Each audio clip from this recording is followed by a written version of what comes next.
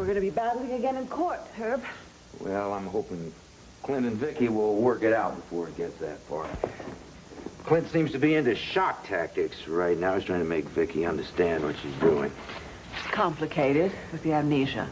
Hope you've counseled her about that. I mean, if her memory did come back today, she would be shocked at what she's doing. I'm not sure about that. That's why I took the case. I don't think she'll ever forgive Clint for not believing her about kidnapping Jessica.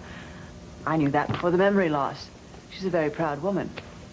Judith, I know a lot about self-destructive pride, believe me, but I do not understand it in her. This is going to destroy a whole family. Herb? Well.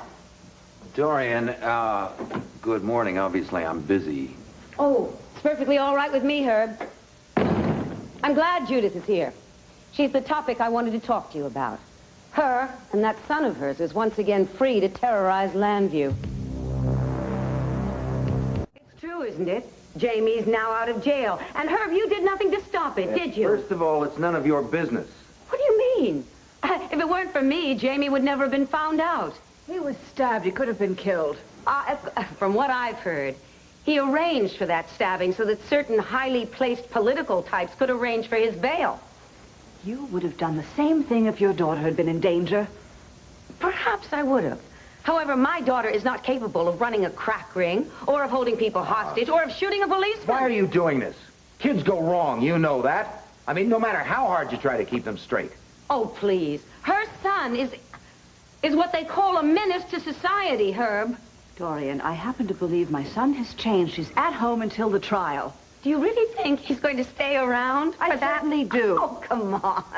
What, is he going to be willing to go back to jail in a month or so? I mean, that is absolute nonsense. Dorian, he realizes what he's done and he has changed. You believe that, don't you? What is it going to take, Judith? Is he going to have to kill somebody for you to realize what kind of a person your son is? All right, Dorian, that's enough. Herb, I really don't feel like a meeting this morning. I'd rather go home. Look, Judith... Herb, I can understand her naivete. But you, backing her up?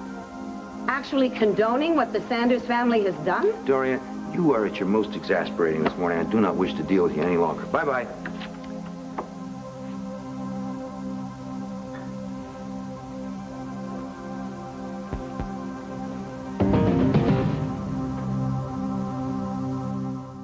What did you do? Wake up this morning looking for a good fight?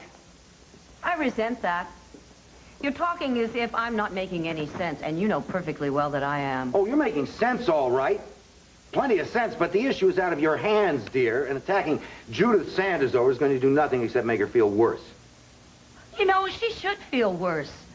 Her son is a menace to every innocent citizen in this town. Sweetheart, as she pointed out, you do the same for Cassie, right? So why don't you commiserate with Judith as a mother instead of attacking her for loving her son, huh?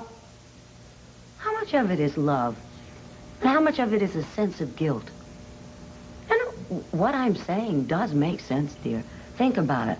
How would we feel if Cassie had grown up to be such a despicable monster? Would we not feel guilty? Well... Because it would feel as if somehow we had messed up in raising her? Yes, dear. Of course we'd feel that, and Judith is feeling a lot of that. Yeah. So, if she is feeling guilty, perhaps subconsciously, she somehow feels guilty for his being stabbed in prison. I can only follow your logic so far. Look, I believe that her love, the love any mother would feel, is just brought out her protective instincts. Well, my protective instincts have been brought out. My protective instincts for this entire town.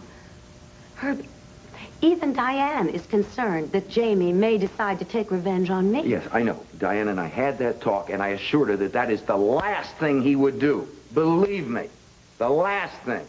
Okay? By the way, how well did Diane and Jamie know each other? Hardly at all.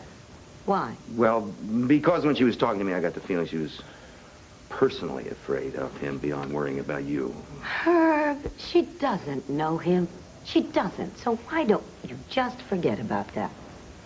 As for Diane, she is doing wonderfully. She's blossoming at the studio. She's She shows remarkable instincts and judgment. I'm terribly proud of her.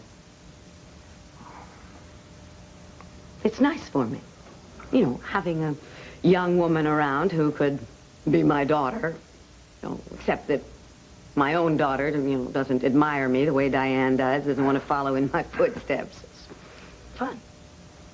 Well, I can see how flattering that would be. Come on, let's have some coffee, huh? Love it. Good. Thank you. What do you hear from Cass? Lately, hardly anything. How about you? Maybe she's decided to give us up. Stay with Jenny and David forever. Yeah. Well, if she's enjoying herself, she can stay there as long as she likes. Within reason, of course. Like another month before I go and haul her over there. I do miss her.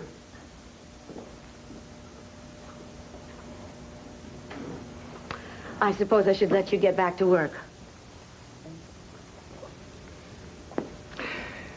Look, for what it's worth, we do have a plainclothes detective following Jamie if he ever leaves the house without a member of the family the next couple of days. Will that help any? Just a tad. But we know that Jamie's perfectly capable of shaking a private detective. Mark my words, the boy will never go to trial. Dorian, I hope you're wrong. You're not too sure yourself, are you? For Judith and Charles Sanders' sake, we have to be wrong. Mom, I guess it's just not my year for love. I'm sorry about that. It seems to be mine. You and John, you're pretty serious, huh? Yes. A high school ring. Well, John's a rather unconventional man, and this is an unconventional engagement ring. You're engaged? When did this happen? Why didn't you tell me? Because I was waiting until we set a definite date, and since that remains a mystery, I didn't write you. Mom, that's great. I know how happy you are. I kind of wish you and Dad could work things out, but okay. I've got more good news. All right. I do. It's not quite definite yet, but it looks like I am going to be appointed to the Commission on Prison Reform. Mom, that's great. I know how important that is to you. Yeah. I feel sort of sorry for Charles Sanders, but because it's turning out that his misfortune is my good fortune. Do you think he's losing the appointment because of Jamie? Of course. A little monster. It's just, I can't. Well, how do you know about Jamie, by the way? Diane told me all about him, how he headed the crack ring that you exposed, but he got out on bail. But now he may spend his life in prison because he shot a cop. You know what really scares me?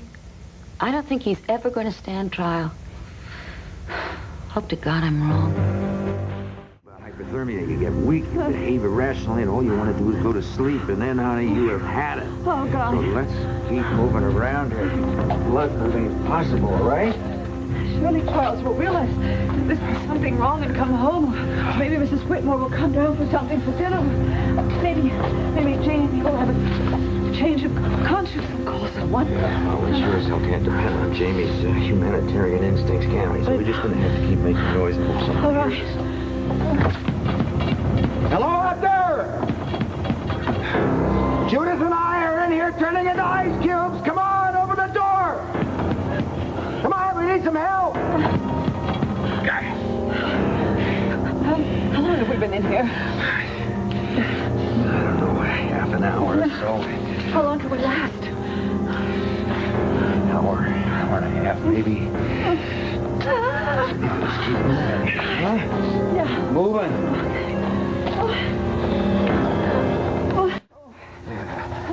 Is that any better? For my feet and my head. Let's move. Keep the feet going, huh? Not a lot of room for activity in here. Maybe we could throw a porterhouse back and forth. Good at pretending? Pretending what?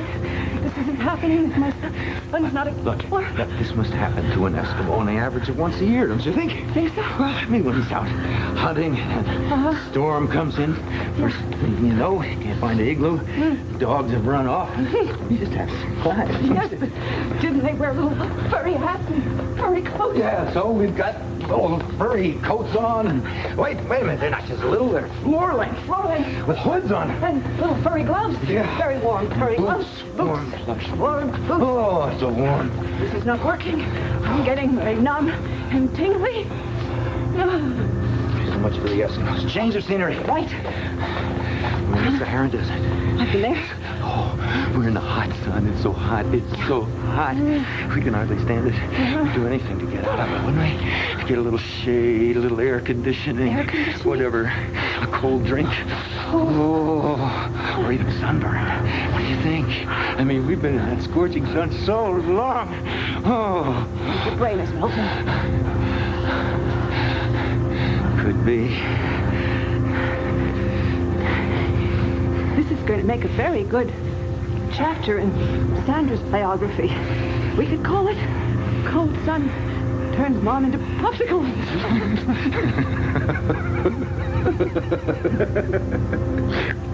You know what we really need, don't you? No, what? Aluminum foil. So we could be wrapped in it so that when they thaw us out in 100 years, we'd still be fresh.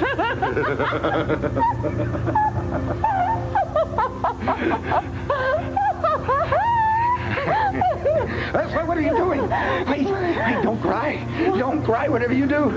Because your tears will freeze on your eyelashes. And you'll look just like a little snow bunny.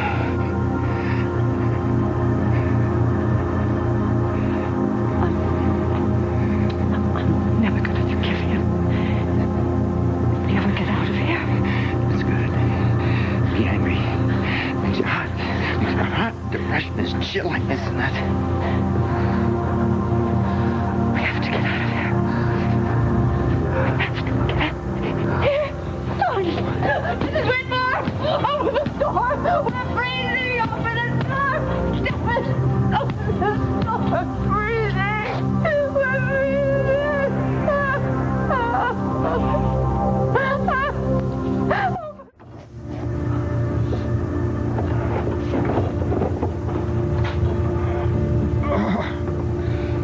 That's nothing. Maybe it's me. I'm losing my strength. I can't feel anything in my hands. Whoa, Judith. Judith, you're slowing down. I can barely move. I can't stand up. No, you can't give up on it. I don't care anymore. You've got to care. You've only got one life, sweetie, and this is it, so you've got to hang on. Would you care if your daughter did something like this? I don't even want to go out and face it. They won't. Honey, your husband, your daughter, a lot of people love you. They need you, and you have to stay alive for them. You know? Listen, I care about you. I don't want you to die on me. We're not going to survive this. It's just I'm going to go first. No, we're going to survive. We're not going to die. Look, Charles must know about this already. I bet he's here. He's looking around. You've got to believe it, Judith. Judith! Judith! Judith!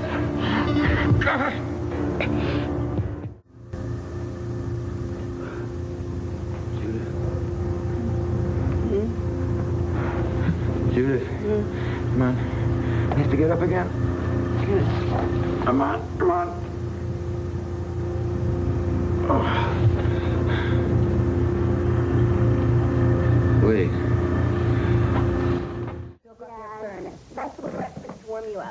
Little, baby, you got enough food there to feed the Red Army. Officer, you know what your problem is? He needs more blankets. Right, second floor linen closet. Will you two angels of mercy please stop one more blanket and you serve me for dinner? Dad, we're just trying to make you feel better. I feel fine, honey, if I don't die from the heat. Herb, you've been through a terrible ordeal. That's why I insisted that you come home so that your daughter and I could take care of you.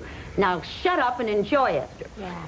As much as I love your bedside manner, I do have to call the hospital and make sure Judith is okay. Well, the last we heard, her prognosis was excellent, so why can't you just relax and enjoy this delicious-looking breakfast? Relax, she says. Nobody in his family can relax not until Jamie Sanders is found, locked up for the rest of his natural life. I was me consoling her as best I could, and when you know it, that's when Jamie showed up. And exactly in what manner were you consoling her? Mom? It's just a simple question, darling. I had my arms around her, dear. You know, consoling. Of course, Jamie misinterpreted. Oh, of course. Ah. His smirk was even worse than your mother's, if you can imagine that. Well, Judith was so flustered she lost her cool. And that's when Jamie caught on that something was Yeah, up. she didn't even have time to call the police before he pulled the gun. Oedipus Rex, eat your heart out. This is not your normal Oedipal complex. This is a very seriously disturbed young man. Be that as it may, I wouldn't have liked seeing you and Judith locked in a tender embrace. I think she's a little jealous, Dad. Don't be ridiculous, honey. It just seems to me that she has a husband to give her all the comfort she needs. Yeah, some comfort he is. You'll notice that Charles was safely back at police headquarters while Judith had to face Jamie alone. She was hardly alone, was she? Mom, if Dad hadn't been there with Judith, she would have been frozen stiff. That's true. Would you like to tell us how you prevented Judith from becoming a frozen fish stick? Did you make like the Eskimos and rub noses? Well, you know how it is, sweetheart. When you're stuck in an igloo, you have to make do.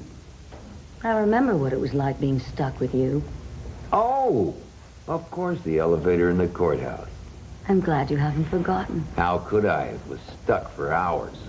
I didn't complain. Neither did I. Would somebody like to tell me what's going on? Maybe when you're older. We still won't tell you. Cassie, would you mind? Oh, I'm sorry. I didn't mean to interrupt you. Oh, that's all right. What are you doing with that suitcase? You going somewhere? Yeah, I'm moving out. Moving out, Diane? I won't hear of it. Dorian, come on. I've made up my mind. Now that Cassie's home, you want your family around you, and I'll just be in the way. You're not in the way, is she, Herb? Well, don't drag me into it. I'm more out of place here than anyone. We are all family, if I say we are. Look, I'm going to leave as soon as Dorian stops doctoring me, so don't go on my account, all right? Well, thanks, Herb. But I think Cassie will agree with me. Cassie, say something. No, now, Dorian, don't. Look, you guys have been so great to let me stay here this long, and I'll always be grateful. You've been like the mother I never had. Cassie, when I finish packing, would you mind driving me over to the waterside? Yeah, whenever you're ready. Thanks. I hope we can be friends, too.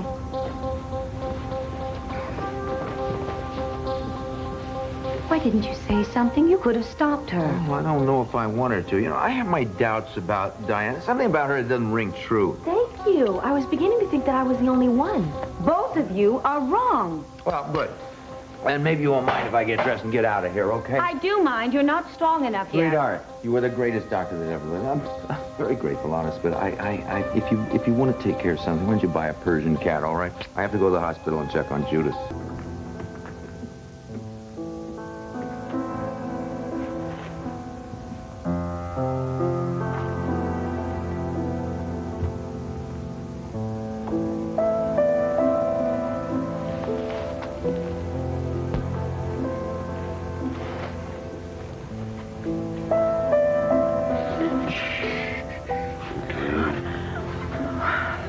Ah, you remembered. How could I forget after last night? Oh, I must be such a mess. Well, you're warm and alive. You also look very beautiful. Well, I don't know about the last part. But it's certainly nice to be alive and see you sitting there. Yeah. If it feels so good, why are you crying? Judith, after last night, don't you think you can trust me? Yes. You know, when two people face death together, they can't ever go back to being just acquaintances. They can't? You know that? No, they form an unspoken alliance. Friends forever, friends for life. You are a good friend, Herb.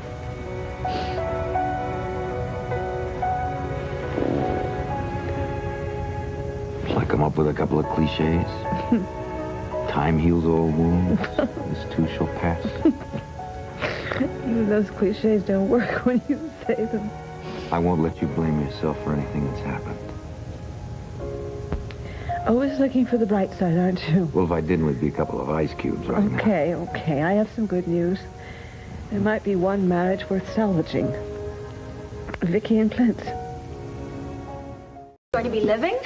Yeah, she's going to stay at my place. She just went back to her house to get some things together. Really? Yeah. But, John... That means that you won't have any place to go. Well, why would I want to go anywhere except right here? No reason at all. Okay. You know what? The more I think about this whole thing with Judith and Charles, the more I'm amazed that they didn't break up a long time ago. I mean, Jamie's been ripping them apart with these stupid stunts for years now. I don't think it's entirely Jamie. Well, now, what do you mean by that? I think it has a lot to do with Judith's roving eye. With Judith's roving eye? Charles is the one with the roving eye. You need bifocals? Yeah, he has a roving eye along with another part of his anatomy, I'll tell you.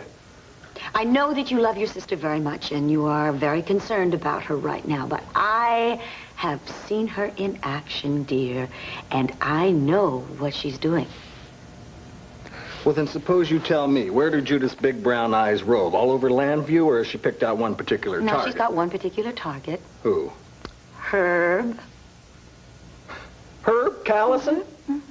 That's the most ridiculous thing I've ever heard in my life. That's one of the dumbest things you've ever said, too. Dumb? Dumb? Well, for your interest and edification, let me tell you something. I have seen her when she's with Herb, and her desires are written all over her face. You know what? You're still possessive about Herb. Me? That's ridiculous. Where would you get such an idea? Well, maybe based upon my observation of the way that your eyes turn green every time you mention Herb and Judith in the same breath. That's absolutely ridiculous, John. I mean, for you to even say such a thing, he is my ex-husband. I am now engaged to you. What does that make of our relationship? Some sort of a farce? Are you implying that I don't really love you? Oh, of course you love me, Dorian. And I tell you, it's very flattering to know that once Dorian Lord loves you, she will love you forever and ever. Oh, you will stay in her heart. Stay in my heart. Appreciate that.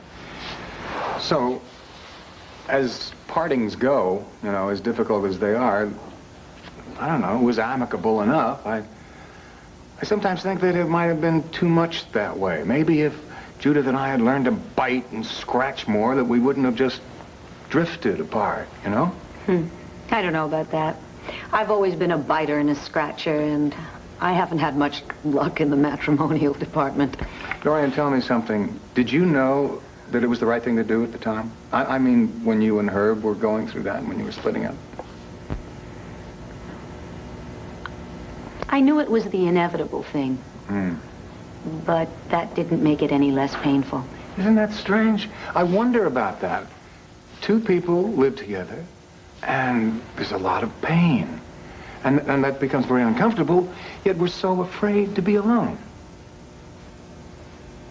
Though sometimes being together can be fun, even at the end. I'm afraid you lost me around the last curve. I don't know, my mind just went to a certain time in a certain elevator. In the elevator? The elevator of the courthouse.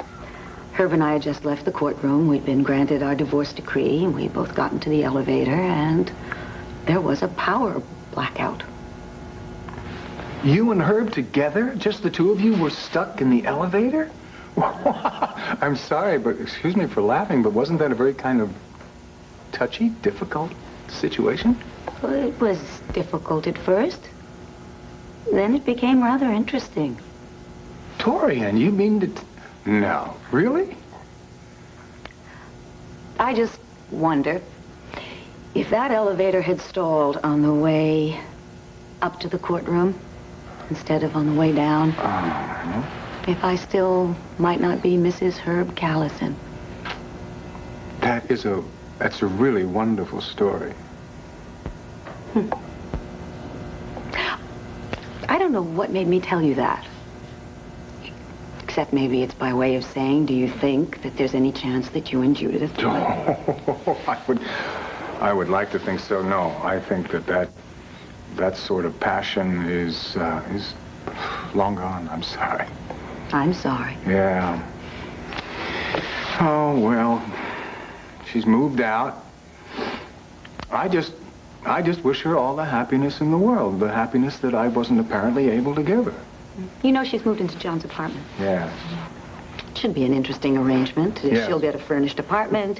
He will have somebody to go home and talk to when he finds our one-day-at-a-time relationship a bit stressful.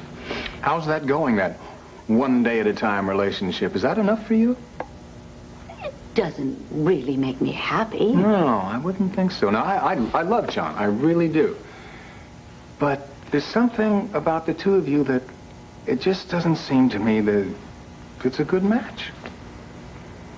I think he's a good match for me. I do wish that... I know what you wish. You wish that John would make more of a commitment. Well, I think you deserve that. I don't think you're going to get it from John, but I think that you deserve a man who would give you that sort of a commitment. Charles, are you making known some secret ambition? No. As a matter of fact, on that very topic, why don't we discuss your ambition for a moment? How can I help you win that appointment to the commission you want? Why? You do want the appointment, don't you? Of course I do. Well, I'm just astonished that you would volunteer to help me get it. I admire your initiative. Some people would call it my ruthlessness. Some people would be talking through their very small egos. I happen to believe that with your first-hand experience, let's say, that you are eminently qualified for the post. Oh, my first-hand experience. What a delicate way of putting it. You didn't want to call me an ex-con? Dorian, if I were looking for other things to call you, it would be much nicer than that. I don't mind.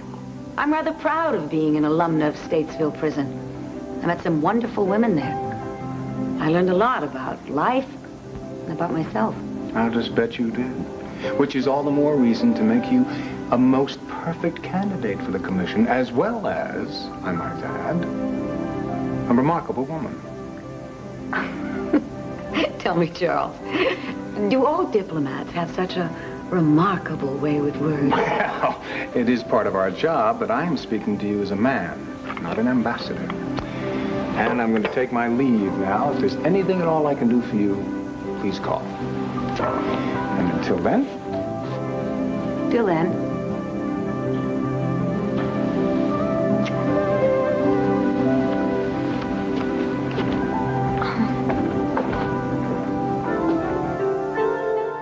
Thank you very much for agreeing to see me, Dorian. Not at all. You said it was important. Vicky, would you like some coffee? No, actually, I'd rather get straight to the point, please. Of course. Please sit down. Thank you. This is about my divorce hearing. I assume you know that Clint and I are no longer together. Yes, I heard. I'm very sorry. Oh, you don't have to be. It's the best thing for both of us. Unfortunately, though, he feels that he deserves full custody of the children because he's now questioning my ability to take care of them properly. While there's absolutely no merit to his claims, I am going to have to fight him in court. I hadn't realized it had gotten that far. Is there any chance that... No, I'm afraid there isn't. We have tried to work it out. It's impossible. Dorian, I realize that you and I are not exactly the best friends, but you are a mother, and I'm sure that you can understand how very important it is to me that I win this custody fight. I have to defeat Clint in this, and in order to do so, I need your help. I knew that you and Clint were having problems, but this does come as a shock. The two of you fighting for custody. Yes, I'm well aware that most people seem to think I'm out of my mind. I can assure you that I am not. I'm simply a mother who's trying to do what's best for her children, just exactly the way I did when Jessica was taken. Now, Dorian, you helped me then, and I'm hoping you will do so again. Does it have to be an all-or-nothing situation? Couldn't you both agree to share custody? No, it's out of the question. We can't agree on anything. Look, when Jessica was taken, you gave me airtime on your show to try to reach whoever took her, and it worked. My appeal brought her home. What I need from you now is a copy of that tape. You want to use it to show the judge you're a fit mother? Right. I hate to be the devil's advocate in this, but, Vicky, that show was taped before your memory loss. Well, I know that. But the tape still shows that I'm a loving, a capable, a responsible mother. Amnesia doesn't change that. I would very much like to use the tape in court. If you would let me, I'd be very grateful to you. Have you thought about seeing a psychiatrist? I have seen a psychiatrist. It has nothing to do with this, Dorian, at all. Please, I assure you, I didn't ask the question to upset you. I came here to ask you for a simple favor. Please don't give me a lecture. Of course you can have the tape. It's one of the most moving appeals I have ever seen. And if you think it can help your case, you're most welcome to it. Thank you very much. Not at all. I'll have the studio send it over to you this afternoon. Vicky, this may seem very hard for you to believe, but in the past 8 years, we've become closer. We understand each other better. I wish you luck. Thank you. Bye.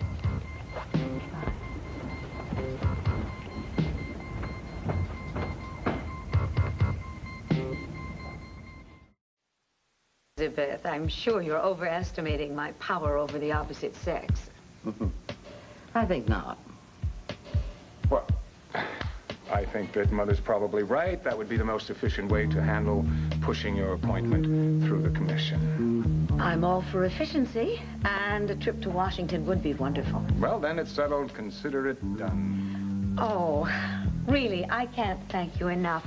And you, Elizabeth, you must allow me to throw a dinner party in your honor. Perhaps when Charles and I get back, make our triumphant return. We'd be delighted. Yes.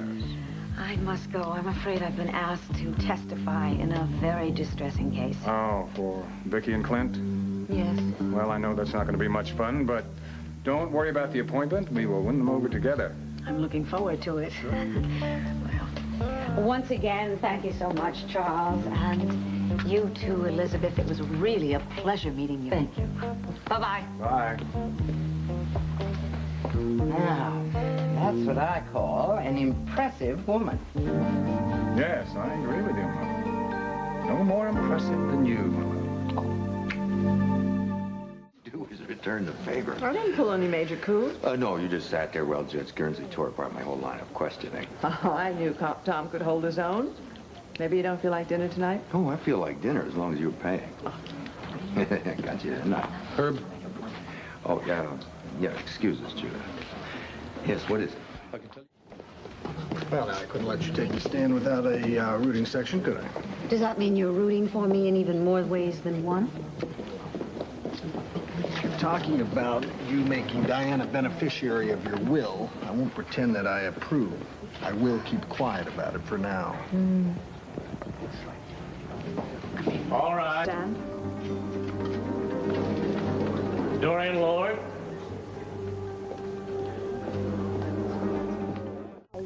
Vicky and I have been through so much together, I think it would be difficult to describe us as just friends. But you have been close for many years. Oh, yes. Close enough to be at each other's throats. If that's what you meant. We have thought about such diverse things as... I don't know. I thought she was family supposed to be a newspaper, friendly men in each witness. other's lives. This is another one of her tricks. But despite this history of competition and disagreement between you, you are here freely to testify in her behalf. Yes. Because, well, for one thing, we have, over the last couple of years, become closer to each other. I think we understand each other much better, and... well, be that as it may, never, ever, in all the time that I have known her, have I ever doubted her love and her commitment to her children. Have you seen proof of this? Yes, I have seen proof of it. I also have proof of it. Would you please tell us what this is? Yes, it is a videotape of my television show. Vicky appeared on it to make a personal appeal to her baby Jessica's kidnappers. Your Honor, I would like to enter this as evidence and play the tape so we can judge for ourselves my client's love for her children. Mrs. Sanders, this is a grandstand play, and you know it. Your Honor, this tape does contain a heartrending speech by my client, but this is a heartrending dilemma.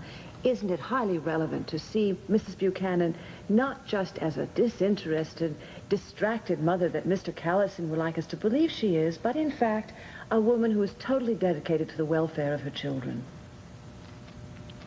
I'll see the tape. Bailiff.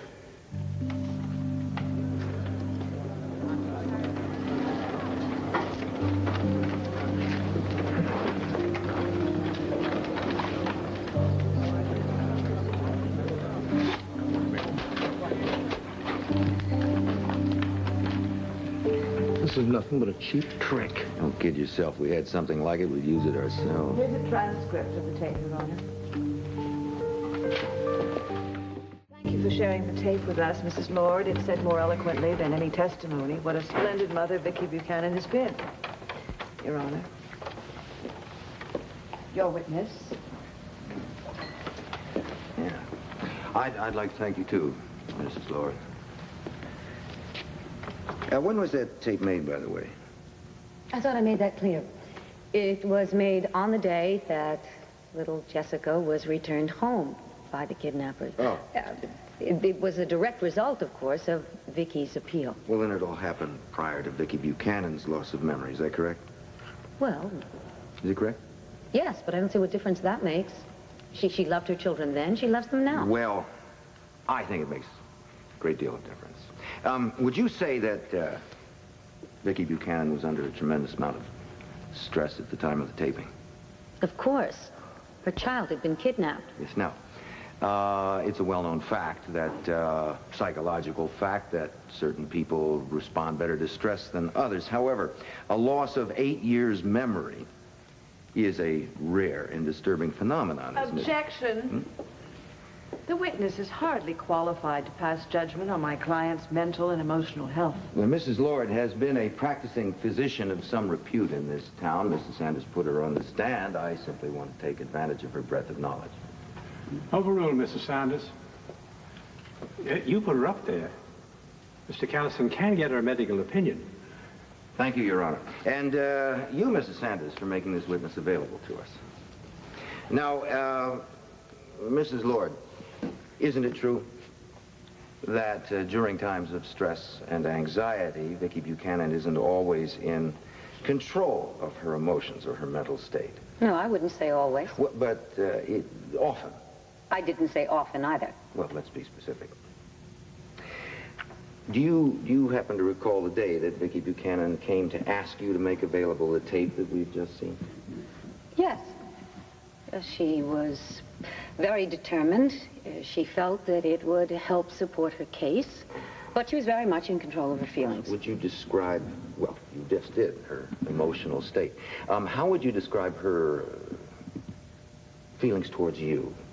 In other words, she just come for a favor. Would you say that she was friendly towards you? No, I would say that friendly was going a bit too far. Then she was unfriendly. She was cool. She was distant. She was a bit formal. Formal? Oh, that's... I mean, here's a woman who desperately needs your help. She desperately needs a favor, and she treats you formally as if she has no idea how to deal with you. I think it is very understandable, given the way things were in the past. The way things were when? The way they were 8 years ago?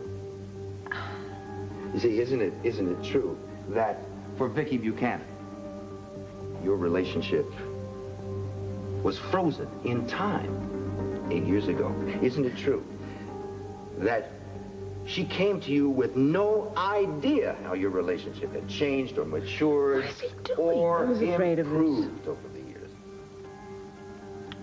Yes, I suppose that you could describe it that way. Well, let's describe it that way. Let's say that the dislike and anger Vicky Buchanan felt for you some 8 years ago was still alive, as if nothing had ever happened between either one of you, as if 8 years of her life had never existed.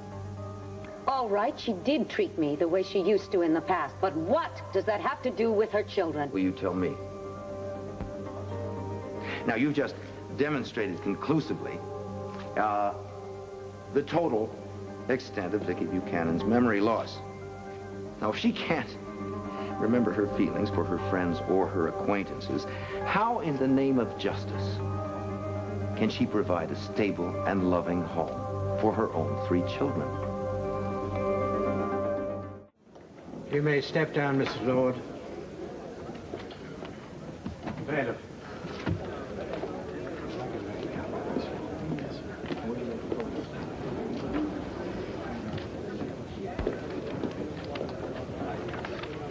Don't let it get to you. We scored some points with Dorian. We lost some, too. Well, that was nice work. John, please don't kid me. Good. Herb made an absolute fool of me. I thought you had a date. I cut it short. I'm still really upset about Keith's death. Oh, yes, I'm sure. Where's Diana? I don't know, and I really don't care. Don't tell me you're still blaming her for Keith's death. Well, sometimes. Other times I blame myself for ever letting him stay here before he went to Brazil. Oh, Cassie. So how was court? I'm furious with your father, but other than that... Why? What did Dad do? Because he made a fool of me in that courtroom. He turned killer lawyer on me. He tried to use me to destroy Vicky, and you know, by the time this case is over, I don't think half of Landview's going to be talking to the other half. Somehow I keep thinking they're going to work this all out. No, not from what I saw or heard in that courtroom. And what makes it even worse, neither Judith nor Herb seems to know the meaning of the word nuance. Everything is either black or white, yes or no. So who do you think will win, Vicky or Clint? Oh, Vicky looks a little in trouble right now. Could we please talk about something else? Well, we've managed to bloody up the courtroom, haven't we? A lot easier dealing with concrete evidence, isn't it? Instead, we have two decent people, and we're scrambling to make a villain out of one of them. Well, at least Judge Guernsey thinks so. He wouldn't have yanked them off into his chambers. Oh, happiest person in here if they would just come in and fire us, because they changed their minds. Nope. He'd be running a close second to me. John did a pretty wonderful job with this place. Oh, doesn't it read sort of like a bachelor pad to you? It does to me. Very quietly. Wow. Now, I expected to find a six-pack, some cheese, and a bottle of wine in here. Well, you would have, except that John and Cassie went shopping for me this morning and filled up all the shelves for me. Yeah, they forgot the butter. Here. Oh, I'm sorry. I don't think this kitchen was designed for two people. I'm not so sure about that. Besides, it beats going to a restaurant being mobbed by media people looking for an angle on the Buchanan story, doesn't it? Oh, was that the most emotionally draining hearing you've ever been to? Listen, honey, I made a pact with myself. No more cases involving friends. Never again. I just reminded myself we made a pact that we would not have any legal discussions or speculations. Just a nice, peaceful evening. That's absolutely right. Yeah. I stand corrected. Oh, my. What? Oh, Judy. The sponge. There. Do you do a lot of imitations? That was very good. Well, sure, I said. To be or not to be, that is the question. Whether 'tis nobler in the mind, Pilgrim, to... Is it something I said? No, just seem to remember that no one has called me Judy except John in years. Oh, you mind? I guess I got Judith when I got Sanders. Well, can I call you Judy? Can I call you Herbie? Not if you want an answer. And all we need now is a little flour. I think like a real thick base. Why don't you just go out and tour the loft and make us a drink or something? Sure, but when you saute the onion, you Out of a my lot kitchen. of garlic. Out of my kitchen. If you don't like my cooking, you can order in Chinese. Objection. Overruled.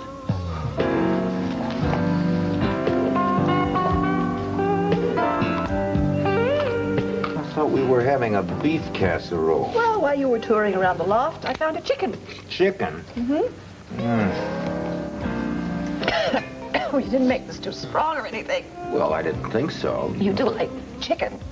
If it's done right. Absolutely. Where's the chervil? Oh, forget it. This kitchen isn't stocked like that. Any marjoram around here? No, thank heavens. Oh, it's quite remarkable in chicken. It's good in lamb and beef stew, but chicken? Where did you learn to cook? On my mother's knee. We need sage. This doesn't have a label, but what the heck? Let's try it. No, well, if you don't like it, you can order Chinese. You know, I think it's time I took over, don't you? Forget it. I sense a little competition here. Certainly not from me. No, not much. You can take the lawyer out of the chicken, but you can't take the chicken out of the lawyer. Whatever that... Yeah, whatever that means. Well, look, it makes life a little more interesting. As long as you don't get too competitive. And where did you learn to cook, my darling? Cordon bleu in France. You're kidding. Well, I mean, I sort of took from a cook who took from a cook who studied at the Cordon Bleu. And built the house that Jack built, right? Do you realize that's the first glimpse of your personal life I've ever had? I mean, I know something about you professionally and your family. But Well, we're on an equal basis. I know very little about your personal life, except what I hear, and it's hearsay. Yeah, for two people who almost froze to death in that freezer, we don't know very much about each other, do we? I learned a lot about you in that horrible experience. You're a very courageous and strong man. I was mad as hell. Courage had nothing to do with it.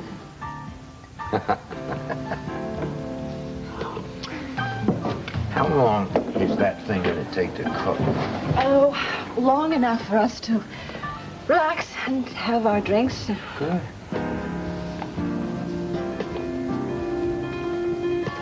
Do you think we're ever going to see Jamie again? Well, it's hard to say. Part of me wants to see him, and part of me doesn't.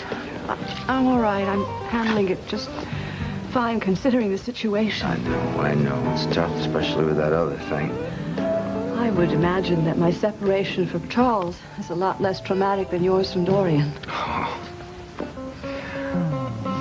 You and Dorian must have loved each other very much. Yes, we did. Oh, I see the love and respect between... I see that sort of compassion and concern for her. Well, I suppose I always love her some. I guess she'll feel the same way about me. Oh, how I envy that. No, when the dust settles, that's how you and Charles will be. No. It's long gone. That passion is long gone, I'm afraid. But I feel relief. It's just a tremendous relief that we finally dealt with it, you know?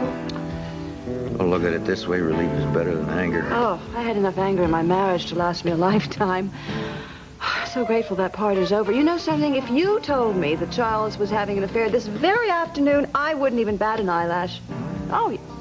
Oh, well, I mean, he had a lot of affairs during our marriage. Must have been very painful for you. Yeah, it was. But in fairness, I have to say that it's probably a lot to do with my own responsibility. Come on. No, if I had paid more attention to his interests and his career, maybe he wouldn't have had to have those little extramarital... You know, there's a whole breed of men who they just can't handle monogamous relationships.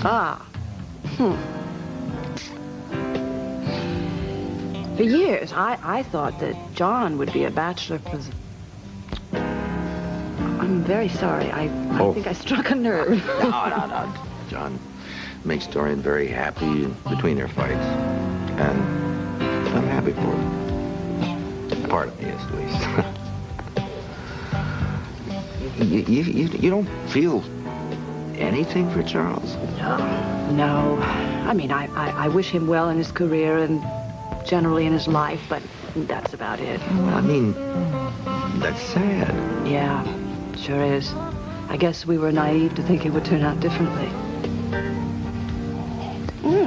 But I mean, we were worlds apart. We couldn't even get our backgrounds together, you know? I mean, if we tried harder...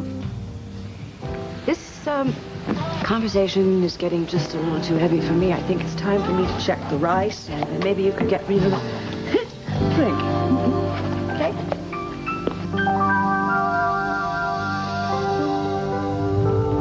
I mean, am I being too personal? I'm just trying to find out more about you, you know. You know a lot more than I intended you to know. That's because I'm such an easy guy to talk to. So I'm learning.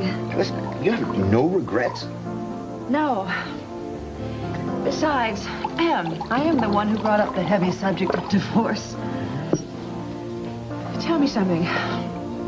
What actually went wrong in your marriage, if I may ask? I don't know, Judith. I mean, it's, you know, misunderstandings lead to arguments, lead to anger, lead to incriminations. The first thing you know, in the middle of a full-scale war. This is good, even without the gerbil. Thanks. Do you suppose that it was inevitable from the beginning? Dorian, well, I don't know. Maybe we weren't meant to be together. Who knows? Sometimes love is not enough. Vicky and Clint are meant to be together. Yeah. What did it tell us? Happiness is out of everybody's reach? Oh, God, I hope not. I mean, just because my marriage doesn't work doesn't mean it can't work with someone. I mean, you could have the same careers and passion and make it last. Utopia? Well, I wouldn't object to a little disagreement now and then. I'm not looking for perfection. Am I being totally naive?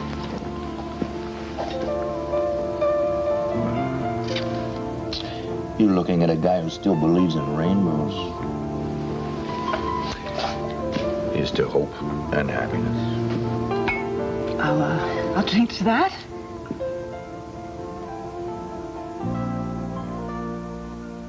He's not home? No, but he left a forwarding number where he could be... I know this number. It's John's apartment. Oh, my. Judith doesn't waste any time at all, does she? Where are you going? I'm going to get her. I'm going to rescue him from that lioness's den and get him to take you down to the police station. Dorian, don't you think that might be a little awkward? No, not for me. Besides which, the important thing is to get him to go with you. Oh, we can do that tomorrow. No, you stay put until you hear from me now. Is that clear?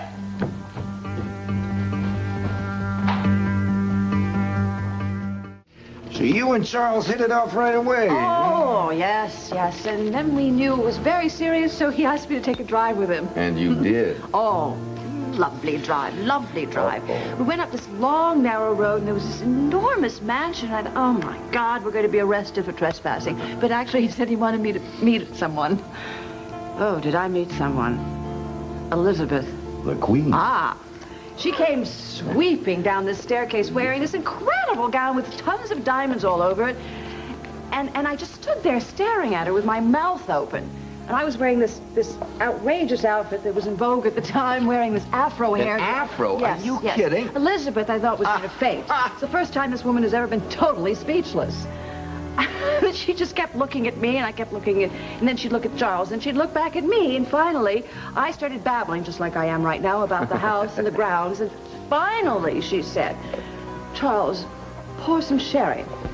And then she looked at me, and she said, so you're Charles's friend, the actress. Did you tell her you were a lawyer? Of course, but she didn't believe that until Charles reeled off 1,000 accomplishments. Oh, wait, it gets better. No, actually, it gets worse. She then found out that I was the child of immigrant workers. And plus the fact that I was half Jewish and half Irish. I think I'll have another sherry. Several. If I had any sense, I would have run for my life at that point. So much chasing rainbows. Listen, I know the feeling. I dated a girl once. On the wrong side of the tracks, the mansion side of the tracks. She invites me to dinner. I borrow a suit from my uncle, tie from my dad. I spent 3 hours ironing the shirt, getting my hair combed just in place. I did everything I could to charm her mother, and all her mother did the entire evening was look at my feet. What? Finally, I looked down. I realized I had one brown sock on and one blue sock. I said goodnight and left. What happened to the girl? She married some guy who wore black socks only. I went out with a man who just wore black socks. Honest. You did? Absolutely. You know, you really wear an afro.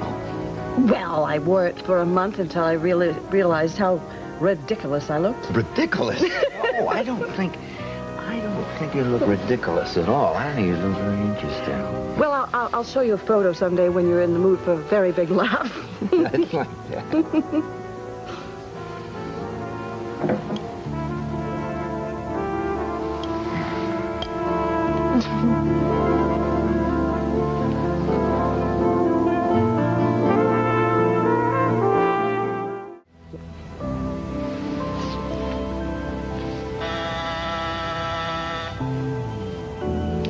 The doorbell? Yeah, I think so. Expecting anyone? No. Good. Herb. What? Herb, that could be John. He could have had a fight with Dorian and wanted to be put up for the night. If we're very quiet, he'll turn around and leave. I know, but Herb, he has a key, and he could just, barge in here and... On the other hand, he'll turn around and go away, won't he? Yeah, I'll be right back.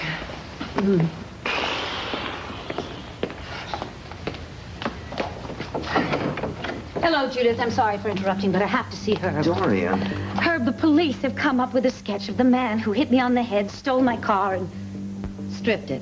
Well, that's wonderful, but you could have called. I couldn't.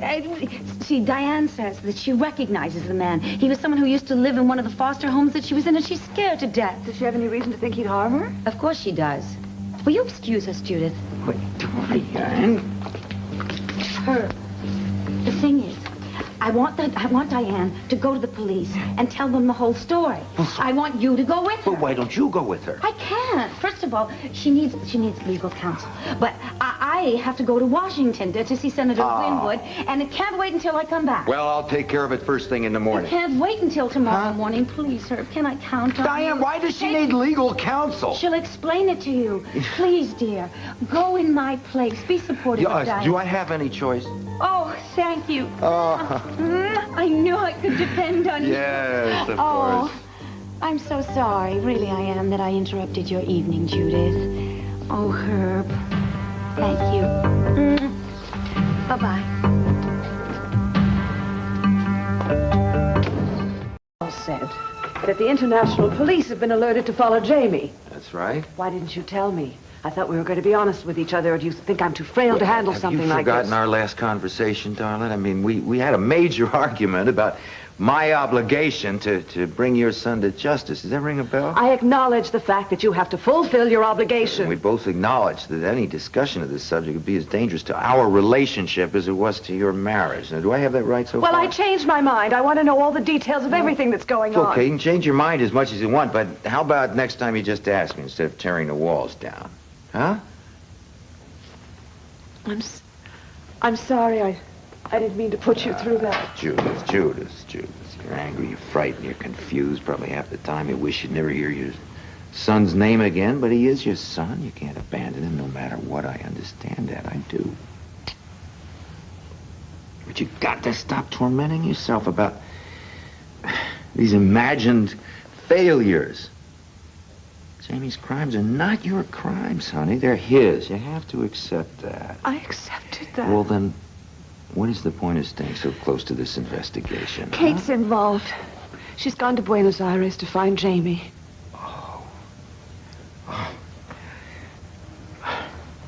Did you try to stop her? Of course I tried to stop her. You know how headstrong she is. I'm terrified something's going to happen to her. Well, I assume Charles has contacts in Buenos Aires. Yes, he's got friends, and personal friends, and people at the embassy. Yeah, but... Herb, I have to talk to you. Dorian, I told my secretary I didn't want to be disturbed. Don't blame her, and I'm awfully sorry to interrupt this business meeting. But this can't wait. Dorian, your timing is really extraordinary. Do you remember Matron Spitz? Yes.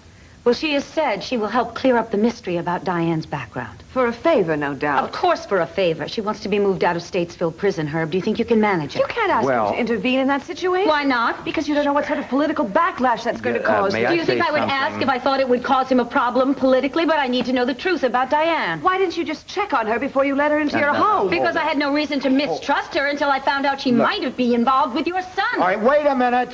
Let's just stop this right here. The fact is, I've already arranged to have Matron Spitz transferred. I've already set the wheels in motion. Just calm down here, all right? Oh, what a relief.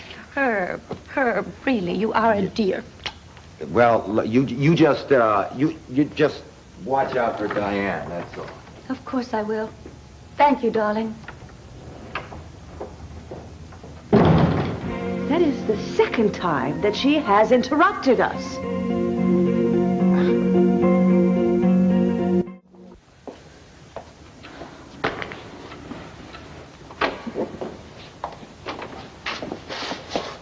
What the hell are you doing here? I'm real happy to see you, too.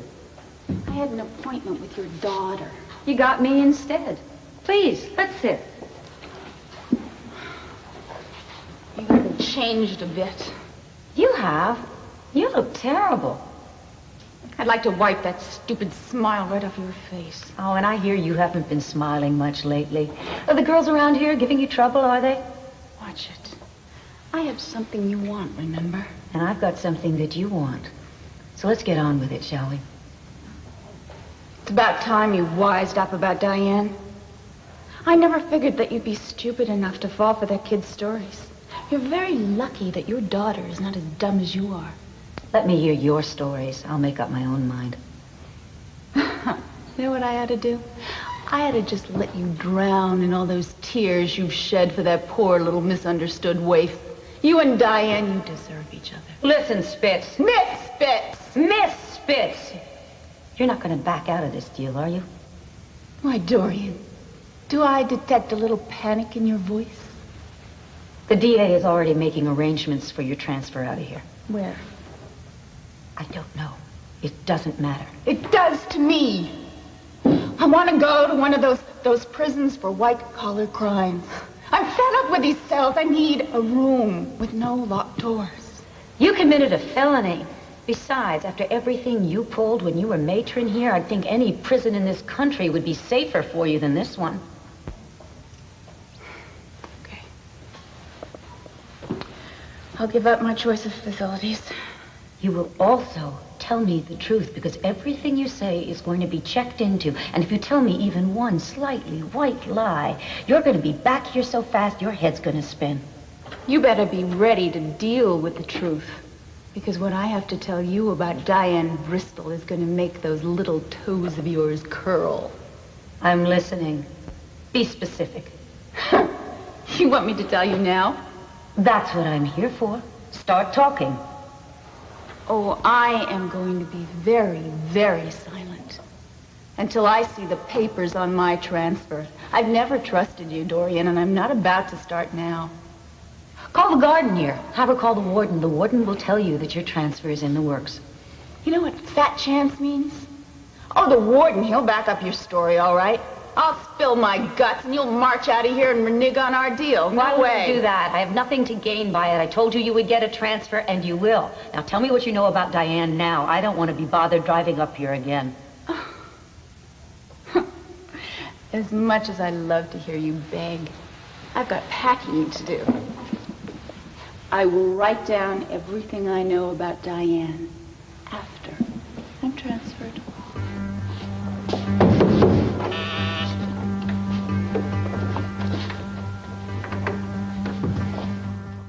Yes, I hope you realize that if I hadn't given Dorian 5 minutes, she'd be staging a sit-down right now, and what is that? Lipstick. Whose? Hers. Well, you also realize that under normal circumstances, you wouldn't have been upset by her being here. It's because you're so concerned about Kate, isn't it? And anxious. Let me give you some advice, okay? Trust your daughter. I mean, she's been around the world. She has great instincts. I mean, she's been in danger more than once she's gotten out of it. I'd say the odds are very much in her favor. It's just... it's so distracting. Yeah, that's because you're trying to deal with it all by yourself, honey. Don't do that. You tell me what your fears are, okay? And we'll find a way to work through them together.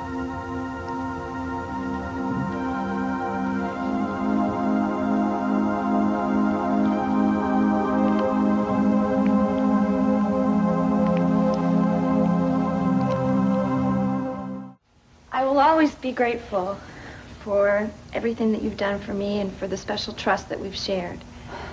I'm just sorry that Cassie hates me enough to destroy that. She doesn't hate you. It's okay.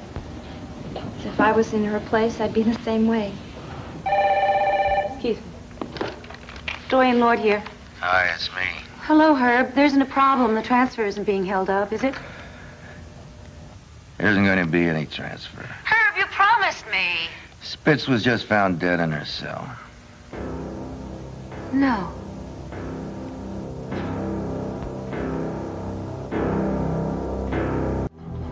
Yes, thank you for calling, Herb. Dorian, I hope Herb didn't have any bad news. He had terrifying news. Well, what is it? It's about Matron Spitz. Don't tell me she opened her mouth and started lying about me, too. No, she isn't going to be lying anymore. She's dead. Oh, no. They found her in her cell, hanging from a knotted sheet. Oh. They're calling it a suicide, pending an investigation. All her dreams, they've come to nothing. From matron to inmate, it must have been more than she could bear. Oh, come on. We both knew Matron Spitz. She might gladly go around killing other people, but she certainly wouldn't kill herself. But you just said they found her hanging in her cell. Exactly. It was supposed to look like a suicide, only it wasn't. She didn't kill herself. It was murder. want to thank you very much for stopping by. Well, you made it sound urgent. Oh, no. I didn't want to worry you or anything. I just wanted to tell you face to face so you wouldn't get the wrong idea. Oh, what idea is that? I won't be stopping by to see the children in the next few days. In fact, I don't really know how long it will be. I'm leaving for New York tonight. Nobody's accusing you of anything. Oh, not yet. But you know, before you start raking me over the coals, I have a few things to tell you. Please do. All right, first of all, I have not been up to Statesville since they let me out of that place. And second of all, there have been a lot of other people going up there, including John and Cassie, so why don't you accuse them? Because as I recall, Spitz didn't have anything to say about John and Cassie. She had a lot to say about you. And that's another thing. You were more willing to believe a woman who was convicted of drug pushing and a woman who abused her position and ruined who knows how many lives, and yet you will not believe someone who you have known and trusted. Diane, I want to trust you, but you're not making it easy. Well, what can I possibly say that can change your mind? John and Cassie have poisoned it against me. Look, let's not keep pushing this thing off on John and Cassie. Oh, right? They have really got you fooled. I don't know whether to laugh or to cry. What do you mean they have me fooled? Don't you see? Don't you see that they're so anxious to blame everything on me because it's their only way to cover up their own dark secrets? Diane, you stop this. Now listen, I have tried to tell you this before, and I told you that they were falling for each other, but they are more than that. They're lovers, and the more that you suspect me, the harder it is for you to see what's been going on around here. Stop it, do you understand? All right, fine. Shut up. Fine, you can live in your own little dream. I said shut up, and I didn't do it. You're lying. I'm not lying. You're lying to yourself. You know, I wanted to be just like you, and I loved you, Dorian. I loved you just as much as if you were my own mother. Now look what you've done to me! I'm thinking about you. Honey, the fact is that if you turned your back on me, and if you were to win custody of the children, I'd still want you to get your memory back. For your sake. Oh, you don't have to say that. No, you still don't know me, do you? I want you to get your memory back for your sake, sweetheart.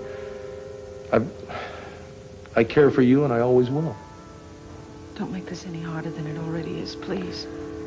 Vicki, that is the last thing I want to do. You see, Mrs. Buchanan, you have been the center of my life and the best part of my life for a long, long time. I can't forget that. I want you to get your memory back for your sake. I only want what's best for you. You deserve it.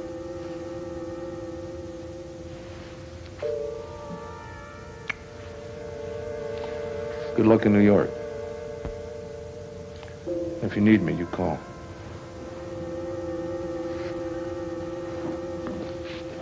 Clint, thank you.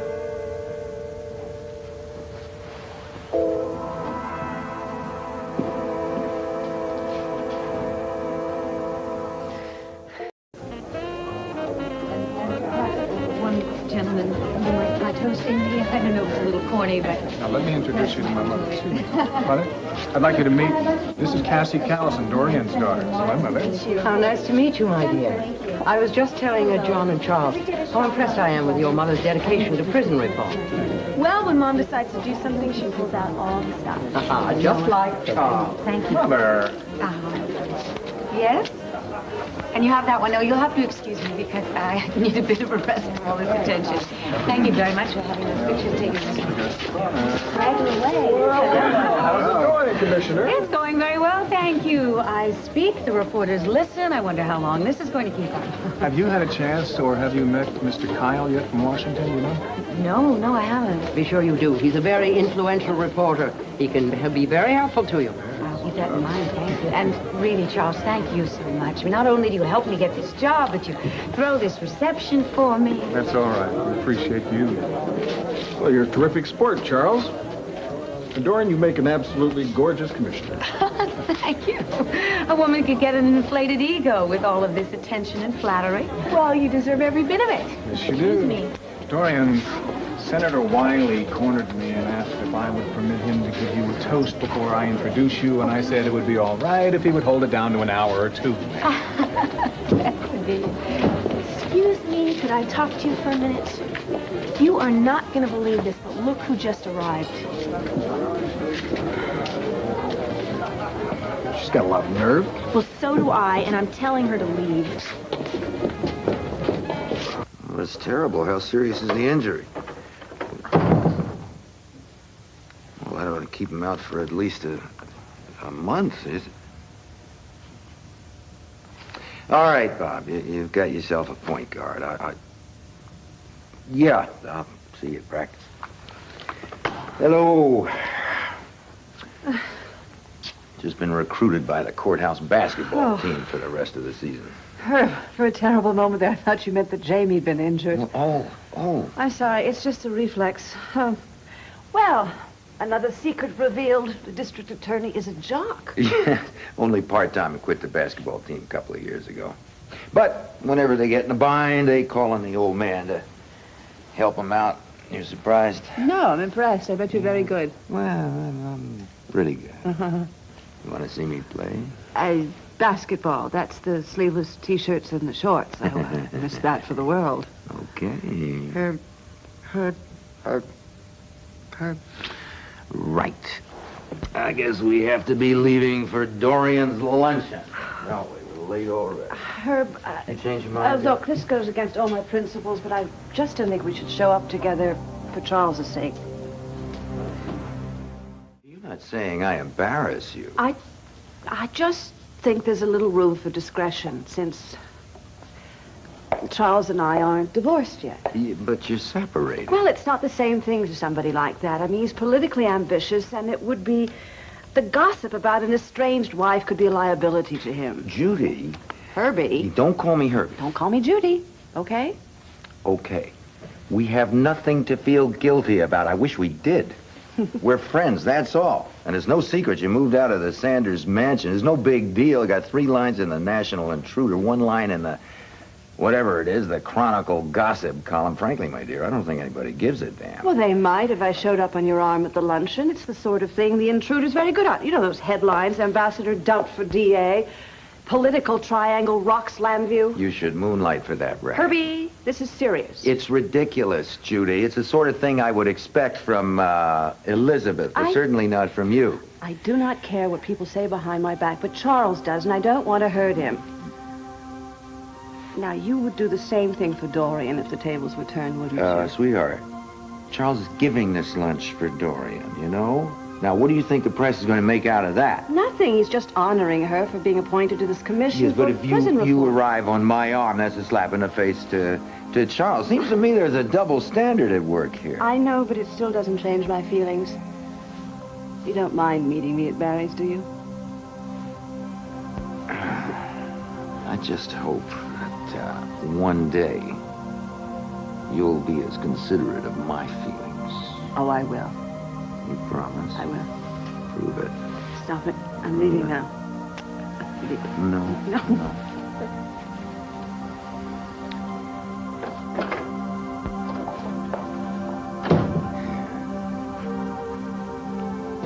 Cassie, cool your jets here, all right? You might just make matters a little bit worse. Oh, John, what could be worse than having a murderer at my mother's luncheon? We don't have any proof yet. Oh, even Mom suspects Diane has something to do with Spitz's death. Yeah, 1 minute she does, the next minute she doesn't. Well, I have no reservations. Diane had Spitz killed to keep from being exposed. Look, Warden Perkins is having his own investigation, and Rafe has an investigation going also. That'll take weeks, and in the meantime, Mom's in a lot of danger here. Yeah, I know. Diane hasn't given up trying to win Dorian over either. Well, she's not working her charms at this luncheon. Look, if you order her to leave right now, you know what'll happen? Diane will make a great big scene, and then the press will go bananas, and Dorian will end up being embarrassed, not Diane. Right. I never thought of that. Well, I guarantee you Diane thought about it. That's why she's crashing this party. She knows she'll get away with it. Damn, why does she always have to come out on top? Because she manages to stay one step ahead of us. I tell you what, she can't keep it up forever. The luck is bound to run out sometime. Come on.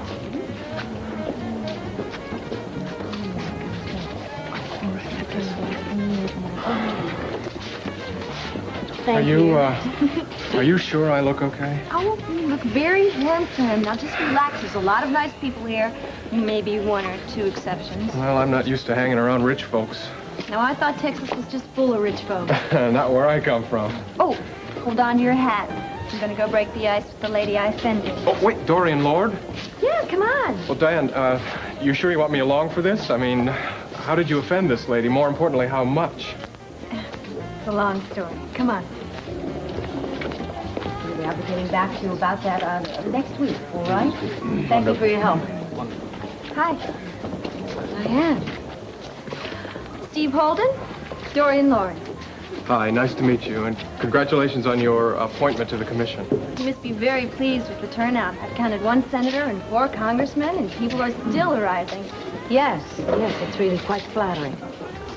Tell me, Steve, are you an old friend of Diane? Oh, no, ma'am. As a matter of fact, we just met this morning. Yes, Steve moved into the Waterside Inn, too. He's new in town. Welcome to Landview. Thank you. Would you do me a favor and get Dorian another glass of white wine? Oh, sure. Thank you. I hope I didn't upset you by coming here. No, I didn't want to embarrass you, but I want you to know that I'm not guilty of any of John's and Cassie's accusations. And just because they're saying terrible things about me, I'm not going to go into hiding. This is not the time or the place to discuss this. I know. I just wanted you to know that I wasn't mad at you. Fine. Why don't you and your friend try and have a good time at the party, all right? Okay. I'm really happy that they haven't totally won you over. I'm going to prove my innocence story. I'm going to make you proud of me. I swear I will. Excuse me. Sorry. Mom, Congressman Willis is dying to meet you. Excuse us. Of course. Excuse me. All right, we'll talk later. That's the girl who came to see Jamie and returned the ring. It certainly is. I've been looking for her. Dorian still trusts her after everything that's happened. Well, her trust dies hard sometimes. Yes, we certainly learned that from Judith. Mother, please. Charles, if it hadn't been for Judith's blind faith in Jamie, Keith Redcliffe would still be alive and Jamie wouldn't be hiding out in Argentina. Surely Dorian is aware of that. I'm sure she is, Mother, but she can be as difficult and stubborn as Judith. I find that difficult to believe. Did you talk to the authorities in Buenos Aires today? Yes. Yes, but there's no word on Jamie, but I have some information that Diane might know where he's hiding out. Oh, my dear. Surely you don't think she'd tell you? I don't know. Worth a shot. Charles, there's Detective Garretson. Perhaps he has some news. Quite a crowd. Yeah, Landview's finest. Oh, no, JV, you're Landview's finest. Thanks for making it. I knew it was important to you. Besides, I couldn't reach Judge Hopkins to get that search warrant for Diane's room. Come on, let's go say hello. Well, where are your rings? Was there a pickpocket work in the joint or something? No, I was cleaning them, and I just forgot to put them back on again. Oh, doesn't matter. Everyone will be dazzled by you anyway. Well, not everyone. Your friend Diane is here. No wonder she bought that dress for me. That girl is really something. If she has any fear of being nailed as an accessory to Jamie's crime, she certainly doesn't show it. Wonder how Dorian feels about her being here. Honey, please. I really wish you'd calm down, maybe for just an hour or two. Get your mind on something else besides Diane. Mom, I cannot forget about this until she is back in jail where she belongs. Look, she says that she's innocent. She only wanted to come here to help celebrate my appointment as a commissioner. Besides, well, she's not doing anybody any harm, is she? She is guilty, and she doesn't give a damn about your appointment. Mom, she's here because she's up to something. The question is, what? Sorry I'm late. Dorian, congratulations. Thank you, Judith. Hello, Cassie. Nice to have you back in town. Thank you. I'm sorry about Jamie. Hey, none of that talk today. This is a happy occasion, right? So Herb keeps letting me know. Is Dad here? No, he isn't here yet, but of course he will be. He never fails to go to a family gathering. Excuse me, I think I should say hello to the host. Charles. Judith, you look lovely. Thank you. Hello, Elizabeth. You've heard from Kate. No, not since I spoke with you, but Luis Alvarez called. You remember him. Vaguely, the consulate. Right. He has retired from government service, however. At any rate, he looked up Kate and contacted her, and he said he'll keep an eye on her for us, but there's been no word on Jamie. Let me see what I can find out now. From Louise, you're going to call him? No. I'm going to talk to Diane Bristol. Cassie thinks that Jamie called her from South America. I'll see what I can find out. Stay out of it, Judith. Excuse me. This is a very delicate situation. Don't lecture me, Elizabeth. It's my daughter. I know how much danger she's in. Charles is much better positioned to deal with this girl than you are. Your tactlessness in the past has done more harm than good. Excuse me. So Clint, how's it been going? Not bad, not bad. How are the kids? Oh, Ace and I managed to keep her busy. Does Vicky get to see them every day? Well, she did until she went to New York. She's having intensive therapy to try and regain her memory. Oh, is there a special doctor there that can help her? Well, she thinks so, or she wouldn't have left the kids. Man, wouldn't it be great if she got her memory back? Rafe, I'm praying as hard as I can that that's going to happen. Well, Judith, what a lovely surprise running into you like this. How have you been? Hey. Don't start on me. Start what? I'm just so happy to see you after all this time. How would you like a nice glass of white wine poured right over your head? You wouldn't dare. Don't tempt me. I'll kiss you if you don't. Stop it. How'd you like that? Hello, Herb. But, Dorian. Congratulations and all good wishes. Thank you. Thank you so much. Looks like everyone's having fun. Yes. It's turning out to be a terribly interesting party. Ah. I hope you enjoy yourself. Thank you. She's on to us. Is she? Oh, dear. And Elizabeth is as hawk-eyed as ever. Good. Oh. Oh, boy, she's not thrilled, I'd say. Why am I playing this game when it's so transparent to everyone? But that's one you'll have to answer for yourself, counselor. How about that kiss? Right now. I'm going to do it. Stop it.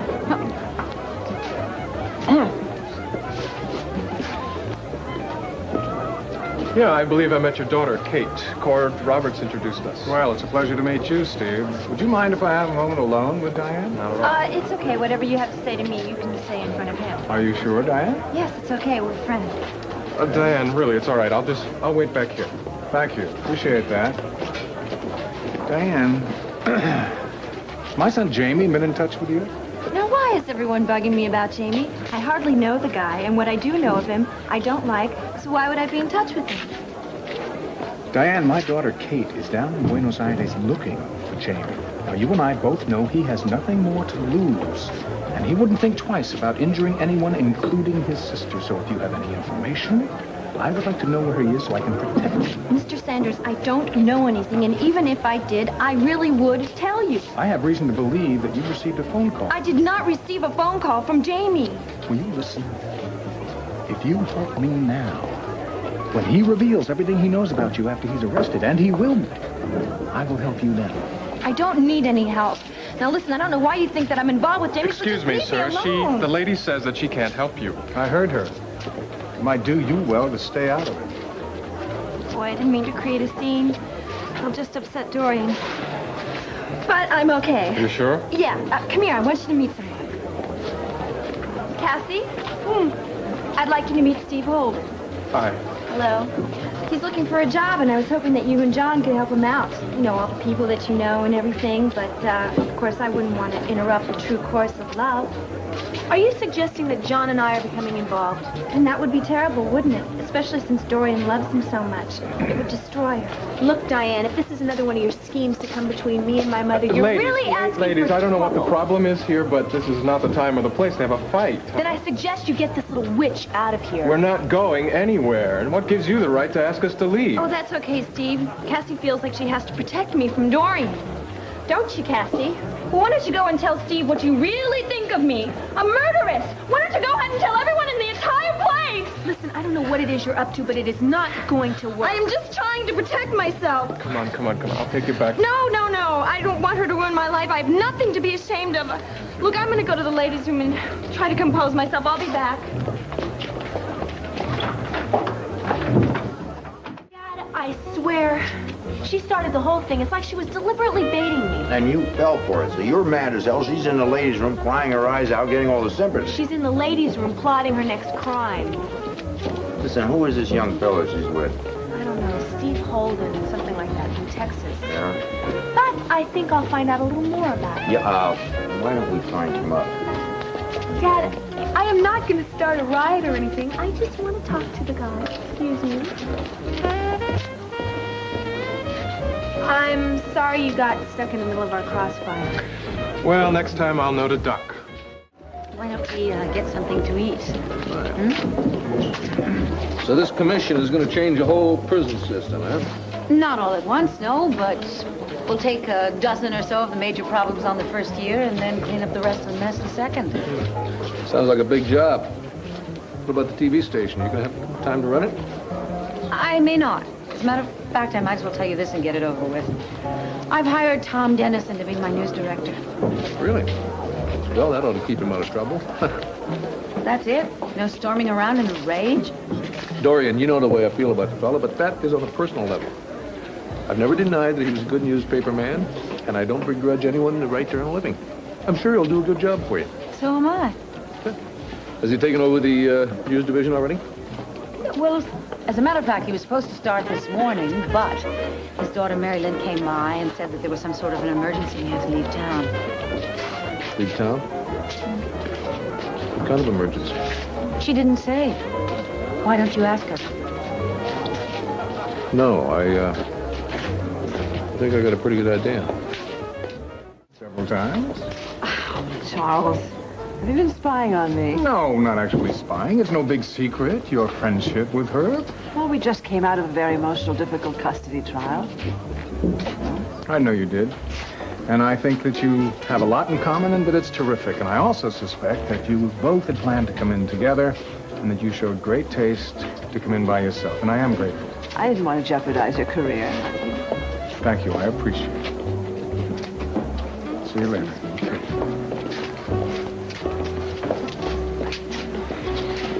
Charles, dear, why waste time talking with Judith? Mother, I was married to that woman for 20 years. I'm not about to just wipe her out of my life. You might find your life more gratifying if you cultivated a relationship with your guest of honor. And since when did you become the matchmaker?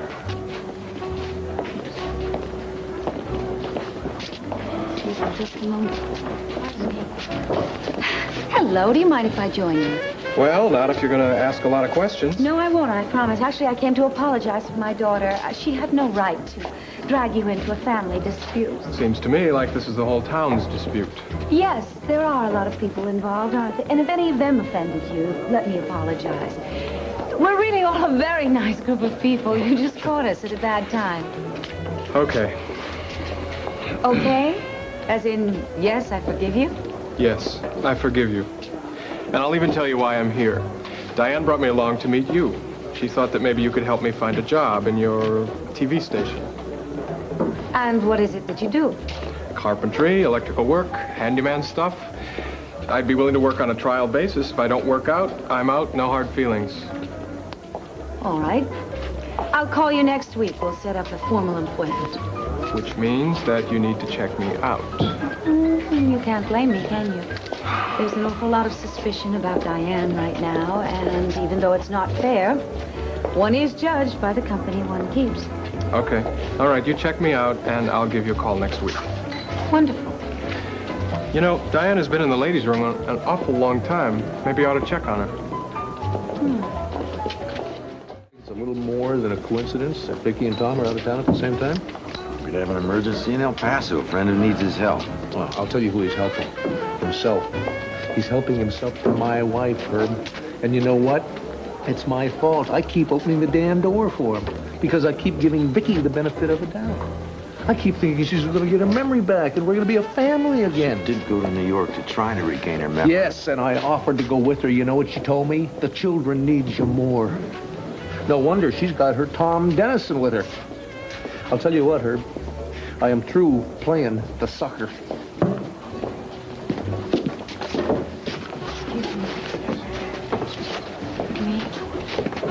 Steve, have you seen Diane since we last spoke?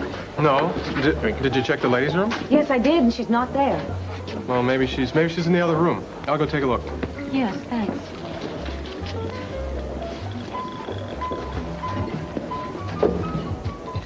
Here. Take them. They're your keys. I won't be able to get in past the doorman or into the mailboxes or into your apartment. And you might as well check my purse while we're at it. I don't need to. No, I insist. Do you see a duplicate set of keys in there?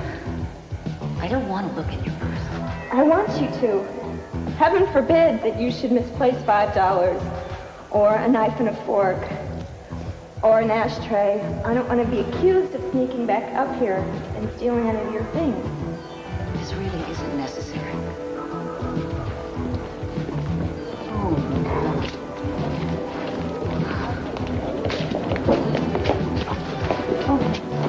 Excuse me. Now, we all think Diane was behind it. Not that she hangs bits herself, but that she had it arranged. And if that's true, if she's capable of that. Didn't Dorian throw her out of her apartment? Well, that's the point. She may be out for revenge. See, you know, if John can't get through to Dorian and Cassia, well, we'll just have to wait and see. What's happening with you and Charles? I asked him for a divorce. I don't imagine you're surprised. I just thought we should do it quickly. I mean, I don't want anything except my freedom, so why drag it on? As long as you're positive. I am. Try to talk you out of it? Not at all. I wouldn't assume he's too pleased. That Charles is brooding more over Jamie than over me. He's always wanted to say that Jamie is the one who brought us down, but I think we would have gotten to that point. What are you feeling? Relieved. That's why I suggested we get a divorce so we can breathe and go on with our lives. I mean, it was so ridiculous for us to have to come in here worrying about propriety. For years I've been worrying about a facade. Now there's no reason to. Herb, still no answer. What? Let me get my car out of the parking lot. I'll pick you up. All right, well, we don't know anything yet, honey, not until we get over there. Look, I've got to go. Will you let me know what's going on? I'm going home. Judith, listen, I'll be here for you. You know that, don't you? I mean, it's going to hurt a lot even when it's over. Right. Take care. Be careful.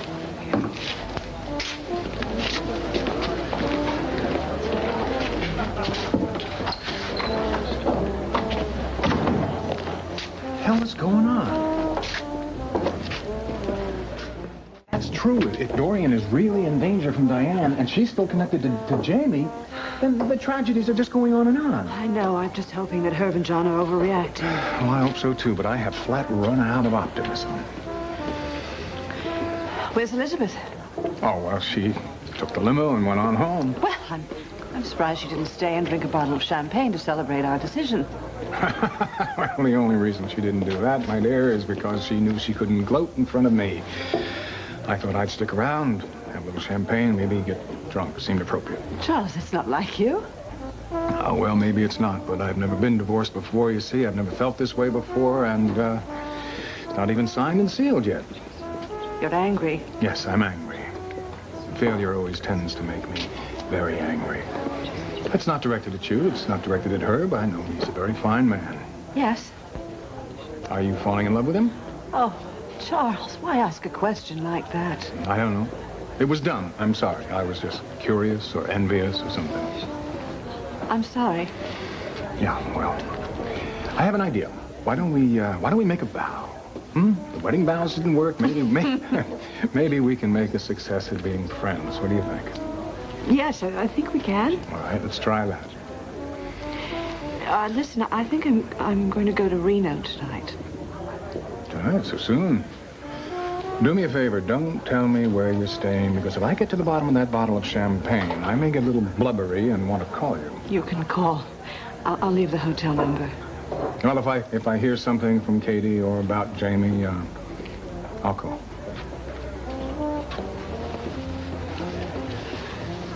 Well, I'll talk to you soon. Sure. Take care.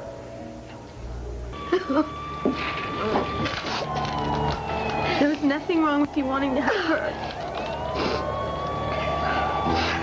You tried to tell me, and John tried to tell me, and so did her, but when you started asking questions, all I did was get defensive. It's okay. Oh, it's not. God, I almost got you killed, too. Dorian, Cass. Oh, Herb.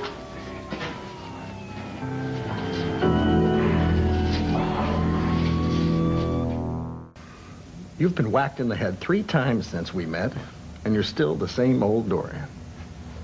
Maybe this time I got some sense knocked into me. Hey, let's not go berating yourselves. We all make mistakes sometimes. Even my fiancé? Oh, sorry, that's right. I shouldn't call you that. Not until I have the official engagement ring. Yep, same old Dorian. Okay. I know this isn't the time to push. I should just sit back and count my blessings for the things I do have, right? I've got you and my wonderful daughter. She is wonderful, your daughter. You say that as if you just suddenly noticed it. I guess, in a way, I just did. You see, before she went to Europe, I really never had a chance to talk to her. But we've been trying to find out what Diane was up to and spending a lot of time together and trying to convince you. I didn't realize you'd been spending so much time together. She's got all the great qualities of both you and her, all in one lovely little package.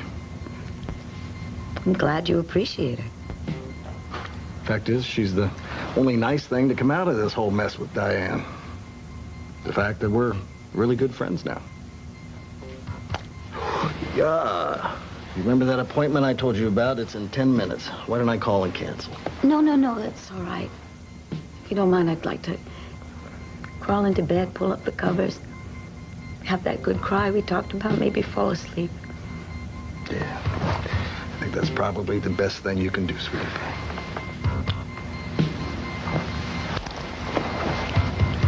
Johnny. Yeah. I love you.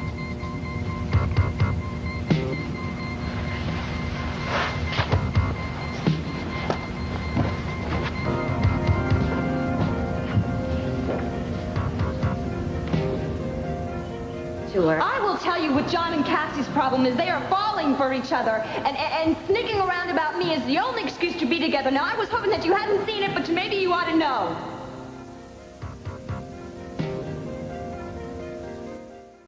Please, Dorian, come in. We were just talking about you. Please, my dear, sit down, won't you? I was just telling Charles that we must call and express our sympathy. Dorian, what a terrible, tragic time you've had. Thank you. We both know how fond you were of Diane. Her death was horrible. But no more than the way she deceived you and betrayed your trust. Elizabeth, Charles, I hesitated coming here and adding to your troubles. But I don't want you to hear this from anybody else. Hear what? Before Diane died, she made a confession. Go on, my dear. Nothing much shocks us anymore. She said that she was in the car with Jamie that hit Allison Perkins. I hate to be the bearer of such terrible news. So Diane claimed that she and Jamie ran down the Perkins girl. Not only that, but it happened in my car. And you never knew? No, John and I were out of town at the time. Apparently, Jamie forced Diane to be his getaway driver that day he escaped from the police. I knew it. I suspected it all along, that Jamie had someone else out there with another car. How did the Perkins girl get involved? Just bad luck. Jamie was so anxious to escape that he put his foot down over Diane's and pushed on the accelerator. Oh, and just ran her down like an animal in the road. Charles, please, for heaven's sake. Sorry, that was a bit graphic. And I'm sorry. The last thing you need is another terrible revelation. Most of all, I do not want either of you blaming yourselves for what Jamie's done. As far as I'm concerned, there's only one person to blame. That's not fair, Mother, and you know it. Charles, I know the disarray that she has put this family in. Your career is in shambles. Jamie is a fugitive from justice. The only good thing she's done is to go off for a relatively quiet divorce. Mother, please, that's enough. If this family is in a shambles, it's the result of a combined effort. It's not just Judith. Have you heard any news about Jamie? Oh, nothing good. Last I heard from my contact in Buenos Aires was that he was leaving a wake behind him of drugs, kidnapping, and maybe even murder. Lord, I can't take any more. Why can't they just catch him and stop him for his own good? It's not just for his sake. As long as Jamie's free, nobody is safe. Jamie won't escape the police forever. Sometimes I wish he'd just disappear without a trace. No, then you'd be wondering all the time when he was coming back. I'm afraid the best thing is for him to be arrested and punished. Then this nightmare will finally end for you. Amen to that. And there is something else that's going to be ended as well. No, Charles, you know how I hate it when you're cryptic. Very well, Mother. I will tell you. I've made a decision. Regardless of what happens to Jamie, I am getting out of politics. You can't be serious. I am serious. But you spent your entire life in the political and diplomatic arena. Goodness, you cannot simply toss away a talent like that. Dorian, I'm not tossing anything away. I'm just getting out while I have 1 ounce of public respect left. It's because of Jamie, isn't it? You're letting him add one more casualty to his list. Your brilliant career. Well, I won't allow it. My brilliant career, Mother, has been in total eclipse now for months. It's the wise man who knows when to cut his losses and get out of the game. Where did you hear a ridiculous thing like that? From you. Don't worry, I'm not going to be out on a street corner selling flowers or pencils. I'm just going to put my political career on hold and move back into the family business. Charles, you're needed in government, not Sanders Industries. Well, if I didn't know better, I'd say you didn't want me to go back to the business. Oh, well, my dear, it isn't that. Oh, well, what is it? Well, it's something your father used to say. A Sanders never backs away from a fight. He was never a quitter, Charles, and I won't let you become one. Your mother does have a point. I mean, politics is in your blood. If that's the case, I mean, you certainly can't just quit. Well, ladies, I appreciate these words of support. But I have made up my mind, and if you'll forgive me and excuse me, I'm going to town to have lunch with John, okay? I guess it's time that I left, too. Oh, please, must you go? Could you spare me another few moments? How could I possibly refuse you anything? I don't think this is very smart of me, leaving the two of you together.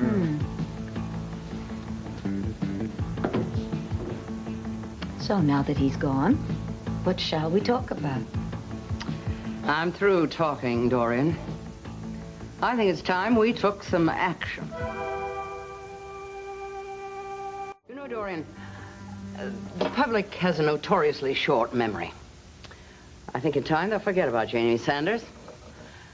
And with the right encouragement, I think that Charles can weather the storm and come back stronger than ever. Oh, I'm sure you're right. It's just... What were you about to say? It's none of my affair, but I'll ask it. Is it that you're trying to keep Charles in the political arena, or that you're trying to keep him out of the family business? Incredible. I'm sorry, really. I shouldn't have asked that. Your powers of intuition are even greater than I thought. No, it's true, you're quite right. I don't want Charles coming into the firm, and for very selfish reasons. I had the feeling you weren't telling me everything, but you don't have to tell me anymore. No, I want to. You see, my dear, when my husband, Charles's father, was alive, he ran Sanders Industries with an iron fist. And then, when he died, the board of directors tried to gain control from his poor, helpless widow. You, helpless. Oh, they must have been surprised. An understatement. I got up in that first board meeting and I let them know that I wasn't going to wrap myself in mourning and weep my way back to Palm Springs. Oh, no. I took hold of the reins of power, and I've held them tightly ever since. And you know something? I've never had more fun in my life. So, of course, you don't want an upstart stealing your thunder, even if he is your son. You don't think it's selfish of me? Not at all. No. Let Charles keep his sights on the White House if he wants, and leave the family business to Mama. Somehow, I knew that you, of all people, would understand. I do. I know what it's like to fight for respect in a world of men. In that case, perhaps you'll tell me something that's been something of a mystery to me. What? Why are you hitching yourself to a small-town detective like John Russell?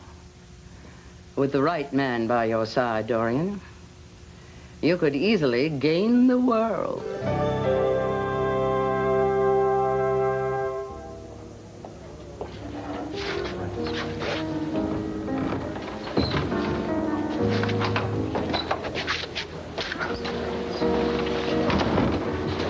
Thank you very much. Thank you.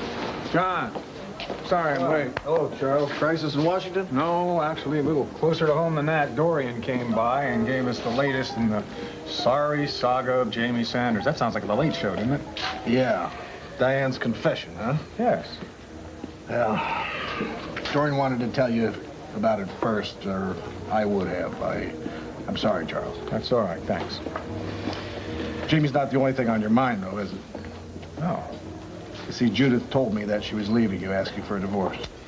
Well, you're her brother. I hope you don't blame me for that. No, of course not. Hell, I've seen enough marriages break up to know it's not one person's fault. Well, thanks for that. I think in this case, it probably was my fault. I was hoping at the last minute that she might have a change of heart, but I guess it was just beyond saving. Waiter, could I have a cup of coffee when you have a chance, please? Thank you. Mrs. Garrison, I have your table ready for you. Or would you like to wait for your husband? Well, my plans have changed. I'm going to be lunching alone. Okay, fine. Thank you. Wow. See, you still haven't curbed your roving eye, Charles. John, man can't wallow in misery forever now, can he? She's married. Oh. Well, that's probably good. Now we can talk about something else. Yeah. I guess Jamie's foremost in your mind, huh? Jamie is the last thing I really want to talk about. Do you know that he took his murderous act on the road all the way down to Buenos Aires? Right man at my side. Now, who would that be? Well, a man of breeding, education, ambition. A man cautious enough to make the right friends and bold enough to make the right enemies. A man like, your son, for example? Oh, Dorian, my dear, I wouldn't dream of trying to pair you with Charles. You really are remarkable. You're not only a political infighter, a captain of industry, you're still a mother with a soon-to-be single son. Well, naturally, I'd like to have Charles find someone to share his life. Oh, naturally. I mean, what would the president be without the first lady? Dorian, I was speaking from the heart. You were speaking from your mind as well as your heart. But that's nothing to be ashamed of. Your son is soon going to be the most eligible man in this state, maybe in this country, and any woman should be flattered to get his attention. And you, Dorian? Any man would be flattered to have your attention as well. I already have someone's attention. John Russell. Forgive me if I think that Judith's brother is somewhat undeserving of your many attributes. I think I've already imposed on your hospitality long enough. Oh, dear, I've offended. No, you haven't. Not at all. You're a woman who knows what she wants, and you go after it, and I admire that. However, if I want something, I don't need an ambitious man by my side. I can just reach out and grab it all by myself. Well, that's a point I'd like to debate at some future time. Can we have lunch together soon? I can't see any reason why not. Good. I feel we've just scratched the surface today. We have so much more to talk about. I'm looking forward to it. In the meantime, I really must leave. Thank you very much for tea. No, no, my dear. Thank you.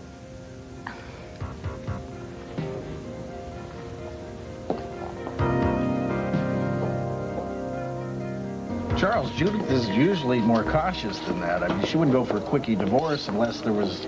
Go ahead and say it, John. Unless there was another man on the horizon, right?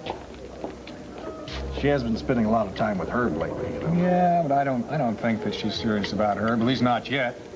Right now, she's acting very much according to form. How so? Well, you know Judith. She doesn't like loose ends. She's an attorney.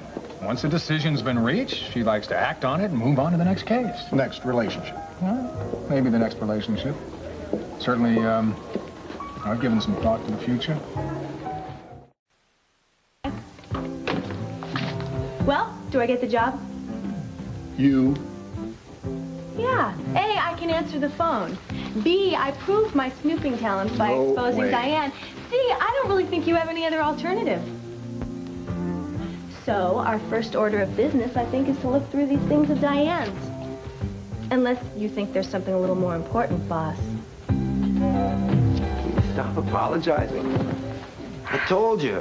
It's going to be hard getting through this next few weeks, darling. I mean, you're bound to come up with memories of Diane. Yes, it isn't just that. No, I know. You always want to come off so strong and no weaknesses, but you're entitled to one or two, honey, and I'm always here for you. That's really very sweet of you. What are friends for? Advice? Legal advice. What? Herb, I'm worried that the police may press charges against Cassie and me. After all, Diane did fall out of the window here. Yeah. Lantano County is not contemplating bringing charges against you and Cassie. I'm relieved. Thank you. Yeah, Dorian, I could have told you that over the phone. I canceled an appointment with the mayor so I could rush over here. What gives? It's just, like you say, I need a friend. And since you are here, please sit down. I have a question I want to ask you. Well, I'm here, so you might as well ask. Judith's sudden decision to get a divorce, does that have anything to do with you? Are you saying that she didn't talk to you first before she left? Well, of course we talk. We're friends. That's F-R-I-E-N-D-S, friends. Herb, I know how to spell it. I also know that she relies on you for a lot more than just friendship. Didn't she ask your advice? Well, no, as a matter of fact, she didn't, darling. Even if she had, I doubt I would have given it. As you very well know, divorce is up to the two people involved, nobody else. Oh, yes. Well, that's very noble of you, very objective, very detached. Why don't I believe a word of it? Well, you can believe anything you want. I've got some real problems to solve, okay? Herb, why can't you just come out and admit that you're anxious for Judith to get a divorce so then she can be free to be with you? Well, what if I am? What is it to you? Oh, good. At last, the gloves come off. Whatever concerns you concerns me. Well, not according to the Commonwealth of Pennsylvania. We're divorced, remember? We were once married, remember? And although that doesn't entitle me to tell you what to do, it does entitle me to care. So care. Just don't nudge. Herb, I can't help it if it gives me pain that you're about to make the single worst mistake of your life. Oh, and what might that be? Judith Sanders. As someone who respects you deeply, I have to tell you she is all wrong for you. Dorian, as someone who occasionally respects you deeply, keep your opinions to yourself. Cassie, this isn't like they make it seem in the movies. I mean, 98% of the time, detective work is just like working in any other office. So if anything else, my typing skills will improve. I'm serious. So am I, John. I am prepared for this line of work. I helped expose Mitch Lawrence, didn't I? I went undercover as a drugged-up convert. Yeah, I guess you did. I helped David and Jenny escape aspiring in Vienna. I did everything from pose as Connie O'Neill to masquerade as a nun. All right, so you know a little bit about the game, but that still doesn't mean you'll fit in around here. Oh, I get it. What you're trying to say is that you don't want me around. I didn't say that. Did you hear me say Why don't you just say it? Do you want me around or don't you? Not when you push my back up against the wall like that. You know, that's the same kind of power struggle stuff that your mother does to me at home. I sure as hell don't want to deal with it here. Oh, well, I hate to point out the obvious, but I am my mother's daughter, not her clone. I never said that you were. Didn't you? I'm a very independent woman, Mr. Russell, and I'm perfectly capable of annoying you in my own unique fashion. You already do.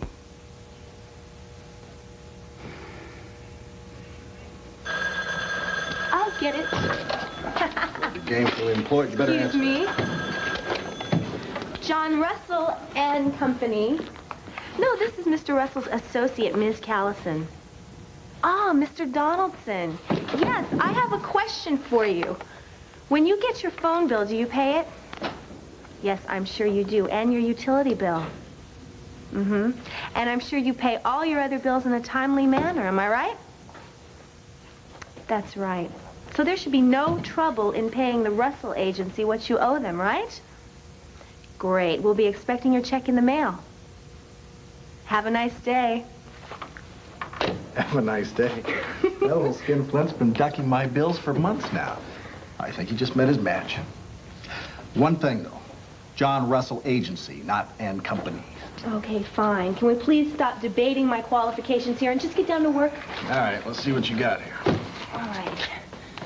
Diane was so careful to cover up her past that there really aren't too many personal belongings in here. What's this? It's like a diary.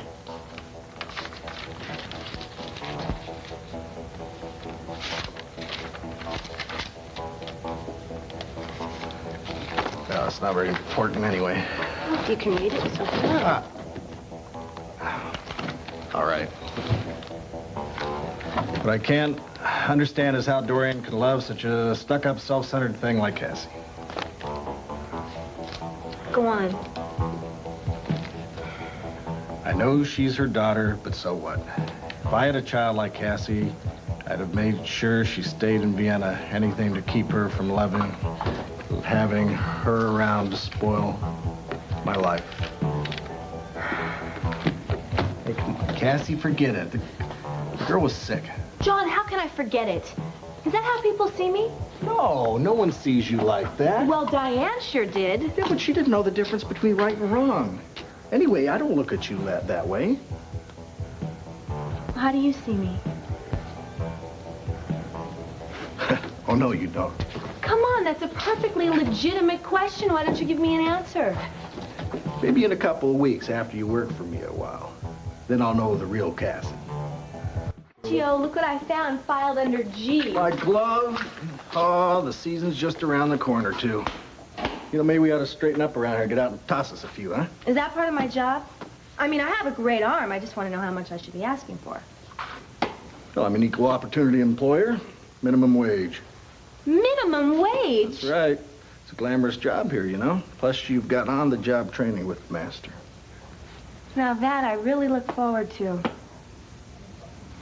You do? Let's get back to work. Yeah, gotta earn that minimum wage, right?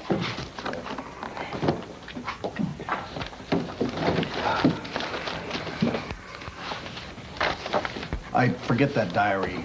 I mean, it's a bunch of nonsense. John, one thing about this diary is it really tells us a lot about why Diane did the things she did. Dorian's so blinded by love, why can't she see what's right under her nose? She's talking about herself for a change, I guess. She doubts me more and more, but she never doubts Cassie and John. Obviously, they're falling in love. It says that in there? Yeah, obviously she'd have to be really sick to write something like that. I mean, that's ridiculous. Well, I agree. However, you know, I am considered a pretty good catch in some quarters. So's yesterday's tuna.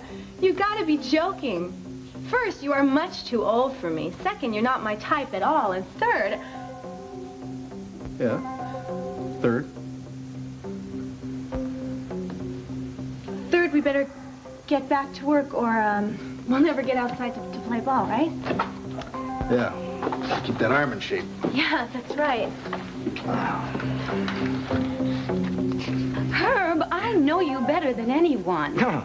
If there's one thing I cannot stand, it is hearing you say how well you know me. Who else can you turn to for advice? I don't want your advice. Well, like it or not, you're going to get it. Herb, you've got certain priorities, certain goals. Here it comes, the gospel according to St. Dorian. All right, I don't know everything, but I know my ex-husband. And you need a woman who isn't so wrapped up in her career and her ego that she hasn't got anything left to give you. Yeah, first you know me, now you know Judith. All right, it isn't that she's bad. It's just she's selfish. I mean, really, Herb, let's face it, the woman just isn't good enough for you. You are exquisite, darling. You are truly exquisite. You call Judith selfish. My dear, never in the annals of recorded time has there been a woman more wrapped up in herself than Dorian Lord. How dare you say that to me? Oh, well, how dare you deny it? I spent every waking minute of that marriage ducking under the storm. And what did I ever get out of it from you but a migraine and an ulcer? You ingrate. Why, there are men who would be on their knees, thankful for everything I have to offer. Oh, well, that's you all right. Generosity itself. Are you forgetting how hard I worked to get you elected as governor? Oh, yes. You helped me so much I had to resign. Yes, but you never would have been elected if it weren't for me. Oh, what good is the brass ring if you have to give it back? At least you held it in your hand for a moment. Dorian, I didn't even make it to the inaugural ball. Don't you remember? How could I forget? All those flowers and shrimp dip going to waste. It was one hell of a night. It was one hell of a marriage. And that is why I cannot bear to see you waste yourself on a Enough woman. advice, okay? Okay. You make your mistakes, I'll make mine. I have to go to work. Herb, never say I didn't tell you so.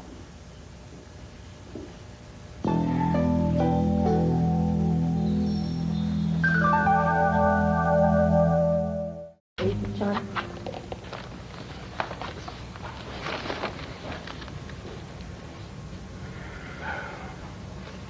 You can always change your mind, you know. I mean, now that you've had a taste of what the work's like around here, if you're having second thoughts. Are you? No, I didn't say that. Then what are you saying? Like, I just want you to be sure you know exactly what you're getting yourself into. Oh, this is definitely a dangerous job. I mean, I could get a paper cut. I could break one of these beautiful long nails on your filing cabinet. Very funny. Danger goes with the territory, right, boss? Yeah, I'm serious, Cassie. I mean, we're going to be spending a lot of time working together. What I mean is that there's a lot of things I've got to teach you that you don't know. And naturally, you're going to find out some things about me, the things that might surprise you, that you may not like. The things that got to remain confidential. In other words, things that my mother shouldn't know about. Yeah, them's the rules. If you can't live with it, I understand. Well, you promised not to throw me a knuckleball, and I guess I can live with your rules. But now the tough part. I have to tell Mom about my new job.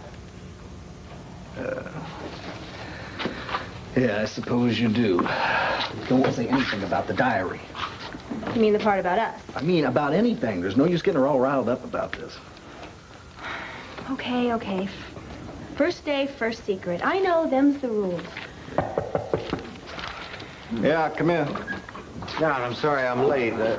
Oh, hello, baby. I didn't expect to run into you here. Dad, John told me you guys were having a meeting. Yeah, well, Cassie was just leaving her. Well, you need a private eye? No, it's the other way around. Huh? I'll explain it all later. I gotta go find Mom. Bye. Oh, well, I just left her at the apartment, but, Cassie, honey, whatever you do, don't mention the subject of the Sanders divorce, okay? Man, a lot of rules today. Okay, see you later. Cassie, we were supposed to have lunch together, weren't we? Oh, Mom, I'm sorry. I guess I got busy and I forgot. Oh, and what was it that kept you so preoccupied? Well, I went over to police headquarters to get Diane's personal effects. And then I took them over to John's. Why? I mean, the poor girl is dead. Can't we just leave it at that? Mom, I'm sorry. I thought maybe there was something important in there for us to look at. Us, meaning you and me and John? Well, no, meaning John and me.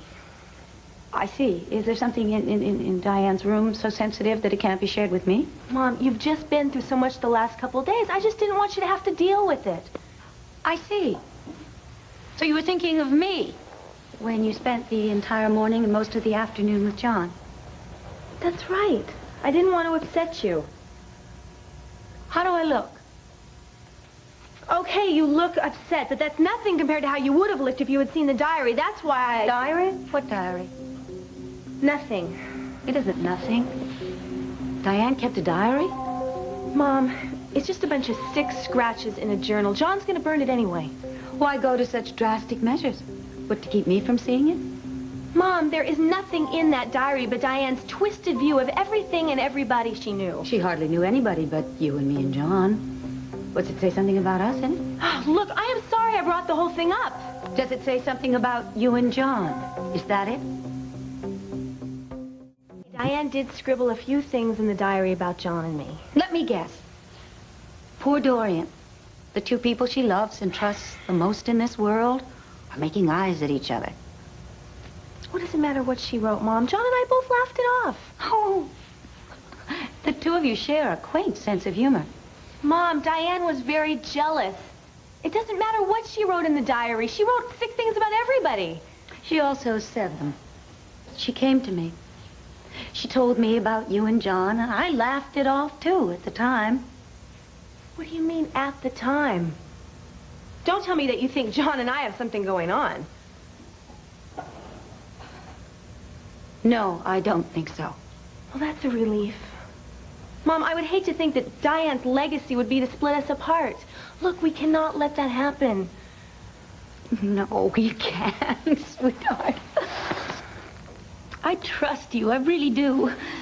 And I trust John also. Oh, that's a thing about jealousy. You know, once the seed is planted. Mom, there is nothing for anyone to be jealous about. We're sharing our home, our work, everything. It's going to be great. Well, I know about the home part. You just lost me about work. That's where I've been all day. I've been trying to tell you. I went to John's work. His secretary skipped off to L.A., so I volunteered. He saw that I was pretty capable and efficient, so he hired me. Oh, he did? Yeah. Now, I know what you're going to say. I don't know anything about the detective business. But, Mom, I have all kinds of aptitude, and John said so himself. Indeed? Yeah. Look, you're always telling me, look for a career, find one thing, settle in it. Maybe I found it. I don't know if I would call working in a cramped little office for John a career. Honey, you sure you're making the right decision? Mom, this is a great way for me to prove myself. To whom? To me. I like all kinds of risks, challenges. This is a great opportunity for me. It's perfect. What if I asked you not to take the job? You could, but I know you wouldn't. Mom, I am your daughter. We like risks, challenges. That never hurt either one of us before, did it? No, it didn't. And if it's what you think is going to make you happy, who am I to say no? Just make sure you're only doing office work, okay? I don't want you out there. Okay. Danger. Okay. Thank you. I gotta get back to the office. The boss is waiting. I'll tell you all about it later. Well, I appreciate the information, John. Well, I'm always glad to be of help to the DA's office, Herb. Maybe you could return the favor, though. Name it. Well, I have to return home at some point tonight. Maybe you could tell me what kind of mood Dorian's in. Sorry. You're on your own there. I heard you telling Cassie not to mention Judith's divorce to Dorian. Yeah. Is that a sore point between you? Well, she tried to make it one a little while ago. Well, that doesn't surprise me. I thought you were going to keep a safe distance from my sister's marital trouble. Well, I tried, but no matter how many times I explained it to Dorian, she refused to believe me. Doesn't surprise me either. No, I try not to take it personally. Dorian operates on the theory, you see, that if she ever had a claim on you, you're hers for life. So, what if you decided to go about your life without asking Dorian's permission? Good luck. I'll tell you what, if and when you ever decide to move on to someone, you'll find out what it's like firsthand. Oh, moving on to someone else, the furthest thing from my mind. Yes, I'm glad to hear it. I mean, a man crosses Dorian Lord at his own peril, but then you know that already, don't you? Tell me about it. All right, I'm gone. Oh, by the way, there's one more thing. Yeah, shoot. About Jamie. Like the last that I heard, your nephew was in Buenos Aires. Any new developments? No, but you know what they say about no news is good news. Of course, with my nephew, the bad news always follows. All right, Simpson, get back to me after you talk with her, okay? Yeah, thank you, buddy. Hi, boss. Anything exciting? No, Cassie, just the same old routine stuff. I did prepare some bills for you to type and send out while you were gone. Okay. A copy of the format's right here on top. Why don't you just put it on a form and a disk in the computer? Do you see any computer around here? I have to type up each and every one of these? Yeah. Are you ready to quit? John, this is the 20th century. You're supposed to be a modern businessman, but no, you're still riding around on a horse. However, I'll type these right up. Thank you. But before I do, I think I should tell you that Mom and I talked about Diane's diary. I thought we agreed not to say anything about that. It just popped out. Oh, and I suppose she was just curious about that, And I'm sorry I had to tell her that Diane wrote that we were headed for an affair. I don't believe it. What the hell is wrong with you? Cassie, your mother will start World War III over a dirty look. Now, what do you think she's going to do over Dynamite's statement that you and I are headed for a love affair? John, Diane didn't just write it. She also said it to my mother. So now you know why there was no point in me keeping the diary a secret. What was her reaction? Well, she was a little bent at first, but no big deal. Now that she knows Diane lied every time she took a breath, she's not taking it too seriously. But she trusts both of us, and she loves both of us. Oh, she may trust you, but let me tell you, she gets very jealous about nothing. John, it is behind us. It's settled. Forget about it. Don't worry about it. Would you like to put a wager on that, Cassie? Name it. Name any amount, because when I get home tonight, she's going to ask me. No, she's not going to ask me. She's going to push for answers. And what have you done to make her feel so insecure, huh?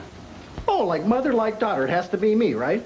John, I know all about the one night at a time arrangement, the college graduation ring that's substituting as an engagement ring. What would she do, huh? Nudge you into getting me to go in the direction of a real commitment? I would never get involved in my mother's manipulations. Look, if you two are going to work it out, it's between the two of you. All right, well, what did she say about you coming to work for me? Well, as long as I'm bound to the desk and I stay out of danger, no sleuthing. Well, for once, your mother and I agree on something. Yeah, well, I can see how it's going to get pretty boring around here, especially since you don't have a computer. Maybe I should look into that for you. All right. Tell you what, why don't you go out and buy one today? Yeah. But you'll have to use your own salary. John, that would take a year for me to pay for something like that. What can I say? It's up to you. It's your mother that makes the bucks, not me. Oh. Do me a favor, would you? Would you mind picking that up? Only if I can then put it down on your head. John Russell and Company. Oh, hold on a moment. Who's calling, please? Ben Davis from Washington? Ah, that's the feds, probably about Jamie. Hello. Mr. Davis, yes, John Russell. Are you calling about my nephew? Sanders' telephone for you? Perfect timing. Thank you. Ambassador Sanders. Charlie, it's John. Hello, John. Listen, I've got some news for you. Have you found Jamie? Not exactly. The Buenos Aires police are on his trail. Unfortunately, so are Kate and Cord. Kate and Cord?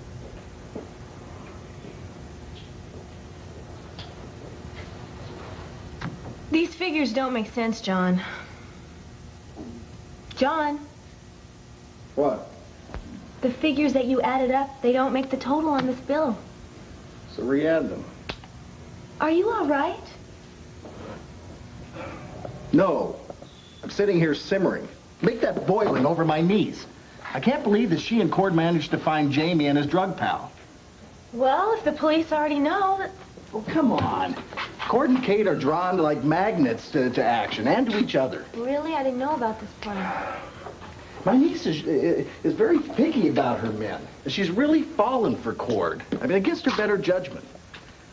I guess love doesn't have any judgment, though, does it? No, guess it doesn't. Cord's such a decent man, too. I mean, he's so honorable, he'll end up taking Tina back because of the baby. That is, if she's rescued. And then Kate will end up with a broken heart if she's rescued. And if Jamie harms any of them, I'm going to hound him to the end of the earth. Yeah, I'd be right behind you. He killed my friend Keith Radcliffe, remember? You know, I bet we'd make a great team. Just like Kate and Cord. Oh, your mother would love that. In case you haven't noticed, my mother does not tell me what to do with my life or how to live. Yeah, that doesn't mean she doesn't try with any of us. It must have been something else before you moved out of the house. Thanks for Dad. Speaking of Dad, if your sister gets involved with him, as Mom seems to be predicting, will she be good to him? Judith? Well, gee, she's been with Charles for so long, putting up with his nonsense. I'm not so sure how she'd act with a normal man. Well, it sounds like Kate and Judith are on your good list, and Mrs. Sanders, Jamie, and Charles are obviously not. Well, You know, it's kind of funny. Jamie hasn't always been bad. I have some fond memories. Charles I kind of like because he stood up to Elizabeth and the royal family about Judy. Then he started messing around again and, well, she took him back. To me, there's just no excuse for that in my book. You're an honorable man, too, John. Maybe. Listen, we're not getting any work done around here. I mean, Patty wasn't much of a conversationalist when she worked here, but she was mighty quick on that machine. Okay, I get a hint. Meanwhile, these figures still don't add up. Look, I know you don't have a computer, but is there any chance you have a calculator lying around? Yeah, I think I've got one in my desk somewhere. Good. Do me a favor, though. Give me the Sandusky file while I look for the calculator. Okay. You know, this desk is an absolute mess. Somebody's got to clean this up sometime. Maybe my gal Friday would do it. I am not your gal Friday. I don't clean desks and I don't do windows. Meantime, there is no Sandusky in here. It's got to be in there because I put it there this morning. Well, it's not. What is his first name to begin with?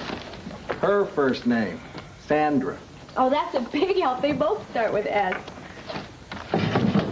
Calculator. I've done my job. Great. It's not here under R either. Well, then look under T. It's got to be in here somewhere. Shoot. Bosses should not be allowed near filing cabinets. Only secretaries being paid minimum wage who can deal with the alphabet. Maybe I ought to file you under S. You're smart, Alec.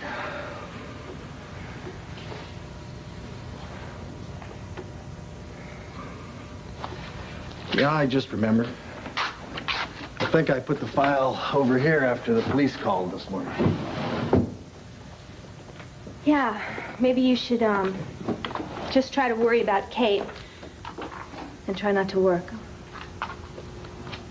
Yeah, I should probably be on my knees praying right now. Emma to stop by Zeidman's on her way to work and buy a half dozen of the greatest bagels this side of the Hudson. Oh, sweetheart.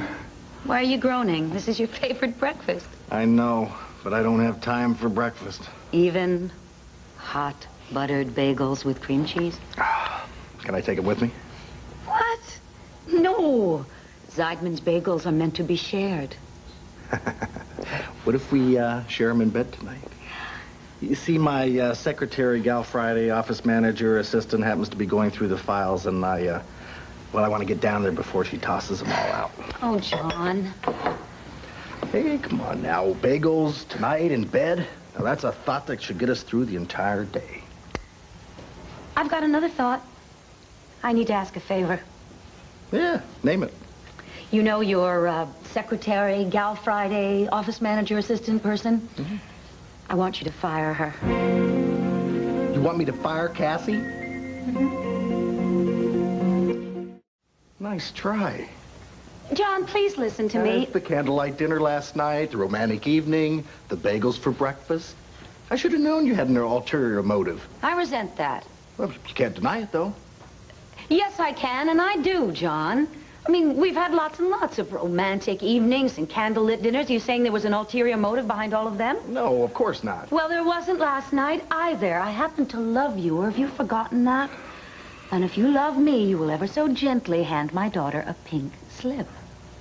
Dorian, come on. She's smart, she's enthusiastic. She's willing to work her tail off for me. I mean, she'll get a better job, one that's better paying, one that will challenge her intelligence, her creativity, one that will give her an opportunity for promotion. My word, you sound like a high school guidance counselor. I can't help it. She's my only child, and I want the best for her. But we're not talking about a long-term career here.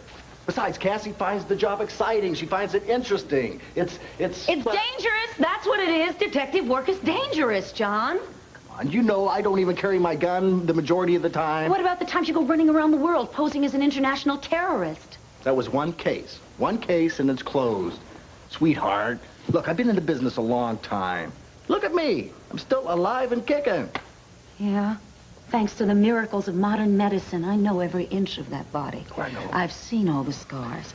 Seriously, I worry all the time that someday a bullet is going to kill you. I worry too much about you. I haven't got the energy left to worry about Cassie.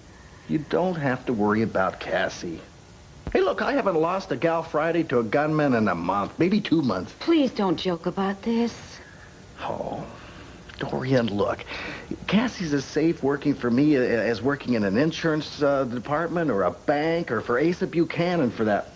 But as a matter of fact, she's safer working for me than for Asa. What if she gets bored, you know, with the office atmosphere, decides to go out, see some of that excitement and adventure? What if she decides to follow in your footsteps? You really think that little of what I do, huh? No, John, no. It's fine for you. It's just not for my daughter. I suppose owning a TV station is a little bit more noble, or maybe just better paying. Now, there's no need to be sarcastic.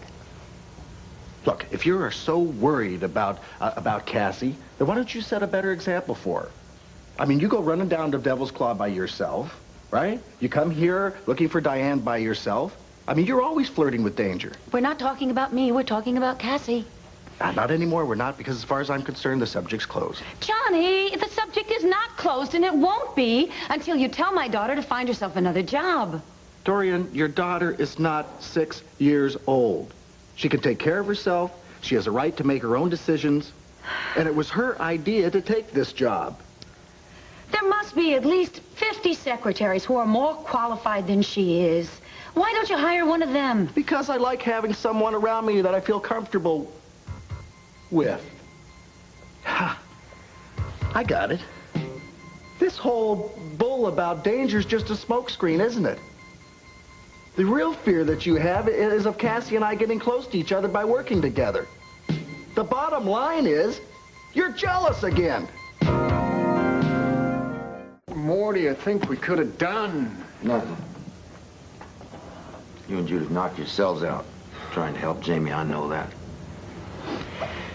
Charles, it's natural to blame yourself for his failures, but pardon my saying so, at some point you have to come to terms with the fact that Jamie did know the difference between right and wrong. He simply chose to go his own way and to hell with everybody else. I'm sorry about this. I know you are. I know you are, and I appreciate that.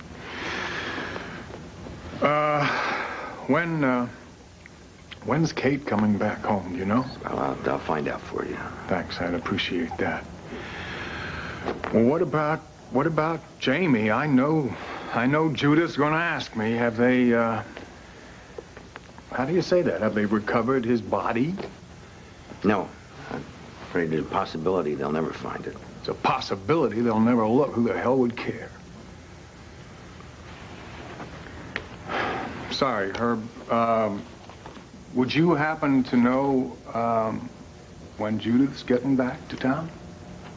Well, her secretary expects her sometime today. Oh. Well, can we keep this out of the media, do you think, at least until I've had time to tell her? Well, Charles, I won't say anything, but you are an ambassador.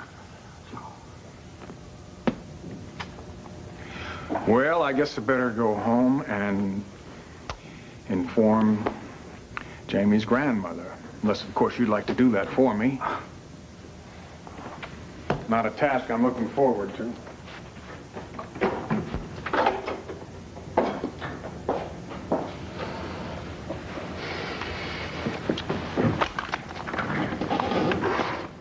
Jealous? That's the most ridiculous thing I've ever heard. I mean, why would you even think such a thing unless perhaps there's some reason that I should be jealous? I think I'm going to just chalk this whole thing up to your basically possessive nature and your overly active imagination. I don't think it would be too cool for me to be going after your daughter, Dorian. John, sometimes people have feelings underneath the surface that they're not even aware of themselves. I am aware of my feelings. Or maybe you forgot about last night. If last night was as good as I thought it was, then why do you have these doubts now? Because I mean, you tried to hide Diane's diary from me. Yeah. And I could have throttled Cassie for mentioning it to you. Oh. So what is this going to be? Standard operating procedure from now on? You and Cassie keeping secrets from me? Dorian, I was trying to protect you. Diane was sick. She wanted desperately to keep Cassie and me out of your life. Now, if you haven't realized that by now, it's about time that you do. I don't believe this. The girl's dead and she's still causing problems between us. Hello. Yes, Charles. What? When did that happen? Yeah. Charles, I'm sorry. What's wrong? Jamie was killed in Argentina. So was Tina Roberts. Tina made an awful lot of mistakes in her time, but I think she really was trying to change. The baby might have helped, too, if only Cord had listened to her. You know, from what I know of the situation, Cord had reason not to believe her. Maybe I could have helped if I just spent more time with her. Come on. You're the only one in Landview to even give the girl the time of day. And you talked Cord into believing that what she said about the baby was the truth. You shouldn't have any regrets. I don't know. It's funny, you know, no matter what kind of trouble she got into, she always managed to get herself out of it. Guess her luck finally wore out. Yeah. I guess Jamie was responsible for a lot of people's luck running out. I know you feel badly about it, but at least now the killing's going to stop. Well, I'm not sure that'll be of much comfort to Judith. I just hope that when Charles breaks the news to her, he doesn't lace it with a lot of recrimination. I don't know. You know, Judith, in a way, has a lot... You know, she already feels bad enough about Keith Radcliffe's murder. There's no point in making her feel worse. I know that. All I can say is I wish I had a brother like you to defend me. Well, you have a boyfriend to protect and defend you. Will that do? Yeah, I'll settle for that. Oh, Johnny. That little disagreement we just had, it was nothing. I'm not really suspicious of you and Cassie. Well, that's good. I'm glad. I'm still not happy about her working for you, though. Really, I don't know what I would do if anything ever happened to her. If you feel so strongly and you're so upset about that, why don't you talk to Cassie about your fears? It would help a lot if you talked to her. That's something that mother has to work out with daughter. All right, I'll take your advice. I'll do exactly that. Cassie? Yeah, Mom. Tell me what you think. Well, it depends. Are you going to Tina's memorial service to mourn or to celebrate? I had on a black dress. I looked at myself in the mirror and I thought Tina would hate this dress. I think she would like this one if it was a little tighter in the hips. Oh, what makes me say these things. At any rate, what are we doing? Meeting later at Ace's? Listen, Mom, I wasn't very close to Tina. I hardly even knew Cord. Is there any way you could just give condolences for both of us? Honey, I want you there with me. Well, John's going to be at the memorial service for Jamie all day, so I thought I should take care of the office. There are 100 things to do there. Fine. Go ahead and do them. Okay, Mom. Thanks. You're welcome. Oh, just a minute. There is something that I want to ask you. Mom, listen, I have to be at the Arbor Insurance Corporation to pick up a copy of a will. I'm supposed to be there in 10 minutes, okay? Oh, great. That's obviously more important to you than meeting the president.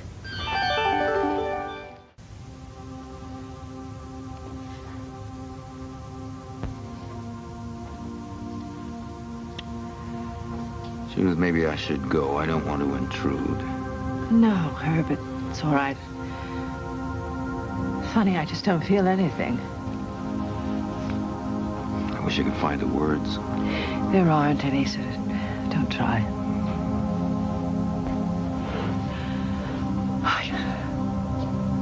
I can't even lay him to rest. He just fell into a river and disappeared, and I can't even... I know.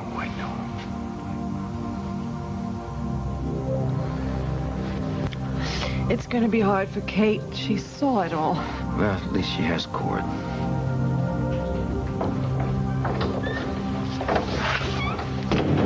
Good morning, Judith. Oh, Johnny. Hello, Herb. Hi. I'm glad you're here. I know Judith appreciates your support and affection during this particularly rough time. Thanks, Johnny. Well, we should all go over to the house together. Is Dorian coming? No, she's attending Tina's memorial service. It's not a happy day in Landview. I keep thinking I should apologize to someone for Jamie's actions, but... Judith, no one's to blame. No, of course not. Well, I think we should go. Yeah, I've got to get in my suit. I'll be right back. Yeah. Look, honey, you want me to pick you up later? Yes, would you? I don't want to spend too much time there. I just don't want to deal with Elizabeth right now. Yeah. I'll tell you what. You pick up the phone, and I'll be there in 10 minutes. Thanks for being such a rock. You just take it as easy as you can, okay?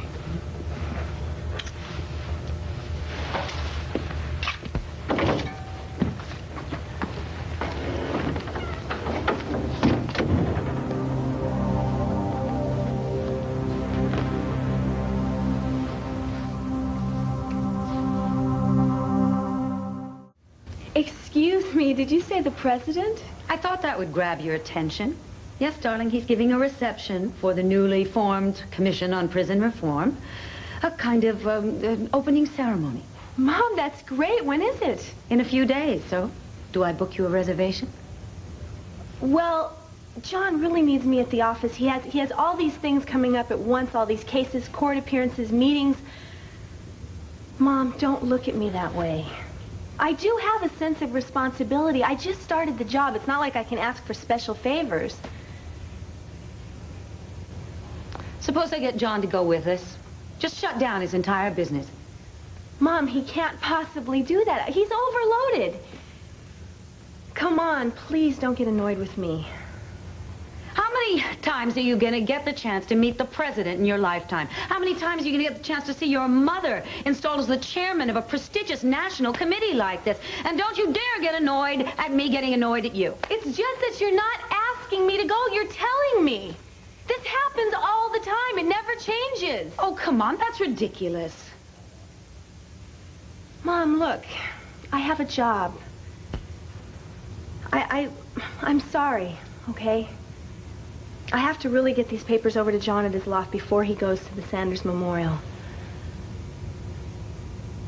Come on, Mom, please. Fine. Go ahead. Have a lovely day.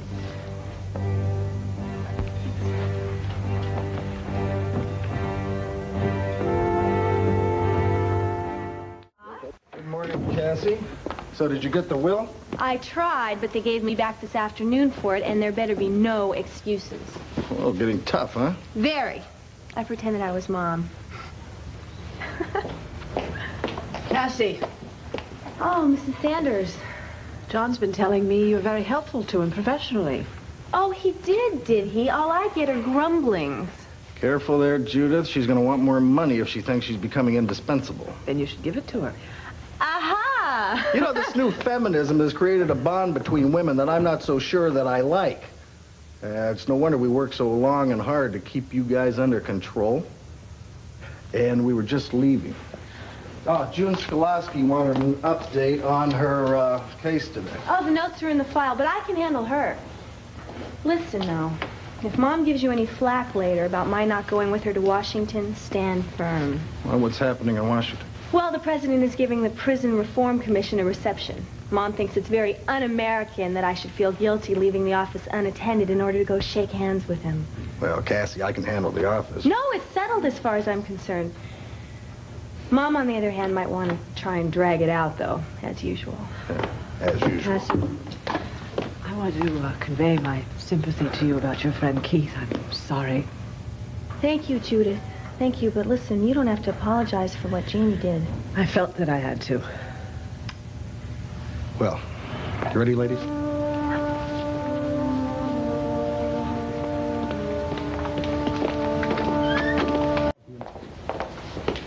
Hello, everyone. I'm sorry. I hope I haven't kept you waiting. No, Well, not at all. goodness, don't you look like springtime? I thought Tina would like this dress. Believe me, My heart is wearing black. Thanks for coming by. I really wish I'd had a chance to talk to you earlier about Tina's pregnancy. So do I. Oh, no, Cassie. Just dump out everything prior to 79. Okay, Judith will be happy to have the closet space. Yeah, poor Judith. John, Jamie was a murderer. He killed my friend Keith. He killed Tina Roberts. He got what he deserved. He wasn't your son. That's true. But maybe it's some consolation to Judith that he won't be killing anyone else. And to Charles. If Jamie had been arrested, he would have spent his whole life in prison. At least this way, everyone can just get on with their lives.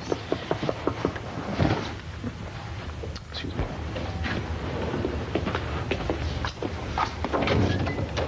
Hello. I stopped by your office. Cassie wasn't there. Hello, honey. Hi, Mom. How was Tina's memorial service? It was just fine. What's going on here? Well, Cassie was nice enough to come over and help me clean out my files in my closet. John has notes in here from his first investigation. I'm so happy that Cassie is helping you get your personal life organized. Because your professional one is about to take a sudden turn for the better. John, it's as if the fates had decreed it. Well, what exactly do the fates have in store for me? All right. I got excuse me, honey, a telephone call from one of the members of the commission.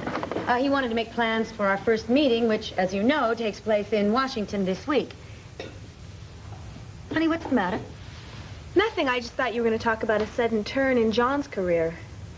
I'm getting to that. Okay. I just wanted to make sure you weren't off on another tangent. Oh, thank you. Oh, and thank you, John. So anyway, I told him all about the undercover work that you did at Statesville Prison, and I told him what a marvelous private investigator you are. Well, thank you. Yes. And then he got this absolutely brilliant idea. He said, well, why don't we appoint him as advisor to the commission? You see what I mean? That way that you would have an official role in helping the commission find ways that we can reform the prison system. Really? An official role? Exactly. And I know that you'd be able to come up with a dozen innovative ideas. Just think of the prestige, too. I mean, advisor to the Commission on Prison Reform. It has a nice ring to it, doesn't it? Yes, it does. Who was the guy that came up with this idea? Congressman Pritchard from Idaho. Isn't it exciting, Cassie? Yeah, it sounds incredible. I wish you could manage to work up a little more enthusiasm, dear. Just think of what it'll mean to John's career. Why, in no time at all, he'll know everybody in Washington that's worth knowing. Washington? Our nation's capital, that's where the meetings are held. Exactly how much time would I be spending in Washington? You'd have to go to all the meetings. You'd have to talk to groups, of course, that share our goals. Are we talking full-time here? No, not full-time. But you would have to be in and out of Landview. Why? Does that present a problem for you? So come to Washington, my darling. Show them what you can do. Well, I have to admit, it's a great opportunity, John. If I were you, I'd jump at it. But there just seems to be one problem. All your clients here in Landview, I mean, they're depending on you. You can't just ignore them.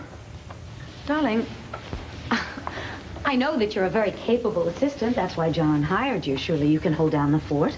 Well, maybe, but not in Mr. Caldwell's case. Yeah, she's right, Dorian. Mr. Caldwell goes to trial next week. John needs to come up with some kind of evidence to prove that he's innocent. Otherwise, he'll be convicted, Mom. Couldn't you turn the case over to somebody else? And I can't just turn my back on him, Dorian.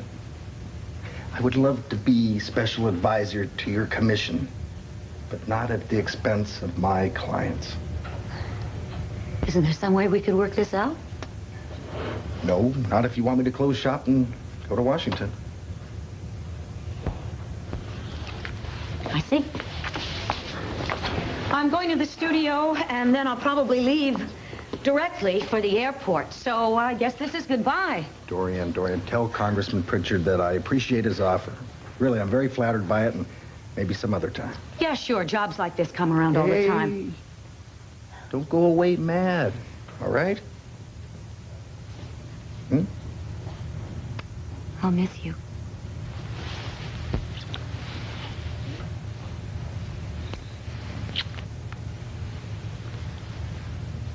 Something to remember me by. Mom, don't I even rate a so long kid? Of course.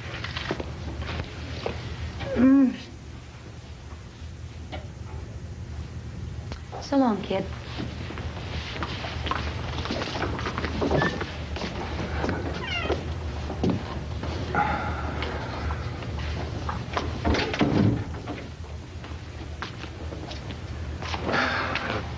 Cassie. Cassie. What? I'm sorry, did you say something? Yeah, I'm going over to Caldwell's. I'll be back in a couple hours, okay? Okay.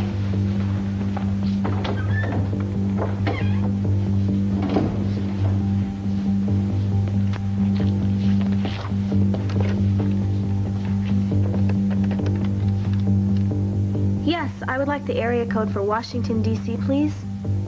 Thank you.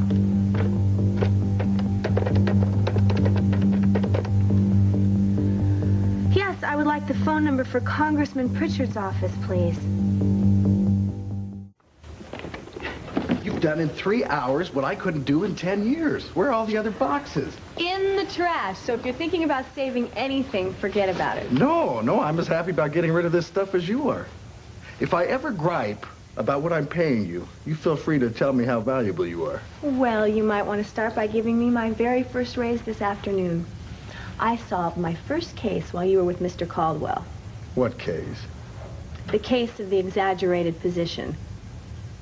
Your new advisory position on the Commission for Prison Reform. It was Mom that called Congressman Pritchard, not the other way around. Are you sure? John, I called the congressman today on the phone. He admitted it. You called the congressman and you asked him? Well, I didn't just blurt out the question. I was subtle about it, but I was so furious I could hardly say goodbye. Mom actually tried to manipulate you out of town. I can't believe she didn't give you the hard sell about meeting the president. She will go to any lengths to separate us. I keep telling her not to be jealous, but no, she just keeps pushing ahead. Had you taken that so-called position, you would have been laughed right out of Washington. That's why I didn't accept it. You knew all along it was Mom's idea? Well, that's what my instincts told me. But hey, you went for the facts, so you get your PI stripes today. You know, Mom says she loves you and she cares about you. She was willing to make you look like a fool.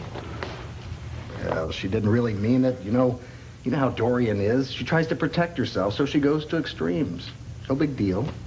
Well, I'm sick of her games, and I keep telling her there's no reason for her to be so paranoid about it. Cassie, forget it.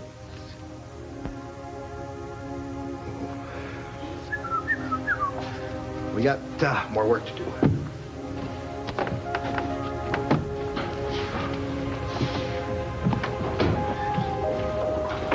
Hello. Dad, what happened to you? Well, let me see. I've got a bruised rib that feels like it's broken. My body feels about the same. Other than that, I'm terrific. Oh, come here. Why don't you lie down? Let me ponder that for just a minute, honey. Someone attacked him. Yeah, it was stupid is what it was. I should have let the police handle the guy. Instead, I tried to do it myself. When did this happen? He came to pick me up at the house. He saw a prowler looking through the side window. This makes any sense to me, Dad. I don't understand it either. Maybe the guy was casing the house for a future robbery. In broad daylight with all those people coming and going? Yeah, well, I mean, why wouldn't he go around the back where there's less chance of being seen? We were just sitting there. He was looking in the living room, and it was like he was more interested in us than the house. It gave me a very strange feeling. Hey, what about any footprints? Well, we found one. It was looked like a running shoe. Half of Landview has running shoes. Do you think they're going to find this man? No, I doubt it, Judith. I'm going to talk to Charlie, though, and make sure that the alarm is working order. Why do I have a feeling something terrible is going to happen? Yeah, I can be there by, say, 10:30. How's that?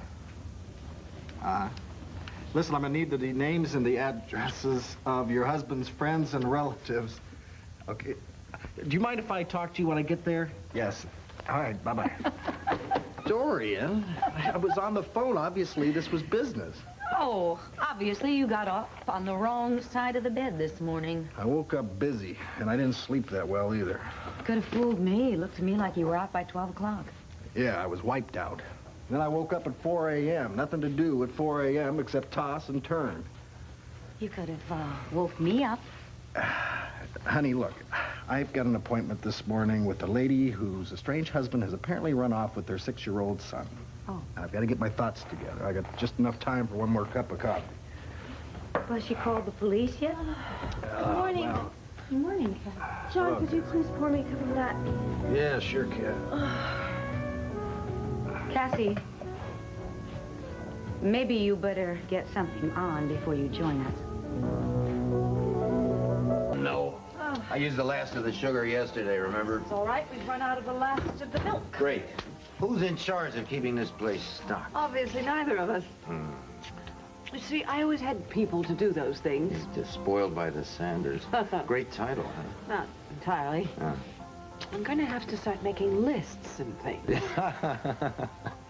I have an idea. Tonight, we'll make a giant shopping list, and then we'll go to the mall, to that very intimidating supermarket, and we'll roam the aisles. What a fun evening. We'll make it fun. Herb. Bagel. Or what was a bagel. Just as well. I was going to tell you we'd have to duel over the last of the cream cheese. Yeah. I suppose our horoscope says we're supposed to have breakfast out today? Why don't we? Well, we could go to the inn. Have to change my clothes anyway. This shirt might have been all right, except for 2 missing buttons. Oh? What happened? Some dame practically tore the shirt off my back last night. Well, you never told me you associated with people like that. I didn't until recently. And I'd sacrifice every button on every shirt I have for another night like that. Herb, do you think we found some sort of magic? I think so. I think it's a bit selfish to be feeling this wonderful when there's so many problems going on. Judith, there are so many gifts in the bag. You have to grab them and run with them, and you sure as hell don't have to look back. Huh? How about some of that unsweetened, uncreamed coffee?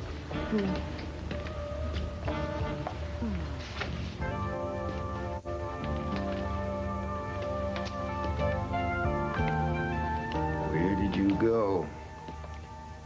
Herb, I think you should move in with me.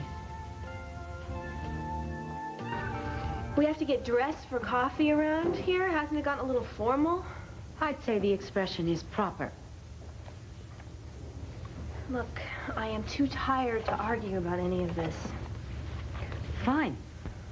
Then why don't you go and get dressed? Because you're obviously too tired to think straight, or else you wouldn't have come walking in here like that in front of John.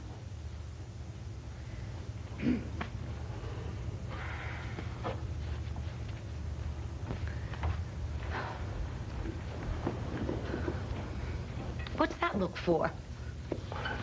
You really think all that was necessary? I mean, it's hardly in your character to act prudish.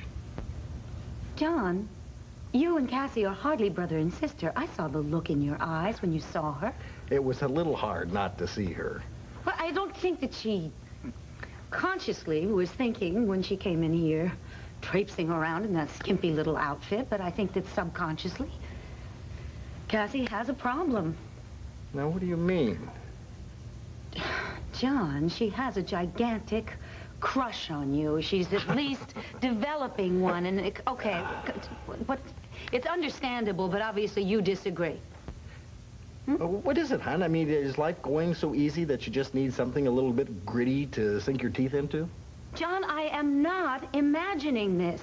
The two of you are forming some kind of an alliance that leaves me on the outside. Well, luckily, I have far too much to do today than to engage myself in all of this. One more thing. While I'm in Washington, I think you better move back to your loft. Well, what do you think was going to go on here while you're gone? Or is this paranoia the reason why you tried to get one of us to go to Washington with you? Why are you so angry? Dorian, don't play dumb. That's the last thing you are, is dumb. Why are you both arguing this early? We're not arguing. We're having a discussion. Well, end of discussion. Look, Cassie, I've got an appointment with a new client today, about 10:30. Just come in this afternoon. I'll let the answering machine answer the calls. Okay. And I will go by and see my sister and tell her that I'll be moving into the loft for a few days. Or longer. Oh, John. Johnny! Mom, what was that all about? Why is John moving out? Never mind. Forget it. It just popped out of my mouth. Mistake. Forget it. No, Erase that. Hush for a second. Let me think about it. Just let me. Shh. Shh.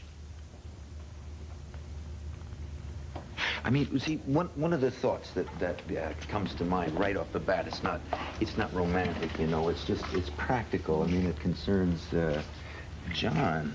I mean, after all, this is his loft. It's not yours. Yes, but well, John's not living here, and he and Dorian are doing very well. We could ask him. He might agree. I mean, you know, there is my hotel suite. Well, it's very small, and we're always bumping into each other. I thought that's what this was about, bumping into each other. Huh? Oh, Herb, you know what I'm talking about.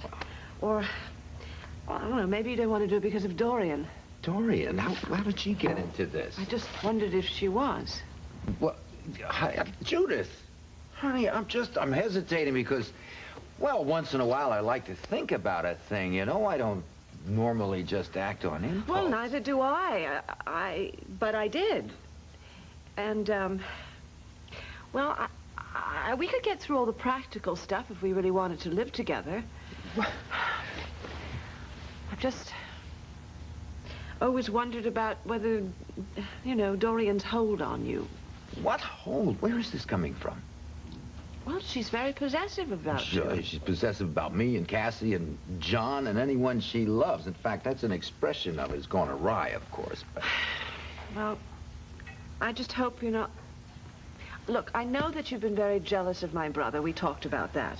Yeah, well, I was jealous in the beginning, and I wasn't expecting Dorian to fall in love again so quickly, but it happened, and it led to my freedom. In fact, it brought home the message that Dorian and I were really through. I'm just being very stupid and insecure. Well, you're in that vicinity. Well, I don't think you really want to make a commitment, so I'm looking for a handy excuse. I don't want to make a commitment, Judith.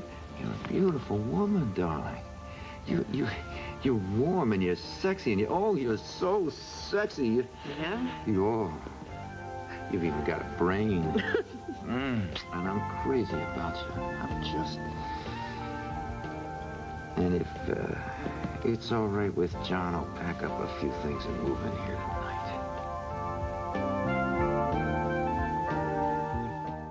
tonight. Unreasonable and disagreeable. What put him up to that? Wonderful. There you go again. You're going to take his side without even listening to the facts. Well, I do know for a fact that you're being very disagreeable this morning on my case about my nightgown. Which was much too revealing for you to come parading in here in front of John unless you were intentionally being seductive. Mother! And then I send you to your room to change, and you come back in this T-shirt, which is so tight, I'm surprised you can breathe. I just grabbed the first T-shirt in my drawer.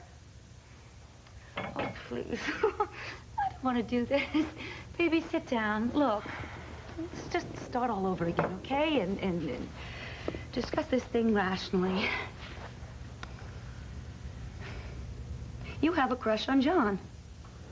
That is a statement, not a question. It isn't a question, darling. It's obvious, and it becomes more obvious by the minute. Please, you knew the way you looked when you came in here this morning. Mom, I didn't even know John was going to be here.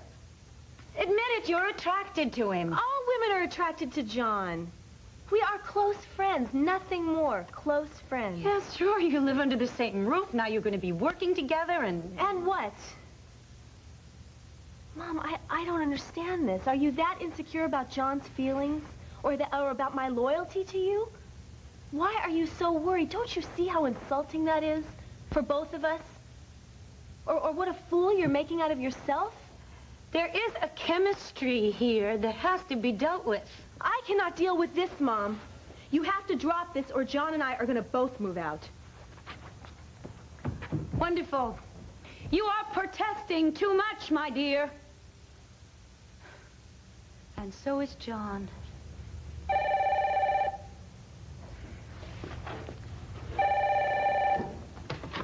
Dorian Lloyd here.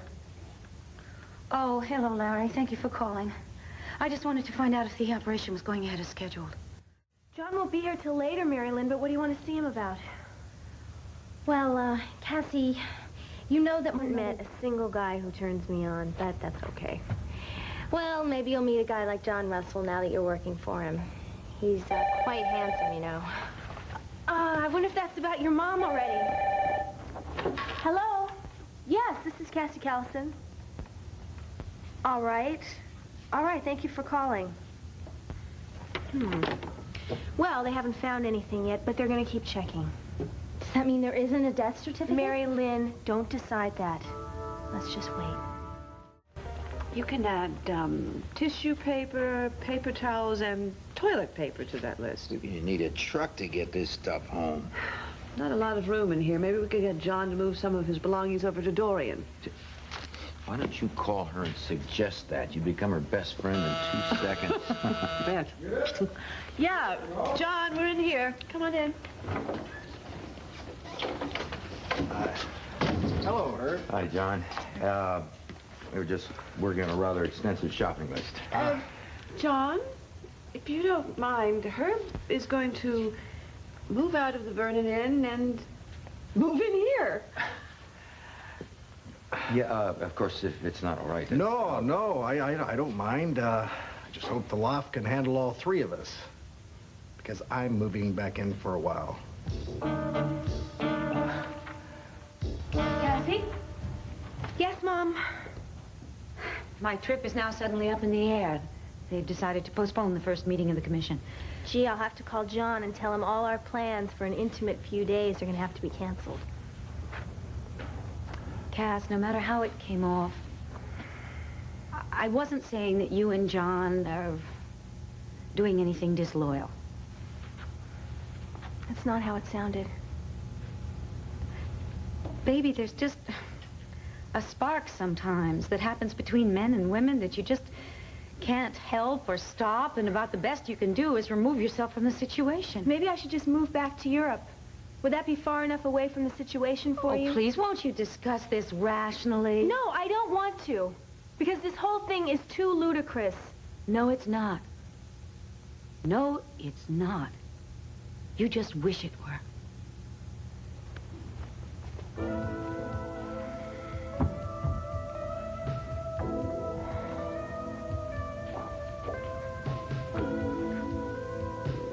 Well, Cass, is there any truth to what she feels? John is a great guy. We're working well together. Who knows, if it weren't for his relationship with Mom, we might. No, this is ludicrous.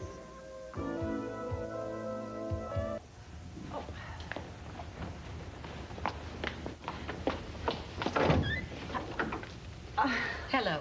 Dorian, I thought you were the man from the cleaners. I'm sorry to disappoint you.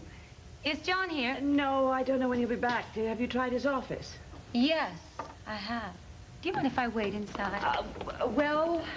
Are you moving? No. Oh. Those look like Herb's clothes. Yes, they are. I thought the hotel took care of his... Is he moving in here? Last time I checked, yes, he is. I don't believe this. Dorian, you've been divorced from him for years. I don't see why it should upset you. He's even brought his books. He brought everything. I don't know why you're so shocked. I'm not shocked. You certainly didn't waste any time, did you? Dorian, as the old saying goes, it takes two to tango. Indeed. When did you two start dancing? I'm sorry, I mean to say, when did Herb decide to move in with you? Very recently, as you can see. Indeed. He didn't mention anything to me about it. Does this represent some larger commitment? Very much probably like the commitment you have to John, you know, a one-day-at-a-time arrangement. How quaint. As I recall, this place only has one bedroom. Dorian, really, you know, we've all had our shots. It's none of your concern. It's just Herb's career. His political career is of great concern to me. Goodness knows I've spent enough time and energy on it. I'm sorry, I really don't see the connection. My dear, your divorce is so recent, the ink probably isn't dry on the decree.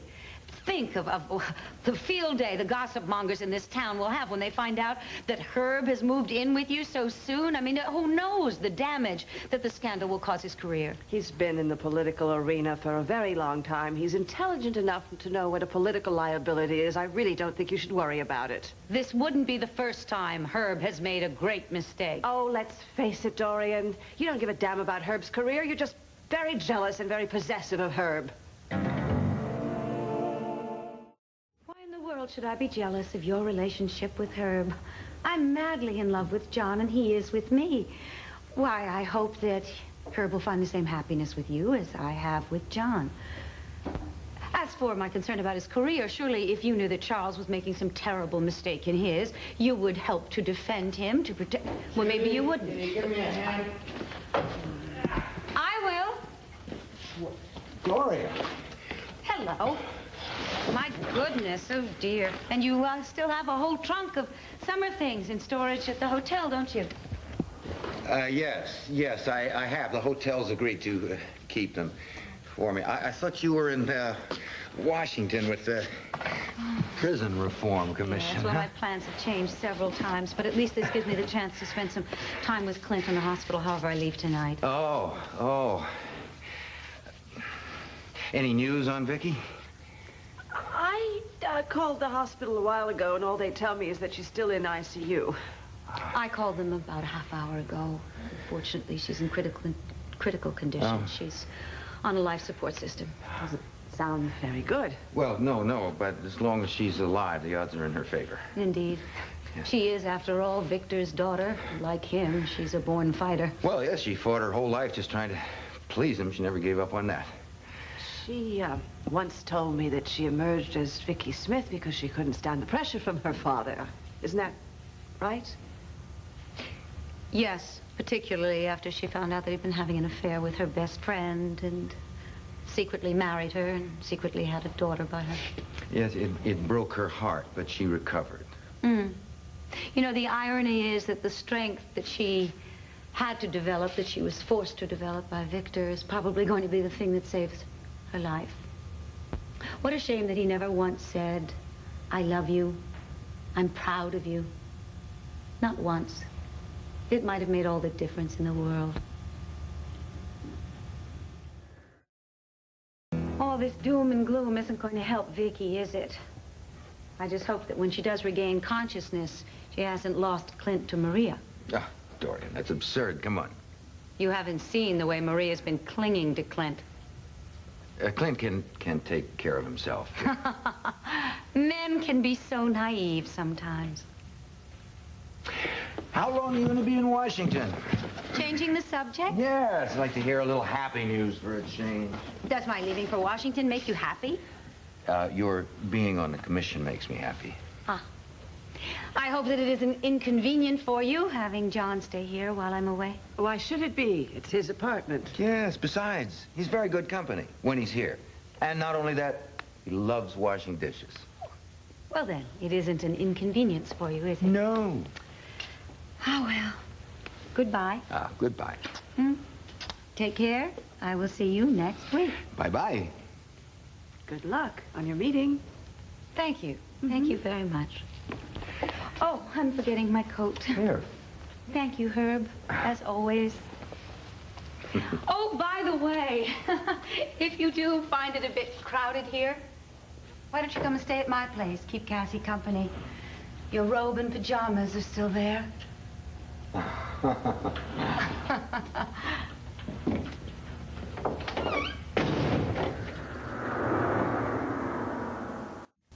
Dorian was absolutely green with envy. Not quite green. Oh, yes, she was, absolutely. It's a good thing you came in when you did. We were about to put the gloves on. What happened? Oh, I told her that she was being very possessive of you. Oh, boy. Well, she's afraid of this open relationship of ours is going to cause some sort of political scandal. Vintage Dorian. Oh, you're enjoying every minute of it, aren't you? Of course I'm not. All right. I admit it was an ego boost. Trust me, Dorian will get over it as soon as she gets used to the idea of our living together.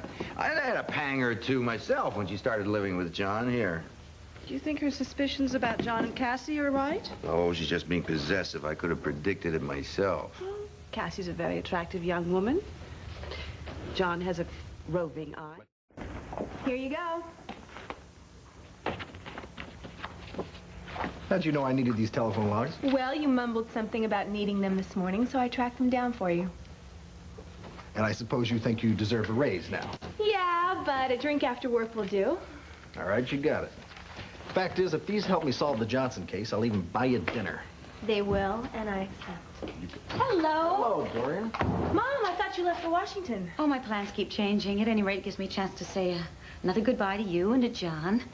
I wonder, honey, if you wouldn't mind taking a coffee break. I want to say my goodbye to John privately. Well, I have to type up some notes for him. He needs them first thing in the morning for court. Obviously, Cassie has learned her dedication to work from her mother. But I don't think we can improve on last night's farewell anyway. Can I will myself? Yes, we did have a lovely farewell, didn't we? I guess I'll just have to settle for that, won't I? I want you to call Herb if you need anything, all right? Don't worry about me. I'll be fine. Yes, just be a good girl. Here is the number of my hotel in Washington. Oh, okay. I'll give you a call if there's any change in Vicky's condition. I want you to call me no matter what. Every night I want to talk to you. All right. You got it. Oh, Johnny, I'm going to miss you. I'm going to miss you too, sweetie. How about you get on a plane, fly to Washington on Friday, spend the weekend with me? Well, I'll do the best that I can do.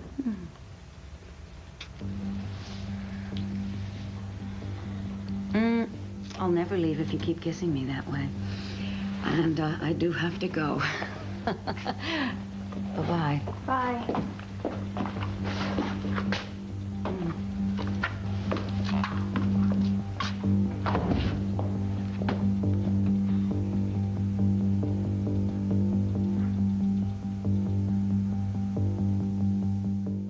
Yeah, okay, Fred.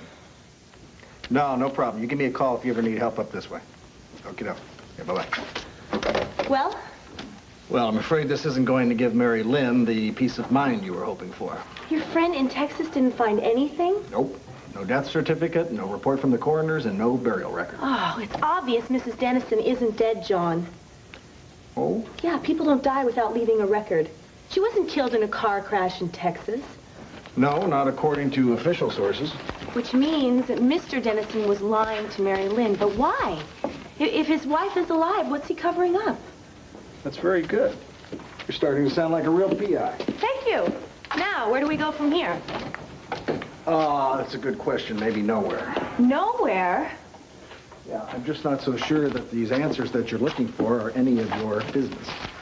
John, Mary Lynn is my friend. I can't just give up on her. I can't pretend I don't know anything. I'm not good at that. Come on, I need your help, please. As a friend. All right.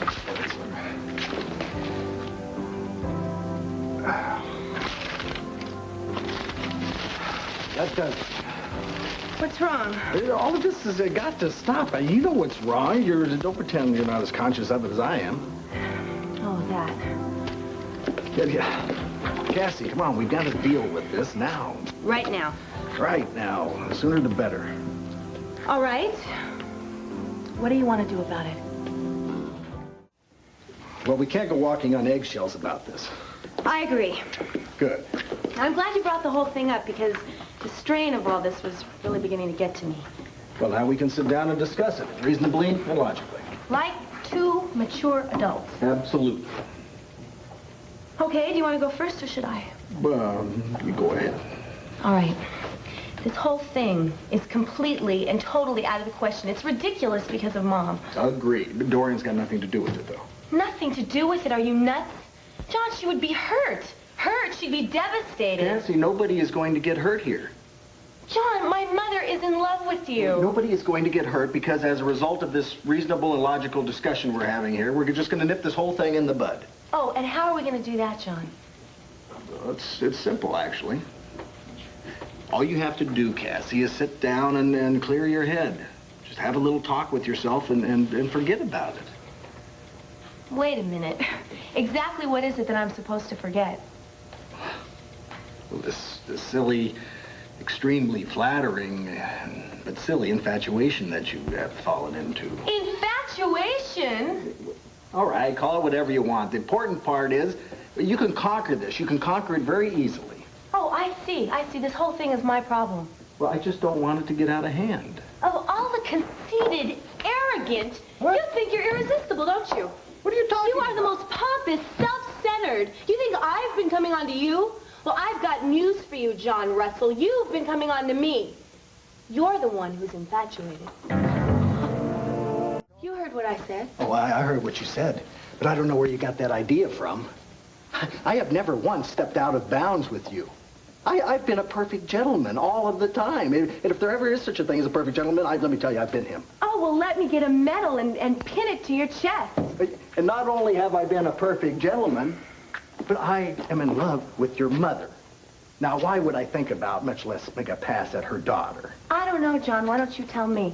Oh, come on, Cassie, give me a break. You're Dorian's kid. I am a woman, and I see the way you look at me. Well, you're a very beautiful woman.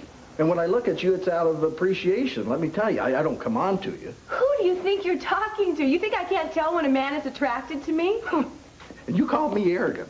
I thought we were just going to be honest here. All right. You want honesty? I'll give you honesty. Yeah. How come every time that we're alone together, you start flirting with me and don't say that you don't? You make up excuses to spend time with me. You come down to breakfast dressed in little nighties that would make any man want to. I sleep in whatever is comfortable. You can't say goodbye to me without looking miserable. Miserable? Yeah. Oh, yeah? If I look miserable, then you look wretched. Wretched? I look wretched? Yeah. Where? What? What's up? Yeah, we're something else. Yeah, we're both pretty stupid. So much for our reasonable and logical discussion, huh? Yeah, we both did a lot better job at walking on eggshells.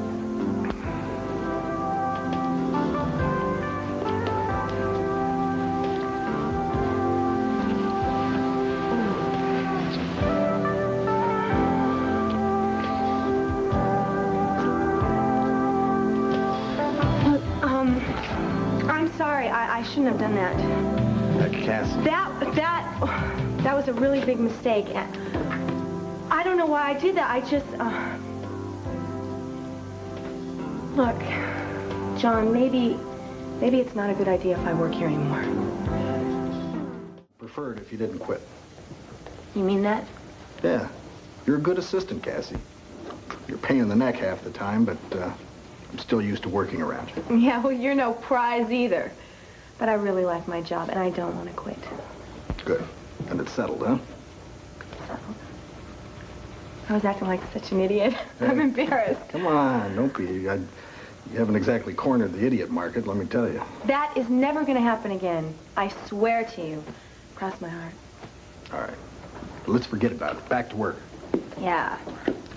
Case of the missing Mrs. Dennison. I've got a suggestion. Well, with Vicky's condition, and people are so upset about it, especially Tom Dennison, maybe you should think about not telling his daughter that the state of Texas doesn't have any death record on her mother until after this whole thing is settled down. Yeah, you're probably right. Mr. Dennison's so upset with Vicky right now, the last thing he needs is his daughter confronting him about lying to her. Yeah. And meanwhile, I'm getting more and more curious myself. I've got a feeling if this lady is alive, that we're going to find her. Promise? Yeah. Cross my heart. John, guess what? What? A nurse at the hospital just told me Vicky's condition has improved. Oh, that's terrific. I know. That's the best news we've heard in a long time. Great. Yeah.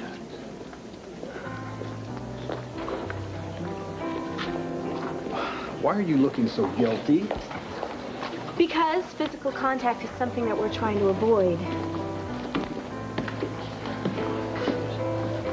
Come on, Cassie. It's hardly like the big smackaroo on the lips you gave me earlier. John, will you stop?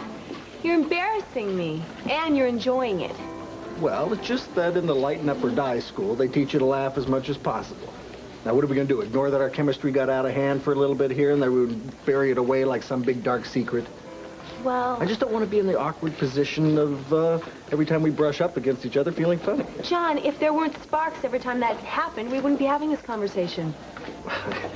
Well, I tell you what, you may spark. I don't even illuminate. Oh, give me a break. This whole chemistry thing is a two-way street.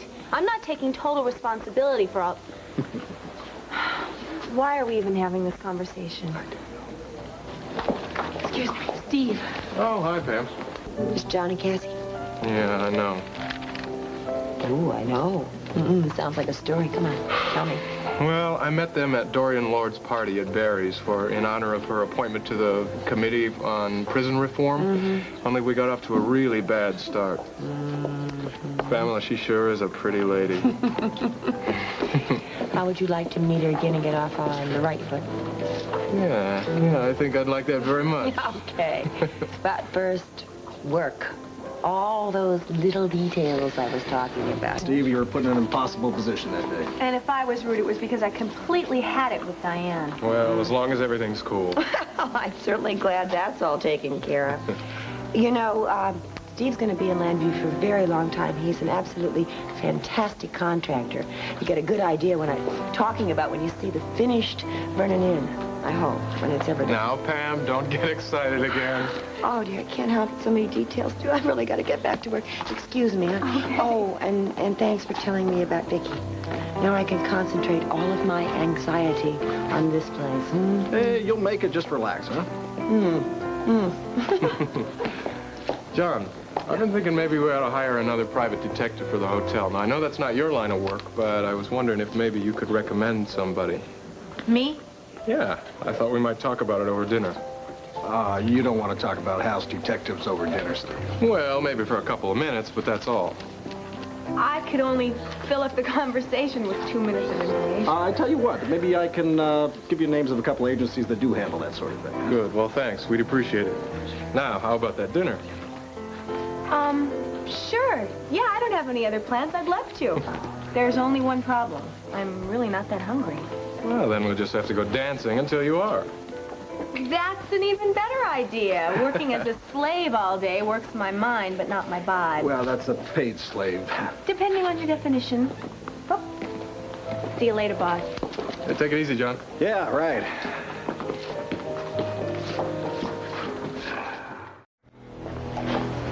I can keep looking. You two have other things to do. John, I'm the one that is suspect of starting this fire. Now, I've got to prove them wrong. And if I help, we'll get through this a lot faster. All right, well, just remember the smallest clue could be the lead that we're looking for. Okay. Hey, what about this? What do you got? What is it? I thought you said this place was unoccupied. Well, it was. Well, somebody's been eating here. You know, I found some footprints here last week, and I told Rafe about it. The police thought that it was just a drifter, and then they assumed that it was Squeak Sheldon.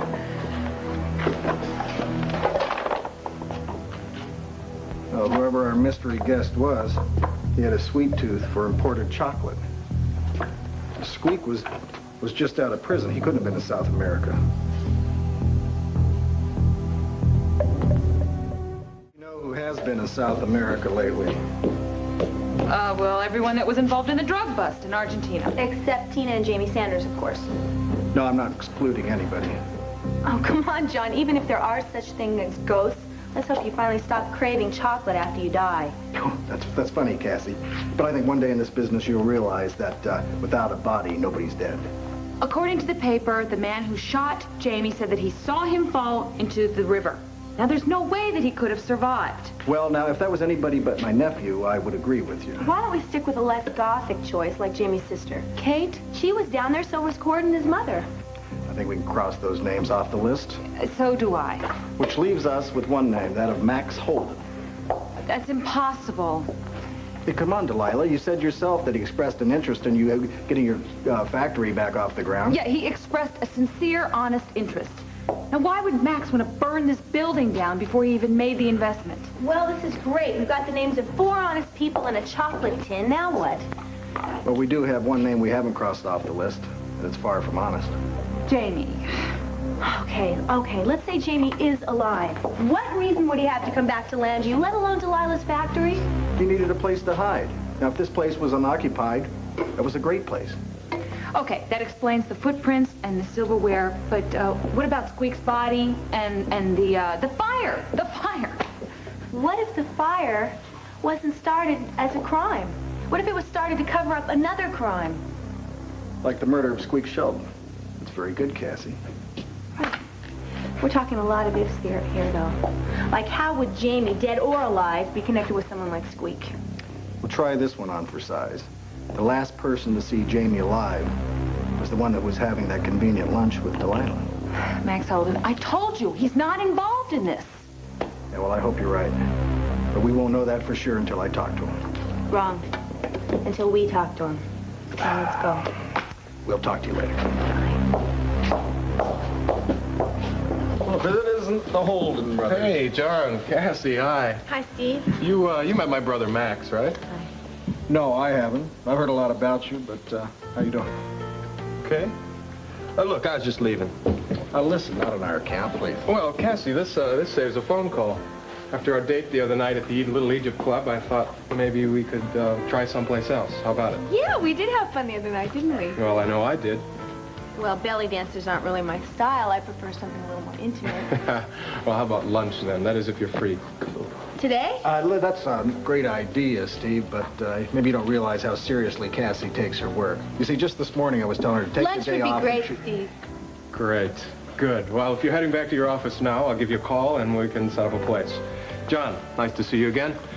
And Max, I'll talk to you. Bye. Like I said, I've got things to do. No, really, don't rush off. Yeah, now that we accidentally bumped into you, we have a couple questions for you. Accidentally, huh? What kind of questions?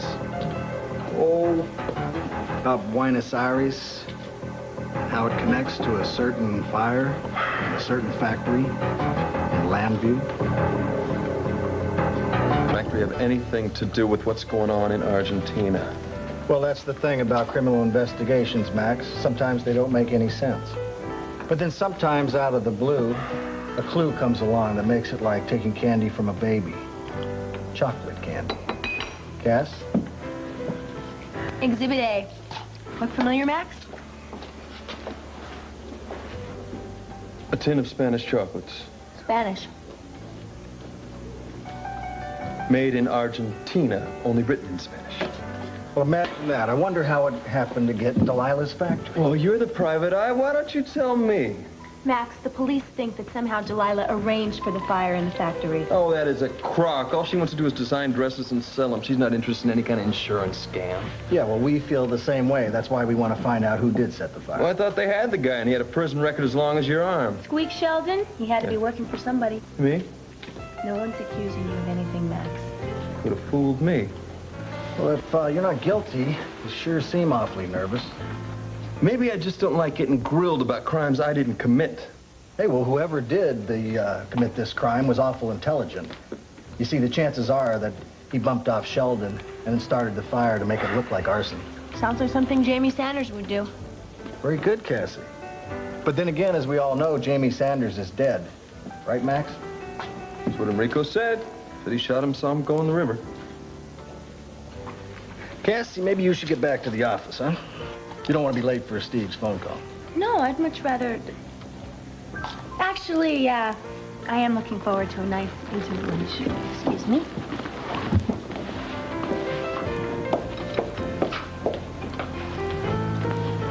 Look, I don't know what game you two are playing, but I got better. Max, she's gone now. You can level with me. What do you think I've been doing? Hey, listen, I've been studying faces for a long time, pal. I can spot a liar a mile off. I'm going to give you one more chance to tell me everything you know. And I do mean everything.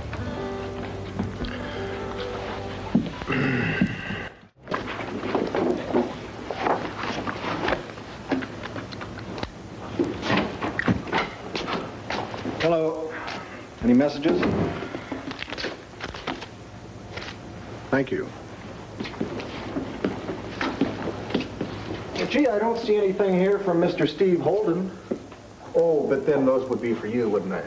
I thought it was the other Holden we were worried about. Yeah, so did I, but apparently I was wrong. What's that supposed to mean? Nothing. I'll return these phone calls.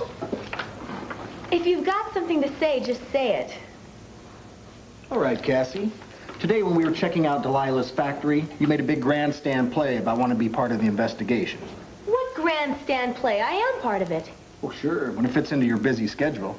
But then someone like Steve Holden comes along and flashes a credit card at you, and bam, you want to go off to lunch with him. I don't believe this. You practically dragged me out of the Vernon Inn so I wouldn't miss his call. So what are you saying? That you're not looking forward to going to lunch with him? No, I'm looking forward to my lunch with Steve. I just haven't forgotten about his brother either. Yeah, well, you can forget about him, believe me. I don't know. Max seemed awfully anxious to avoid our questions earlier. Well, after you left, he let his guard down. You might say we had a man-to-man talk. And? And the bottom line is he knows nothing about Jamie. Maybe. But I think we ought to keep on him. Max Holden definitely seems to be hiding a secret or two. Cassie, I've already checked him out. Now, why don't you go powder your pretty little nose and get ready for the other Holden brother. Max is clean. You owe me one, but I'm too much of a gentleman to put it that way. That's right. We are looking for extra surveillance on a very sensitive case, and Mr. Russell thought you'd be extremely helpful. Well, I knew you'd see it my way. Yeah, we'll start the surveillance tomorrow. Get back to you with the particulars. Bye. Won't you please reconsider? Look, we really need your help on this, okay? But... Give me the phone. Hello, Eddie? Yeah, it's John. What my assistant's trying to tell you is we'll forget the split fee on the Cranford divorce case if you just play along with this one. Deal. All right. I'll call you with the details.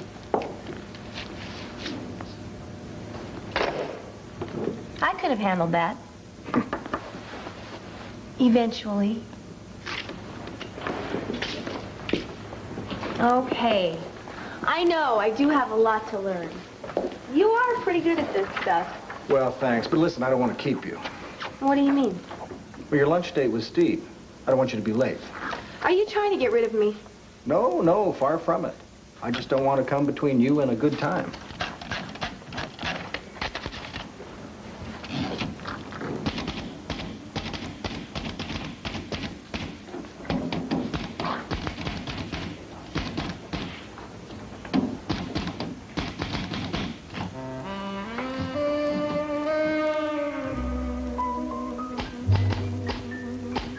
I thought I'd seen it all in this racket.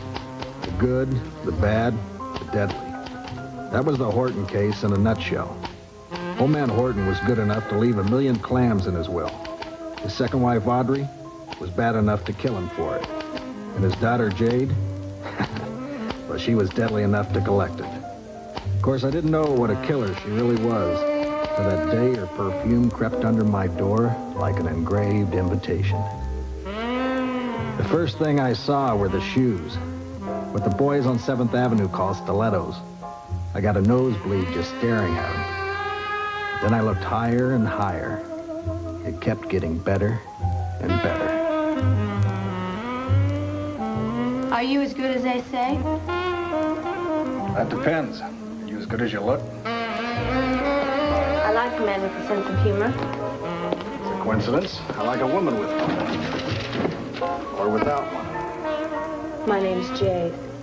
Sounds expensive. Everybody's got a price, honey. My friends call me Mister. Okay, mister. Rex Dancer. What kind of name is that, anyway? Well, my father wanted a German Shepherd. My mother wanted Fred Astaire. What can I tell you? Do you know what I want, Mr. Dancer? Let me guess. Is it crisp and green and comes in amounts of 1,000,000? My father was a generous man. Too generous. My stepmother tricked him into giving her everything. It's called marriage, honey. I call it murder. Like I said. She killed him with a dull steak knife and made it look like suicide. I wanted to fry. And if you end up with 1,000,000 clams, so be it, huh? You got me all wrong. I'm out for justice. Well, me, I'm just like the rest of the poor slobs in this town. I'm out for all I can get. I'll pay you whatever you want. Just get the goods on my mother and send her to Alcatraz. Well, why not summer camp? Cheaper and a lot closer. You turning down my offer? Nope. Just negotiating. Let's lay all our cards on the table, Mr. Dancer. After you, babe. It isn't revenge I want. And it isn't the money either. My turn. I'm not looking for any new clients. Then what are you looking for? Trouble. You know how you spell that? J-A-D-E.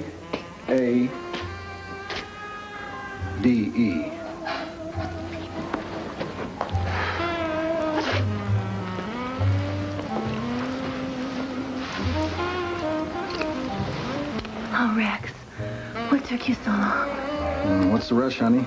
You and me, we got nothing but time.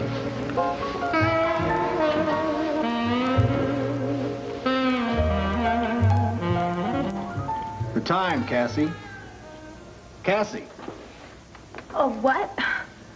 you don't want to be late for your lunch date with Steve, do you? It's time.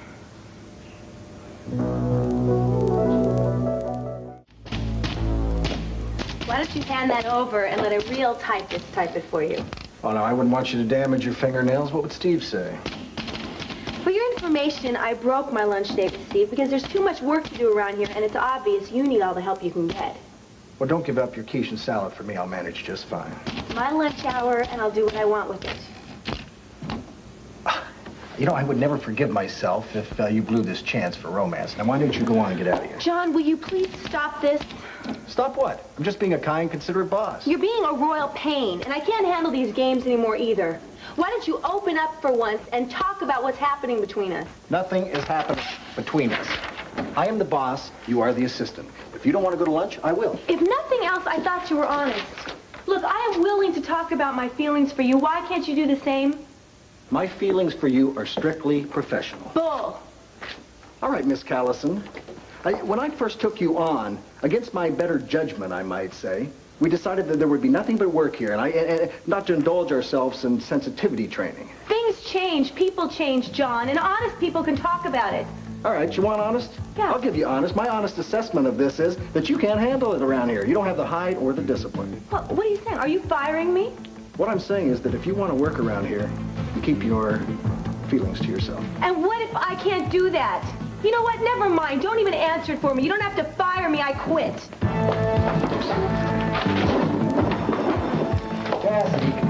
Cassie, wait a minute.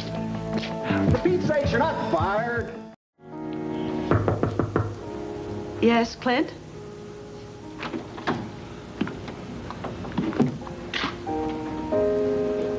Hi there. How are you?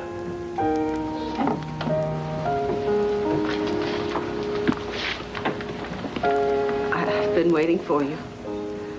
I was hoping you would come. Oh, yeah? Are you going to stand way over there where I can't reach you? Well, I guess I just wasn't too sure how close you wanted me.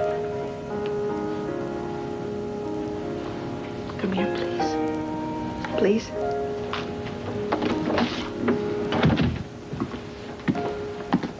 Sit down. Clint, sweetheart. I want you as close to me as you can ever get. The closer, the better. Darling, I love you so much. I love you with all my heart and my soul, and I always will. Oh, Vicky.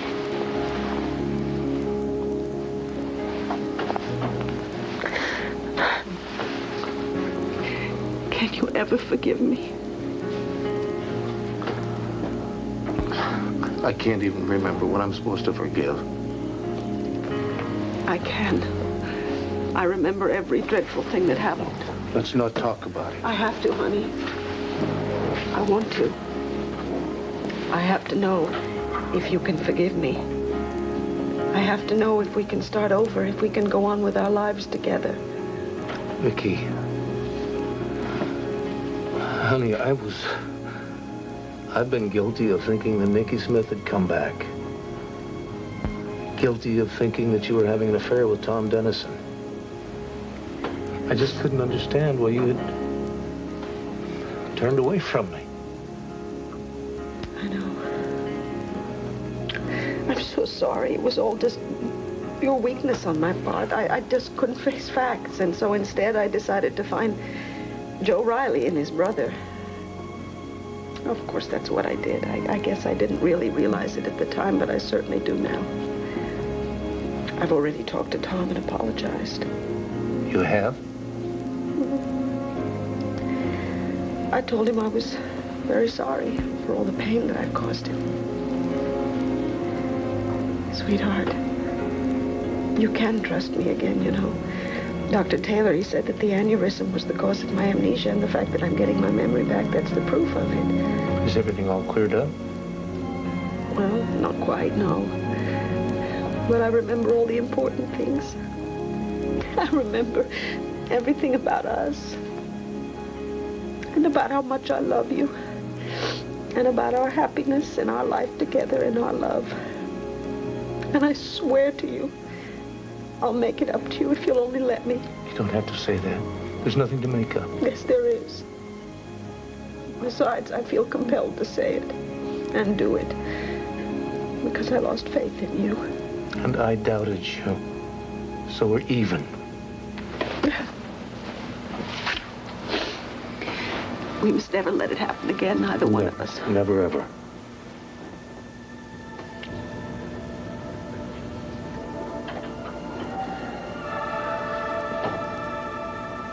My Vicky. My little Vicky has come back to me. Yes. I guess I really have come back to you. I was very close to death, wasn't I? What is it? I don't know. That was funny. That was like I don't know, a fleeting picture or image of death, I guess. It's gone now. Anyway, it doesn't matter. All that matters is that we're together now. Tell me about the children. Who? The children. Children. Oh, don't. Oh, them. Them. Ah. Well, it just so happens I have a letter for you from them. They are very happy and excited that you are on the mend, but they can't understand why they can't visit you. Oh, maybe you could talk to Larry. Maybe you can bend the rules and let them come for a minute. Dear Mom, we miss you. We love you. Sneak out and come home soon. Kevin, Joey, and Jessica. Oh, forget about Larry and the rules. Can't you sneak them back in here for a bit? It would make me get better so much faster. I'll see what I can do. Thank you. Meanwhile, Larry said I've got 5 minutes in here with you tops, and I know we're working on at least 6. I don't care. They had you up yet? Yeah. They walked me to the door and back. My legs don't work very well yet. Did Larry tell you he wants me to spend some time in a convalescent hospital? Time? We have lots of time now, haven't we? To devote to each other and the children. I'll see you this afternoon. Well, you had better bring 2 young men and an instant photo of a baby girl with you, or you don't get through the door. Oh, God, Clint. I love you. And I love you.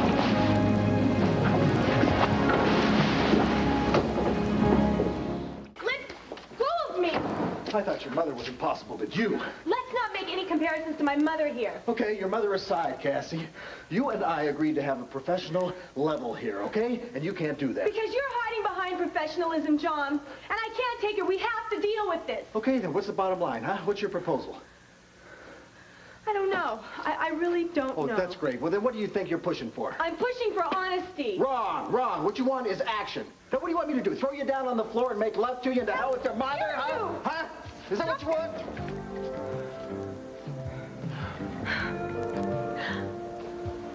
Oh, that's beautiful. That's just beautiful. Go ahead and cry. Will you shut up, John? Constructive female tears are. This is the level of frustration you've driven me to. It's cry or kill you. Well, then let me tell you something. You're nothing but a selfish, insensitive little brat. We probably all would have been better off if you would have stayed in Europe. Come on in here, Max.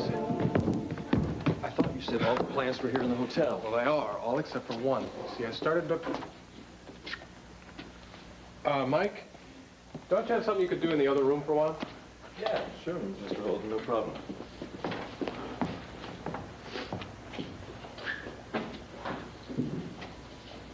You see, I've been poking around at the plants here at the hotel, and just when I'd realized that you were making a complete jackass out of me, I remembered that Pamela asked me to take one of them over to Pete O'Neill's. Pete O'Neill? Isn't he the new... Yeah, the police commissioner, but until his new office is ready, he's been hanging out at the police headquarters. You mean my diamonds are hiding in a cop's office? Yeah, you got it. And you got yourself a real problem, buddy. See you later.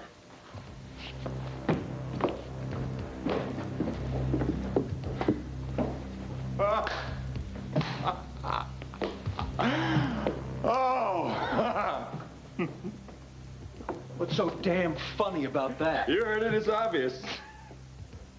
What's obvious is you'll never see Tina alive until you make that heist at police headquarters. You still get so bent, huh? Look, I'll just waltz on over to Pete O'Neill's and tell him, hey, your plan's sick. I gotta take it over to the hospital. Stop being so Look! funny.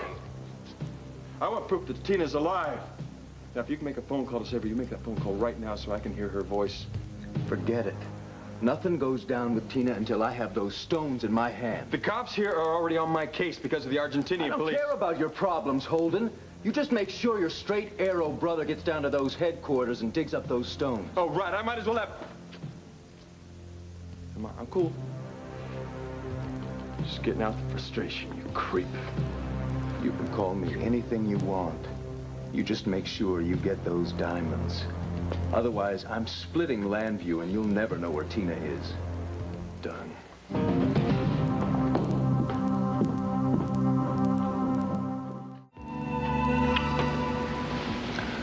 You know, I'm walking out of here a brand new man.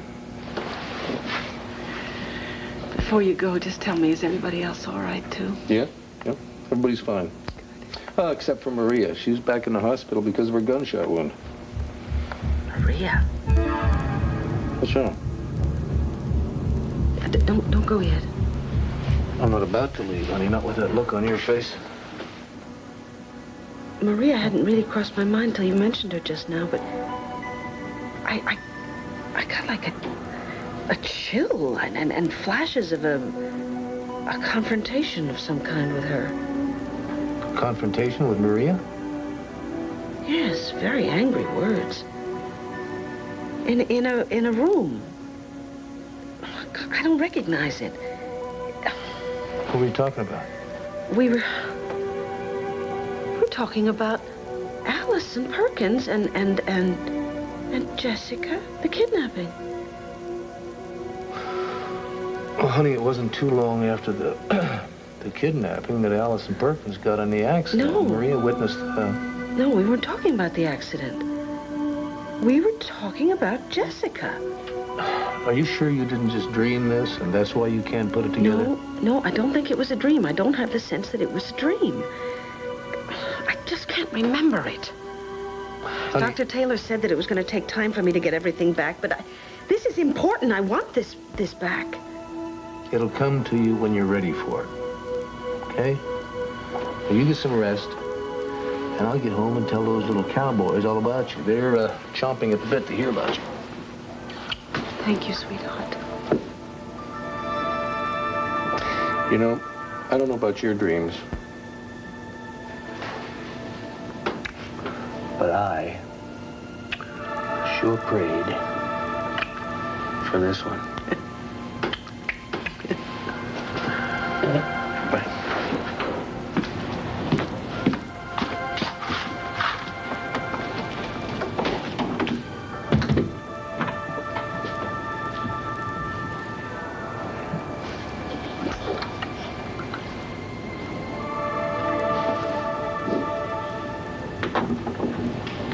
Yes, Mrs. Buchanan? Is Maria Roberts a patient up here? Yes. Is she up and about? I mean, Yes, she'll be discharged soon.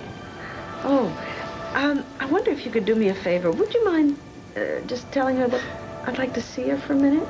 Sure. Thank you.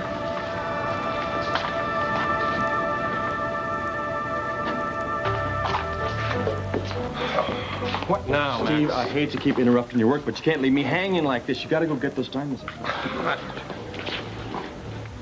Hey, look, I'd go do it myself, except the police are on me.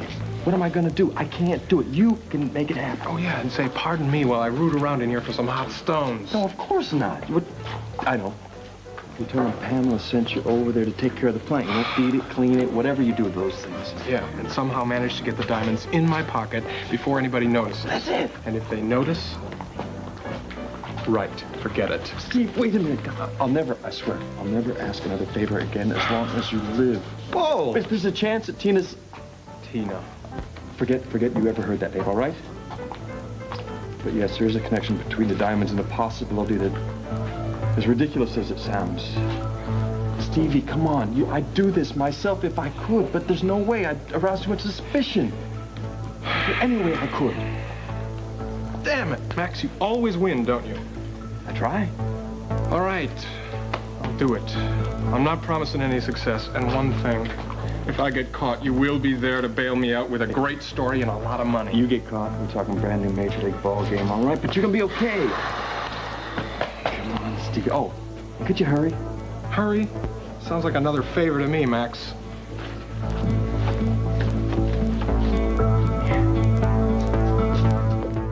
Go again, John, putting all the blame on me. Oh, come on, Cassie. We already admitted we had chemistry. That's right, had. Before I started hating you. If you hated me, we wouldn't be having this conversation right now. Or if you hated me. Exactly. And I was doing so well at just ignoring this thing like it wasn't even gonna go on anymore. What would have happened if I stayed in Europe, John? Then what would have happened between you and my mom? I don't know. Would she have gotten the real ring and the real thing? I don't know, Cassie. I don't know. I think that substitutes as a no. Because you can't make a commitment. You would have broken her heart either way. Maybe. And maybe not. But I won't get the chance to find out, will I? Because you were so determined to get your feelings out in the open, where they'd explode in 3 different faces. Maybe we wouldn't have lost control if you hadn't. You don't think that Mom isn't going to see the strain? You don't know her at all. Listen, John, when she gets back tonight, the first thing she's going to do is look for telltale signs. Tonight? Yeah. I'll get it. So much for discussing the issue, huh? File something, will you? John Russell.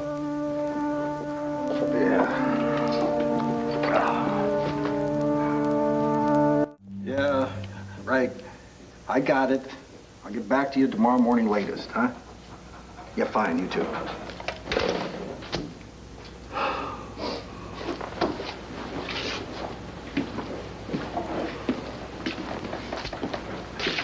Cassie, look, I'm sorry. About what? For saying that you were insensitive and selfish and a brat. Never mind. I'm sitting here beginning to think that maybe it's true because I am incapable of allowing the 3 of us a natural course of events. I want to deal with this issue now because I can't stand living like this, and never mind what you and Mom want. It's clear what your mother wants. She wants me as her lover and you as her daughter. It's the 2 of us with the problem. Maybe then it's time for another trip for me to go visit David and Jenny, and you and Mom can work out your relationship one way or the other. Cassie, I don't want you to go to Europe. But damn it, I just can't take a baseball bat to Dorian's heart either and just pick up with you. I mean, there'd be too much pain and guilt. I'm not so sure that I'm worth ruining your relationship with your mother, Worth. I know! So what are you going to do when she gets back, John? Just move back in with her? No, your dad's taking a new suite at the Vernon Inn. Judith will probably stay with him, not in the loft. So then you'll be spending time there? Yeah. Oh, damn, we got World War III here no matter what. That's what I have been trying to tell you. We can't avoid this anymore, John. If you want to move back in with Mom, then I'll find a place of my own.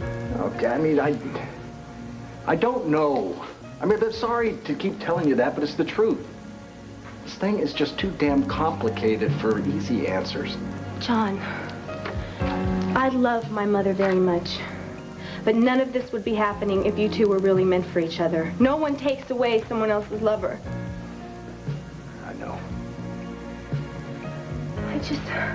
I hate myself for this. I hate the way I feel. But I really don't think that going away is the answer. Unless that's what you really want. No. No, Cassie, Yeah, whatever. I'll tell you what's bothering me the most.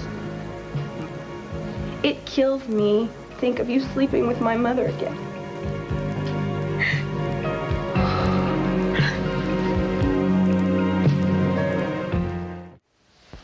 Look, Cassie, when your mother gets home, when I see her, I'll know better how I feel about all this. You're that unsure of your feelings?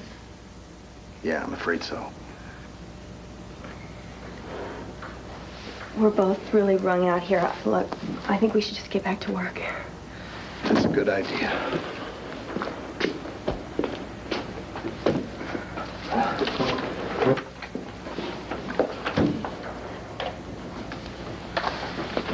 Will you please do me a favor?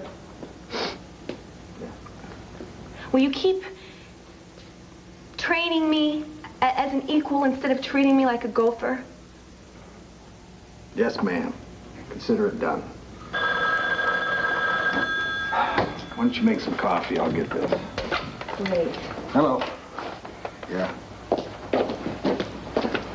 All right, listen, I'll be right there. Just stay cool. What's going on? Oh, it's a case you don't know anything about. I'll be right back. Tell me about it. I'll come with you. Cassie, you just stay in the damn office, please.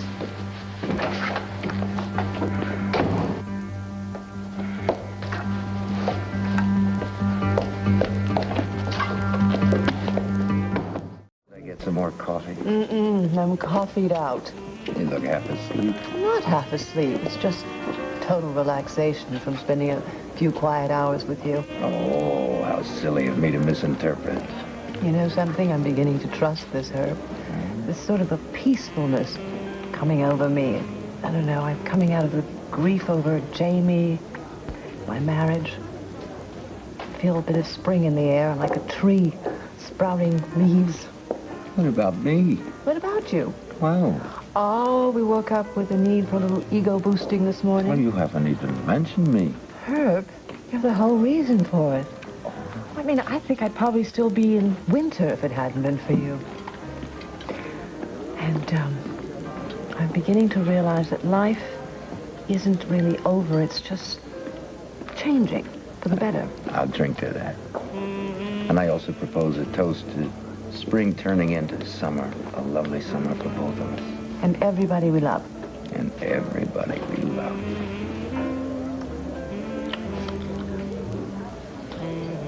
You know, I was thinking about dropping by the Vernon Inn to check on the progress of our new, what shall I call it, lair? Whatever you call it.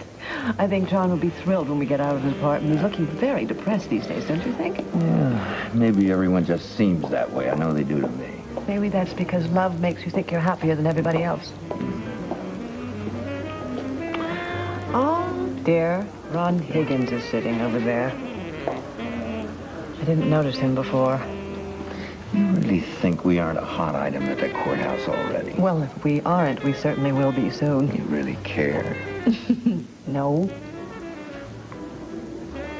Yes. Believe it or not, I will see you at 7. All right? Wear the black. Hello, hello. Dorian, welcome home. Thank you. It's good to be home. So, are things under control here at the studio? Would you believe this? So far, a day with no problems. One of those rare days that happens once every 2 or 3 years. I'm so glad to hear that. So tell me, how were the Prison Reform Committee meetings? It took just one meeting for me to realize that I have got my work cut out for me. Some of the members of the committee have rather firmly entrenched ideas. You could even call them outdated. Where is Tom Dennison? Oh, I have no idea. What? He's supposed to be here. I didn't even go home. I came here straight from the airport because we had an appointment. Well, I don't know. He hasn't called. Do you get the feeling he's not too enthused about becoming our news director? First he takes a few weeks off, then he doesn't even show up here. Unless, of course, he's planning to leave town. Why would he do that?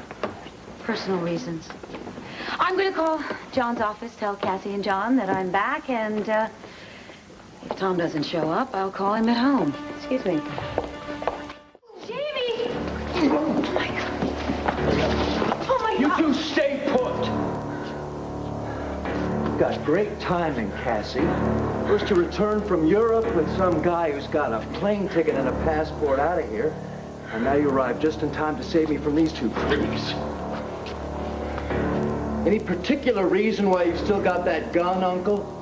Why don't you slide it over to me, real nice and easy? Now!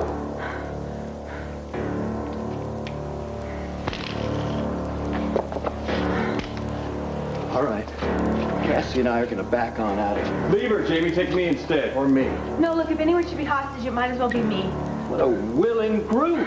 I'd love to take all three of you, but I think it would get crowded in the car. Jamie, please, don't kill anybody. I'm not. That would bring too much heat down in this place. I'm not going to kill you either. I just need you to help me get out of here. All right. See the closet over there? Get in it, both of you. Move!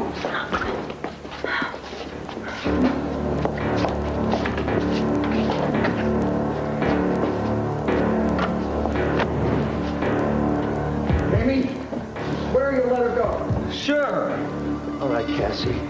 Now take it real nice and slow through the lobby. Any false move and I'll resort to the person that you all know and love so well. I've no doubt about it.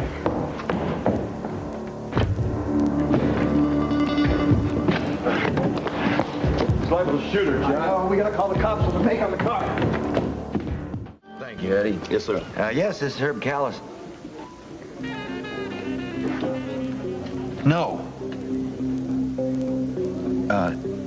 You have any idea where yes, all right. I don't know what. Goodbye. What is it? Jamie's alive.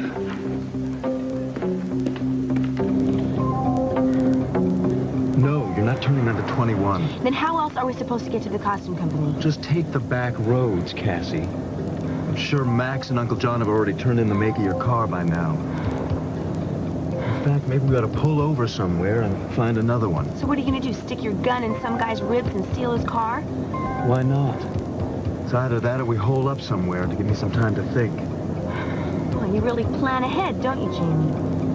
I didn't expect Holden to be working with my Uncle John. Yeah, neither did I. What did you show up for? Because I have a low IQ. Listen, Jamie, why don't we go to John's loft? What for? Cocktails? No, because he has a makeup kit there.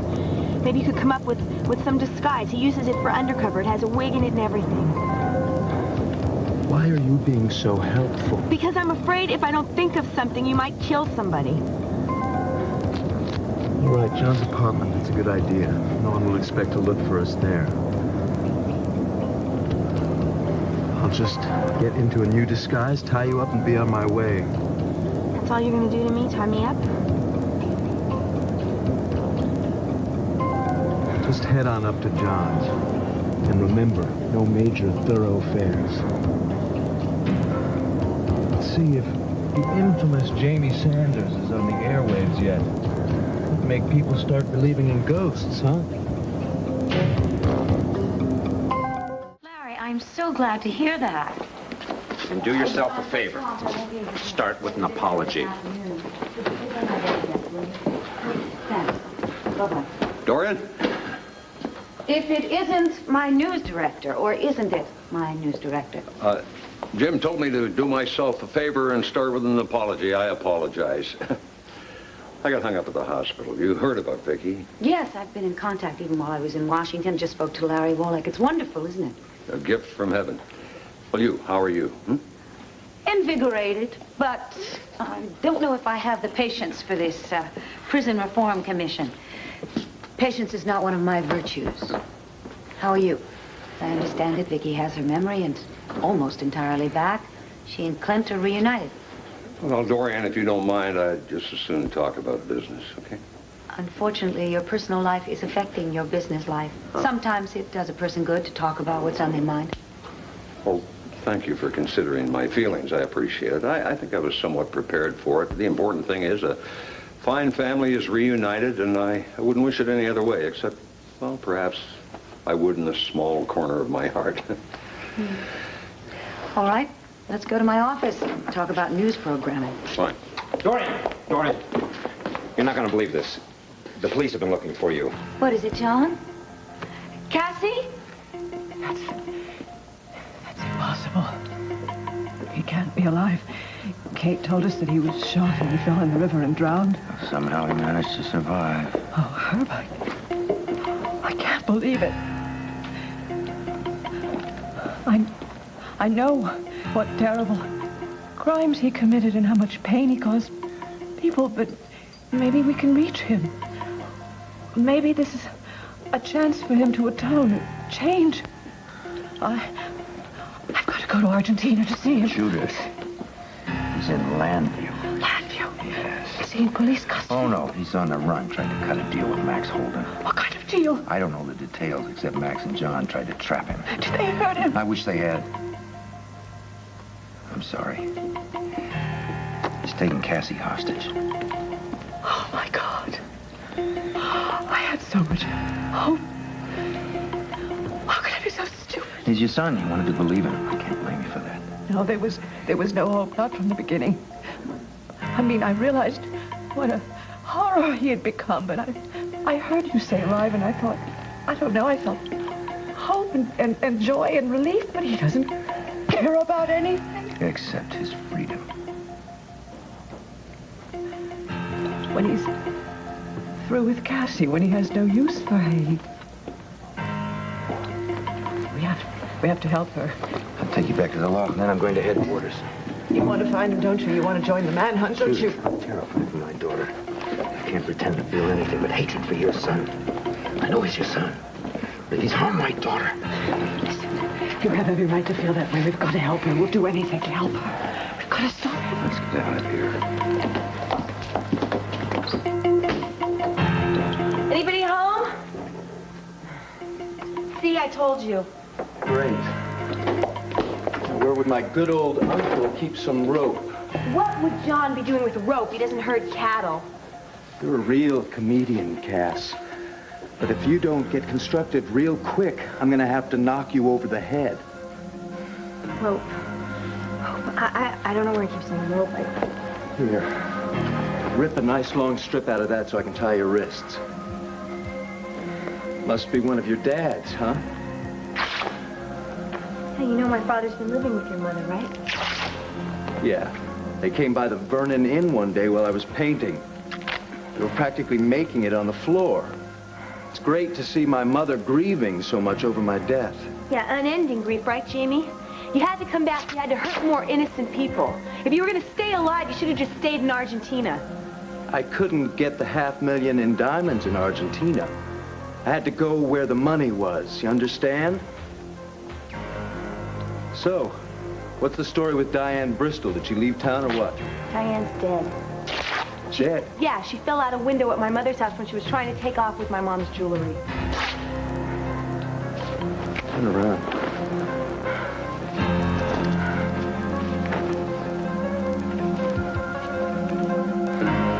She told me all about you, Jamie. She told me about you blackmailing her, Allison Perkins. All right, just shut up. I'm trying to think of a way of getting out of here. All right, where's that makeup kit? It's in the bathroom. Good. Let's go and get it.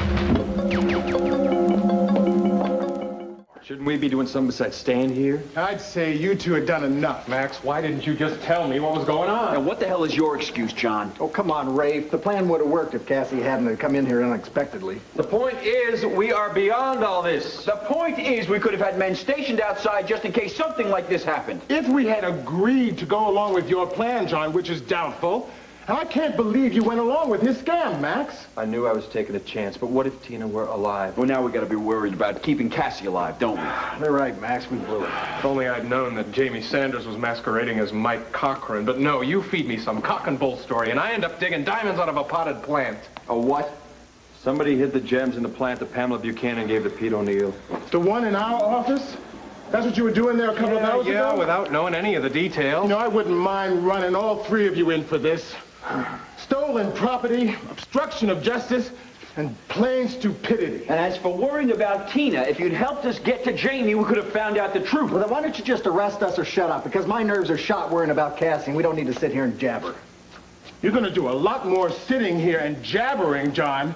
We don't need any more assistance from you. Dorian. Frank, what's happened? I mean, how did Jamie Sanders get a hold of Cassie? And where are they now? We have the whole force out looking. We've had no reports yet. But what happened? It's my fault. And mine. Max and I set a trap for Jamie. And Cassie came in unexpectedly, and in the disturbance, well, it gave him a chance to grab her. I mean, the two of you were in the room when this happened? If we made a move, he would have shot her. At least this way, maybe she's got a chance of getting away. A vulture has more regard for human life than Jamie Sanders does. So now this is a death sentence for my daughter. Slow down. John! Are you going to try and tell me that Jamie Sanders isn't going to kill Cassie or anybody else who keeps him from escaping? Or is that just simply what you want to think because you messed up? Let's get out of here. Yeah, we'll be in touch, Dorian. You better be in touch with my daughter. Dorian, I'm real sorry, but... I knew this would happen. I knew it, John, and if she went to work for you, I tried to warn you. I did. Cassie came here on her own. I told her expressly to stay in the office, but she wouldn't listen to me. She was too much like her mother and had to take matters into her own hands. Why did she follow you? I don't know. She was angry with me. She thought I was keeping something from her. And I was. I didn't want her to know about the plan with Jamie. And you didn't want the police to find out either. I've got some advice for you, John. Why don't you give up your private detective's license? Become a plumber. That way you won't endanger innocent lives. I feel bad enough, okay? Cassie is my only child. Who happened to stumble in here accidentally at the wrong time. John, she wouldn't have stumbled in here if she weren't working for you. That is plain to see now, I but it wasn't if before. anything happens to her, I will never forgive you. All right, does Herb know about this? I don't know. Well, why don't you go down to the office and then spend the time with him? Why, thank you. You're advising me to go to my ex-husband instead of my current lover for comfort and support? You don't want comfort, Dorian. You want a punching bag, and I'm not in the mood. If anything happens to Cassie, I love her too. I'm sorry. I know that you didn't want this to happen. I don't know why she couldn't just stay in the office and answer the telephone. I just know it was too boring for her. I should have let her go when she thought I'd fired her. Did you fire her? Yeah, don't ask. One of our many arguments. And why are the two of you arguing so much? Oh, I guess it's a question you don't want to answer. It doesn't really make a damn bit of difference now, does it?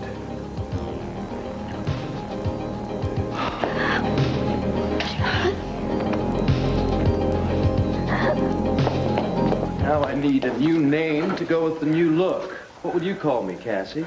I don't use those kind of words, Jamie.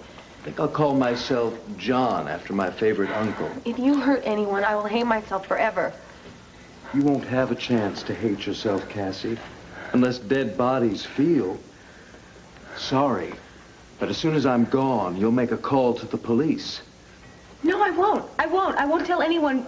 I'll give you plenty of time to get away, Jamie. That's bull. Listen, tie me up, gag me, do whatever you have to do so you can get away. Look, use your brain. I'm the district attorney's daughter. If you do anything to hurt me, every cop in the country will be looking for you. All right, you've got a point.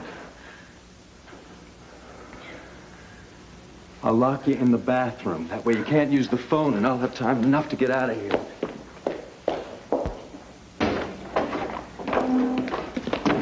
If they know where he is, promise you won't let yourself get into danger. Herb Callison, any word on my daughter and Jamie Sanders? I'll be right in. Nothing. What? You stay put. What is it? You think they were here? Hi, Mom. How's it going? Tom. Jim, anything about Cassie? No, nothing yet. Warden Perkins is returning your call. It's on line 2. Thank you.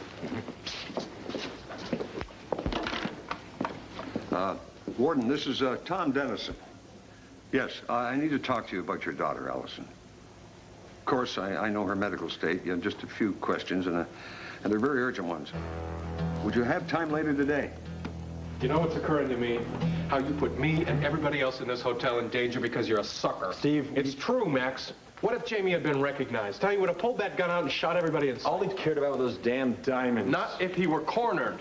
You know, you love to cash in on the fact that we're brothers when you need something, but in reality, you don't give a damn. Will you just stop and try and believe me that I thought I was the only one in danger? How could you believe, even for a minute, that Tina was alive? Because I wanted to. I can't stay here any longer. I'm going to go down to the police station. We found Cassie's car. Where? It was in an alley. It's close to where you live, John. Let's go. We're not sure that Cassie and Jamie are there. Come on. Let her go, Jamie. I was going to, but now I can't. Seems I still need a hostage. Jamie, please don't do this.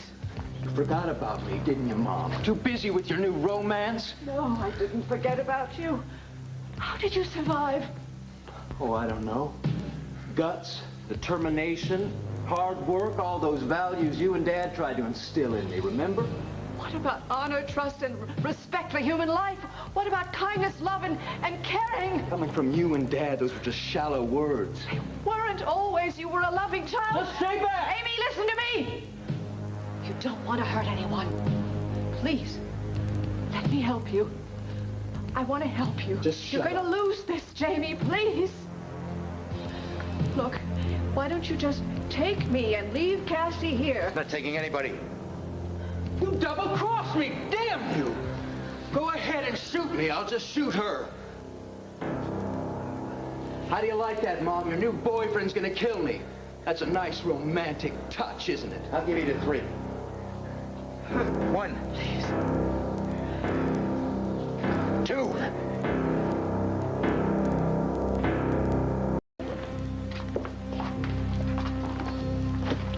Not yet.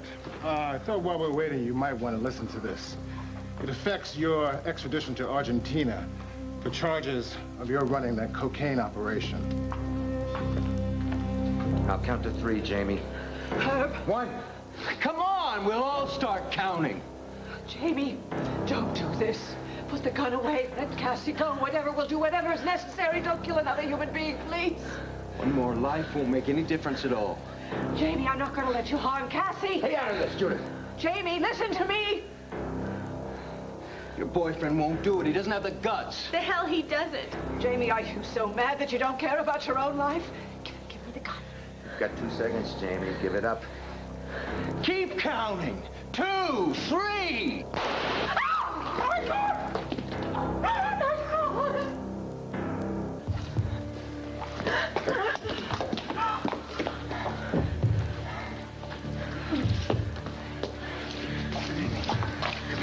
Oh, Dad. It's okay. It's okay. I thought he shot me. I thought It's all right, baby. It's all right. I was gonna die. Yes. It's okay. Jamie, can you hear me? Somebody call an ambulance before he bleeds to death. I need some towels to stop the bleeding. Something. Herb, for heaven's sakes, help me. I'll get some towels. Herb!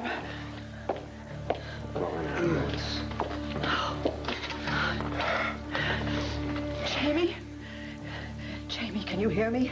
Oh, Jamie, why? Can you hear me? There's an ambulance coming. You'll never learn, will you, Mom?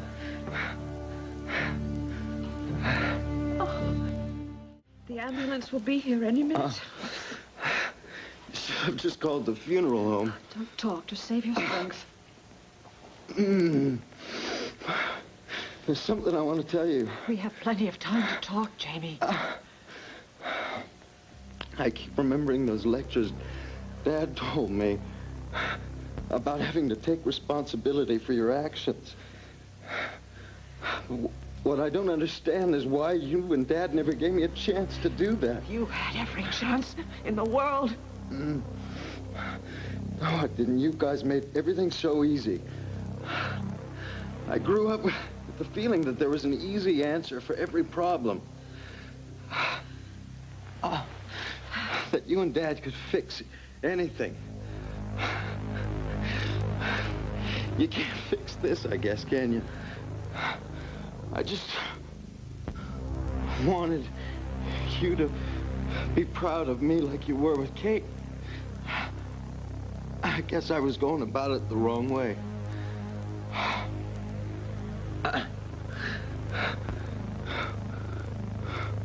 No tears, Mom?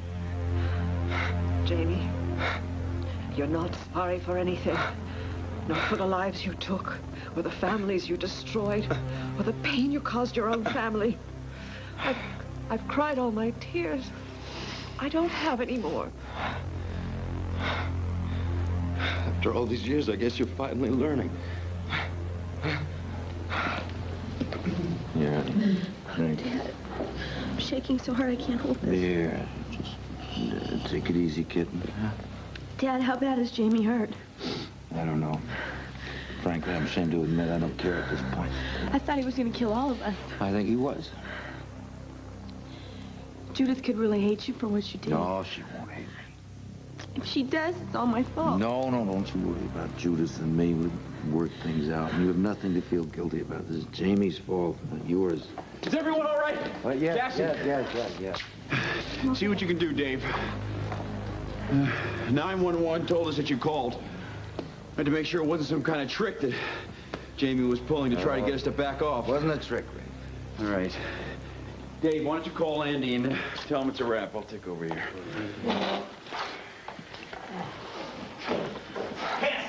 Are you all right? I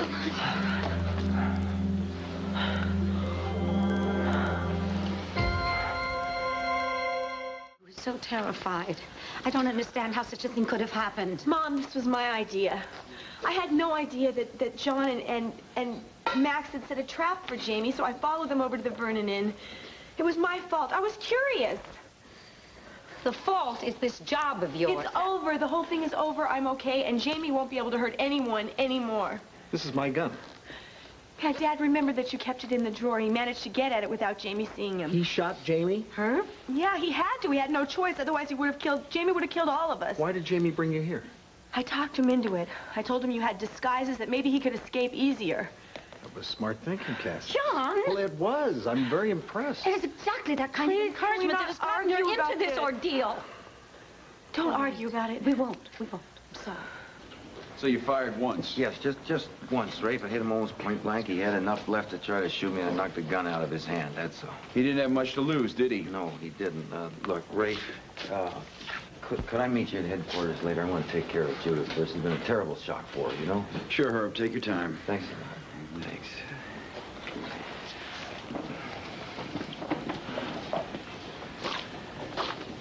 Mrs. Sanders, I am sorry.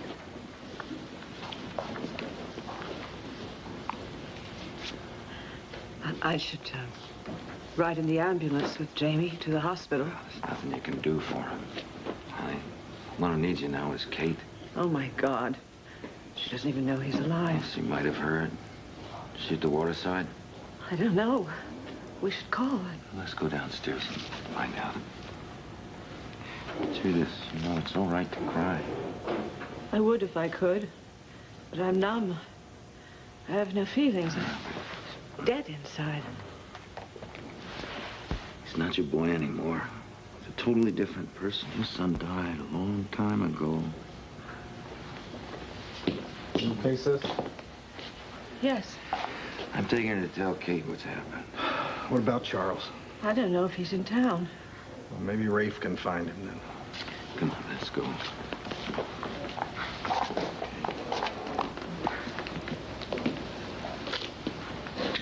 Herb, thank God you were here.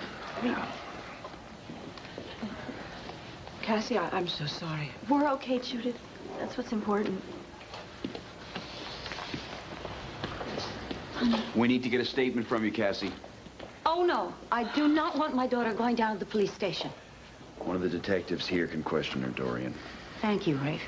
Yeah, we'll make it as quick and easy as we can, okay? Yeah. Hey, it's okay. It's just a formality. Everything's over. It's gonna be all right. It's all over.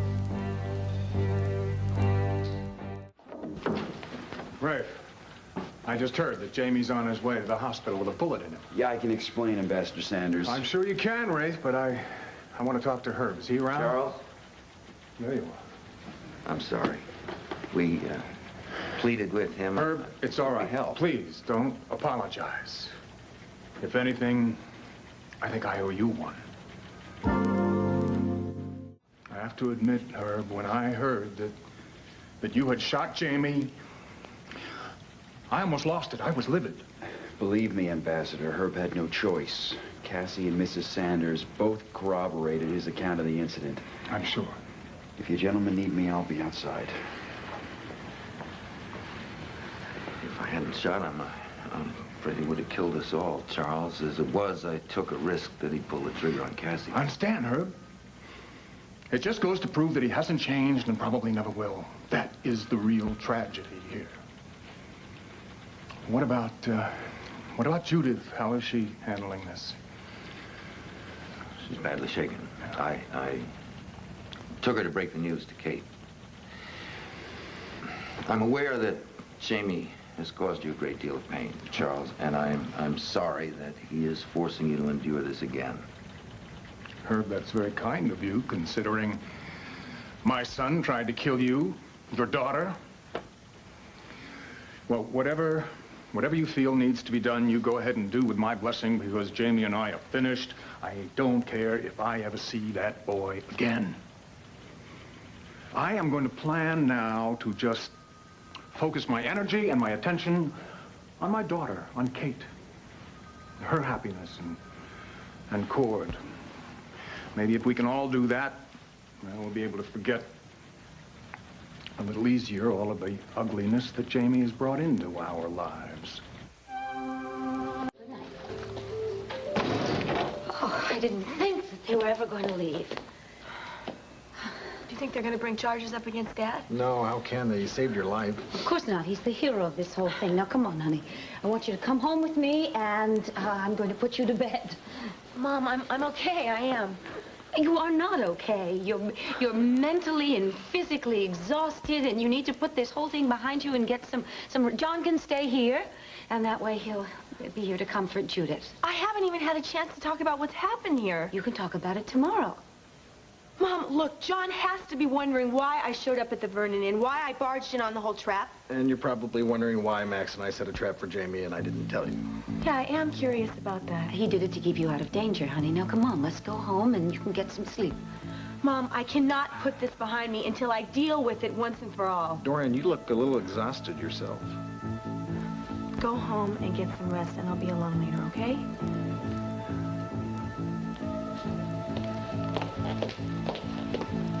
I'm obviously not wanted here. Far be it from me to intrude where I am not wanted. If anyone's to blame, it's me. I'm the one that ruined the whole trap, the setup. Cassie, I should have trusted you. No, I should have trusted you. I should have known that you were trying to protect me. But when I saw Jamie grab you, my heart almost stopped. I mean, if anything would have happened to you, I don't know what I would have done. And then I came in here and I saw you were all right. All I wanted to do was to hold you and squeeze you and kiss you. That's what you've wanted to do all along, isn't it? Only you wouldn't admit that to yourself. Or to me.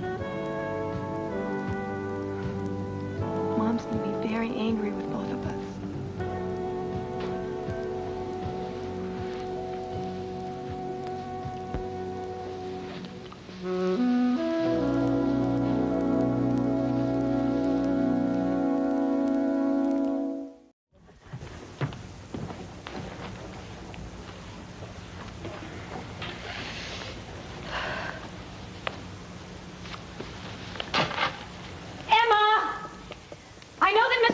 Likes these little sugar cubes, but I do not want them in my house. They make the place look like Wanda's diner.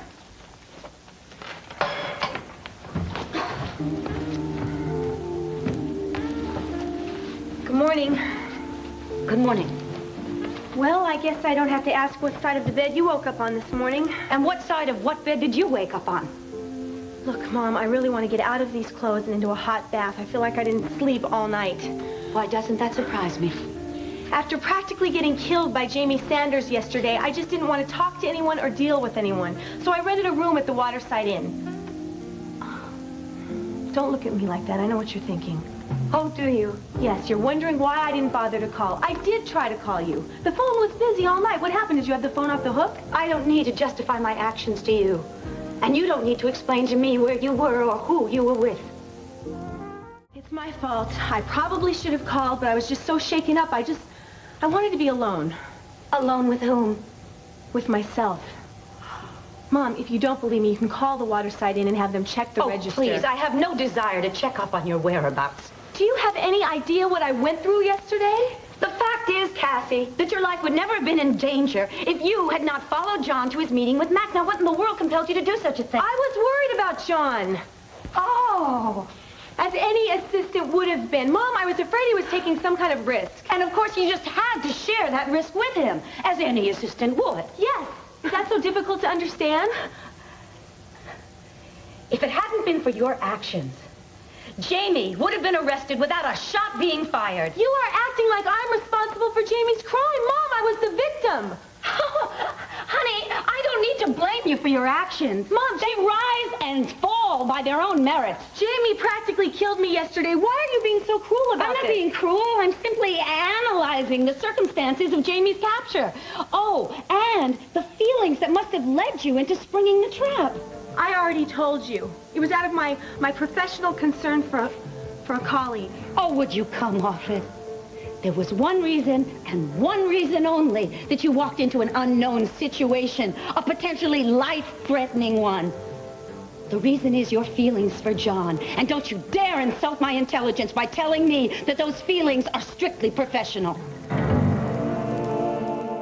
I guess with your phone off the hook all night, then you didn't get a chance to talk to John either then. I am not talking to John, not yet. I am talking to you. When you do talk to John, Mom, he will tell you exactly what I've been telling you. Oh, that's the party line, is it? No, it's the simple truth. Yesterday, after the police finished questioning me, John went to his loft and I went to the Waterside Inn. That explains one night. What about all the other nights the two of you spent together while I was away? I can't believe this. You're actually accusing me of carrying on behind your back? You said it, not me. While you were gone, yes, John and I did work together, but that's because I respect his skills as a detective. And what about your respect for me? Or is that because I'm a casualty of your grand passion? I do respect you, Mom. I never changed. Then why are you treating me as if I were a fool? I am not treating you that way. I've got news for you, my darling daughter. I am no more a fool than Diane was when she tried to warn me about the two of you. She knew before I did that you had been trying to seduce my lover. Diane was insane. She was jealous. Mom, you can't take that stuff seriously. I didn't, not at first, but now the evidence seems to have mounted up. What evidence? What evidence? Are you going to stand there and try to tell me that you're not sexually attracted to John? That does not mean that I tried to seduce him, or that I ever would. Oh, does it really? Mom, it's the sort of thing that happens when two people work together closely, but I swear to you, we resisted all temptation. Oh, how noble of you. I am just trying to tell you how it's been. Spare me the hot and heavy details. I can go through my morning perfectly well, thank you, without your breathless account of how you struggle to discourage the man I share my bed with. You have got this all wrong. No, I don't. I finally have it right. You have been competing with me. That's ridiculous. Try and tell me you haven't taken advantage of the time I've been away. Just because you want to believe that that is true, it's not. It is so true. Well, you've been deceiving me for so long, you can't distinguish the truth anymore. Mom, I would never go behind your back to try and steal John. Why bother? You've been doing perfectly well in plain sight. Ever since you came back from Europe, you've been trying to take him away from me. You don't really believe that. Oh, what are you forgetting about those flimsy little negligees you just happened to come down to breakfast in? The designer jeans you could barely pour yourself into? The tight little T-shirts? Mom, I just put on whatever. I didn't give any of that any thought. Oh, of course it was all unconscious, the way you unconsciously landed a job as John's gal Friday. That's right. All my life, for a long time, you have been telling me, look for a job and stick with it. Finally, I take your advice and you're upset with me? Oh, you have taken a hell of a lot more than my advice, sweetheart. Mom, I love you. And John loves you, too. Oh, isn't that incredibly neat? Cassie, Cassie loves Dorian. John loves Dorian. John loves Cassie. Cassie loves John. I think I saw that arrangement once in a French movie. I didn't like it then. I don't like it now. Look, you obviously are too upset. I don't want to talk about this until you've cooled off. Fine. Well, you've really landed yourself the big prize now, haven't you? Does it make you feel like a big, grown-up woman? I can't stand this anymore. Of course you can.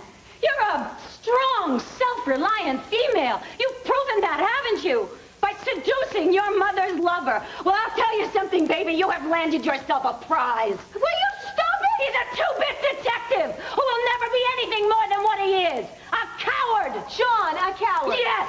He may be very brave when he's waving a gun in hot pursuit of some criminal, but you put him in a room with a woman, a real woman, who only asks that he commit himself to her with the same commitment that she's willing to give him, and the fool runs off with his tail between his legs. If that's the way you really feel, then why are you reacting this way? You are so right. I should just hand him over to you with my blessings. Okay, take John. Take him. It's fine. But understand something, honey. The way you get a man is usually the way you lose him. Well, for the last time, John and I are not having an affair. It doesn't really matter. Because he's probably going to begin another little flirtation in no time at all. But I guess you're going to have to learn the hard way.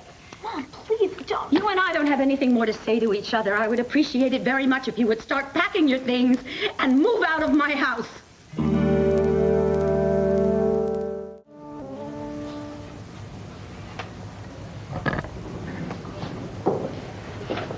Oh, Cassie, there you are. The Waterside Inn said that you had checked out. Yeah, I had something I had to take care of.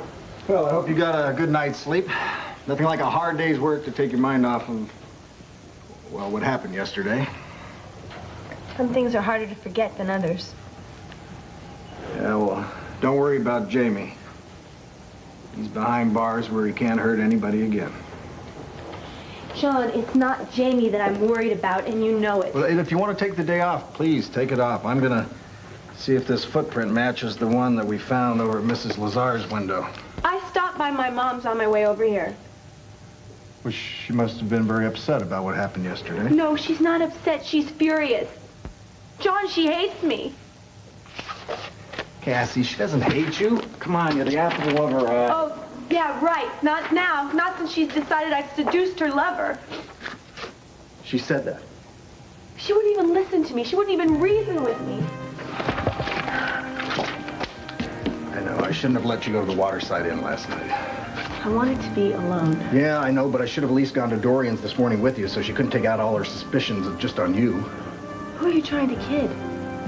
These aren't just suspicions. What did we do? John, we kissed. Or would you like to conveniently forget that? Well, I haven't, and I don't want to. Come on, Cassie. I don't want to forget either. Fact is, all morning long, I've been staring at that damn footprint thinking about you. I wanted to just be honest and open up and tell her everything that I'm feeling about you.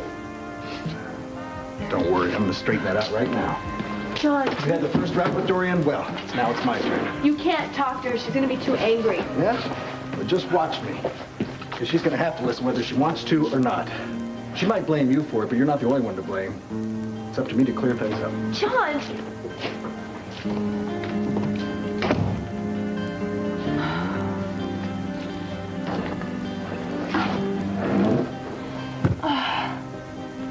She'll yell and scream, but then she'll open her arms and welcome you back. Then what, John? Who will you choose? My mother or me?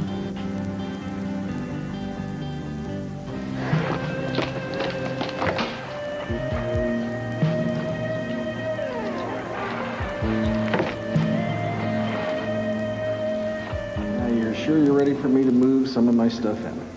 Absolutely. We are officially cohabitating now.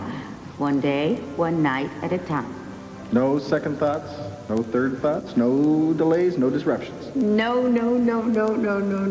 But I'll tell you, if Our nights, one night at a time, are as wonderful as they have been. Why, we might be together for years and years and years. Well, right now, I'd settle for 24 hours like this. Do you think you're going to be comfortable here? Yeah. You know, you've got great taste. Though I just wonder if there's any room for any of my influences. I'm open to any and all suggestions. Yeah, well, I've got this perfect, fabulous big moose's head. It'll look just great right over here. Bring it. In fact, bring the whole moose if it'll make you happy. And no, seriously, John, your books, your taste.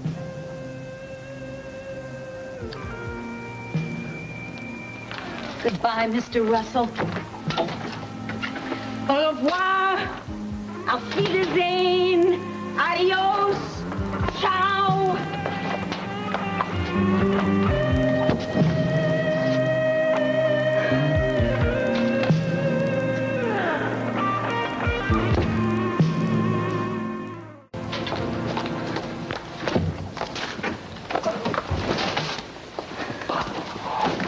You spring cleaning?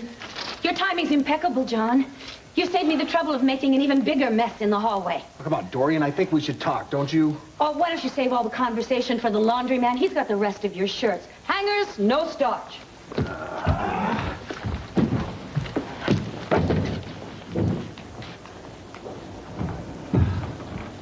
All right. You made your point. I know you're angry. I'm not angry, John. I'm just doing a little spring cleaning. Getting rid of the waxy yellow buildup on the kitchen floor, the dust bunnies underneath the living room rug, the rat in my bedroom. Dorian, look, I spoke with Cassie. She's very upset about the conversation you had today. Now, I know you.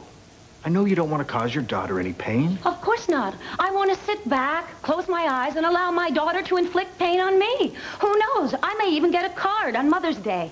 Look, maybe you think you know what's happening, but you don't. I got a flash for you, Mr. Russell.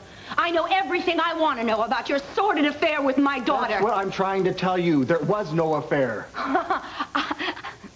The two of you have an airtight alibi. I will give you that. Now, I want you to give me my house keys back. Fine. You want your house keys? There are your house keys. But you're wrong, lady. And you're letting your stubborn pride get in the way of your common sense. I will keep my stubborn pride, thank you. It's about the only thing that you and my daughter have left me. Well, maybe that's the way you see it. But damn, I just was hoping that we wouldn't have to end this relationship. Not this way.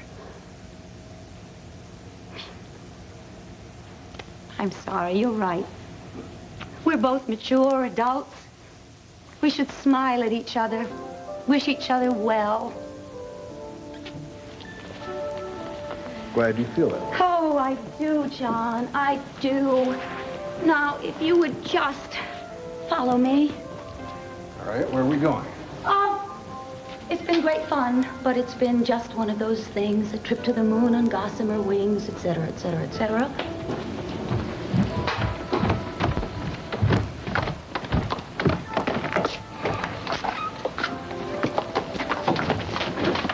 That's great. So much for the good thoughts, huh? Oh, I'm having good thoughts, thank you. And the best thought is that your things and you are both out of my house and out of my life. That's the way you want it? That's the way I want it. Goodbye, Mr. Russell. Have a wonderful life. Herb, do you honestly think that I would ask you to drop whatever you were doing unless it was something urgent? Yes, I know that Judith needs you right now. Herb, I know everything that she's gone through with Jamie, but you think the woman would be used to it by now. That was not a low blow. The fact is that Judith lost her son a long time ago, whereas I have only just lost my daughter, my only child. I'm not being melodramatic, but if that's the way you feel about it, fine. You go on holding Judith's hot little hand. I'll manage fine, all by myself. And I will. Damn it. I'll manage just fine, by myself.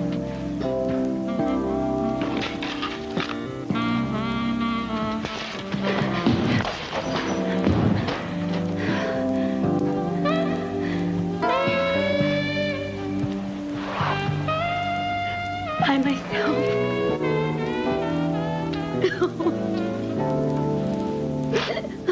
Oh, God. To have been associated did with the show.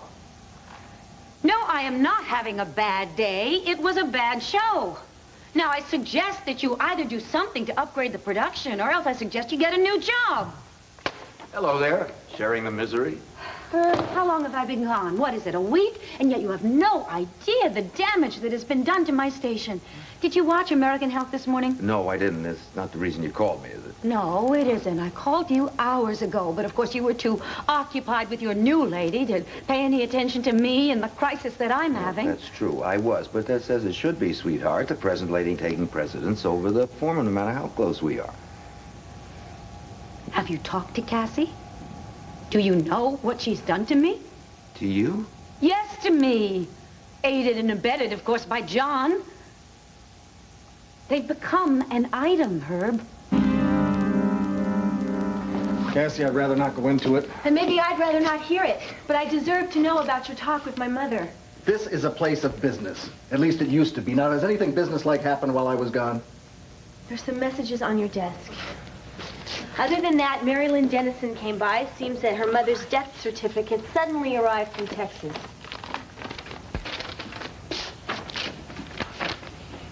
Not so much for the mystery. Tom Dennison's wife did die in 1970 in an accident, just like he said.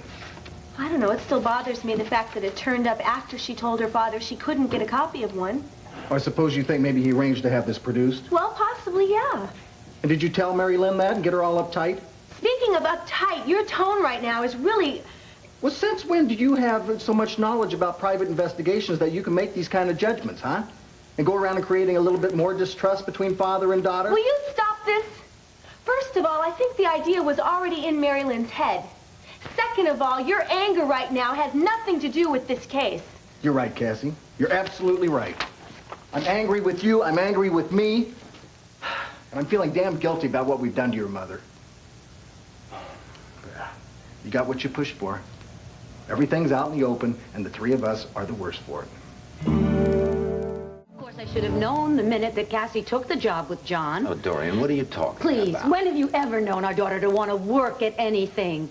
Until, of course, she met my handsome, sexy young lover. Oh, I'm starting to get the drift. You think Cassie went after John on purpose? Yes, of course I do. Why? Why, I thought I detailed to you how she has inched her way day by day into every one of his waking hours. It was because she wanted to share the 8 hours at night with him as well. Why are you intent on blaming only Cassie and not John? Oh, no, I blame John as well. Believe me. John was weak. John allowed himself to be manipulated by a pretty face, by a young body. No, wait a minute. I will not let you put our daughter down for having loose morals. Our daughter does not have loose morals. Herb, I saw the signs. I pointed them out to her. She denied the whole thing. Only yesterday there was no denying anything. It was just too obvious. Oh, honey, attractions between people happen. This wasn't plotted. Why didn't she quit the job? Why didn't she move out of here? But no, they both allowed it to take control of them at my expense. You have a point there. Yes, I damned well do. So it was bad judgment. Why do you persist in talking as if Cassie had dented the fender of my car? This is my heart. It's my pride we're talking about here. And they've taken a sledgehammer to both. This is my daughter we're talking about. He was my lover. My God, they would have shown more consideration to a dog they found wandering in the street. Don't, really. We don't want Judith to get jealous, do we? Oh, Dorian, baby. I'm sorry for what you're going through. I'm truly sorry. Don't be. I don't want to be an object of pity. Not to you, and not to anybody else. So I picked up my clothes and took them over to the loft. Just sat down and thought about the whole thing for a while. Well, at least she didn't throw a lamp at you. I don't think she wanted to give me that satisfaction. If we could only convince her that we weren't having an affair. Come on, Cassie, do you really think the physical act is the bottom line? Well, it may make her feel better if she knew we didn't. Well, yeah, it may ease the pain a little bit that we didn't actually crawl into bed, that we showed that much restraint. But, I mean, let's face it, the vibes were flying there, and we did nothing to stop it or keep it from her from hearing about it. I know. It's my fault, too. I feel totally responsible for this. Why yours? Because I'm older. I should have known better. Oh, what am I, a ditzy adolescent? No, but you are reckless. And just like someone your age, you plunge ahead with the naive belief that everything's going to turn out all right. I really resent you blaming me for all of this. Well, I'm sorry. I don't like either one of us right now, do you? No, I find us both disgusting. But I know you and my mother wouldn't have worked things out anyway. And I think Mom knows that, too. Hell of a way to end it, though, isn't it? You know, believe it or not, your mother and I had a lot of great times together. We shared a lot of joy and a lot of pain. To end like this, I feel like a coward somehow. I just ran off with my belongings. I should have forced her to talk. Maybe it's still too early for that. No, it can't be. I've got to talk. John, I think that's a mistake right now. Well, what isn't right now? What about us? If Mom weren't in the middle, are we a mistake, too? There isn't a we, Cassie. Then what are you saying? That we inadvertently shattered my mother's life for nothing? I gave up being a victim a long time ago. I'm not going to take it up again for my daughter and some two-bit detective. I wasn't comforting you because you're a victim. I was comforting you because you're hurting. You see a distinction between those two things? Because I failed to do so, Herb. Besides, you're forgetting that in the last, month or so, I've had my faith shattered in 3 people that were near and dear to me. Diane, John, and Cassie, of course, and I really should say 4, because I forgot to mention you. Me? Yes. Taking up with that 2-bit detective's 3-bit sister. What? Oh, now, wait a minute. And if it weren't for her son, quite honestly, none of this would have happened. Please, if he hadn't been blackmailing Diane, then John and Cassie would never have gotten suspicious. They never would have started that investigation and began spending so much time together and become so attracted to each other. And you think I'm being ridiculous, well, don't even you? for you, this is illogical. Of course, excuse me, I forgot. You've been dating become lovers, pardon me, with a lady lawyer. You're used to having your tirades delivered, typed up and bound in blue paper, all neat and tidy. Tell me, when the two of you disagree, do you take your arguments before a judge? Does he rule whether your feelings are irrelevant? When the two of you are in bed, do you hold each other in contempt, or you just plain hold each other? I'm going to do what any sane person would do in this situation. Exit.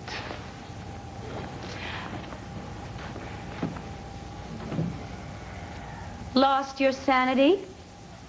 I am the only sane person you know who could possibly deal with this. Now, Dorian, please, listen to me just for 1 minute.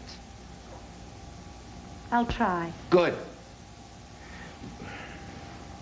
You would have thrown the guy out sooner or later, you know that. He was a fling. He was fun. He was important, but he's not that important, not where it really counted. He was good in bed. You know what I'm talking about. John Russell does not have the power, the prestige, the position, the ambition to keep you. I mean, your low-profile days are at an end, my sweet.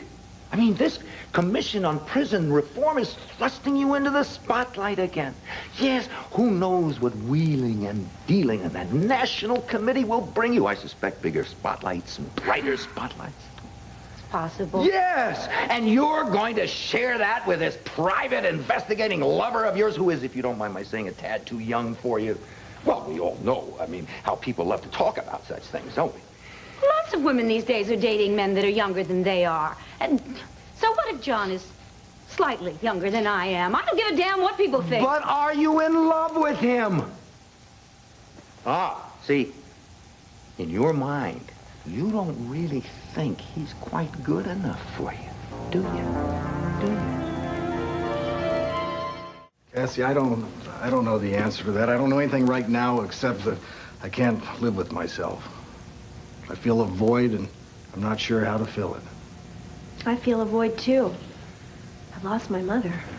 I can't allow that to happen. I've got to prove to her somehow that you love her and that your relationship is more important than any sexual chemistry between you or me. God, you're acting so adult about this, I can't stand it. After the fact, I might add. Yeah, well, it's never too late to grow up. What are you going to say to my mother that I didn't? I don't know. I guess I'll just do whatever the circumstances dictate. I just hope she acts civil about it. Well, things can't get much worse than they already are. Good luck. Yeah, thank you. John, if you and Mom decide that, well, if you decide that you both want to work things out, then I'll get out of the way.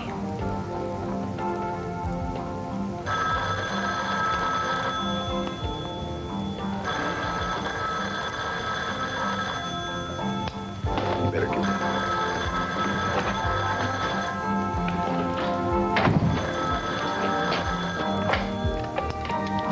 John Russell Investigations.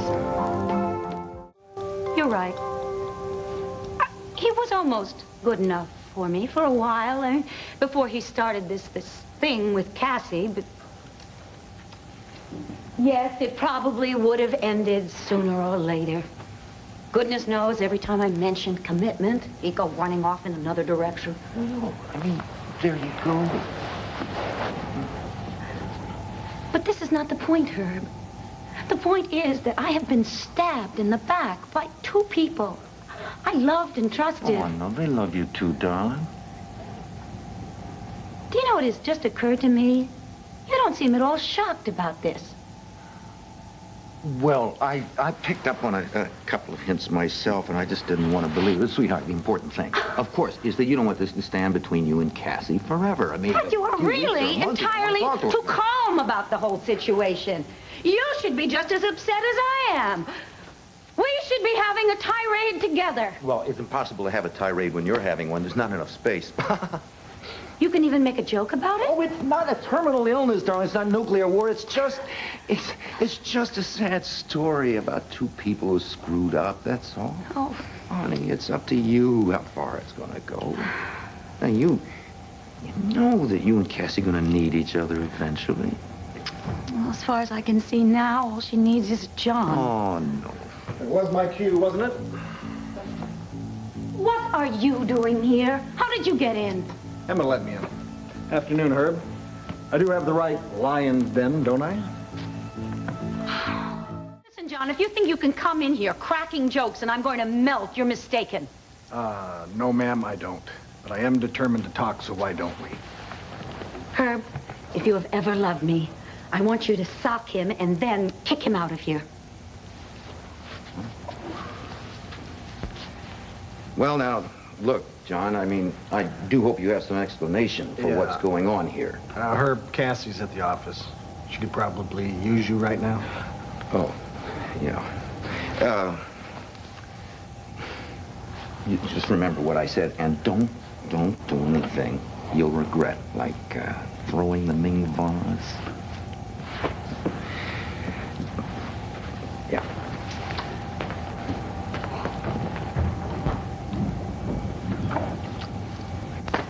All right.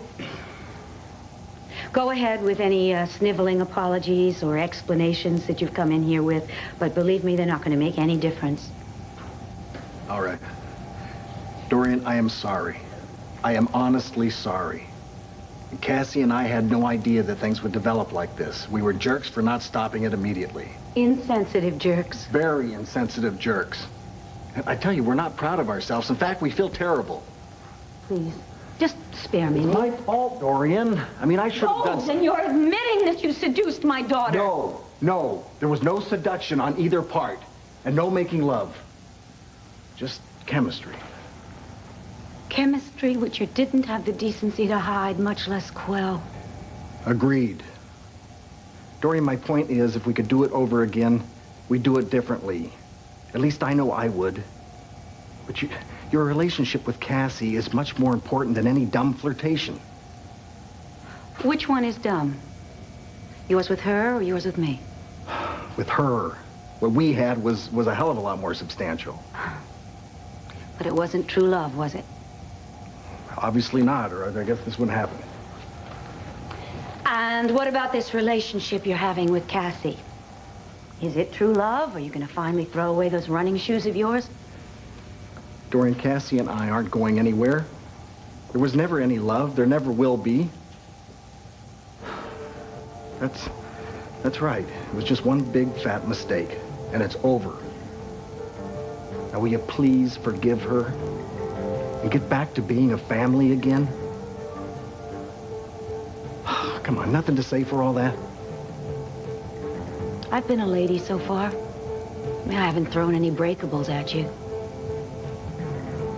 But you better get out of here. Don't push your luck.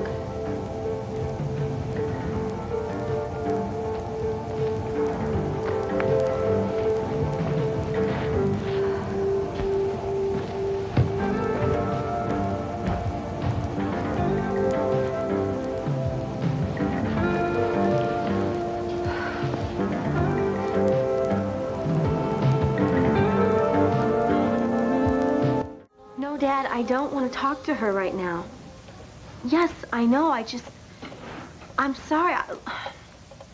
I'm just not ready. Look, Dad, I have to get off the phone now. I love you too. Bye. My dad. What did he say? He wanted to talk about, you know what. How are you? Fine. At least she didn't throw anything at me, even though she wanted to. Did she listen? Yeah, a little. I think I got her attention when I told her that you and I were never lovers and had no intention of being. You've got my attention too now. Well, it's true, Cassie. John, we couldn't deny this in the past. What makes you think that we'll be able to deny it now? Furthermore, why should we?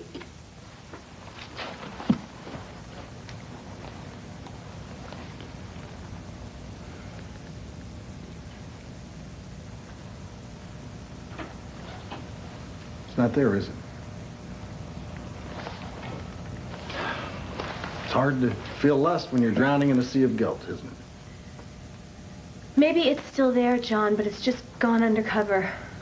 Well, I feel fairly certain that as long as we carry on, your mother and you will never get back on the right track, and I can't be responsible for that. Oh. Don't you understand? John! Do you understand, Cassie? Yes, and you're right. Mom will never forgive me if we continue with this. But isn't what we have more important than that? Isn't what we feel bigger than that? I don't know. We never got the chance to find out, did we? And that's why it has to end right here and now. It has to. I guess then this is the end of everything then. Yeah, I'm afraid so. Do you want some time so that you can hire someone else? Or should I just gather my things together now? Do I have to walk away from you right now? Why don't we go get a cup of coffee, huh? That would make this a little easier.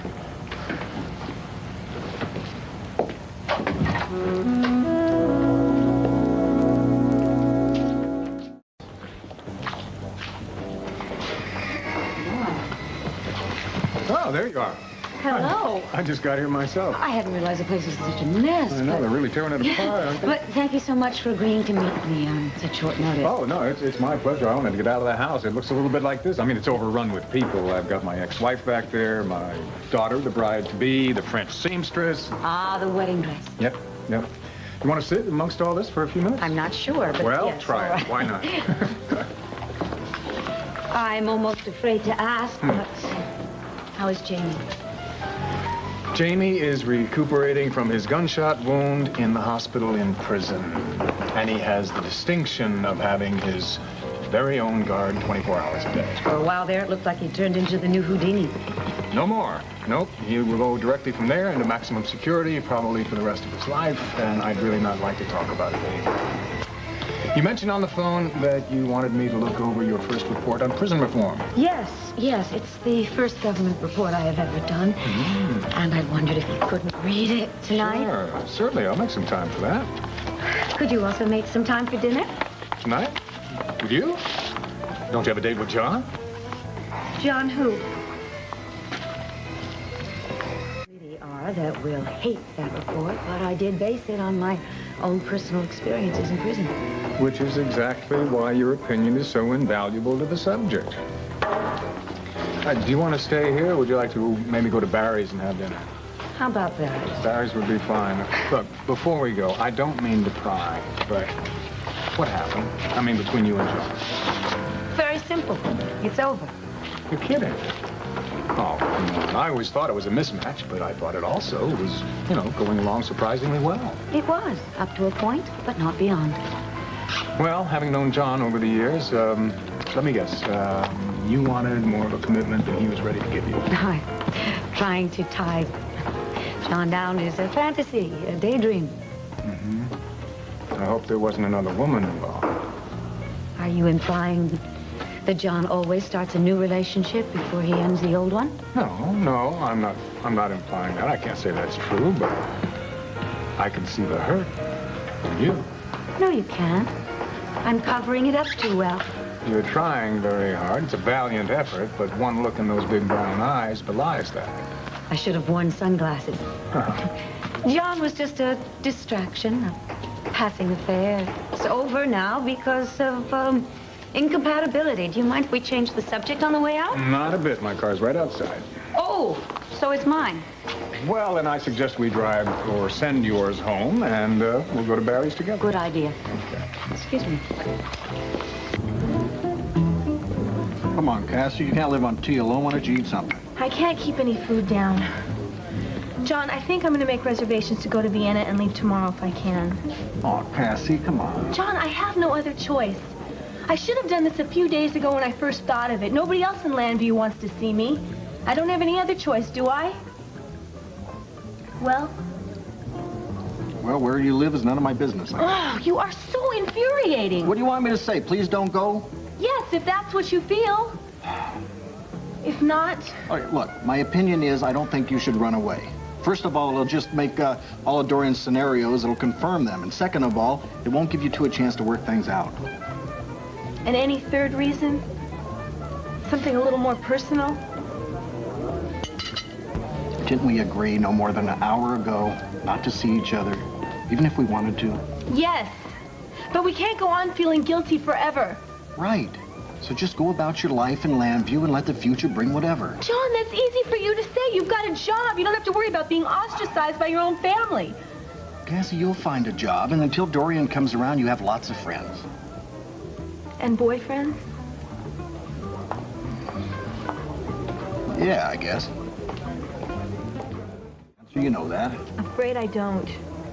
Just wait a little while, then talk to your mother. She'll come around eventually, because in her heart she wants to. What she wants, John, is to get you back. My mother's in love with you. We knew that all along, and that didn't keep either one of us from being attracted to each other, did it? She hates me.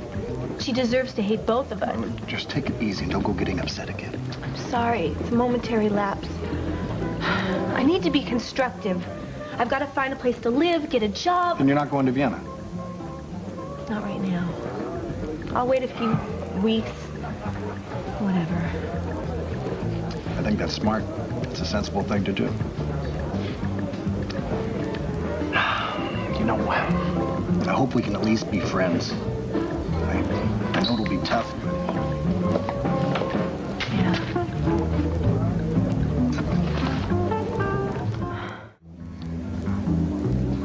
Are we going to say hello? No, we are not. Are we staying? Yes, we are. I'll get back. All the gin joints and all the towns and all the world, she walks into mine. You want to repeat that? Bogey, Casablanca. About another triangle, only the future of the world was at stake. Yeah, well, so much for convincing Mom we aren't having an affair. No, Dorian, I'm not going to allow you just to ignore this. This involves more than John. There's also your daughter. I no longer have a daughter, as you no longer have a son. So, tell me what's happening with you, Charles. Have you gotten over Judith? Why are you holding my hand? Why not? Dorian, we're in a restaurant, not on stage, and I don't know what role you've cast me in, but I don't know the lines. And unless you fill me in on the whole drama, this leading man is going to walk right out before the curtain.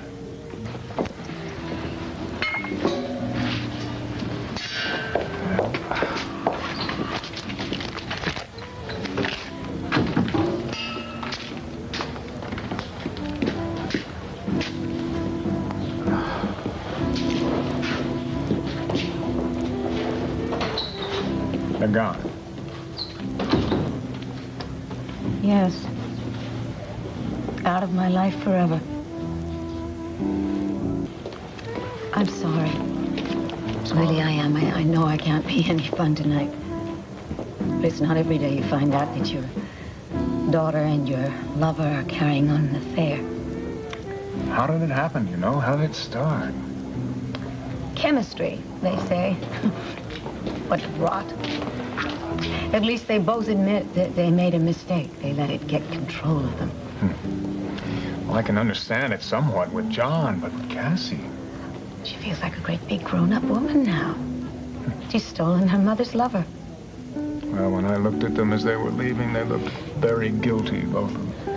I'll tell you, there isn't enough guilt in this whole world for them to drown in. Why did they bother saving me from Diane when they were planning to kill me themselves? Can I get you something from the bar, or would you like to order dinner? I'm not sure that the lady still wants to have dinner, Dorian. Give us a minute, would you please? Yes, sir. What do you think? I want to go home. Okay. And you'll survive. You're a fighter and you're a winner. I have never had to fight this kind of betrayal.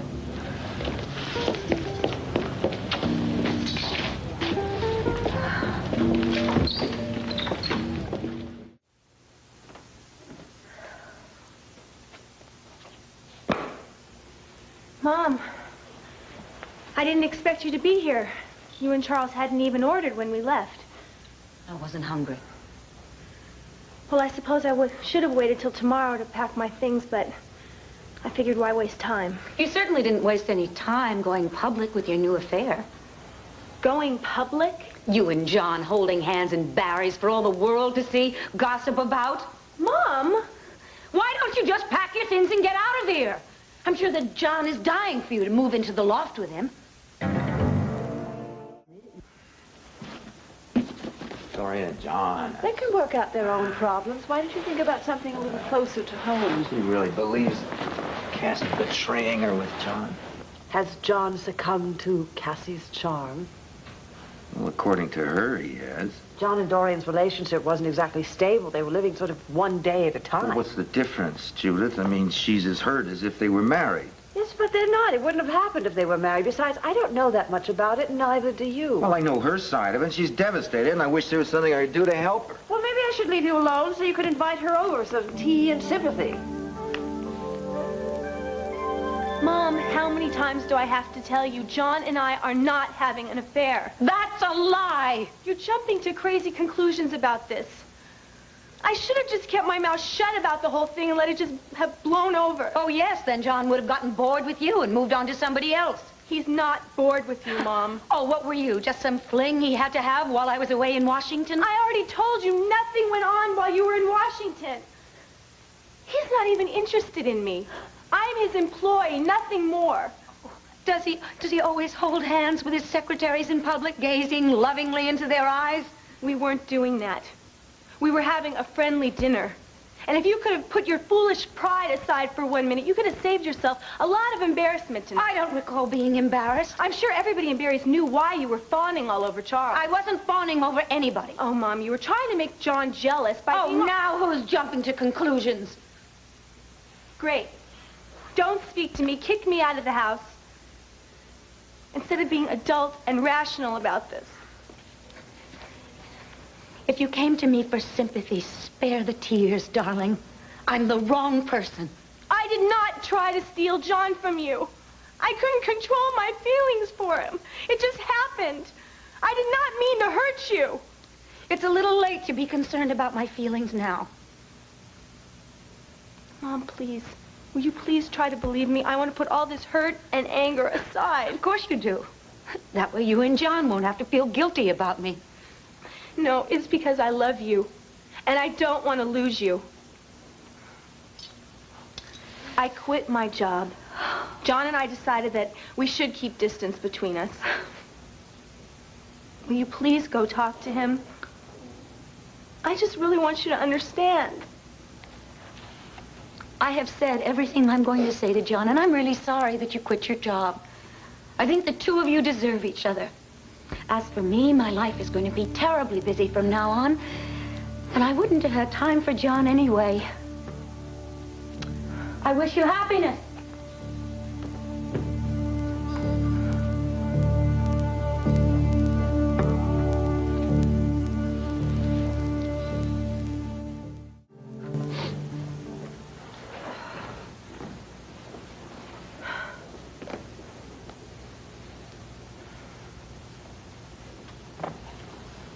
This is my scarf. I know. What are you doing with it? I've been looking for it for months. It's one of my favorites. It doesn't really matter. I want to know why you have this. Okay, I took it with me to Europe. Without asking me. Mom, you were in prison. I really didn't think you'd mind. So you just went through my closet and took whatever you wanted, hmm? You talked me into going to Europe when I didn't want to leave you alone. I thought maybe if I took that scarf with me, it might help to make things a little better. I might feel close to you. I thought maybe that scarf might make everything okay. I know, pretty ridiculous, isn't it? It worked for a little while anyway. Mom, we got through that ordeal. Don't you think we can get through this? You betrayed me. How can I forgive you for that? You're so hurt right now, you can't. But if you would just believe what I am trying to tell you.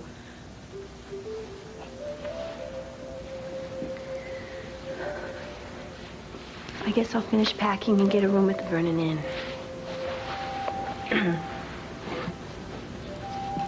Take the scarf.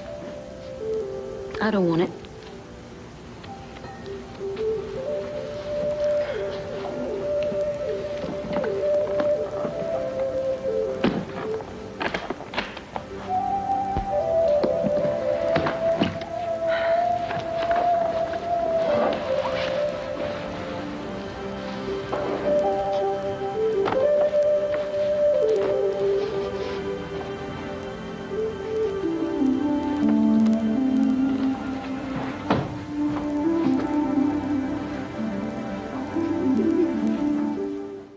Thing to say. I'm ashamed of myself. No, I want you to be honest. Honesty and insensitivity are two different things. Now, Judy, I know my concern for Dorian annoys you. I'm not sure what to do about it. Well, it used to until I divorced Charles, and then I realized that separation and divorce, I mean, you can't stop the feelings you've built up after all those years of marriage. I know that when Charles makes some sort of idle crack that puts me in a tailspin, I have no control.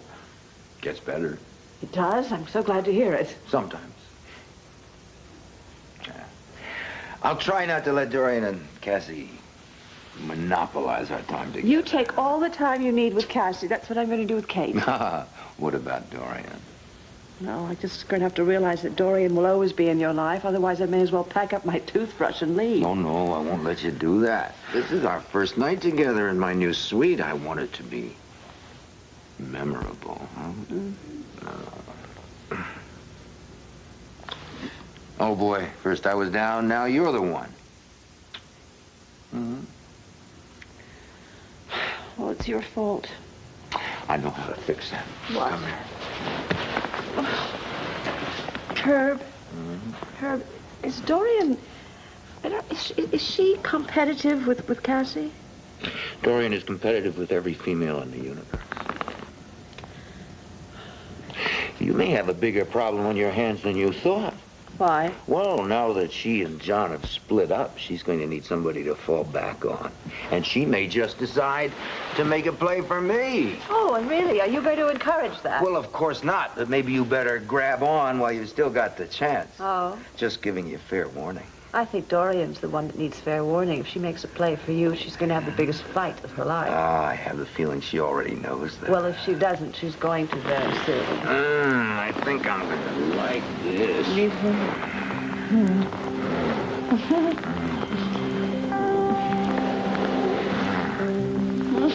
I have a little more unpacking to do. Oh, yes? Well, I'd love to help you. Want me to help you? Oh, thank Thank you, Margaret. Good morning. Charles, thank you so much for coming by. Don't be silly. I could hardly ignore your invitation. After what happened last night, that surprises me. But please, make yourself comfortable Sure, for thank just you. a moment. Margaret, see that Emma takes care of this. I'm inviting some guests to the opening of the Vernon Inn, but I want the event to be up to my standards, not theirs. Yes, ma'am. I bet you're wondering why I wanted to see you today. Well, let's just say I'm a little curious after what happened last night. Won't you sit down? Thank you. I think I owe you an apology. Yes, you accused me of using you as a pawn. You're right, I was. When I saw John and Cassie Dorian, holding hands. You were hurt. I mean, if anyone owes anyone an apology, it's me. Instead of getting on my high horse, I could have taken your hand and let you know that I understood. Charles, you are ever the diplomat. No, I'm afraid that I was trying to make it look as if you and I were having the time of our lives, and it was selfish and thoughtless of me. Well, actually, I was having a pretty good time. I'm just sorry that I wasn't able to help you forget all of your problems, at least for one evening. Not much chance of that, I'm afraid. Dorian, I don't know your daughter very well, but I do know John. I've known him a long time. I happen to like him. But he is a natural-born womanizer. Now you tell me. Well, you probably knew that going in, didn't you? All I'm really saying is, don't allow his very predictable behavior to, damage your relationship with Cassie. Perhaps John is behaving true to form. But what excuse does that give Cassie? She loves you, Dorian. Anyone who has ever seen the two of you together knows that. She has a very rebellious nature. Always has. The more she tries to assert her independence, the more rebellious she's gotten. Are you saying that you think that she deliberately set out to steal John from you? I can't believe that. She needs to have a target to rebel against. I'm afraid I'm it. What better way to hit at me than to get to the man in my life? Excuse me, Mrs. Lord. Mrs. Garrettson's here. Oh, hi, Dorian. Delilah. Charles, I hope I didn't come at a bad time. No, not at all. But you didn't need to bring these over. I would have come to your studio to look at them. Well, since you were doing me the honor of wearing one of my dresses at the gala tonight, I thought the least I could do was make a house call. I had to rush to get these dresses done. They're not my usual work, but I hope you approve. Approve? I mean, just they look marvelous. Really, this is very different for you, isn't it? It really is. Delilah, the last time we talked, you said you were thinking about giving up designing altogether. Don't do it. These are quite unique. Indeed, I think my only problem is going to be deciding which dress to wear. You would look good in any one of them. Maybe even better if you were on my arm. What do you say? Is that an invitation? Absolutely an invitation. I accept. Good. Well, now, if I could just get Cassie to wear one of these dresses. Is she here? No, she's not. She's found other living accommodations. Come on, Herb's a softie where you're concerned. It couldn't have been all that tough. Well, the old softy really let me have it, John. He blames me for this so-called romance we've been having. Well, I think we both share the blame. What about Mom? She's the one who came up with this whole idea that we're having an affair and then just dumped it right in Dad's lap. Well, she may have imagined that we're both having an affair, but we gave her plenty of ammunition. That's why I want you to quit lashing out at your mom and your dad and anyone else except the two of us. John, we haven't done anything wrong. Well, we haven't done much right either. Look, you and your mother are in enemy camps. I don't want you and your dad winding up the same way. Dad was pretty upset at first, but then he let up on it. He's not the kind of guy to hold a grudge. Yeah, well, he doesn't forget that easily either. And when Dorian's concerned, well, he's overly protective. Why is everyone so concerned only about her feelings right now? Well, because your mother is the one that gets hurt the most in all of this. Cassie, that's why we have to do everything we can to make it up to her. What are you saying? What I said before. It's not enough for you not to work for me anymore. For the time being, we have to stay out of each other's way. John, both my parents are adults, and so am I. There comes a time in your life where you have to decide, am I living for my parents or for me? Cassie. Listen to me. I've given this a lot of thought. And if I have to choose between you and my mother, I choose you. with your mother, and I understand, believe me. But how do you expect to patch things together when the two of us are spending time together? John, why do I have to be the one to make all the compromises here? Because it is you and I that did the damage. You saw the way Dorian reacted when she bumped into us in the restaurant last night. You want things to continue like that? No. I want her to get used to seeing us together as a couple. Sweetheart, we cannot be a couple. I know you hate hearing that as much as I hate saying it. But one day you're going to be grateful that I did say it. Are you finished? I have something that I'd like to say to you. I'm sorry, but I've got a business to run. As soon as I get rid of whoever this is, I'm going to the office. Delilah. Hi, John. It's Cassie here. As a matter of fact, she is. Come on. Thanks. Delilah, hi. What's up? Well, you can say no, but I'm asking my friends to model some of my new designs at the gala tonight. Oh, Delilah, I'm sorry. I'm just really not in the mood for a party tonight, especially that one. Oh, but Cassie, no, you have to be there wearing one of my dresses, please. You can choose whichever one you like the best. Delilah, I am sure I love all of them. It's just that... I know, John. You decide. Which one do you think? You know what I think? I'd like to know how you knew that Cassie was here. Well, I just figured because you were working together. Yeah, it was Dorian, wasn't it? You must have stopped by Mom's on your way over here, Delilah. What exactly did she tell you? It's okay, Delilah. Just go ahead and say it. Well, she just said that since you were spending your nights here, that I'd probably be able to find Spending you. the nights here, huh? Didn't I tell you? Did I start something? No, but I plan on finishing something. Let me see that dress. Which one? Oh, it doesn't matter. Anyone. This one. That's perfect. Perfect for what? Did I say I felt sorry for Dorian? Well, forget it. If she's gonna go around spreading lies all over town, let's play the part, babe. Here. You use an escort for the night?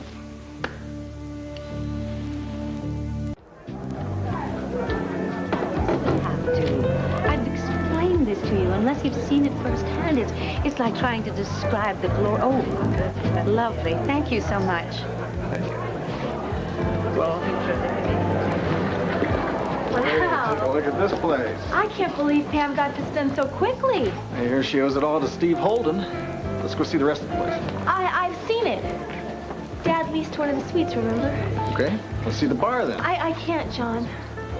Cassie, we came here together so we could be seen together. I just can't do it. I can't hurt Mom like that. I don't care what she's been saying to everyone. I can't embarrass her in front of her friends. I'm glad to hear it. I was counting on you getting cold feet. Do you have cold feet, too? They started freezing the moment we came through that door. All right. Let's just pretend we came separately. Okay. Oh, wait. I need the coat check. I left my lipstick in my coat. Oh, hello, Judith. Herb, I would like you to meet Mrs. Llewellyn Cartwright. Yes, we know each other. And this is Gordon Simpson. How do you do? Simpson, nice to see you. Mrs. Judith. Cartwright. Malcolm. You remember my son, Charles, don't you? Yes, of course. Hello, Malcolm. Nice to see you. You look lovely, Judith. Thank you. It's one of Delilah's designs. Delilah. Do we have any of her clothes, Elizabeth? Not yet, but I do admire her new designs. Dorian, isn't this one of hers? Yes, it is. She's coming out with a new line of daytime and gown wear. Are her clothes expensive? I don't know. I'll tell you what, I can introduce you later, and perhaps you can strike a bargain. Excuse me. What a wonderful idea. Judith, come tell me all about it. What? Oh, I see. Never mind. Who do they think they're kidding? Go on in the other room. Oh, hi. Hey, Pamela. How are you? Good, how are you? Oh, gosh. I mean, you have just done wonders with this place. Not bad, is it? Oh, it's terrific, Pamela. I think it's more like sensational. Ah, sensational. That's the word I think I would use with this dress, Delilah. I'm afraid I've had more compliments on it than I have in all the renovations. Thank you very much for insisting, my dear. I'm afraid I may not even send it back to you. Well, if you don't send it back, I'm going to have the captain of the Landview Police Department come and retrieve it. I'll send it back. Seriously, this is really the best line I've ever seen you design. Well, I don't think my previous designs were that shabby. No, no, no. That's not what I meant. I meant that this one is just like a giant leap with this line. New ideas, and you've really made them work. I tell you, as an artist, I really admire that. It's a lot of growth. Well, If you ever decide to bottle that inspiration, I'll buy a couple of cases of it. you sure were inspired when you redid this place. Yeah. Oh, want to meet the inspiration? Hi, Pam. This is the man who really, truly deserves most of the credit. Hi, Delilah. Captain. Steve? Just telling them how I couldn't have done this without you. Oh, she followed me around with a cat of nine tails. I never worked for a more demanding boss. Well, you're a good team. Ah, yeah. Yes, we are. Now, time for you all to party. Go on in the other room. Well, I'll lead the way. I'm Etc. starving. Thank you. See you later. Bye-bye. See you. Pamela! Oh. We just had a tour of the new... We'll talk them into it together. The idea still strikes me as appalling. Totally unnecessary. Then why subject yourselves to such an ordeal? We've been bullied into it by our chairperson. Come, that's ridiculous. Dorian's not a bully. It's just that I recognize we have an enormous task ahead of us. And so a visit to Statesville Prison is absolutely mandatory. But still, you must have all sorts of reports and data you can rely on. There is nothing that will replace going to Statesville and seeing the problems firsthand. I agree with Dorian. And I'm sure that after your visit to Statesville tomorrow, that both Malcolm and Virginia will agree with you. Thank you, Charles. Well, I have a much more pleasant tour in mind. Would you like to see the rest of the inn? Oh, By me. By Of all course. means. I think that Virginia belongs on the board of some country club rather than the Committee for Prison Reform.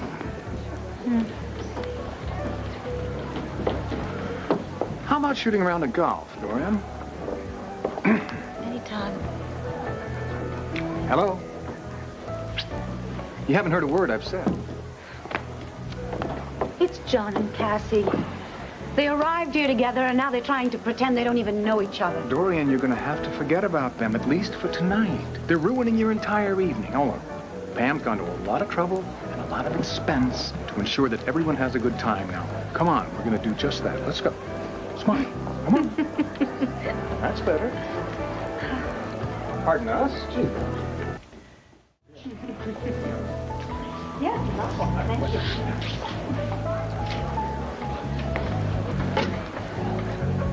Oh, Dad, you scared me. I didn't realize that was you. Yeah, you know, if you could manage a smile to compliment that dress, you'd be the most beautiful woman here. Thanks. Thanks for putting me up last night. Like your room? Yeah, it's okay. Don't take a long-term lease on it. This war between you and your mother isn't going to last forever. Oh, Dad, I wouldn't count on it. Maybe it's time for someone to take action. Am I that someone? Well, you could go over and say hello, see what happens. Dad, you're asking me to walk into a sledgehammer. No, honey, if the two of you refuse to talk to each other, how are you ever going to resolve this?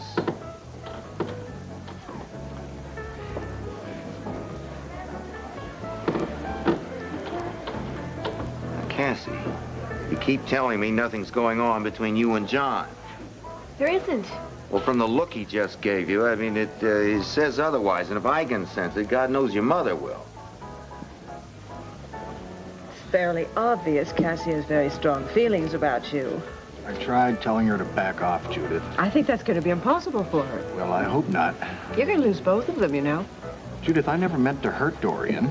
She refused to listen to reason. That set Cassie off. You didn't help much with your acquisition of Herb. I beg your pardon. Well, you left Dorian out in left field with no one to fall back on. Wait a minute. Let me remind you of something. When I went out with Herb, you were living with Dorian. I didn't steal Herb. They've been divorced for a long time. It's not my fault that she has no one to fall back on. You're right. I think you're being a little irrational. Well, it's hard to be rational when you're under a constant tornado watch. I'm sorry about your situation. You know I love you and I will support you. I know. Thanks, sis. Judith, my dear, perhaps you should mingle with Malcolm and his friends. They can do far more for you, your law career at any rate, than your brother can. some nerve showing up here, haven't you? After what she did. Thank you. You're a wonderful dancer, Dorian. Thank you so much. Ah, it's a pleasure. Are there any other hidden talents that I don't know about? I think that there is no end to your talents because I am finally having a wonderful time. Well, I'm glad. Thank you. Are you very much like your father?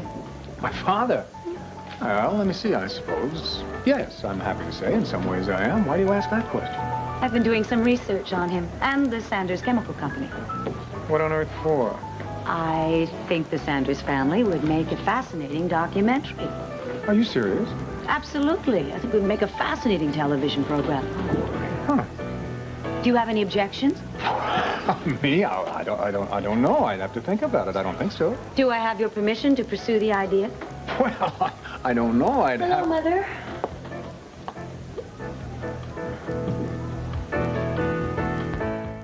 Cassie, you look gorgeous. Thank you, but I owe Delilah's dress a lot of the credit. Wow. Cassie, Charles and I were discussing business. That's all right, Dorian. We can finish our discussion later. Excuse me. Mom, can't you at least meet me part of the way? Cassie, what do you want from me? I want us to try to have a pleasant conversation. Maybe put some of these bad feelings behind us. You mean act as if everything was nice now? No. But we could pretend things are a little better if you could give me half a chance. I gave you a chance, and what did you do? What do you think I am, stupid? No one ever said anything about you being stupid. Then don't expect me to act out this charade with you, either in public or in private. What charade? I saw you come in here with John. Don't expect me to pretend that I don't know you're having an affair. Judith, I was simply trying to help your career along. Are you trying to say that Judith's career will go down the drain now that she's not married to your precious son? Oh, really, John, must you always be so unpleasant? Let's not have an argument, Elizabeth. You're quite right. I suppose it's John's personal problems that keep him in such a snappish mood. My personal problem. To be perfectly frank, I have heard the distressing rumors that are circulating throughout this party.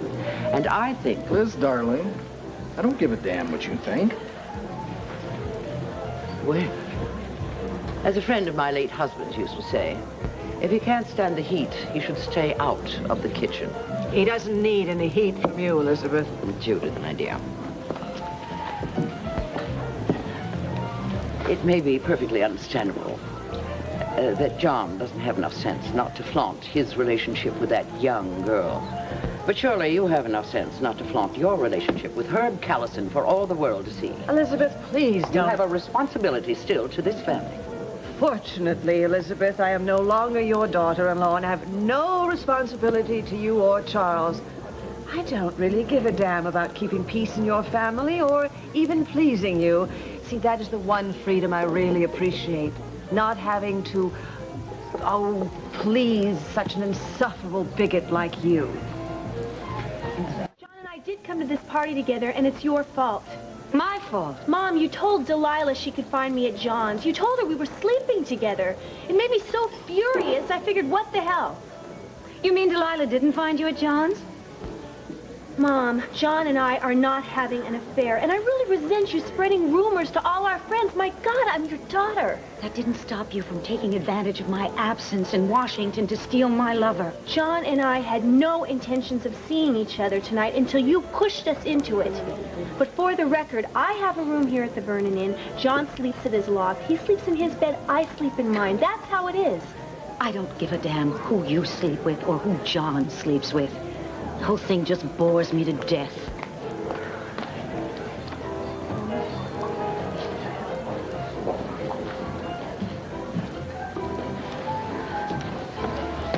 Dorian? Apparently your little chat with your daughter didn't go too well? I'm going to be going home. No. There's no running away now. Come on, we have things to talk about. I want to hear more about this documentary that you mentioned earlier. Here, thank you very much, Rob. Here, have an hors d'oeuvre. Really, they're very good. No, thank you. All right, well, then at least tell me some more about it.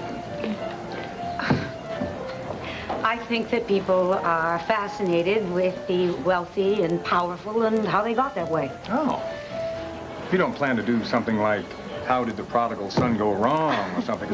No, of course not. I actually was thinking more about A story that would center on the imagination and the determination that your father and grandfather had that turned Sanders Chemicals into one of the largest chemical companies in the world. Well, what about my determination and my imagination?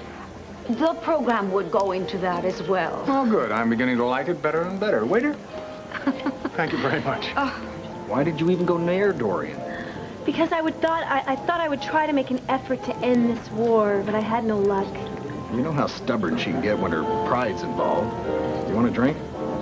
No. What I'd really like to do right now is just leave. We're on our way. Judith, you may find it impossible to overcome your animosity towards me. But I do hope that in the days to come, you can find a way to be at least polite for the sake of your daughter. It isn't fair to Kate or Cord to mar their happiness with your paranoia over my imagined offenses. Mother? Judith, excuse me. I know that I'm probably interrupting a discussion of the impending wedding, but I'd like to give you some more good news. Of course, dear. What is your good news? Well, Dorian's had a wonderful idea, at least I think it is, for a new television documentary. I think you'll be very excited about it. Oh, I love documentaries. What's it about, dear? Dorian, you go ahead. It's going to be a program about the Sanders family. Well, not just the family itself, but a whole history of Sanders Chemical. Isn't that a wonderful idea, Mother? It's the most insane idea I've ever heard. Under no circumstances will my family cooperate with you in such an endeavor. Okay. Lovely.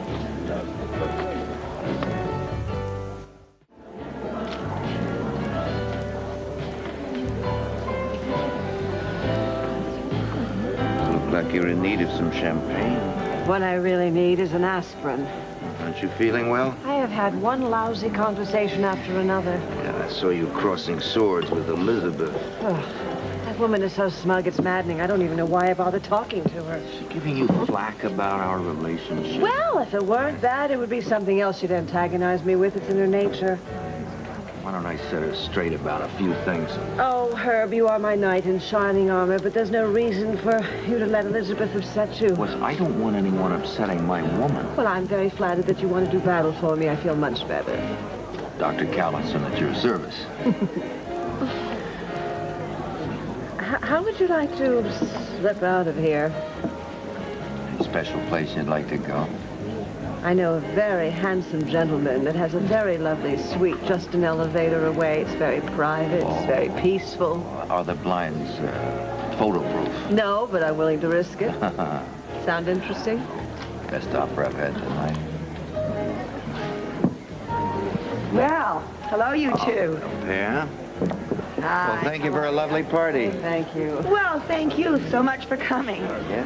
Sorry, Miss Pete. Give him our regards. Yes. Well, if the rascal ever gets here, you bet I will. Right, thank you. Good night. Oh, hi. Hello. Oh, have you met Lee Halpern? Yes, we met earlier. Thank you. Do you mind if I steal Dorian from him? No, Charles, no. Let me just take you over here for a second. I want to talk to you. I cannot understand for the life of me my mother's response. No, you looked as shocked as I was. I thought for sure she would love your idea for the documentary. Without her cooperation, I'm afraid it's dead. I guess she just has some old-fashioned ideas when it comes to publicity. When it suits her purposes, she just loves it.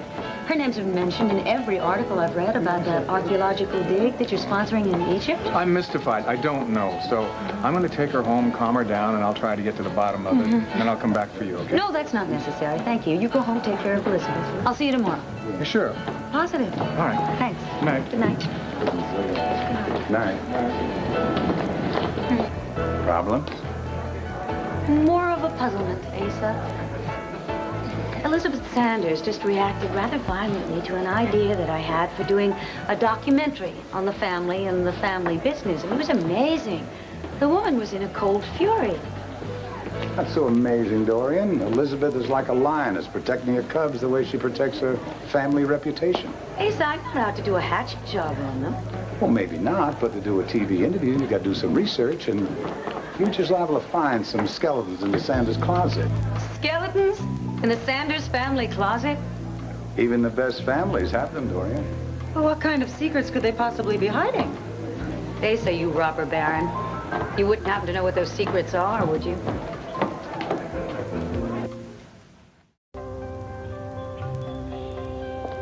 And this is this is. I mean, really, Charles, what would a couple of coats of paint cost? Not very much in here. Comfortable chairs, a couch. Oh, wait a minute. Now you're going to coddle the prisoners. I just thought I'd say that before Virginia Cartwright does. Ooh, really, what does that woman know about prison reform? Not very much, I'm afraid. You know, Dorian, I find it hard to imagine you ever having to be in here around these circumstances. I was scared to death, too, till I made friends with some of the prisoners. Odd as it may sound, I actually have some fond memories of this place. Well, maybe when they give them a break and they're allowed to come in here, they're going to be thrilled to see you, I bet. I hope so. That's why I had Virginia and Malcolm go on that tour with Warden Perkins by themselves. Besides which, I hardly need a tour of the women's facility at Statesville Prison, do I? I shouldn't think so. What about you? You thinking of popping over to the men's side and visiting your son? Oh, I'm sorry. It's all right. Actually, I was wrestling with the idea, but I don't think so. You needn't feel guilty. It's not as if Jamie's dying to see you. It's ironic, isn't it? Both of us are estranged from our children. Jamie and Cassie betrayed us both. There could be if I wanted it, which I do not. Dorian, I lost communication with Jamie, well, because of what he became, a sociopathic killer. But you and Cassie, you can salvage that relationship. Maybe you're right. We'll see in about 25 years. In the meantime... Oh, Virginia and Malcolm. Where's Warden Perkins? He had business to attend to. We'll see him later. You have a nice tour? Eye-opening? I want a hot bath. I feel contaminated. You know, they have no bathtubs here, just showers, public showers, so nobody ever gets any privacy. Can you imagine what it's like living that way? Well, yes. But these people are used to it, aren't they? I mean, they lived like that, didn't they, before arriving here? Are you perhaps referring to the fact that some of these people did grow up in impoverished circumstances? Yes, that is true. But it doesn't mean that they liked it or that they were used to it, or else they certainly wouldn't have turned to a life of crime. Well, some of them are just greedy and they don't care about anyone else. I mean, frankly, I think... Malcolm, I am not saying that nobody belongs in prison. It's just that prisons should be run more like rehabilitation centers. That way, we wouldn't make these people even more resentful of society. Well, you look at this. A cheap, lurid romance magazine. Quite tattered and well read many times over. Gee, I guess their subscription to Homes and Gardens expired. Virginia, you have to understand it's the state who provides the reading material, you know. Oh. Dorian! Charlotte! Oh, Dorian!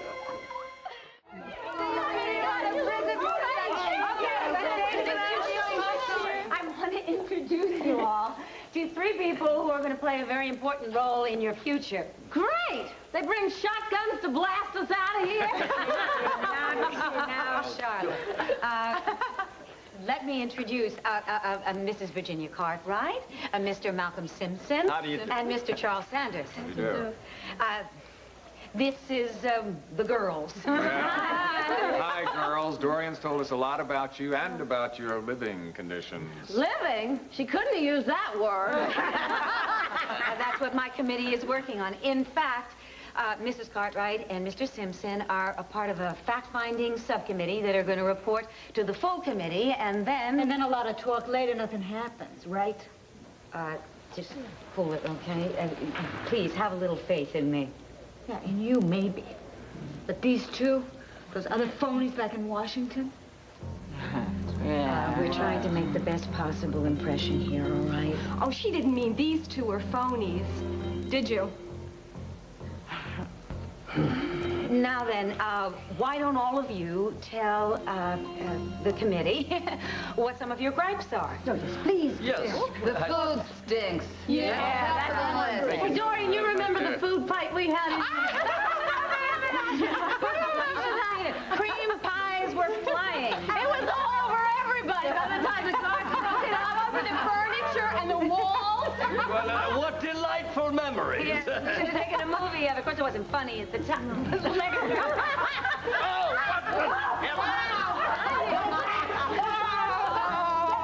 that woman back. That person back to us till I've been attacked.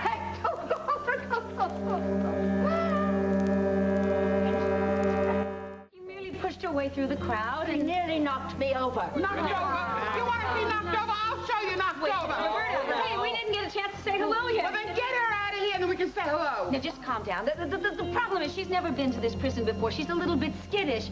And she hasn't had the pleasure of making your acquaintance. This ain't exactly a finishing school, you know. Sometimes we just forget our manners a little bit because nobody ever treated us with any manners. Well, I certainly see why. Virginia, please. Why,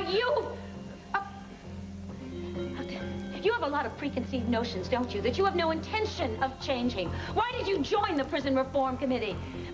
Certainly not because you wanted to make any changes in it. You just did it because you thought it would be prestigious. Isn't that true? You're getting carried away. You stay out of it. I'm getting so carried away, I'm thinking of having my friends here carry Mrs. Cartwright away. No, she is threatening me. Oh, I want out of this room, this dungeon. Come on, Malcolm. Way to go, Dorian. Nice to see you haven't lost your touch. Did I just blow it? Yeah, at least momentarily. I will try to explain to them that because you were here yourself that you took the insults personally. And if that doesn't work, then I'll see what I can do about getting her thrown off the committee. Thank you. You're welcome. Would you mind leaving me alone with my friends for a few minutes? Sure. See you, ladies. Thank you. Okay, everybody, it's just me now. All right, tell me. What's really been going on in this place? I'm glad the others left because I have some presents for my special friends. I was wondering how come the guard made everybody else go back to their cell and let us stay here for a while. I bet you had something to do with that, huh, Dory? No, well, but I tell you, I am going to have something to do with making some major reforms here in this prison. I promise you that. Sure. But just maybe I'll be out of here. My parole comes up again. And maybe this time the board will let me out. How's your behavior been? I mean, does your record look good? Well, there've been a couple of little arguments with some of the new inmates about, well, they didn't know that Tiny here, like Roberta, usually gets her own way. Now, Roberta, that's not going to do you any good. Look, I've lived here a long time, and I'm not going to let strangers come on my turf and do anything they want. Well, you do have a point. Okay, I'm going to do everything I can. I'll use my influence. Please. Okay, so that's enough talk about us. What about you, Dorian? I'm fine. I am. Don't I look fine? Don't I sound fine? If you're so fine, then how come you haven't mentioned John? John is fine, too. Now, let's look at those presents, shall we? Hold on! He, ran out on you, huh? I got a couple of friends could turn him into dead meat if he did. We broke up. No big deal. A mutual parting of the ways. Oh, yeah? Well, then how come I see murder in one eye and heartache in the other? Because you need bifocals. Oh, what's that look mean? Means you don't consider us friends. Yeah, why should you spill your guts to us? Why should I, indeed? Because it's not going to do any good. Neither of you can do anything to help, can you? Younger woman. Now, why do you assume that? Why are you lying? Okay. My somewhat younger lover decided to take up with my daughter. Oh. All right? Now, you satisfied? Does this now make us friends, now I've told you? Jeez, Dorian, that shouldn't happen to anybody. You don't deserve that, Dorian. I'm real sorry. Maybe I do deserve it because of the way I used to be. But you're right. Basically, I don't deserve it at all. Now, can we drop this subject, which I never wanted to bring up in the first place? Well, maybe if we talk about it a little bit, maybe we can help you. Me and Charlotte, all we want to do is help you, Dorian. You've already helped me a great deal. When I was in here, you taught me a very valuable lesson. That I was not, nor will I ever be, nor was I ever, the center of the universe. That was an important lesson. In fact, it was the favor of a lifetime. Now then, are you going to look at these presents? Or so help me, I'm never going to speak to you two again. For you, Roberta, some new music. Terrific!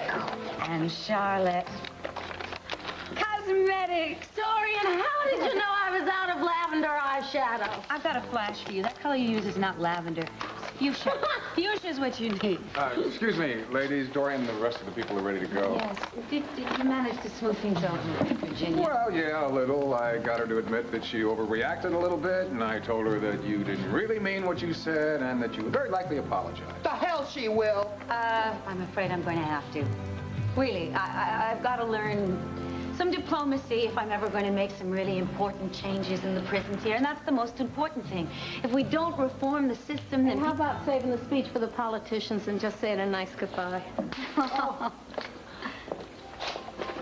Goodbye. I'll be back. I'll keep writing.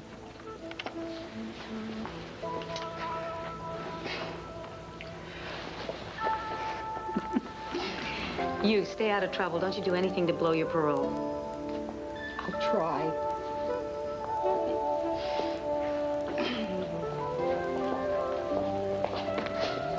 Take it easy, kid.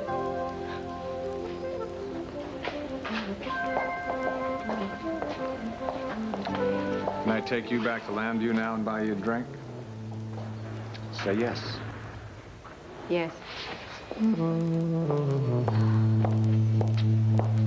This is fine, Rob. Thank you. You're welcome. So, are you reviving? Yes. And I'm sorry I was so silent in the car. It's just I was afraid if I even opened my mouth, I'd take back that semi-apology I made to Virginia.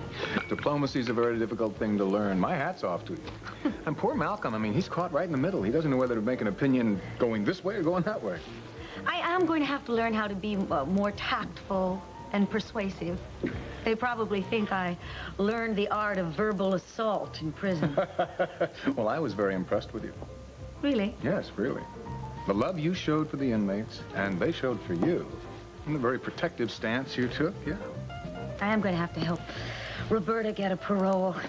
I'm not sure how she's going to get along on the outside. She's been in prison for so long, but it's a shame. Nobody has ever given her a break. You're very beautiful. Oh, I'm sorry. I mean, the thought just occurred to me, so I thought I'd say it. Don't let me stop you.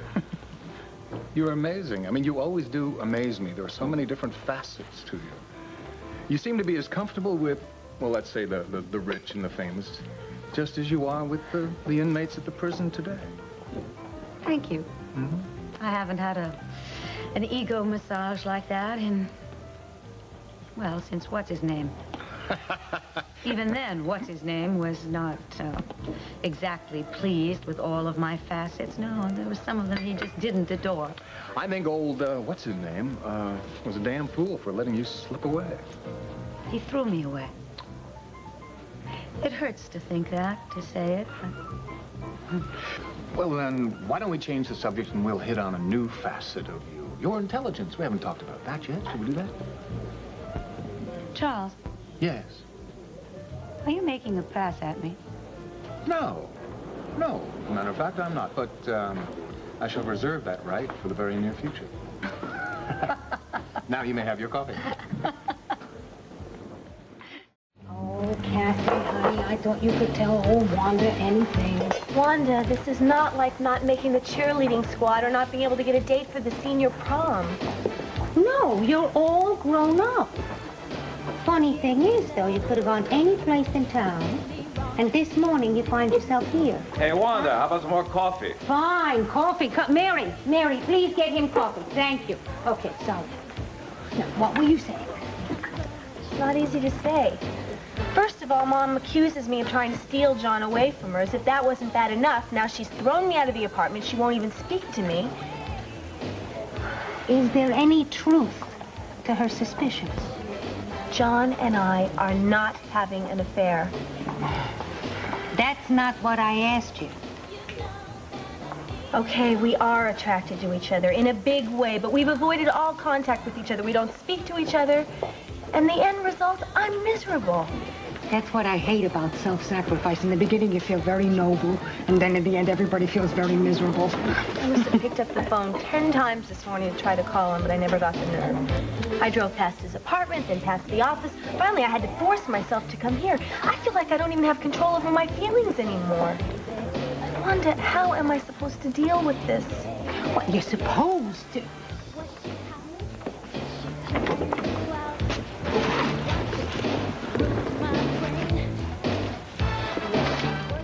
Mr. Russell. Mr. Russell? Sorry. Yeah, it sounds like you have every right to your inheritance if we can find the missing bank account. And now, here's what I suggest. I'd better go. It's a small town. You can't just run every time you see him. Wanda, I can't just sit here and act like I'm indifferent to him either. Does John know how you feel about him? Yes. I told him that if I have to choose between him and my mother, I choose him. Oh, Cassie! Don't worry, Wanda. He made it very clear he doesn't want to be chosen. Look, I don't mean to give you any advice, but I gotta tell you something. You can't force somebody to do what they don't want, regardless of how much you want it. Wanda, I really believe he would choose me, though, if Mom would just set him free. She's too busy playing on his guilty conscience to try and keep him. Oh, no. Come on now. That is not Dorian, Lord. If she felt that he wanted to be someplace else, she would say goodbye so fast before he had a chance to. Like she did me, you mean? You haven't said anything to her, have you? No. I'm not planning on walking into that buzzsaw again anytime soon. I still have scars from our last conversation. Oh, you are in way over your head, Cassie, baby. You know what I think you should do? I think you should just save yourself and just walk to the nearest exit. Wanda, you sound like I should just do what John says and stay away from him. Well, you wouldn't be any more miserable than you are right now, right? Why don't you just walk away? Do you think he has a numbered bank account? Mr. Russell. Oh, yeah, numbered bank accounts are hard to trace. You're right. I'm sorry, but you asked what I think. I know, and you're right. Mom's right, John's right. No matter how I deal with this situation, I'm wrong.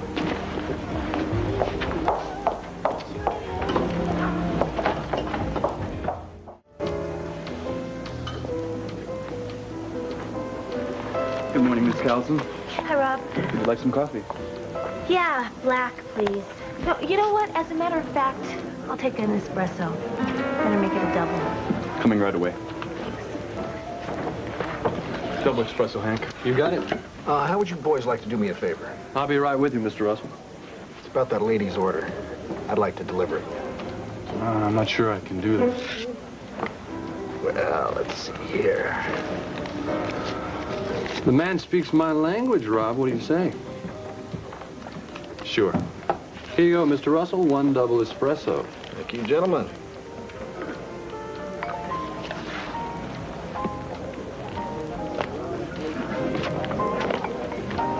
Thanks, Rob. Anything else, ma'am? What are you doing here? Well, things weren't too hot down at the agency, so I figured I'd come down here and try my hand at waiting tables.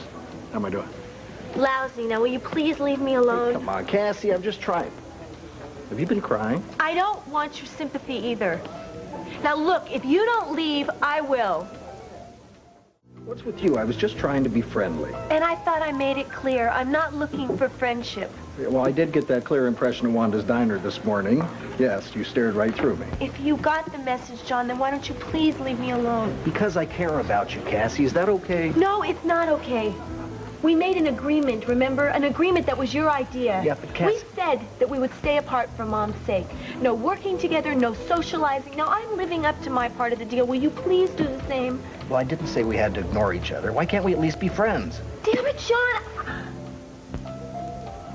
I can't be your friend. If I can't be near you all the time, then I don't want to be near you at all. Cassie, I'm sorry. Don't apologize. It just makes things worse. I'm not apologizing out of pity. I'm taking the blame. I should have realized the first time that we got too close. John, I loved getting close to you. I didn't regret that for a minute. This is what I hate. This situation now is what I can't stand. You know what I hate? I hate seeing you hurt so much, Cassie. I wish I would have seen it coming. I wish I could have stopped the whole thing, but I care about you. And I... Stop it, please. Don't apologize. This is just making things worse. Don't you understand? I want you to put your arms around me right now. I want you to... Cassie... It's all right, John. I know. It's not the honorable thing to do. Well, you have your honor. And now it is time for me to salvage what little honor I have left. We can't be friends, John. I can't see you anymore. We can't have any more scenes. I can't see you again.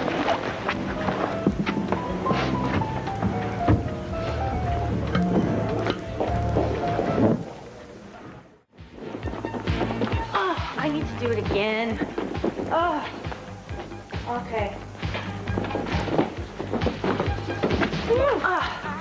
Are you sure you don't want to spot in the Olympic team? No, I just do this for the exercise. Then it must be a man. Yes, and it's a long, sad story, and it's really not worth telling.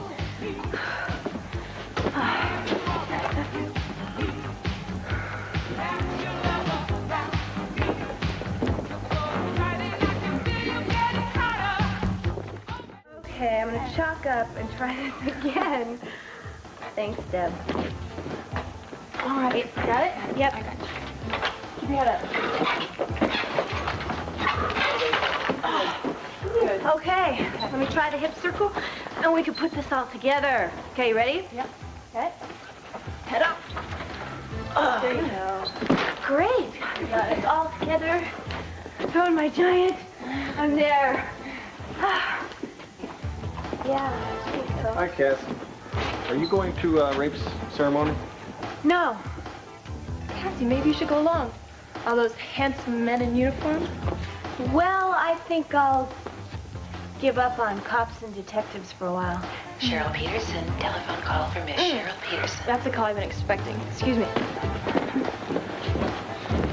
You and Cheryl are getting to be friends, huh? Yeah, we work out together sometimes. Sure. She seems like a nice girl.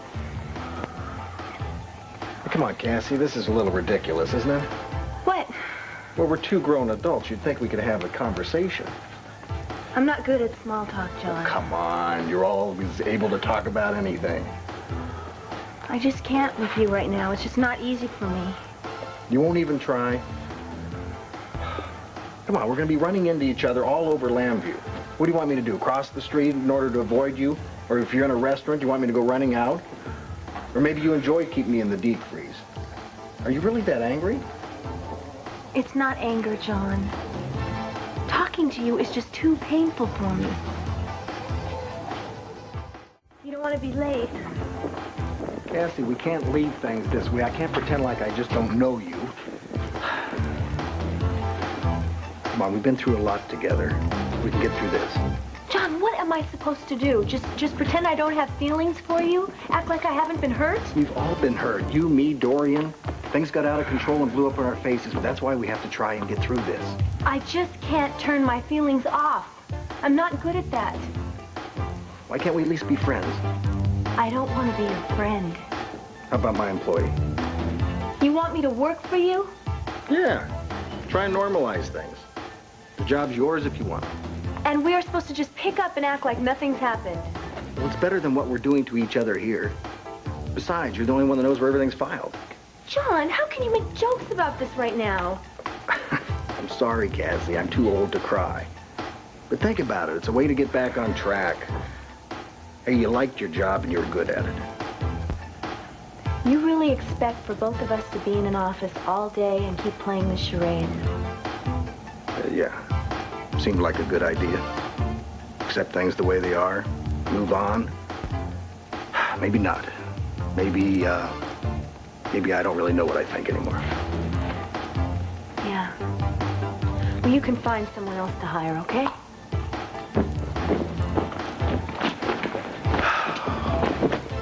You'll excuse me, I don't want to be late for the reception.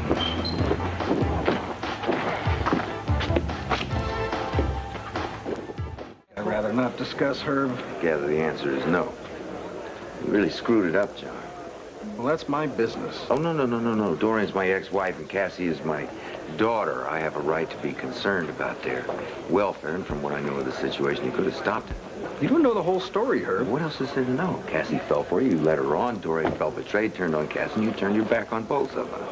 Well, I didn't plan on having it happen that way, Herb, and if I had to do it over again, it wouldn't. And for your information, it was Dorian that forced things out of control. If her damn pride hadn't gotten in the way, nobody would have gotten hurt. Dorian's not the one I'm worried about. I feel sorry for her. It's Cassie who's really been hurt by this. She thinks because she's been married that she's all grown up, but she's not. I know this is tearing her apart, and I wish I could do something about it, Herb, but I can't order my feelings around any more than Cassie can. You do care about her, don't you? You're damn right I care about her. And if it would work out, I would tell her exactly how I feel. But that's not fair to Cassie. What are you going to do? I don't know. I asked her to come back to work for me, try to normalize things. She said she couldn't do it. So maybe I'll just bury my head in the sand. If that doesn't work, take a assignment in China. Here.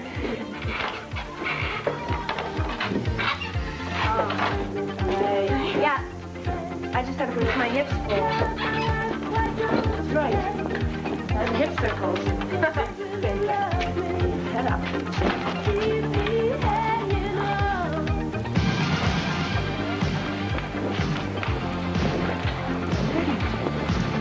I can hardly wait.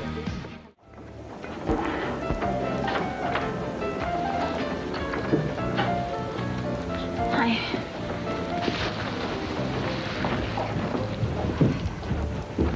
Mom. Good morning. It was. Where are you going? I have a breakfast meeting in the restaurant. And you? I'm going to work out. Trying to get back into a routine. Yes, exercise is so important. There's your elevator. Goodbye. Mom, wait. Cassie, I'm going to be late. I would just like to maybe set up an appointment with you. We could have lunch today, tomorrow. I'm booked solidly for months. So you won't give an inch, will you? I already gave you a few inches too many already. Fine. Keep the wall up. I'll just work out my frustration on the uneven parallel bars. Why even try to be constructive with you anymore? Hey, Cassie, good morning. Well, it was. Yeah. Hey, Steve. Steve. Oh. The morning paper, Mr. Carlson. Oh, well, thank you very much. Sure. Very nice. Could you warm these up a little for me? Certainly. Now, if you like part of the didn't arrange it, why would you think that? Because, well, I don't know that you did, but if you used your influence, I would really be very upset. Well, I was asked about you as well as everyone else nominated. Gave you a positive rating. End of story. I just don't want any special favors because we're lovers. It's something I've fought all my life. It's just not my style. Judith, honey. Now, look, this is not the Sanders family. I would never presume on your professional life one way or the other. I'm sorry, darling. It's just that the Sanders always made me feel I couldn't do anything without some sort of influence. Or maybe it's just a lack of self-respect. I don't know. See the little wounds I keep finding in your psyche. From all those years of your being entrenched in that family institution.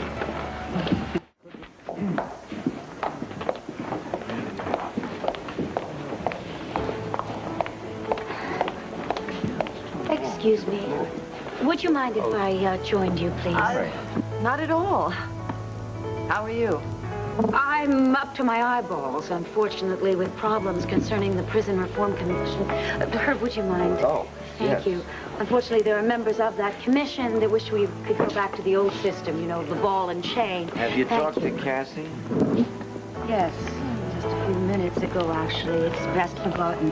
Now, I want to talk to you about a dear friend of mine who needs all the help that she can get. Judith, I really am very sorry, but this won't take long. That's all right. I'm talking about Roberta Coleman up at Statesville Prison. You know, the prisoner that they used to call Tiny? Oh, yes, of course. Well, she helped save your life. And I want to return the favor, Herb. She's up for a parole. This is the third time. They just won't give her a break. Well, why do you think that is, Dorian? She does have certain problems. For one thing, she used to be mute, not because of any physiological problem, but because she simply preferred not to talk. Now she is talking, but, you know, with difficulty. She hasn't been educated, and she is a bit of a bully. However, Herb, I still think that she deserves a chance to try and make it on the outside. Well, do you think she can? Quite honestly, I am not sure. Not that I think that she's going to go back to a life of crime or anything. I just don't think that, well, definitely that she'll be able to cope. But I do think that she deserves a right to try and make the adjustment.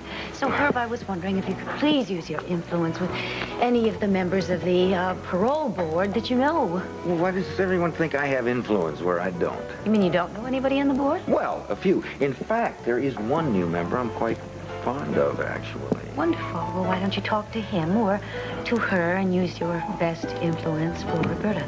Judith. Yeah? Dorian has a friend in prison named Roberta Coleman. Yes. Her hearing is coming up very soon. I wonder if you would, I would appreciate it if you would consider giving her a new chance at luck. Well, I'll be as open-minded as possible. Excuse me. Yes, meet the newest member of the Statesville Parole Board. Really? Yes. In fact, I should call and tell them I accept. I think I could stop by Statesville and talk to Roberta. Well, that would be wonderful. Thank you. But please don't leave now in my Well, time. no. I'd like you to stay put while Judith makes a phone call so we can discuss someone even nearer and dearer than Roberta Coleman. Cassie, for instance. Oh, gosh. Funny how you keep finding muscles you forgot about, isn't it? Yeah, and they don't like to be reminded they exist either. Hey, hello there. Hi, Steve. So, is everything up to par in here? Yeah, everything but us. Any more incidents since last night? None. I'm happy to report. Great. Probably just some Looney Tune, nothing more to worry about. Yeah, I hope so. That does give me an idea, though, something I want to talk to you about. Cheryl, will you excuse us for a minute? Sure. Then we'll tackle the uneven bars? Yeah, why not? Listen, Steve. This hotel needs a house detective. Yeah, that's on Pam's list. No, Pam doesn't need a list. She needs me. Look, I don't work for John anymore, but while I did, I learned a lot, and I really think I have the skills. Well, first of all, that is entirely up to Pam. And, Cassie, what if it got dangerous? Steve, I haven't heard about any shootouts lately, and Jamie Sanders is in jail. Yeah, still, you never know, and And what? Do I detect a little male chauvinism here? You think women aren't cut out to be private eyes, huh? All right, Cassie, I will admit to some male skepticism about this. This is 1987. Get with the program, buddy. Okay, Cassie, you don't have to get angry with me. Well, it's displaced anger. I'm actually mad at someone else, and I'm kind of taking it out on you. I'm sorry. Well, fine. If they, he, she deserves it, then give them both barrels, but leave me out of it, all right? All right, but you will think about my offer. I'll talk to Pam. She's the boss. All right. Thanks. I'm sorry I jumped at you. Yeah, don't worry about it. Okay. Hi, Steve. Hi, Dina. Cheryl, you ready to hit those uneven bars? I think so. Who's gonna go first?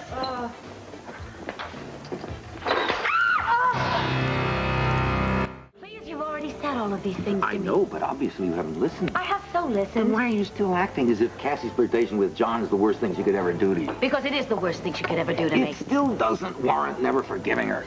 I'm not ready yet. That simple. Just give me a few months, perhaps. Who knows? But in the meantime, just lay off me. Yeah, all right. I'm supposed to be in court in 15 minutes. I just hope you don't regret indulging your ego like this. I am not indulged.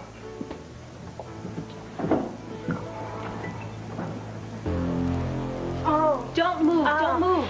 Oh, it's my ankle. But you fell and hit your head.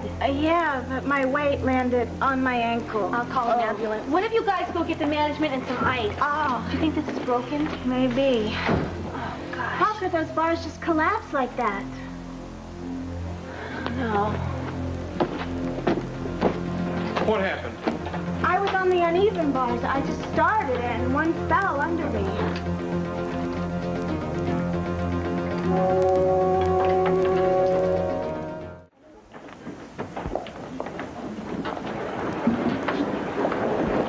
Excuse me. Do you know what happened? Yes, a young woman fell off the uneven parallel bars in the health club. Wait a minute. Was her name Cassie Callison? I don't know, but I did hear that name come to think of it. Oh, my goodness. Just a moment, Doctor. The young woman who was brought in from the health club. How bad you... Oh, thank you, Cassie. Are you okay? No, I'm fine. There's nothing wrong with me. But... So you are not the one who fell off the uneven parallel bar? No, that was Cheryl. I see. There was a woman at the inn who told me that she... Well, how badly injured is the other girl?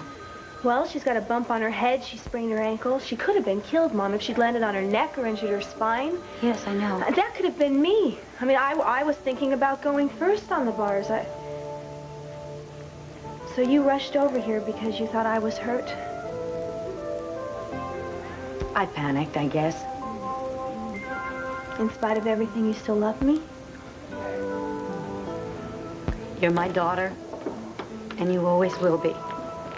Now I've got to go. Mom, you're making me wish I was injured. If that's what it's going to take for me to get you to treat me as something other than a traitor, I will gladly go get injured.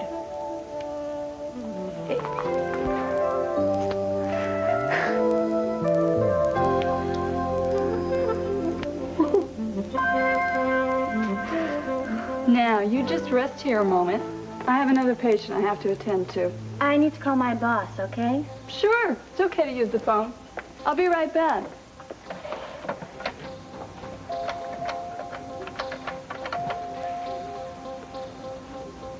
Hi, Lee. It's me, Cheryl. An emergency. Yeah, it went fine. It almost went too well. I wasn't prepared for the bar to break so quickly, but... yeah, a sprained ankle. Should I sue the Vernon Inn while I'm at it? I got your message. Hi. You're out of court already. Yeah, it's postponed. Oh, you're upset. You want some coffee? No, thanks. Judith, we need to talk. About what? Your brother. Look, he's right in the middle of this conflict between my daughter and my ex-wife, and doesn't seem to be affected by it in the least. That's not true. He's very sensitive. Oh, he's sensitive, all right. He's broken Dorian's heart. Now he's going to break my daughter's heart. I really take offense at your tone of voice, Herb. What? Why has he never been married?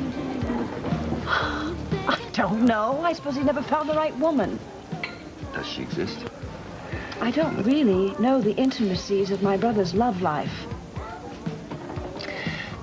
Judith, is your brother capable of sustaining a long-term relationship?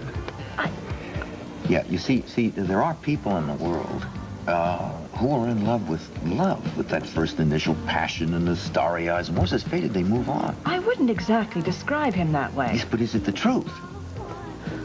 It's possible. He hasn't talked seriously about marriage, and I don't think he's that interested in children, but it's not my business, it's not yours. No, it's my business. When a man comes between my daughter and her mother, that's my business. You're making a very great assumption. If you took this case to court, a judge would probably clobber you. So I'm being paranoid and John had nothing to do with it. No, but yes, he was part of it. But I'm not going to let you blame him for the emotional problem between Dorian and Cassie. I'm sure Cassie knew the consequences. He tried to resist it every step of the way, and I really resent you suggesting he started the whole thing. Well, what do you expect me to do? I expect you not to let this spill into our relationship. So I should just back off from it. Now, that's very hard to do, especially when I see my daughter being hurt. You're the one who could get hurt. Possibly both of us. I think you know that. I thought you were hurt. You said you were going to work off your frustrations on the uneven parallel bars. I know. Mom, I have been so miserable for weeks now. Please don't remind me. But look at us now. We're together, we're talking, and we have to continue. How's your friend Cheryl? I don't know. She's not really my friend. She's just a girl I work out with at the club. Cassie, there's a part of me that just isn't ready to forgive you. I'm having a hard time forgetting what you and John did. I know. That's why we have to talk. Not argue, not yell. So that maybe we can finally get things back to how they were with us. Please? Not easily between us, Cassie. Mom, do you realize what you're saying? Yes, I do, but I can't help it. I mean, I know that when I thought that you were hurt, I panicked, I came rushing over here, but now...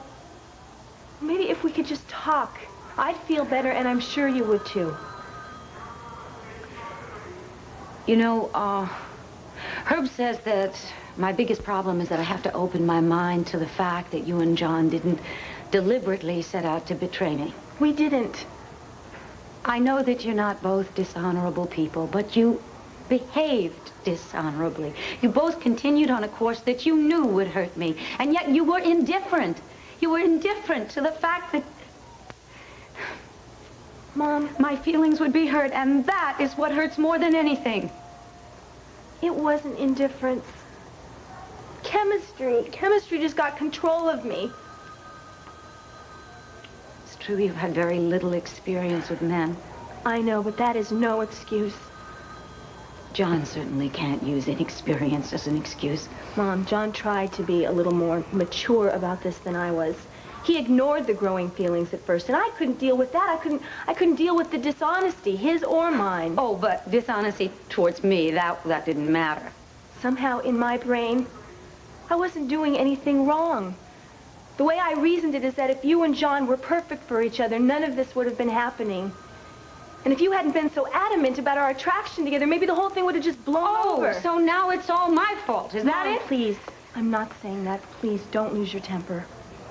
This is our last chance to finally really work this out between us. Cassie, I tried to point things out to you. You both denied it. You both didn't do anything to stop it. I know that. And that is what I'm trying to explain to you. By the time I realized, and I consciously realized that I was attracted to John, your boyfriend, my mother's lover, it was too late. And even though we never made love, we never even came close to it, I was ashamed of myself. And I hated myself for it. If I had this to do all over again, I probably would have just headed back to Europe. You and I got along great when we were thousands of miles apart. What do you want from me? Absolution? No, I can't ask you for that. I just want a little understanding of what happened. Herb says that he thinks that John never was good enough for me. I mean, in terms of money and prestige and power and all of that. I was absolutely furious at it at the time he said it, but I guess he does have a point. I think that eventually I might have broken up with John. We would have fought, called each other names, called it off. Yeah, maybe. But you see, when a love is suddenly taken away from you, you tend to idealize that love into something better than perhaps it really was. And then there's this sudden shock, you know, that really hits at your insecurities, especially when you find out that your daughter, your little girl, has suddenly become a woman who is more alluring than you are. Mom. Honey, can you imagine how that made me feel? I'll tell you. It made me feel old. Old and unattractive. I didn't like that feeling. I hated you and John for making me feel that way. Mom, you're incredible. You are a beautiful woman. John and I, we were operating off a whole nother wavelength. We worked well together. Everything was comfortable. There was no effort involved. Something that just happened out of nowhere. Yes. We never tried to hurt you on purpose. We never would. And maybe because of that, we hurt you more. I did try to tell you what was going on, didn't I? I know. I know. And even though I've told you this before, and I'm really not sure you believed it, all we did was kiss. That's it. We stopped seeing each other altogether. And I had too much self-anger and guilt to even attempt a relationship with him. What if I gave you both my blessing? What then? I don't know. Up until a few minutes ago, I didn't really think that would be possible in this lifetime. It probably isn't. Mom, can we at least be friends again? I didn't realize how much your friendship meant to me until I lost it. I think it's more important to me than having a mother. Sure. You don't need a mother. You've never taken my advice about anything. You certainly have never obeyed me. Okay, ask now. Your wish is my command. Earlier today, Herb said that he thought that I was the only one who could end this suffering that all three of us are going through. I don't know about that. I do know, though, that I can't walk out of this room feeling the same way that I walked into it. You ran in here, remember? You ran in here because you loved me and you were worried about me. I do love you. But something has changed. You've got to understand that. I do. I can't really put it into words, but I can feel what you're saying. It's just important that we don't lose that other part of us that's still here. Okay, I think we've made some important strides. I do. But I have to get going. I have to check on Cheryl anyway.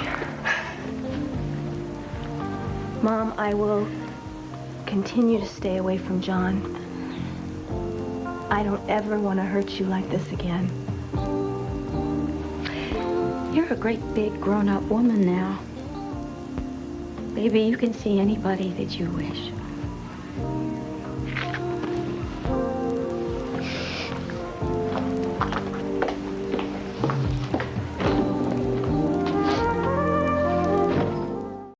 I appreciate your enthusiasm. I'm just not sure your years as an aerobics instructor and a health food store clerk give you the business experience needed. I'm not very fast when I type. Do you have much typing? No, not usually. Sometimes we do. Well, I'll pick up speed as I go. I am bright. Oh, I'm sure. You're also pretty young. What does that have to do with being a secretary? Well, I've been through a couple lately, and frankly, I was kind of hoping to get someone a little bit more mature and settled, someone that wouldn't go running off if she was married or got bored. It does get boring around here, you know. I just need a steady job, Mr. Russell. And there is currently no man in my life, so I'm not about to get married. John, guess what? I'm sorry. No. Excuse me. Come on in, Cassie. Why don't we just step out for a minute?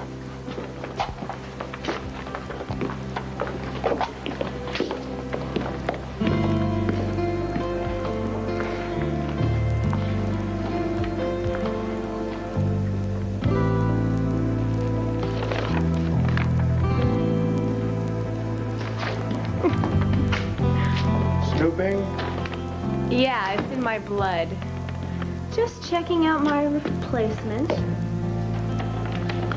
Health food store clerk. Hey, well, you didn't have a lot of business experience when you started here either, you know, and I haven't hired her yet. Good. Listen, there has been a major breakthrough a little while ago.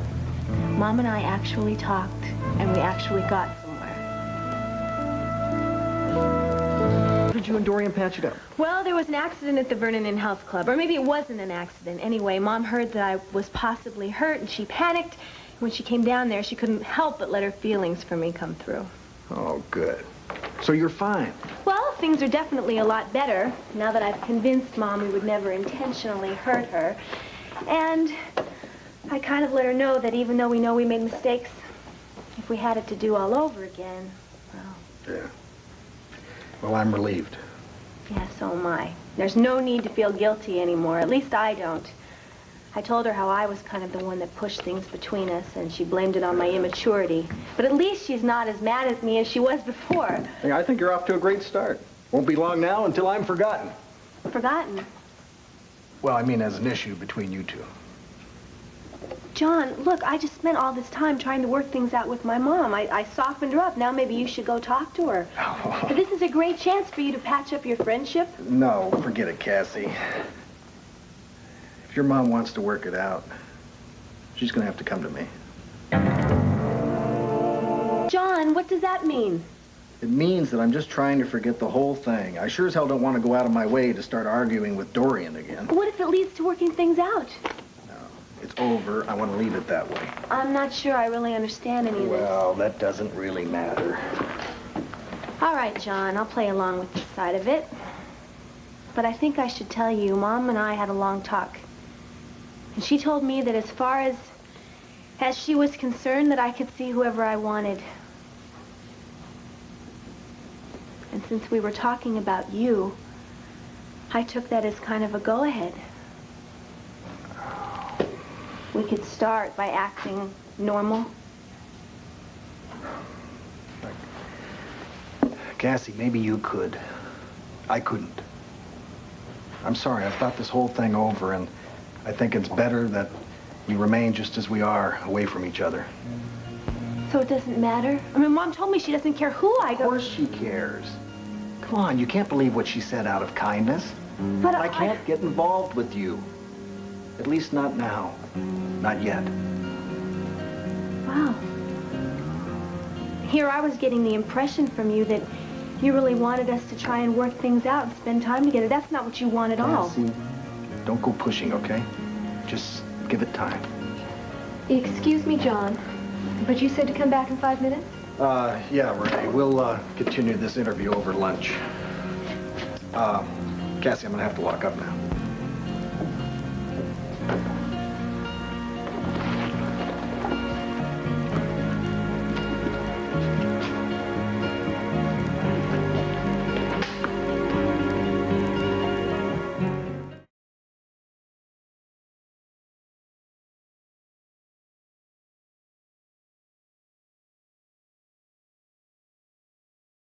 I know I'd have to take any old kind of job.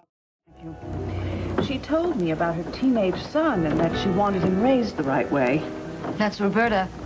There's nothing tiny about her, especially not her heart. So what did you say? What could I say? She deserves the parole. When it comes to the board vote, she's got mine. Who'd have thought it?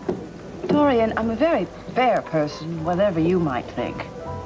Oh, I didn't mean it that way. Who'd have thought we'd have so much in common? Ah, you mean Herb. Herb. I mean, really, what other two women would be sitting here chatting, having lunch, working together when they have shared the same man? And then, of course, we also have your brother in common. If we're going to start talking about John, I really would rather not discuss it. No, please, as far as I'm concerned, John is ancient history. Blood under the bridge. I just wondered if perhaps he had said something about me or about Cassie. Dorian, he is my brother, and he has told me some of his thoughts, but I am not going to share them with you. Go back to your seat. Max, it was the wiring. Somebody tampered with it. Well, the sound of that alarm, I thought there was going to be a fire or something. No, apparently somebody's just stuck between floors. Sometimes that's not so terrible. What is that supposed to mean? Ask Herb. All right. Here it comes. Can we go sit down? From the expression on that man's face, I'd say the crisis was just beginning. Okay, folks, calm down now. Everything is under control. The elevators are working, and there's no problems. No problem. Break it up. Come on, show us. Young man, your problems have only just begun. I'm going to sue this so-called hotel for $1 million. Minimum. Excuse me. I'm Pamela Buchanan. I'm the owner of this. Here, sir. I really don't harbor any resentment towards John for his betrayal of me. I'm just terribly concerned about Cassie, that's all. I don't want to see her hurt. If you're trying to find out what John feels about Cassie, Dorian... No. Heaven forbid. I just thought that perhaps you might sympathize with my dilemma as a mother yourself. I really sympathize with another problem that we share, and that's Roberta. What happens if she does get the parole? What then? For starters, she's going to need a job. I was hoping you would say that. Do you suppose there's something for her at WVLE? I mean, that could be just the thing that will make the board vote for her parole. No. No? You mean just like that? No? Don't misunderstand me. I would love to help her, give her a job. It's just that the entire parole board knows that Roberta and I served time together. Yes, I suppose it could be favoritism. I never even considered that. Yes, we have to find somebody who doesn't know her but is still willing to give her a job. That's not going to be easy unless we... Wait a minute, I have an idea. You know somebody? Well, it's a long shot, but If it works, Roberta is absolutely free. Well, tell me. No, I don't want to talk about it now. If we're going to do anything, we better get started. Come on. Oh. Let's go. This visit? Yes, you may. I've come to see Charles. No. You could have saved yourself a lot of trouble if you had called first. Charles is out of town and will be until later tonight. However, if you'll tell me your problem, I'll relay the message. Elizabeth, why do you think I have a problem? I just need a favor from my ex-husband, but I'll wait and ask him personally later. I thought you two had agreed to keep a civilized distance. We're still friends, even if you disapprove of it. Well, far be it from me to tell Charles who his friend should be. Well, you're certainly changing for the better. You used to tell him everything you thought, including what tie he should wear. Judith, must we always be at odds with each other? Can't we bury the hatchet once and for all? Depends on where you want to bury it, Elizabeth. We could start by trying to be civil to each other. All right. You can tell Charles the favor has to do with Sanders Chemical. What about Sanders? I'll tell Charles the rest. My dear, Charles is far too busy with his own career to concern himself with the family's business. If you want something from Sanders Chemicals, you'll have to start at the top. With me.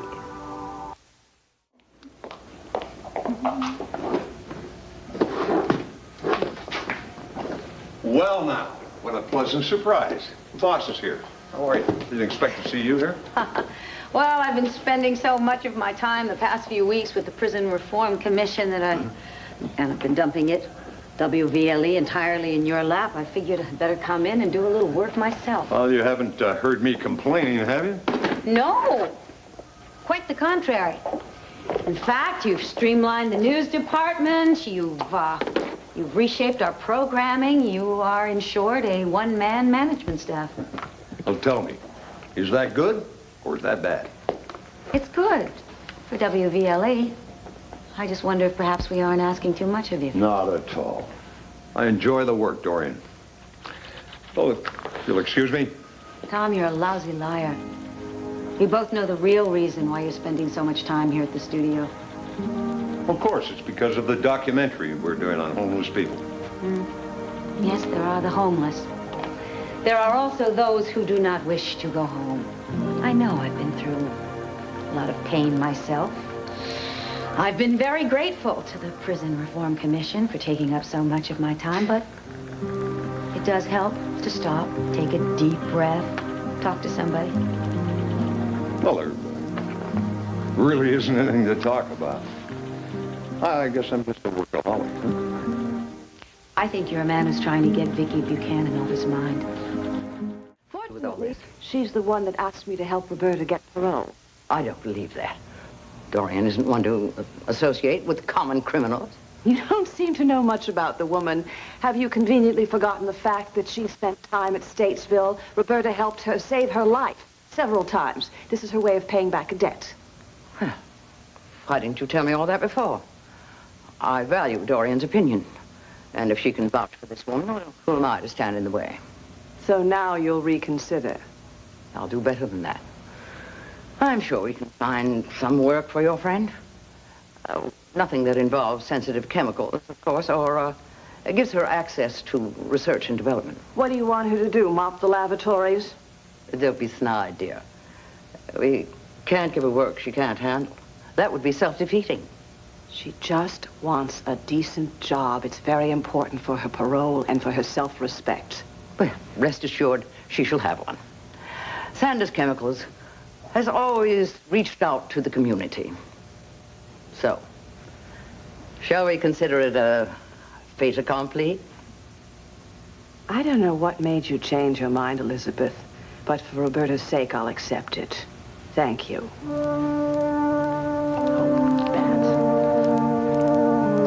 What do you want me to say? I didn't plan this. I came to Landview to try and track down my long-lost twin brother. I didn't know I was going to meet his wife and fall in love with her? Come on, Tom, why don't you just admit it?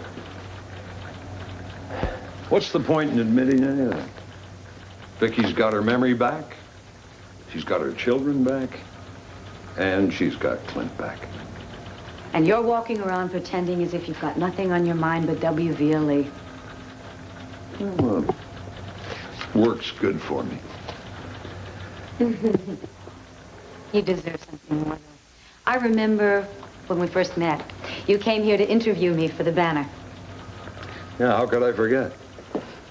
Well, you had so much enthusiasm then, and not just for your new job, but for your new life in Landview. It'd be nice to see some of that enthusiasm back again. Well, I suppose if Vicky can find happiness, so can I, huh? You really mean that, don't you? You want her to be happy, even if it's without you. Oh, I said I love her. Isn't that what love is? You are a unique man. I think that you are the last true gentleman left on the face of the earth. I don't think I go quite that far. I would. Most men put themselves first, before the woman that they supposedly love, and then if it doesn't work out, they're on to the next woman, without giving it a second thought. Tell me, Dorian, why do I get the feeling I should be listening and you should be talking? Don't be silly. I'm just hypothesizing. Yeah, of course. Well, I have an appointment at the Vernon Inn with Congressman Kramer. I'm going to try and talk him into appearing on your show with you. Excuse me. Remember what they say about all work? Come on, Dorian. All right. I won't give you any more lectures. However, happiness doesn't always find you. Sometimes you got to stop working and go out and look for it yourself. I'll tell you something, boss darling. If you find it, you tell me where it is, and I'll get some for myself. How's that?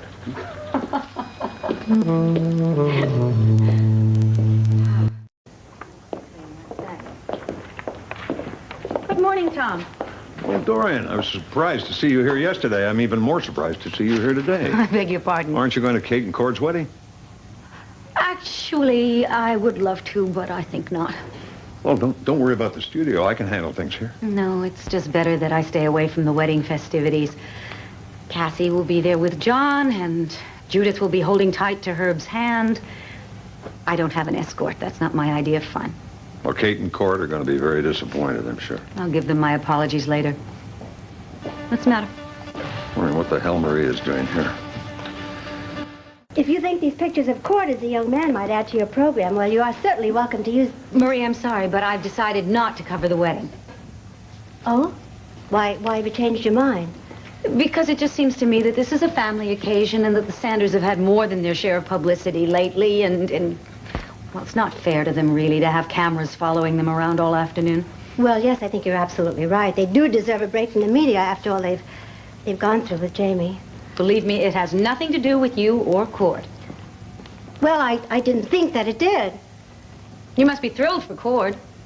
Oh, yes, of course I am. Kate's going to be a wonderful wife, and I just think Cord's a really lucky guy. Yes, I don't know, though, why you've been such a recluse lately, what with the whirlwinds surrounding the wedding. Excuse me, please, Dorian. What's going on with you and Tom? The two of you have been friends for years. Well, if you don't mind, I would rather not talk about it. Especially today. I just want to hold happy thoughts for Kate and Cord. Mm-hmm. You must feel like the odd woman out, though, now that Vicky's recovered and you don't have a hope of getting Clint back. My, aren't you being frank today? And I'm sure you're very pleased. I'm pleased for Vicky and Clint, yes. But I do feel sorry for you. Save your pity, Dorian. I don't need it. I don't pity you. I just know what it's like to lose someone you love. Are you bringing Cassie to the wedding? No, I'm not. I wish I could, but I don't think it's in the cards. I heard there was some attempt at reconciliation between Cassie and Dorian. Oh, there was, but it's still a long way off. And let me tell you, I'm steering clear of Cassie so that Dorian doesn't get any more ammunition to use against her, or so I don't hurt her anymore. Well, it's about the most intelligent thing you could do. Yeah. Intelligent, maybe, but not easy. You can't avoid the girl forever. Landview's not a very big town, you know. Yeah, I'm beginning to find out just how small it really is. You would think in a town the size of Landview, John and I wouldn't end up in the same place for breakfast. Well, you both like Wanda, and the food's terrific, so just ignore John. Right. I did drag you away from the Vernon Inn so I could have your undivided attention, and now I'm going to make the most of it. Okay, here is your coffee. Have you Yes, figured yes. out what the problem is over there at the inn? No, but we're still working on it. Well, that's a shame what's going on there after Pam spent so much time and so much trouble. Who would want to give her trouble like that? That's what we're trying to figure out. Okay, here you go. And you holler when you're ready. Thanks. All right. So, what did you want to talk about? You know what I want to talk to you about. I want you to talk Pam into giving me a job at the Vernon Inn. Look, Steve, I know I could solve this sabotage case for you. Cassie, we have been all through this. And you said that you would talk to Pam and try and convince her. You have influence on her. Come on, Steve, can't you help me? The job you are asking for is too dangerous. Try me. I'll prove it's not.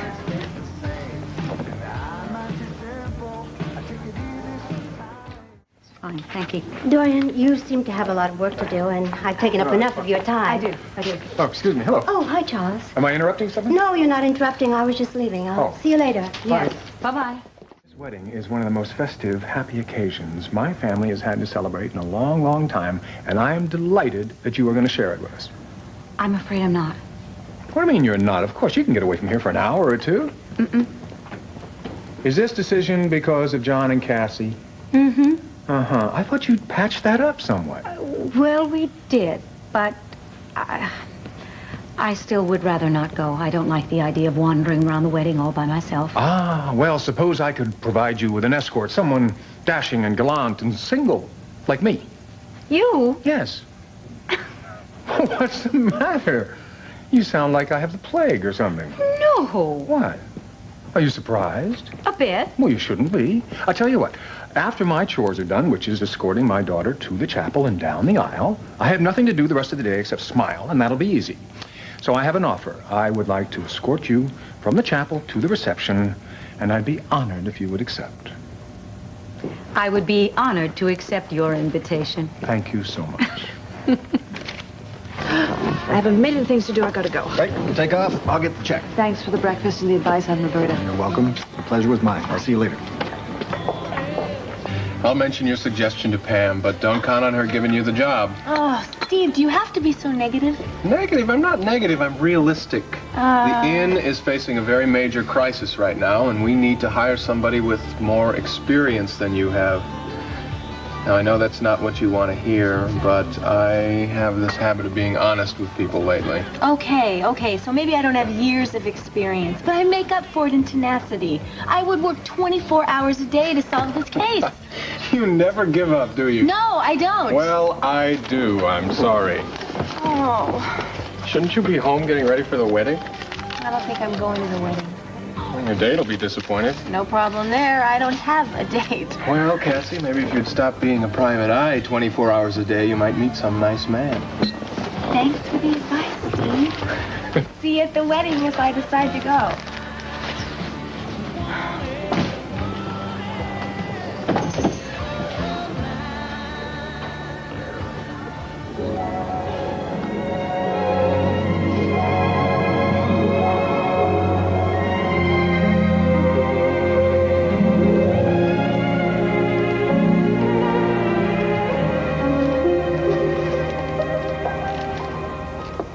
It's hot enough to fry eggs on this counter.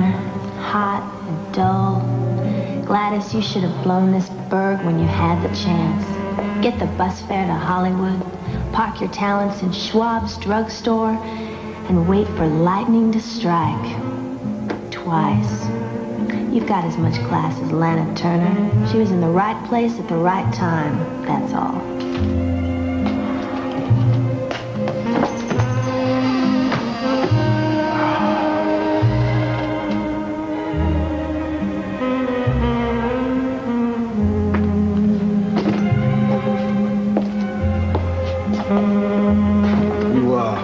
Open for business?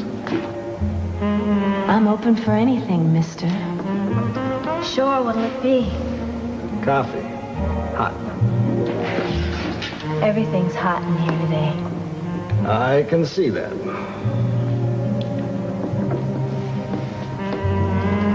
Not beating down the doors to sample your cuisine. Story of my life. Ah, what's that? Cream and sugar? No, black. A no frills kind of guy, huh? You new in town? No, just passing through. On my way to California. Yeah, I can hear the Pacific Ocean calling my name with every wave that laps the beach at Malibu. Malibu, isn't that near? That's right. Hollywood. Are you in the movie business? A producer? Director? Scanties. I'm into ladies' underwear. Look, mister, don't get any ideas. I'm a salesman, Toots. Plain and simple. You open my magic chest, a woman can find secrets that even Scheherazade would envy. Yeah, there's not a man alive who's immune to the little treasures I have hidden in here. They're beautiful. Soft like silk. That's genuine rayon. It's the latest in modern technology. What's your name, dollface? Gladys. I mean, they call me Gypsy. Gypsy? Now, what kind of a name is that? That's my stage name, thank you very much. One day I'm gonna be a big, big star. Not with that spatula in your hand, you're not. I'm just waiting for the right break, that's all. Well, my name's Freddie. And you can call me Freddie. Sure wish I could afford some of these, Freddie. You ever done any modeling? No, but I'm a fast learner. Well, I was thinking about hooking up with a photographer out in Hollywood. Slap some pictures of these dainties into a nice little catalog. You'll need a woman who's built just right for your wares. I'll need more than that. You see, I want a woman who's committed to stardom as much as I am. Someone who's ready to leave the hick towns of the past and sail off for that tinsel sunset of Hollywood and Vine. You're looking at her, Freddie. But I want it all, babe. I need desire, passion, trust. I gotta have the right woman. You want proof.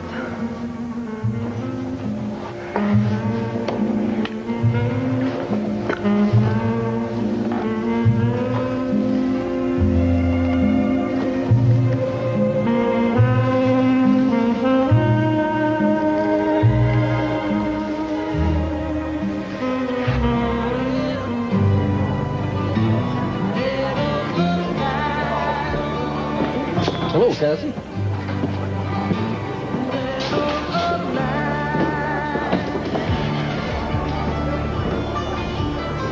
Did I open my eyes yet? Yes.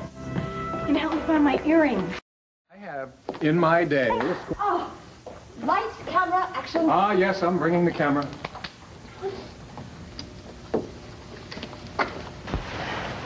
Oh, okay. Dad, don't you like it? Say something. I think he's too stunned to speak.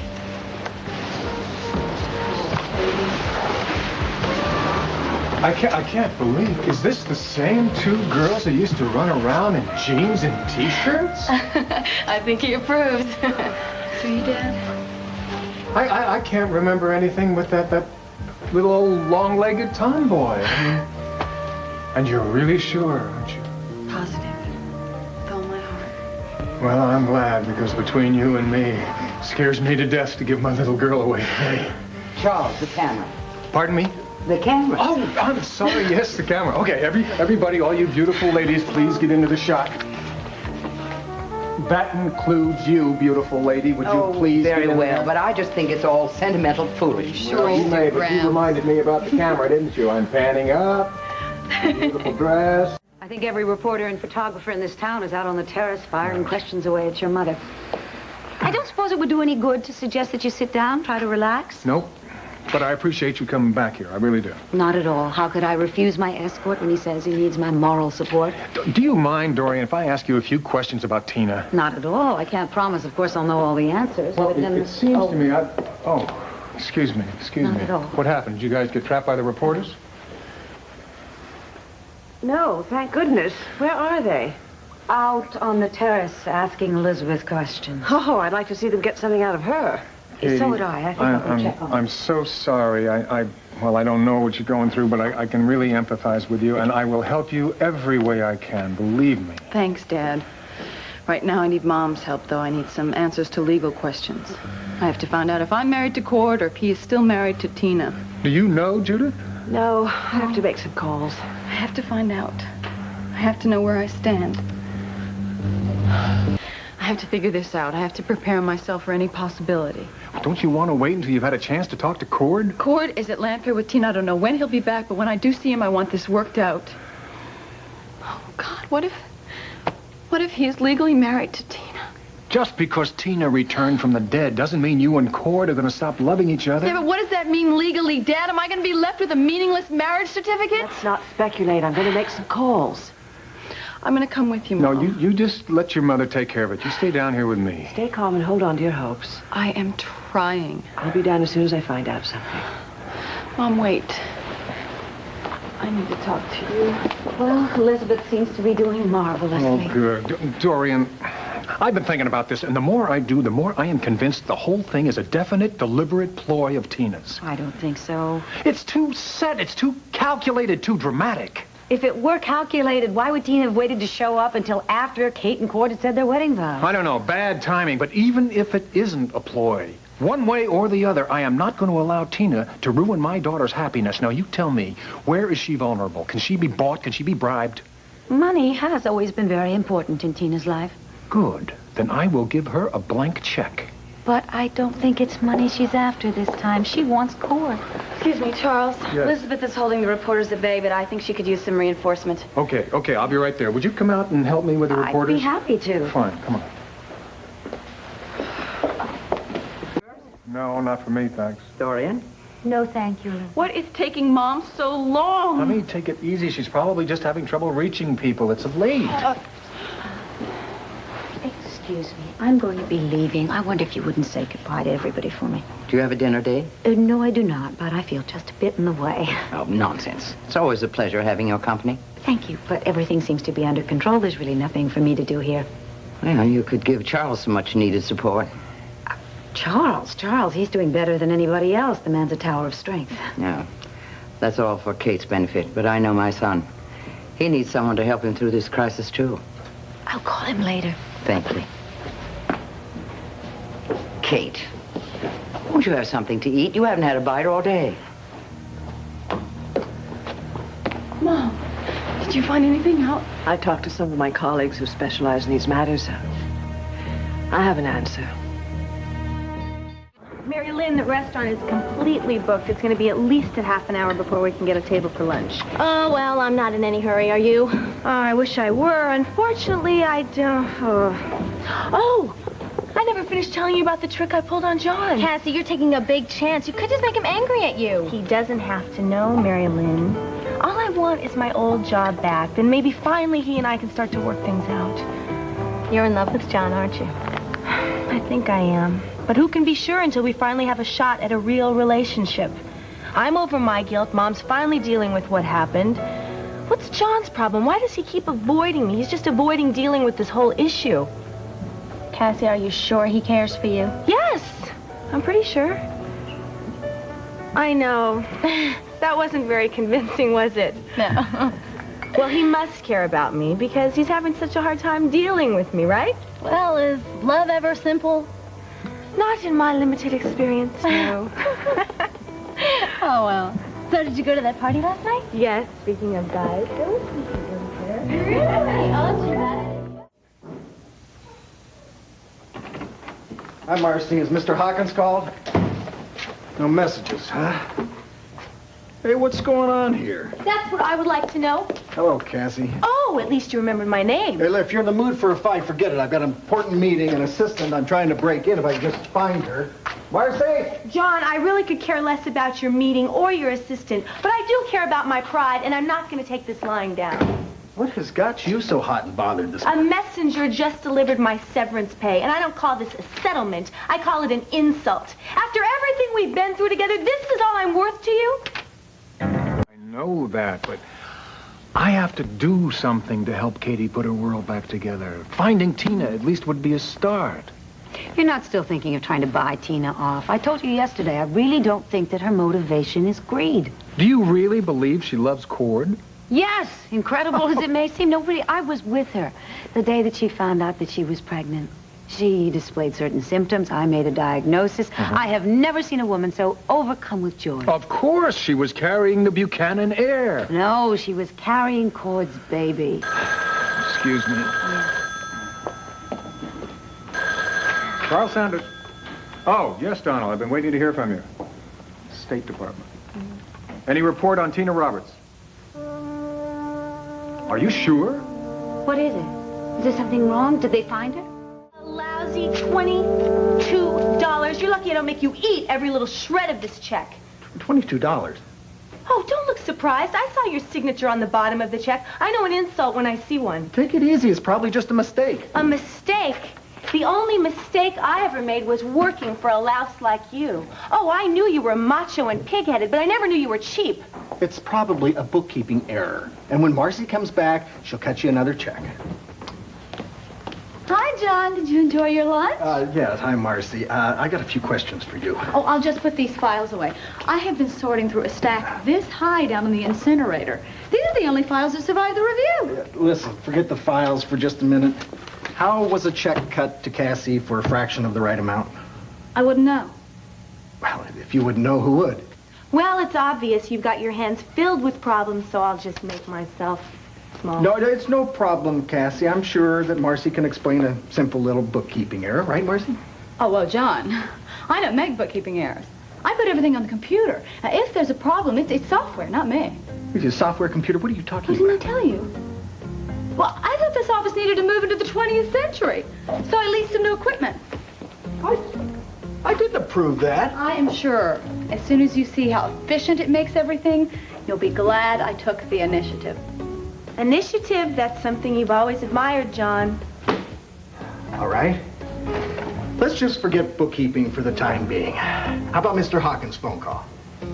Hawkins? Yeah. Hawkins. He was supposed to call me when he's ready for me to go into action. Oh, him. I told him you were unavailable. You did what? Well, I figured your lunch would run over. And once you came back, you'd want to reorganize the office. Well, we have got so many details to iron out. No, Marcy, you iron them out. I gotta get hold of Hawkins. Another problem, John? No problem. I'm just looking for my phone numbers. That beat up old thing, I threw it out. Come again? So I put everything on the computer and threw the old stuff away with the files. Let me get this straight, Marcy. I don't have any files anymore. And I don't have any phone numbers either. They're all stored on the hard disk. You can call them up in seconds. How can I call them up in seconds when I don't even know how to turn that damn machine on? Don't lose your temper. I'm not losing my temper. I'm not losing my temper. Okay? I just want my files back and my phone numbers and my old disorganized office. Is that understood?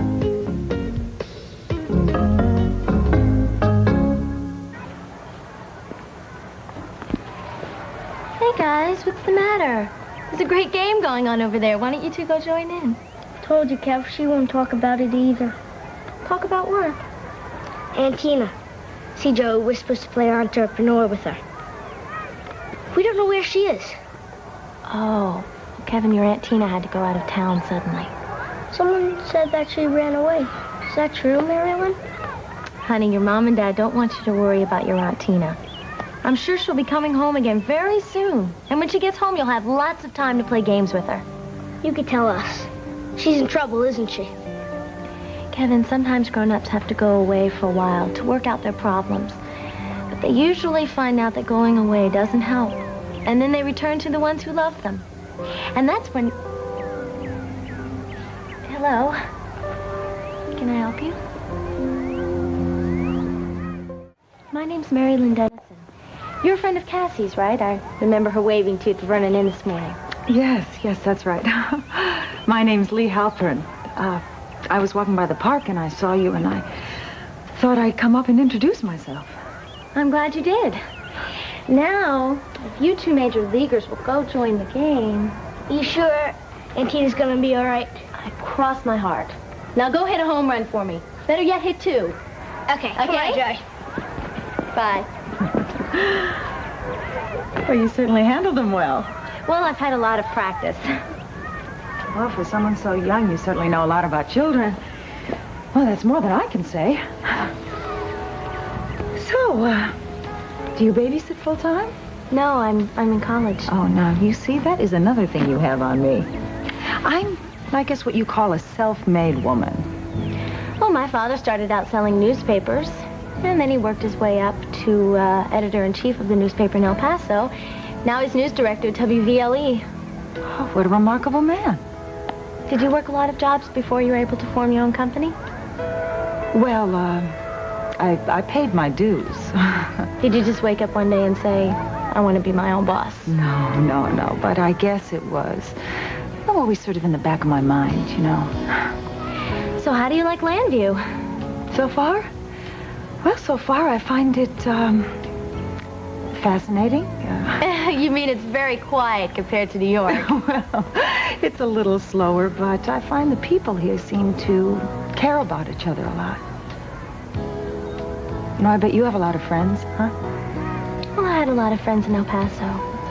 But here, I have to learn to trust people, and that's been very hard for me. Do you know I am exactly the same way? Really? Yes, I am. Now, I know that I sort of popped in here and struck up a conversation with you, but that's unusual for me. Maybe it's because I sensed that you and I could talk to each other. Do you want to hear something odd? Huh. From the moment you sat down, I sensed the very same thing. It's only software. Once you get the hang of it, you'll get down on your knees and thank me. Where are you going now? Well, that's another thing. You have got to learn to delegate authority. Now, I've got something to take care of, and I'll be right back. Hold on a minute here. Hey, who's the boss around here? Now, wait just a... Marcy! What are you grinning? I'm happy for you, that's all. You finally got what you wanted. Professionalism minus the emotional commitment, emotional attachment. She's just used to the corporate setup, that's all. Once I loosen her up a little bit, get her to do things my way, then she'll get the office back in shape and back on track, and I'll get my life in order. I'm sure you're going to get everything you so richly deserve. Now, may I please have my severance pay in cash?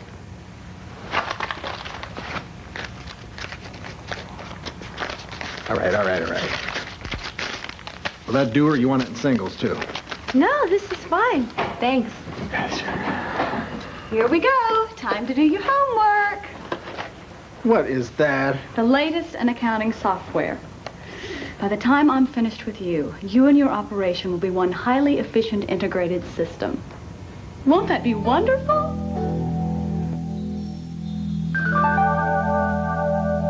Well, thanks for trying. Right. Oh, don't tell me the State Department struck out. My friend Donald cross-checked every United States passport leaving this country in the last 24 hours, and Tina Roberts is not among them. That proves it. This is not one of her ploys. She really doesn't want to be found. Which means that Kate and Cord are going to be living in a sort of limbo until she is. I know you want to help them very badly, but there is nothing that you can do. It couldn't have come at a worse time. Not only this on my mind, but I have a visitor coming. A very important, very demanding visitor.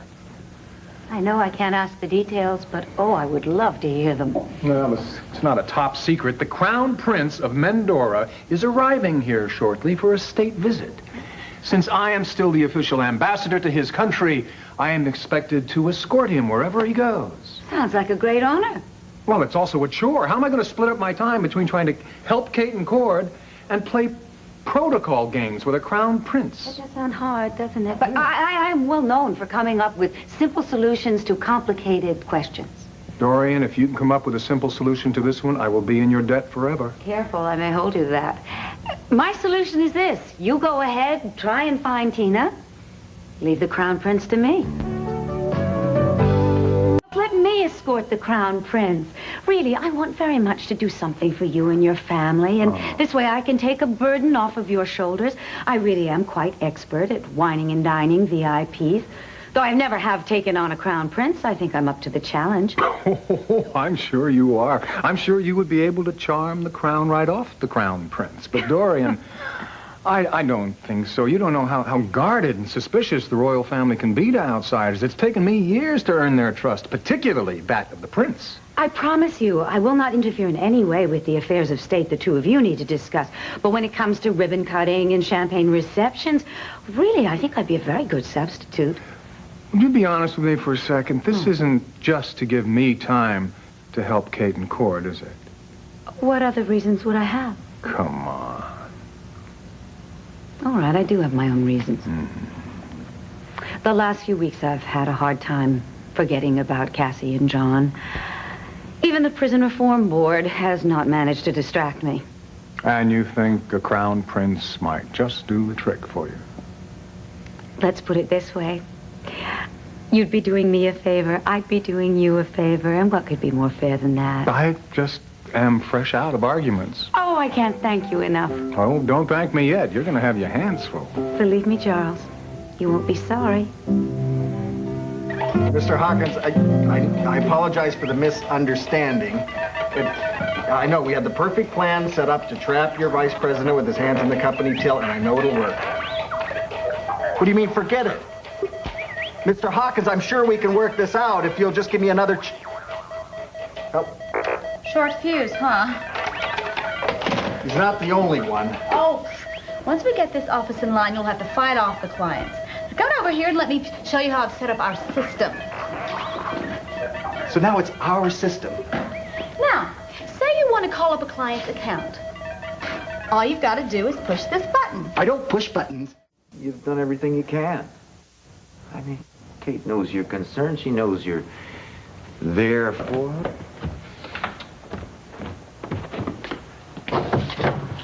Dorian, as always, your timing is rotten. Well, I'm sorry, Herbert, this can't wait. I simply have to see Judith. Ah, I thought I'd find you here. And I was right. I just want to say how very sorry I feel about Cord and Kate. Is that why you stopped by? No, I want to ask Judith a favor. Judith, the Crown Prince of Mendora is coming here tomorrow. What? That's very strange. He always refused to travel. He's on his way now. So what, you want an interview with him? What? No, well, perhaps, but actually, Charles has asked me to escort the prince around town while he's here. That's surprising. Not really. Charles and I have become very close. It's not unusual for him to ask a favor from me if he needs one. Anyway, I was wondering if you could tell me anything about the prince that might help me put him at his ease. You know, I'd really be very grateful. I don't know what I could tell you, Dorian. You do know the man, don't you? Yes, but I haven't seen him in years. He can't have changed that much. Can he? Or maybe, what sort of things does he like to do? Is he social, gregarious? Oh, please don't tell me he's an old stuffed shirt. Well, no, I remember him as very sort of young and shy and awkward, actually kind of a recluse. How young? I don't know, 24, 25. Oh, that young? Maybe 26, I'm not sure. Oh, I see. So much for a sophisticated encounter with dashing European royalty. Sounds to me like you'll be more of a den mother. Herb, that is not amusing. No, I remember that he was always interested in the sciences, chemistry, physics, math. He was always working on a math problem. Oh, dear, we won't have anything to talk about. Well, he does like girls, doesn't he? Well, he was not very social that I remember. Oh. Oh, dear. Maybe he's changed. Oh, I hope he's changed. There's one thing I learned in the Army. Never volunteer for anything. Now you know why. You're such a help, darling. Thank you. What? You know, Dorian, it was very gracious of you to offer to help Charles after all the trouble he's been through this year. He's really been neglecting his ambassadorial duties, and the last thing he needs is to cope with some awkward, shy young man. Buy him some music videos. Isn't that what all the kids are into these days? Oh, I don't know. I'll come up with something, I guess. I'm sorry that I don't have a better report for you. So am I. But thank you anyway. Goodbye. You and me and Charles and Dorian. If there is a Charles and Dorian. Would it upset you if Dorian and Charles developed a relationship like ours? No, I think everyone should have one just like that. You're such a special woman. Thank you. You're a special man. You know, it's natural to feel a little possessive of Charles. Herb, do you want me to be jealous of Dorian? Well, no, of course not. Good, because possessiveness seems to be her specialty. It's not mine. So does that answer your question? Yes. So, do you want to tell me what you're concerned about? I have a feeling Dorian is after bigger game. Bigger game as in power? Well, she's always been intrigued by power. You saw the effect a titled prince had on her. Oh, yes, until she found out how old he was. I think she's going to have to look somewhere else. I don't think he's going to be much of a match for her. I think she has her sights set on an American with power and a title, like ambassador. Well, I think the situation with John and Cassie was very devastating for her, and she just wants to know that she's still appealing to a man. I think it's more than that. I hope so for Dorian's sake. Why? Having been married to Charles, I know that it's going to be a very stormy ride.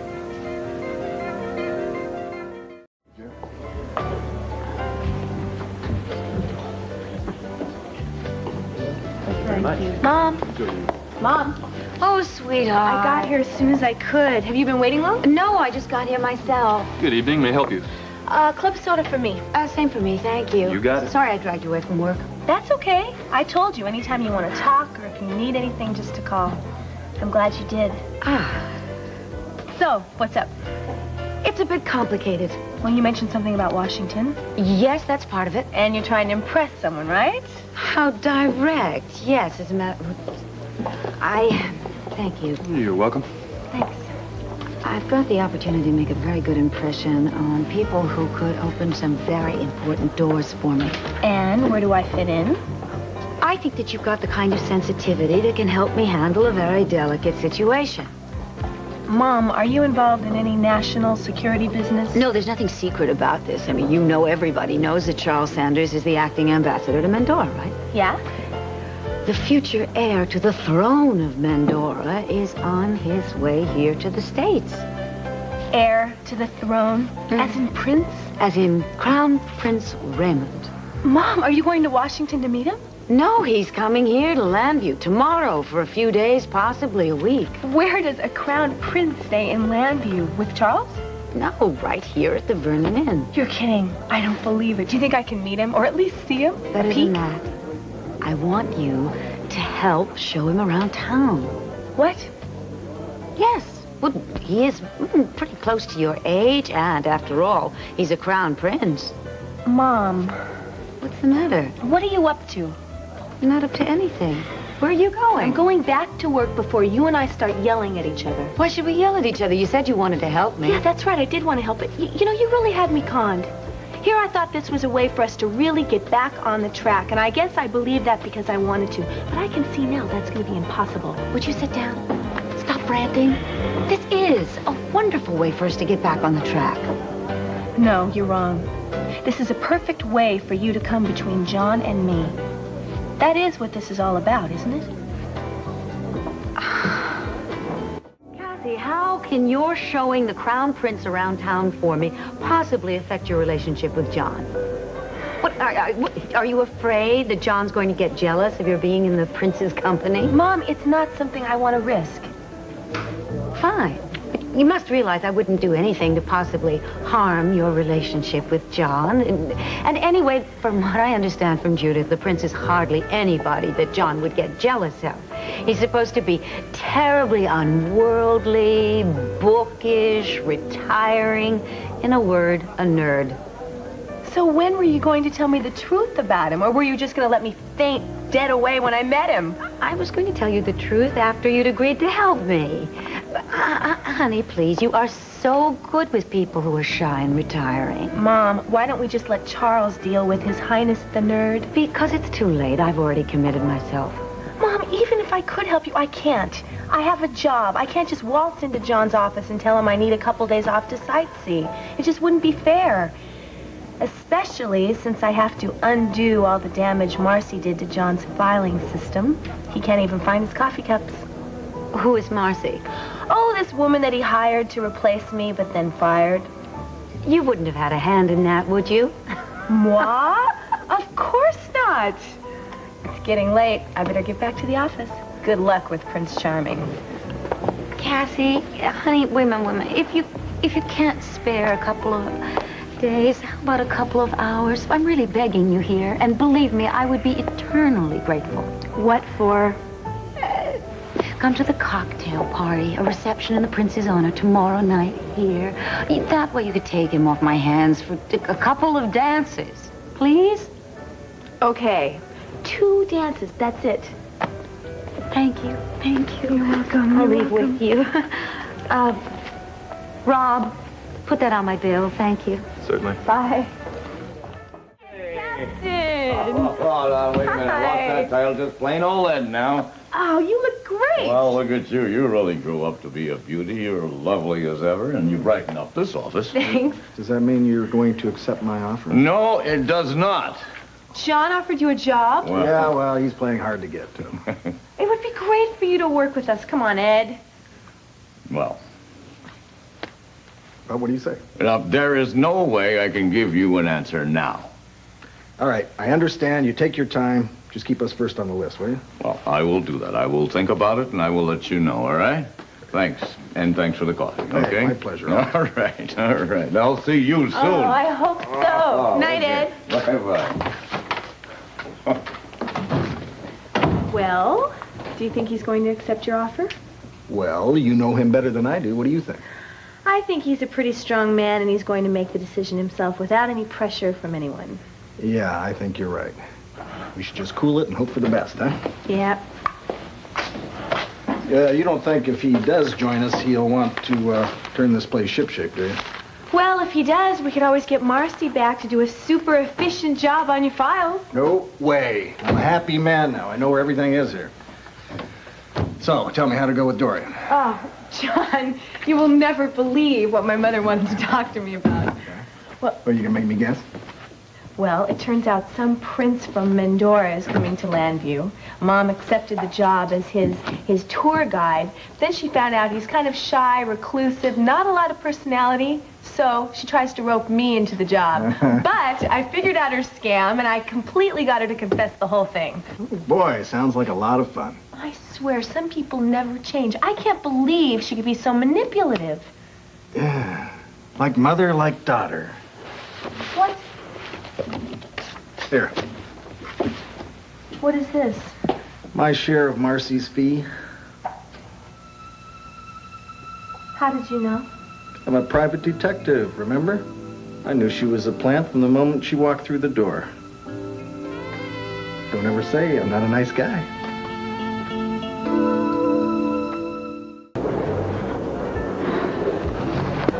Oh, Dorian! Hello, Pamela. Would you happen to know if Crown Prince Raymond has arrived yet? Yes, he has. He's checking in now, as a matter of fact, with his bodyguard. That's all there is to his entourage? Apparently. Why, you here to interview him? No, actually, it's more official than that. Charles Sanders has asked me to escort the prince around town because he can't.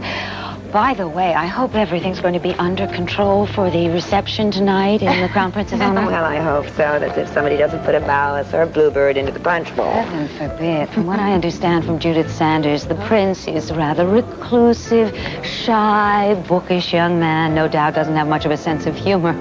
Security is your business, Aldo, not mine. Uh-oh. There's Mrs. Buchanan, the owner of the Vernon Inn. She can arrange. Mrs. Buchanan, I did not come to Landview to look out my window and see the garage next door. Now, surely you have a penthouse with a view worthy of visiting royalty.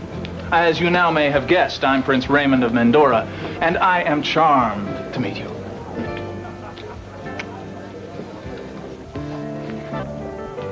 The pleasure is all mine, Prince Raymond.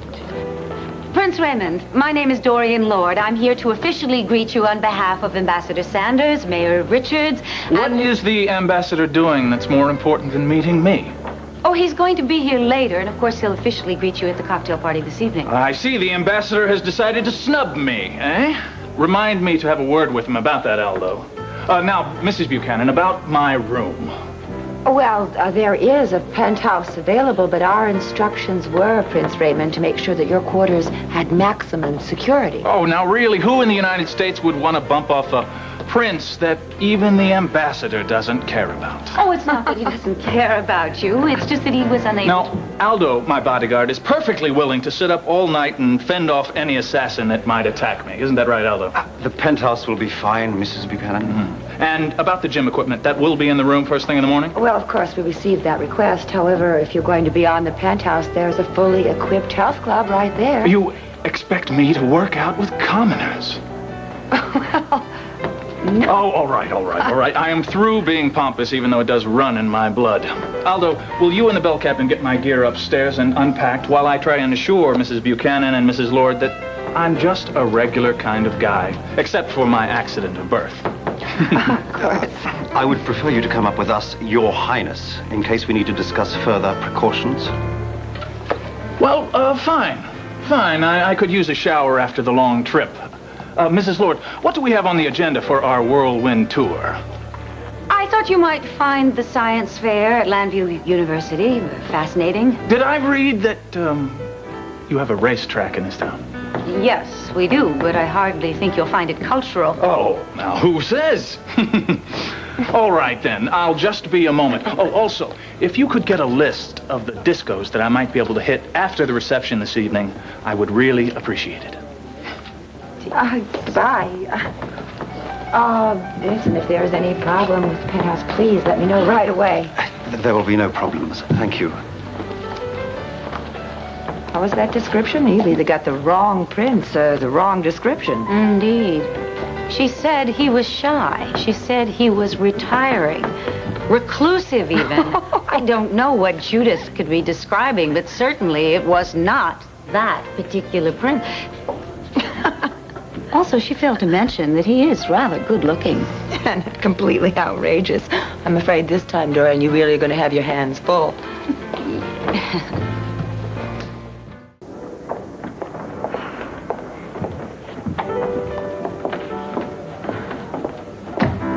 Bored already, Mrs. Lord. Our day hasn't even begun yet. Or have you grown impatient with me? Not at all. I'm totally at your disposal.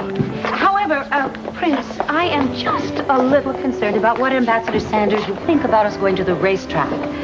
Well, you can hardly drag me to a science fair I don't wish to go to, now can you?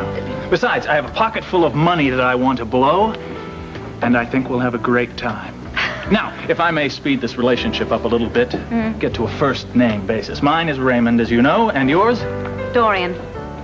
Dorian. Are you the lovely lady who shall be on my arm this evening? Or is another date planned for me? Well, actually, we hadn't literally thought about getting you a date. Well, why not? I mean, I would think there would be hundreds of ladies in Landview who would be thrilled to be on the arm of a prince. Prince, what are you being now? The image or the person behind it? You catch on quickly, Mrs. Lord. You're very bright. I like that. Therefore, I appoint you to be my escort this evening. But I am being escorted by Ambassador Sanders tonight. What, is his wife out of town or something? No, they've gotten divorced. Didn't you know that? Evidently not. Well, being at Harvard at the books all the time, I guess I've fallen behind on the official gossip. What happened? Did she finally catch him fooling around? Oh, really, Dorian? In a country the size of Mendora, do you think the ambassador's extramarital affairs have gone unnoticed? This conversation's making me very uncomfortable. We'd better get going. The racetrack is closed, so till a little later. So why don't we fill in the time by touring the town? Actually, I need to stay here for a bit. I have a phone call that I need to make. By all means. You'll probably still be here when Charles Sanders gets here. Oh, that's splendid. Tell me, Dorian, what do you do? Or do you do anything? I am the owner and general manager of WVLE. That's our local television station. I am also the chairman of the National Committee on Prison Reform. Oh, I see. You're one of those society women who reform institutions they know nothing about. On the contrary, I murdered a man once. They made me go to prison for it. Touche. I'll be more subtle with my barbs. Okay, one more trip upstairs for the phone, and then I will be ready. I'm sorry to keep you waiting like this. It's perfectly all right. Your Grace.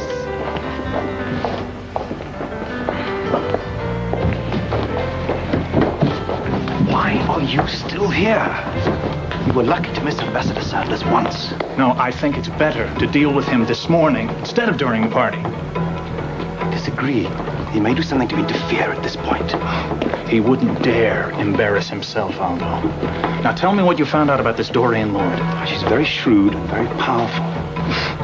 Best not do anything to distract her. I could have told you that after 2 minutes of conversation with her. You're a great help. Look, you'd better tone yourself down. Aldo, I'm a prince, remember? Now, you take your orders from me and not old vice versa.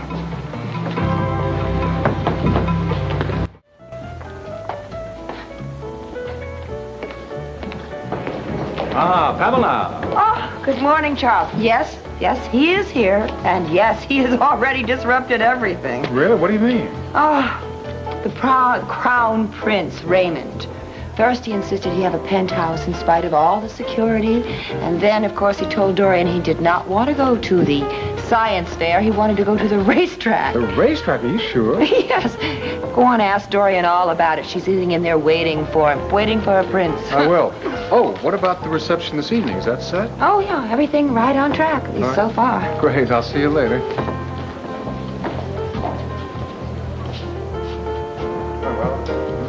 Dorian, hello. Hello, Charles. We would be gone by now, except the prince decided he had to make a phone call. Probably to some bombshell he met while he was at Harvard. Pam said that he wants to go to the racetrack? Yes.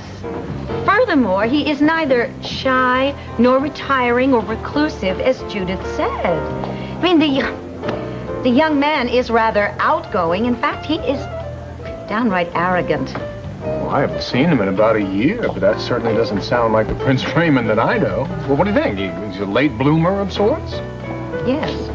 I think your wallflower has blossomed into a party animal. No doubt. Oh, hello, Judith. Sorry to bother you, have you heard from Kate or No, Cord? I was just at the house trying to calm her down. She hasn't heard from Cord. Oh, no. So nobody knows where Tina and the baby are yet.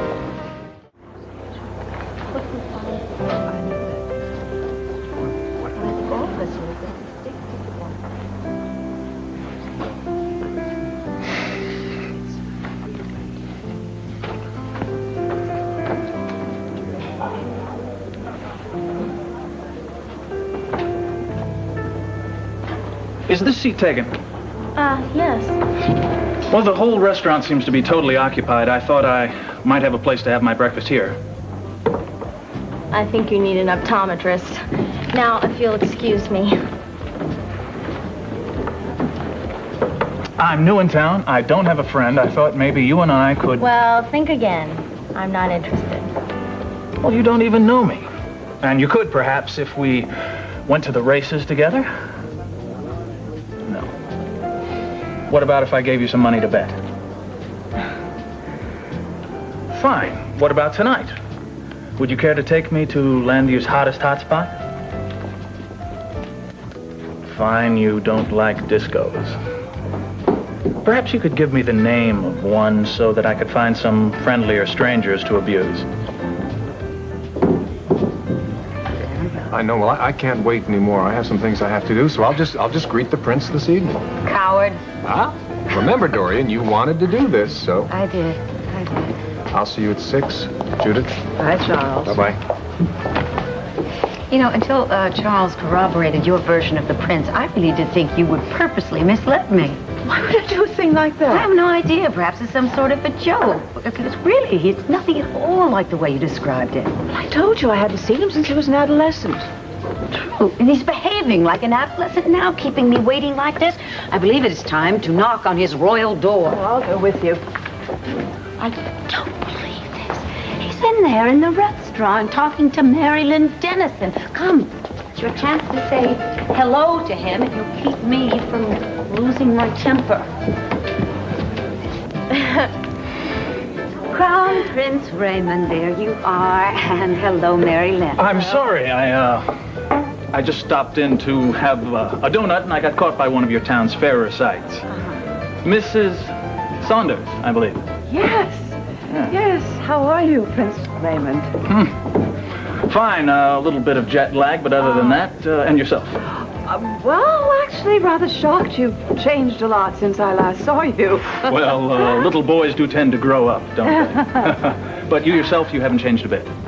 Oh, well, I'll see you later at the cocktail party. Just wanted to welcome you to Landview. Glad you did. Hi. Hi. If you want to see anything of Landview besides the Vernon Inn, we better get going. Mary Lynn, would you like to come? Oh, no, thank you. I have some work to do. Raymond, are you really a prince? I'm afraid so, of Mandora. But please, don't hold it against me. In fact, perhaps you'd like to come to the reception here this evening. I think I have a... Yes. Here it is, a invitation for two. But I'd prefer if you left your boyfriend at home. It's nice talking to you. Dorian, shall we? How novel. Goodbye, dear. Goodbye.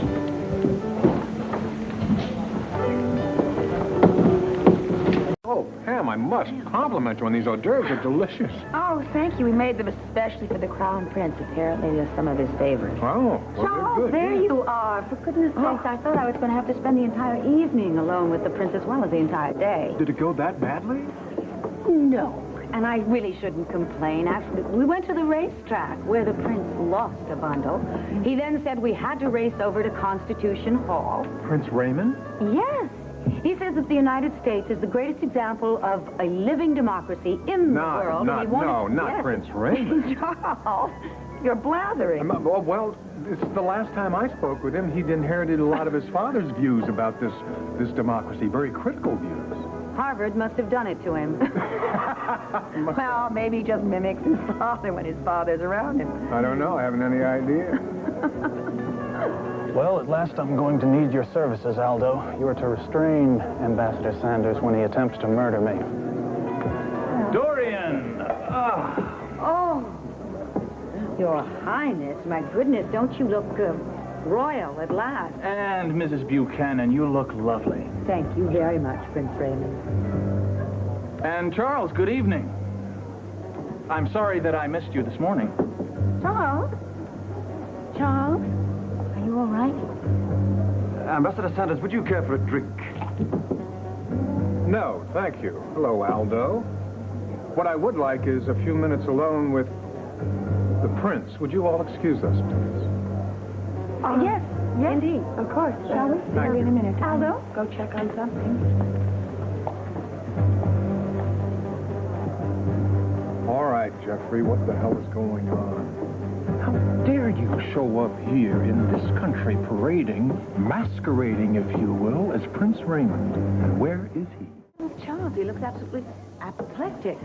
No doubt it's over some highly sensitive Mandoran politics. Perhaps we should go through to the lobby and greet some guests.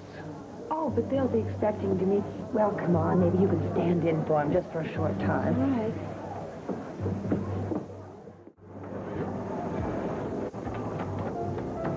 Well, looks like Future Prince. a shot. Hi. Hello, good evening. May I introduce you to Aldo de Frederick? Is that my cue? You are in luck indeed. This is Prince Raymond of Mandora. I would like you to meet Lee Halpern and Max Holden. I am charmed to meet you. And you, sir. You too.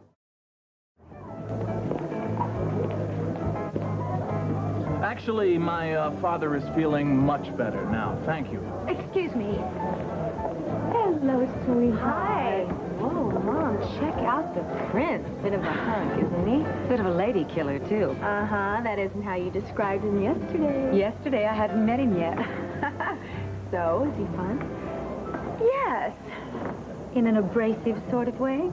Come meet him. I would like you to meet my... Your daughter, of course. Yes, my daughter, Cassie. All I have to do is see the two of you side by side, and though actually you could be sisters. Oh, now really, thanks. No, really. Listen, I intend to have a severe case of jet lag come across shortly. How long before that's permissible? You mean you want to sneak out to a disco? Please, I beg of you, not for an hour, maybe 2. At your command.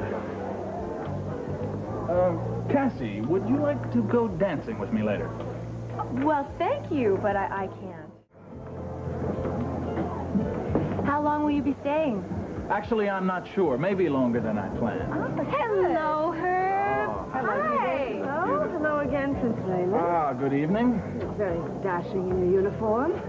Oh, this is Herb Callison, the district attorney of Landview. And my father. Oh, well, I am pleased to meet you, sir. You too. That's a lot of brass for such a young man. I'm impressed. Oh, nothing very fantastic. Though the most one I'm proud for is a polo pin. Well, that's another thing that's changed about you. I remember you went to the polo matches and were always afraid to go near the horses. Well, that couldn't last very long, could it? Not with my father's love for the game. I'd love to. Thank you very much. Do I sound like a Mendoran travel ad there, or what? Actually, you know, Mendora has more tourists than it knows what to do with.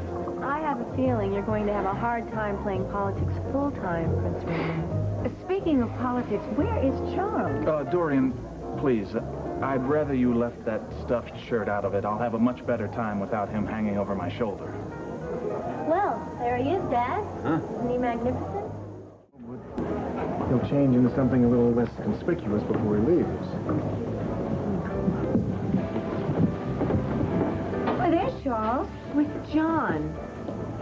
So what is he doing here? I'll take care of it for you. Now, why don't we go mingle or whatever it is you do with these days? Oh, Charles, John. Hello. You look lovely. Thank you. Thank Well, you. she certainly does, but we have to be careful not to overdo it. She tires easily. Isn't that right, sweetheart? Absolutely, absolutely. I just wanted to put in an appearance and say hello. Enjoy yourself. Thank you. I didn't think you were going to tear yourself away from the prince. How are you? I'm very well, thank you. Why didn't you just come over? I didn't want to interrupt. I'm going up to my room and change. I'll meet you by the front door in 5 minutes. Okay, I'll tell my father that I'm leaving.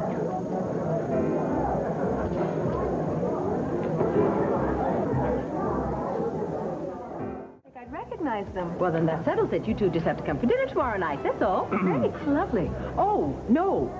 No, tomorrow night. No, I'm afraid we'll have to make it another night, but very soon, okay? Very soon. When? Oh, oh, Tom. Oh, Vicki. Nice to see you. Tom. Tom, there you are. I was wondering where you were. When'd you come in?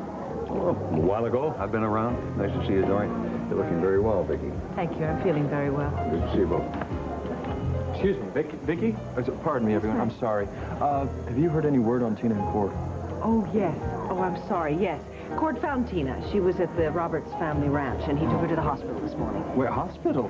Yes, well, she has malaria, but she has some other virus as well. It's not life-threatening, but she needs medication and she needs rest, and so he's going to stay down there and then bring them both home. Great. I was real worried there. Have you met him? No, I haven't, but, listen, this party really isn't that much fun. I'm going to take off. I'll see you later.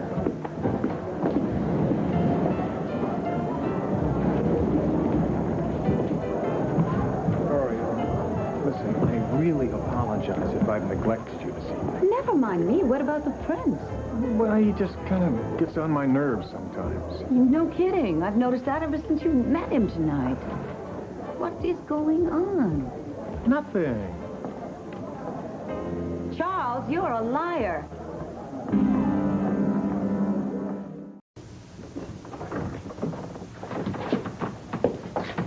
This must be pretty important if he dragged you away from that party. It is. I want to find out everything I can about the prince. Well, Dorian, I'm hardly an expert on Mendora. I know that, but Jim, where's the file that we put together when we found out I was going to be escorting him? Right, the file, it's in this file, right here. Oh, right. What's this late-night scam all about? I think that we have on our hands one of the biggest stories of the year. Thank you, Tom. You have been more help than you'll ever know. Has your missing prince turned up? Yes, he is miraculously recovered from his jet lag. Tom tells me that he's taken Mary Lynn out to dance at Elmo's. Dancing? Dancing. That's very funny. It says in our file here that your prince hates to dance. Oh, really? To me, he looks like a real party animal. Hey, here, look for yourself. What's this?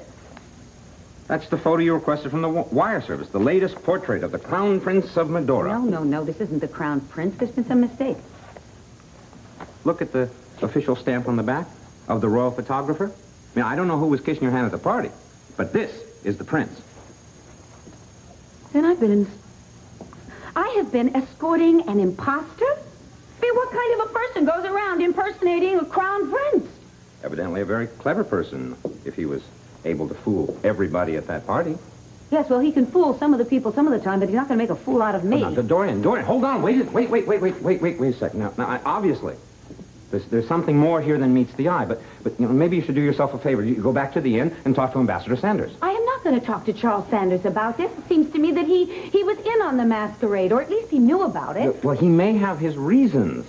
I don't care what his reasons are. It's obvious Charles Sanders is hiding something, and I'm going to find out what it is, even if I have to go to the royal source.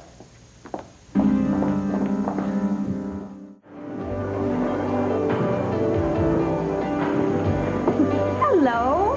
May I come in? Mom. Well, Dorian, what a nice surprise. Oh, yes, this night has been full of surprises, hasn't it? May I? Well, actually, darling, we don't want the prince to think he isn't appreciated, do we? Sit this one out here. I'm sure the prince will fill you in on his dance card later. How did she know where to find us? It's a good thing she did. If she hadn't cut in, I think I would have. Oh, John, don't tell me you're jealous.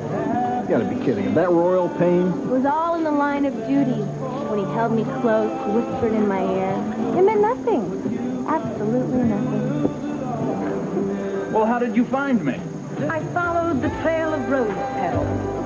Oh, I see. You're mad at me for feigning jet lag. It was only a little white lie. Oh, how could I hold a grudge, Your Highness? Especially when you're such a wonderful dancer. Oh, and you also. Much smoother than your daughter. Oh, gee. Now, where did you learn your moves? At the Royal Mandoran School of Dance? Oh, no, I was self-taught. Oh, you mean your mother, the Queen, did not tutor you for years and years and years? Yes, actually, my mother taught me more than I can say. Fascinating.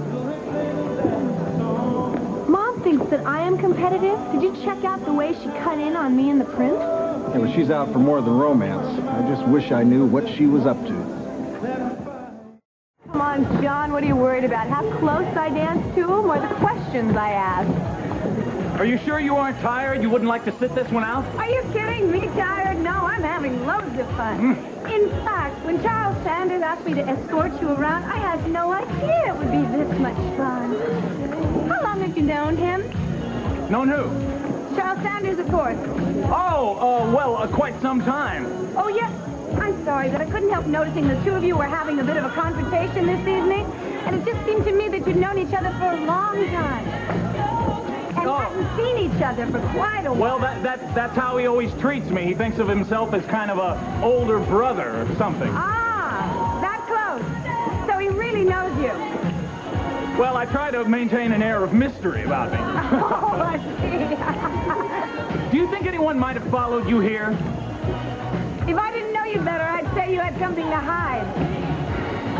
Whatever she's saying, he doesn't seem to like her. Yeah, maybe it's my turn to cut in. No, just give her her turn. John, who are you protecting? The prince, my mother, me, or yourself?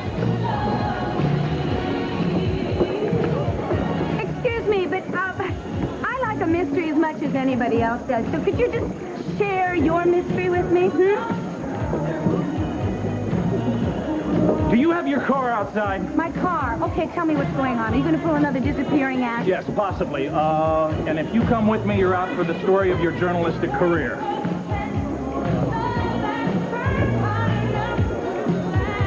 It's now or never. What do you say? Where I come from, the man always leads. Okay, hang on tight.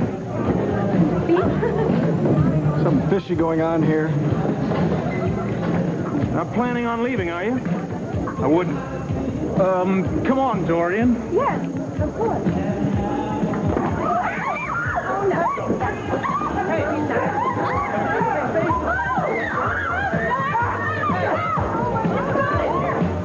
the hell are you doing?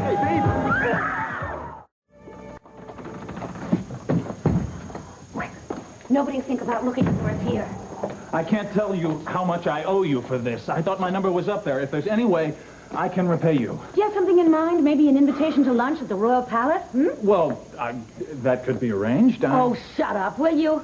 What do you think? You can fool this whole town with your glib answers and your cute little smile and your fancy footwork? Well, I'll tell you something. You cannot fool me. And who is that supposed to be? This is the real crown prince. Now, who are you supposed to be? You know, I remember that photographer. He couldn't even get the lens cap off the camera. I think he's doing passport photos now. Oh, wait, are you trying to tell me this really is you?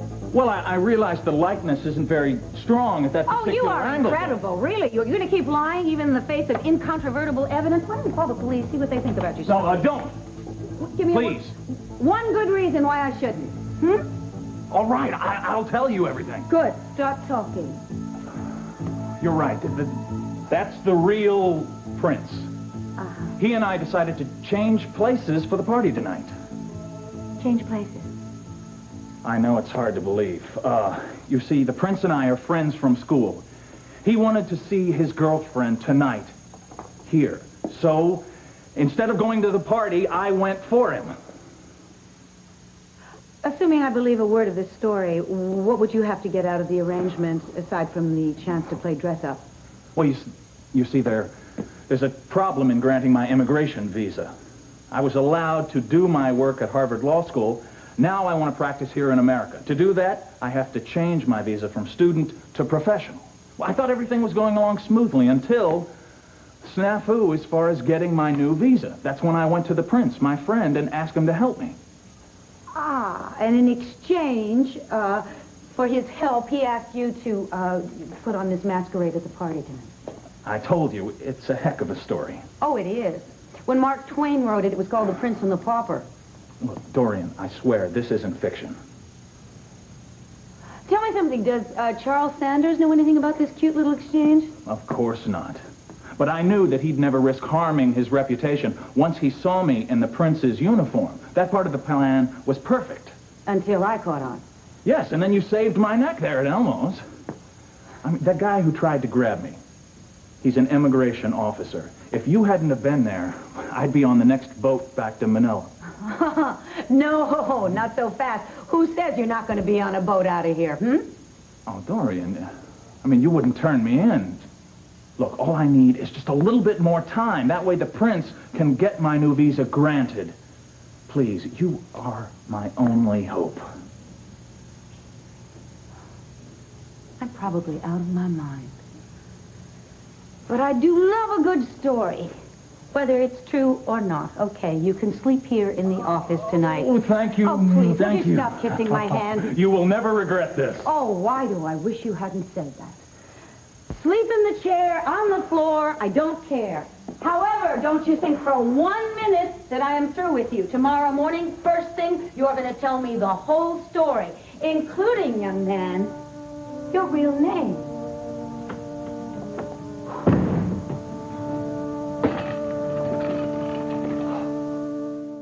Answers out of you. Look, I've told you the whole story. Have you got anything different than this? Some bacon or eggs? This is a television studio, not a restaurant. Are you always this charming in the morning? It's your fault. I hardly got any sleep last night. Well, at least you were able to go home for a hot shower and a nice soft bed. I had to sleep on that couch over there. What's that made of? Nails? Excuse me, but I'm sure that couch is every bit as comfortable as the wooden bench you would have sat on at the immigration office. I'm sure you're right. Look, I appreciate your helping me get away from that immigration agent, and I appreciate you letting me hide out here. One day, I will return this favor. You can start returning the favor right now by telling me the truth.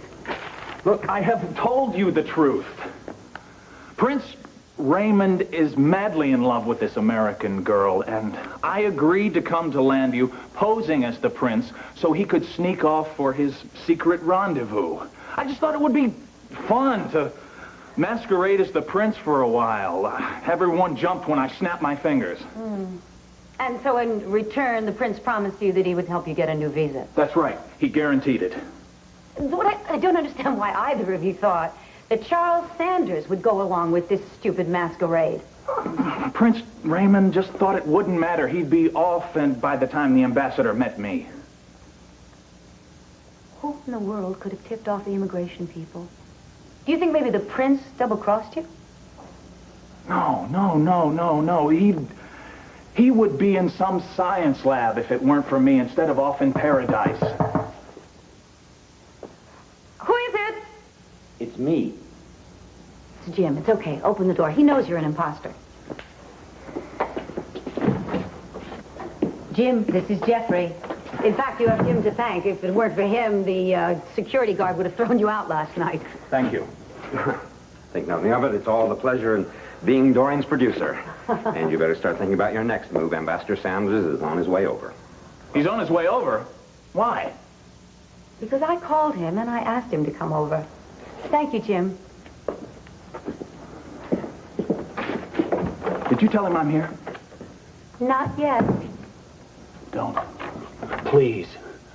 I will be on the next plane to Mandora. I will never get my visa reinstated. If you want my help, you better start telling me the truth, and now. You have been very reluctant to tell me the truth, Jeffrey. What are you hiding? Nothing. I swear. You're lying. Look, I have told you. I'm on a student visa. In order to practice law here, I have to get it changed. I go to the immigration office in Boston. They tell me my visa's been pulled. I mean, no one there will tell me why. Aren't they obligated to give you some kind of explanation? Well, yes, but I have to schedule a hearing. Now, by the time that happens, whoever it is who wants me out of the country can have me deported. I don't see why anybody wouldn't want you living, working in the United States, a Harvard Law School graduate. You could do a lot of good for this country. This is exactly what I said to the immigration people. They looked at me like I'm from outer space or something. Prince Raymond is a man of his word. He will clear this all up. Until then, I need your help. It's Charles Sanders you should be going to for help. I mean, he has strings he can pull, not just here, but in Mandora. He will just kick me out. Why should Charles care where you live? Dorian, just look at it from his point of view. I have put his neck in a noose by agreeing to this charade. The Prince of Mandora is off without bodyguards. If something happens to him, then the ambassador is in one hell of a jam. Why should he do any favors for me? But exactly. He should be angry at the prince. This was all Prince Raymond's idea. Come on, Charles is a fair man. Look, I am telling you that when that man's career is on the line, he doesn't care about being fair. I'm telling you, I will be his scapegoat. He will parade me in front of this royal family and say, this is the man responsible for this mess. Look, my career, my whole life will be down the tubes if you turn me in. You should have thought of that. Of the consequences before you agreed to this stupid scheme. You're right. I've made a mistake. But I didn't know it would blow up in my face. I'm trapped, and I need your help. I just need time. Ambassador Sanders. Good morning. Is Dorian here? She's expecting me. And if you'd stick to the job you're paid to do instead of playing private eye. I wasn't playing anything. John, Mom begged me to go to that cocktail party and share a dance or two with the prince. Well, I suppose she also begged you to follow me to Elmo's and melt in the prince's arms like a lovesick schoolgirl. Lovesick? The truth?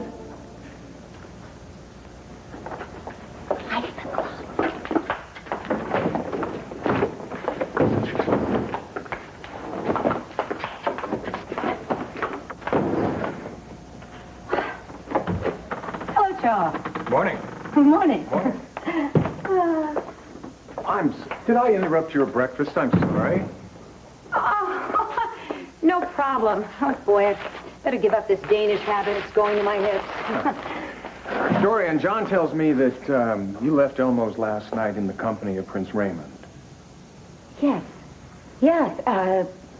He dragged me away from the place when that man started to come after him. It was really terrifying. I'm really sorry that you got caught in the middle of all that. Oh, so am I. I have no idea who the man was, what he wanted, where he came from. Do you? Do you know where the prince is now? At the Vernon Inn? No, he never showed up there last night. Oh, no. Huh? Oh, really, I do feel terribly guilty about that. After all, you put him in my care, and though you did neglect to tell me a few facts about him. I told you everything that I thought would help. Really? I don't think so. You forgot to tell me that the young man I met was not the prince, but an imposter. But Dorian, I don't know what sort of games the prince might be playing I with don't you, know what but, kind of games you are playing with me. Charles. This is a picture of the real prince. Would you like to tell me what's going on? All right, you got me. The real prince did send an imposter to Landview so that he could spend some additional time with, well, let's just say elsewhere. So why didn't you let me in on this little secret? Because, Dorian, it's a very delicate situation. You have to appreciate the fact that the real prince, his whereabouts are unknown right now, and at this very moment, he has absolutely no security. I appreciate that, Charles, and I fervently hope that the real prince will be found. Oh, well, he'd better be. Your heads are going to roll, not only mine, but Jeffrey's. Now, that's not fair. Because really, this whole thing was the prince's idea. There's no reason that Jeffrey should be punished for it. Dorian, believe me, you do not want to get involved in Jeffrey's problems. Let me handle this. I know what I'm doing, and I will do everything I can to help him. Unless, of course, you're the one who turned Jeffrey into the immigration people. I'm sorry, Charles, but it really does seem like you're the only one who could have done it. Will you please just drop it as a personal favor to me? There's a really good story here. Oh, no, Dorian, you can't do that. No, listen, that would be embarrassing to the prince, to the royal family, to me, to everyone. I mean, if you make this issue public, it's going to do a lot more harm than good. A lot of people are going to be seriously hurt. Dorian, you don't want to do that. I know you don't. Yet one news story isn't worth all that, is it? Charles, you're not playing fair. I'm sorry, but I don't have the authority to divulge all the facts. Once I find the prince, get him back down to Mendora safely, then maybe I can tell you some more of the story. But in the meantime, you're just going to have to trust me to handle this situation as discreetly as possible. Next, you're going to tell me that this is a matter of national security. No, it's nothing quite like that. Please. All right, I'll put the story under wraps for a while. Thank you. Now, you don't happen to know where the Prince Jeffrey is right now? No. But if you hear from him or find some information out, you will call me. Something about Jeffrey? Yes. Yes. Oh, yes, of course I will. Oh, of course you will. Thank you. Oh, you're welcome. Better go now. No, Thanks again. That's the closet door. I'm sorry, it's my first time in this office. Yes, don't make it your last. Bye-bye.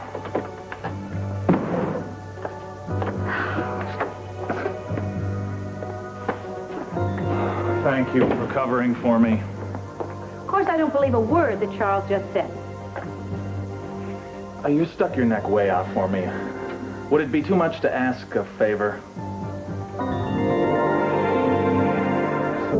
You have a lot of nerve asking me for anything. Well, I need more than a place to hide out. I need help with immigration. Now, you own a TV studio. You're influential. You could introduce me to some senator or congressman who'll listen to my story. The prince is supposed to be helping you. Well, he's in hot water right now. He's going to be so busy tap dancing his way out of this, he's not going to have any time to remember my promise. How well do you know Charles? About as well as I'd like to. How come you dislike him so much? Because the man has one thing on his mind. He doesn't give a damn about me or my career, as long as his is safe. But your visa was turned down before the prince asked you to sub for him at the party. Now, do you suppose that Charles had something to do with that? Well, Aldo may have told him about it before, and he's using it against me. That's the kind of man he is. Now, I need someone to pull some strings for me. Don't you know someone who could get immigration off my back? Look, I read the report in the other office that you wrote for the Prison Reform Commission. Now, that's quite an indictment of the prison system here. It tells me that you care about people who can't help themselves. I'm going to need some time to think about this. But I can't do it right now, okay? I've got a television show I've got to prepare for. Well, I don't have a lot of time. I can't hang out at WVLA forever. You don't have to tell me that. Sorry. Of course. Fine. Stay here. Do not leave this office, okay? I will try and get back to you just as soon as I possibly can.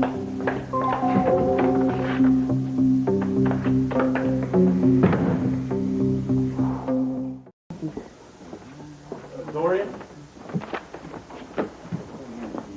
Jeffrey, what are you doing? I'm lonely. You're lonely. Well, I'm sure that we could manage to round up some federal agents, some immigration bureau people, the Mendoran police to keep you company. Look, sitting in that office just waiting, doing nothing is impossible. I have an idea, though. A gentleman named Dr. Anthorpe was my political science mentor at Harvard. He and I are very close. Fine, go hide out with him. No, but I can call him, ask his advice about this visa problem. Your problem is to avoid arrest and deportation. Now, I suggest that you contact nobody until we can contact a lawyer for you. Jeffrey, please. I have to start to prepare for my special evening edition of View on Landview.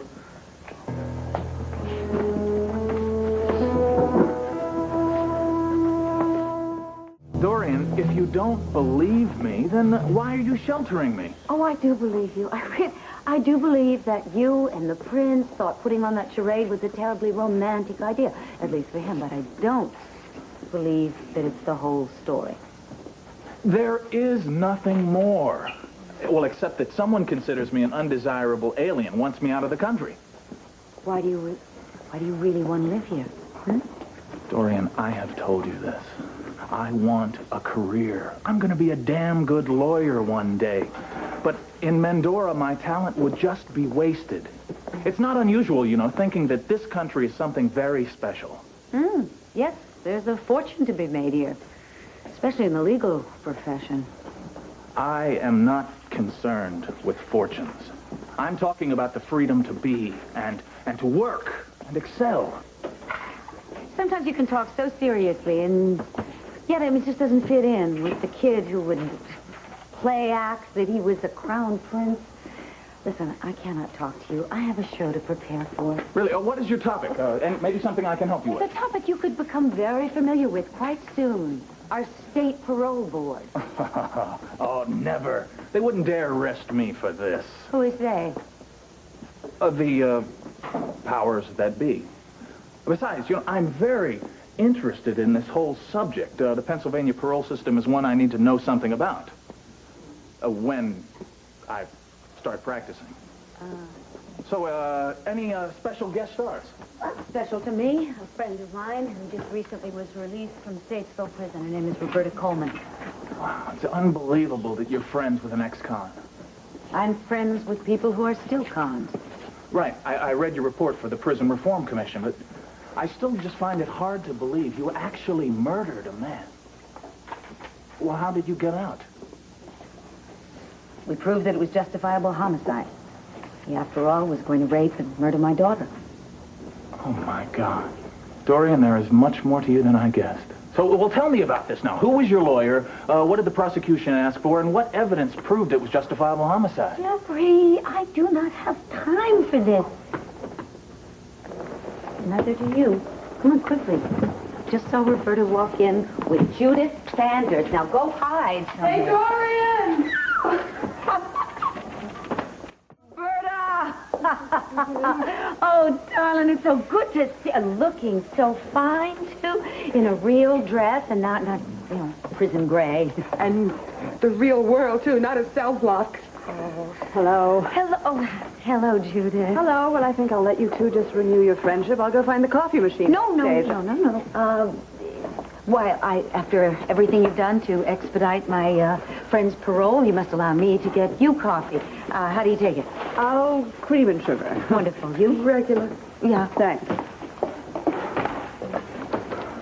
Just 1 minute. Yes, Dorian Lloyd here. Can we get 3 regular coffees sent up to set? Yep, thank you. So, how are things going at Sanders Chemical? I hear she's doing fine. It's really weird. I keep watching for the guards, and I forget that I can go out of that building anytime I want to. And I look at these people standing around taking everything for granted. It's weird. That is exactly what I want you to say on the air today. Well, I think she has a little stage fright. So do I. I don't think I can say anything. I'm sorry.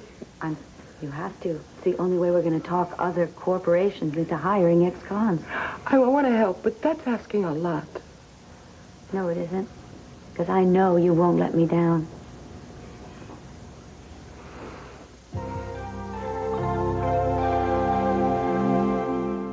And so, with Judith Sanders' assistance, a job was found for Roberta at Sanders Chemical Company. Tell me, what does it feel like, Roberta, to be out of prison after 10 years? Feels great. Does it really feel great, or do you feel a bit out of step? Well, a lot of things have changed in 10 years, especially my son. He was 11 years old when I was convicted, and now he's 21. And my parents took care of him all those years, but now he's too much for them. I got to do something to straighten him out. I'm sure you will. Judith, this is a problem, isn't it, with a lot of cons who get out? They find that their families have grown up, changed. Yes, it's a hard adjustment. Some of the inmate spouses divorce and then remarry, and often people have no one to go home to. Oh, you might have a family, but you never really know them. It's very hard to treat people normally. It's not like in prison you're either always on guard or being guarded. Bertie, you probably know that a lot of convicts don't make it on the outside. They end up back in prison. Have you ever been tempted for just a second? No way. I'd kill before I'd do anything to get sent back to that place. I'm sure our audience knows that that was just a figure of speech.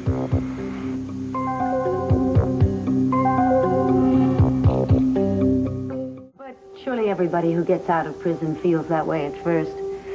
Judith, tell me, is there any pattern to people who end up as recidivists in the prison system? Well, as a corollary to life, it's usually those people who have, Come along with us, McGrath. Real quiet and easy.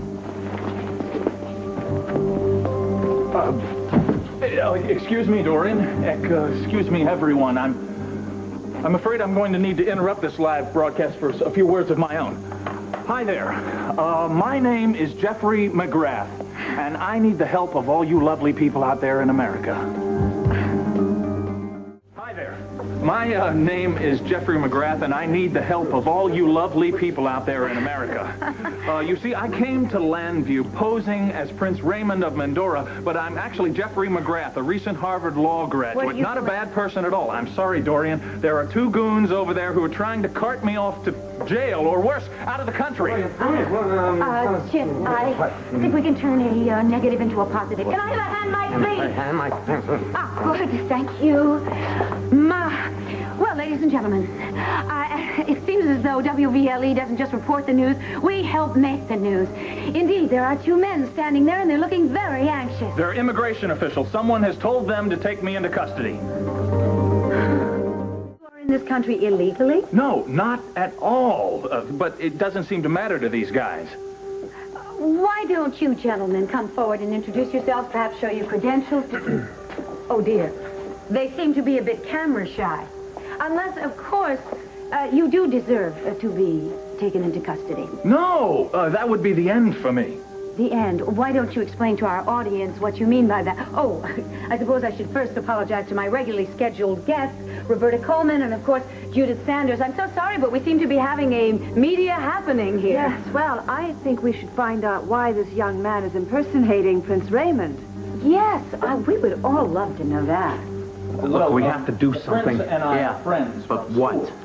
He asked me to come here because he wasn't interested in coming to the party. He had, well, more interesting things to do. So it was just sort of a college prank. That was all this was. Meanwhile, I applied for a visa to extend my stay, but something seems to have delayed it. Get us off the air now. We paid the electric bill. Forget it. Oh, is there something going on here? Yes, Dorian. As a matter of fact, these two gentlemen seem to be trying forcibly to get WVLE off the air right now. Off the air? Yeah. Oh, no, on the contrary, gentlemen, we are going to stay on the air. In fact, why don't you come forward in front of our cameras instead of hiding behind them? Please. Oh, well, I guess I'll just have to come over to you. Mrs. Lord, you're interfering in government business here. Under whose authorization? Where are your credentials? Where's your warrant? Exactly. Let them come forward and prove who they are and why this young man should be apprehended now. I'll be glad to help.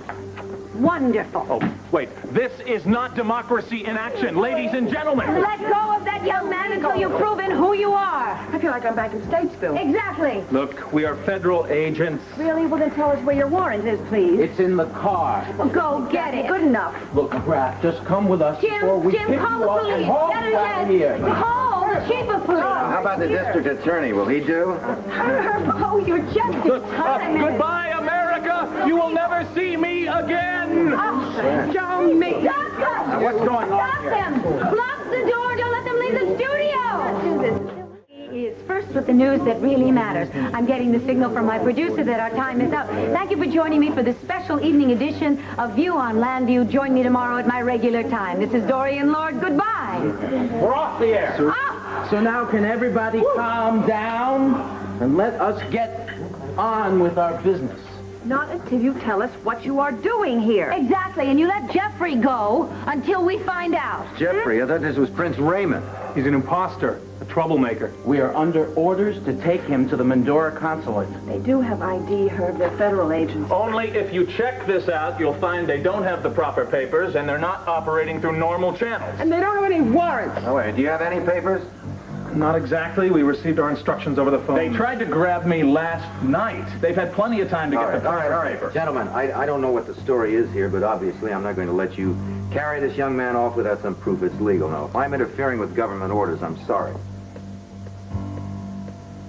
All right. We'll get the proper documents, then we'll be back. McGrath, you had better be here or at your hotel when we do get back.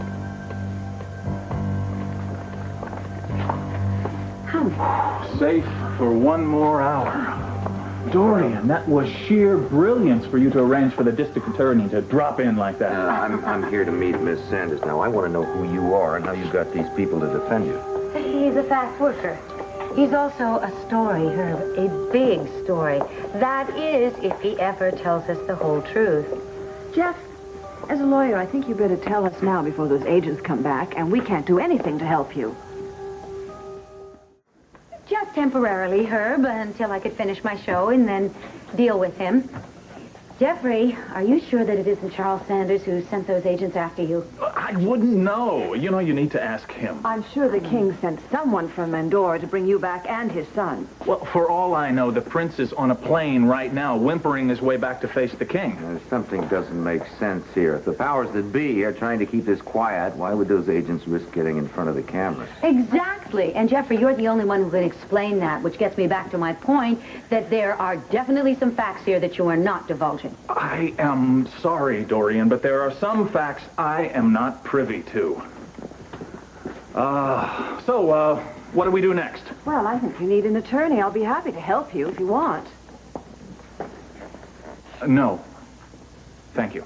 Jeffrey, what's the matter with you? You need a lawyer. I'm a lawyer, remember? That hasn't done you a lot of good, has it? We're already involved, Jeffrey. Listen, I truly appreciate your offer. But now I think it's time that I take care of this myself. This is very different from the way you were begging me to give you some place to hide Well, earlier. I'm not all that consistent. Excuse me, I'm going to go call Raymond and see if he's been located. If he hasn't, then he's going to step forward. Fine, you can use the phone in the production office. Would you like my assessment of that young man? I think he's a flake. Yeah, exactly, and not worth all the trouble. Yes, he is, if he's as big a story as I think he is. Herb, I'm not going to let this one go. I agree with Dorian. I think we should find out the truth about Mr. McGrath. Dorian, I gotta get home and make sure my kid is okay. Oh, of course, of course. Listen, I really am very sorry that we didn't get to finish the show before Jeffrey made it into a free-for-all. I'm not sorry. It got me off the hook. Oh, no, it didn't. I'm going to reschedule for another time. Now, I'm going to be tied up here for a while, so I will have my driver take you home. Look, I don't think limos are allowed on my side of town. Oh, would you stop it? Come on. Judith, we're going to be right back. All right, but since Herb has been on the phone for a while, maybe he's got some information. You take care, all right, Roberta? Yeah, you watch out for that guy. I don't trust him. I will, thanks.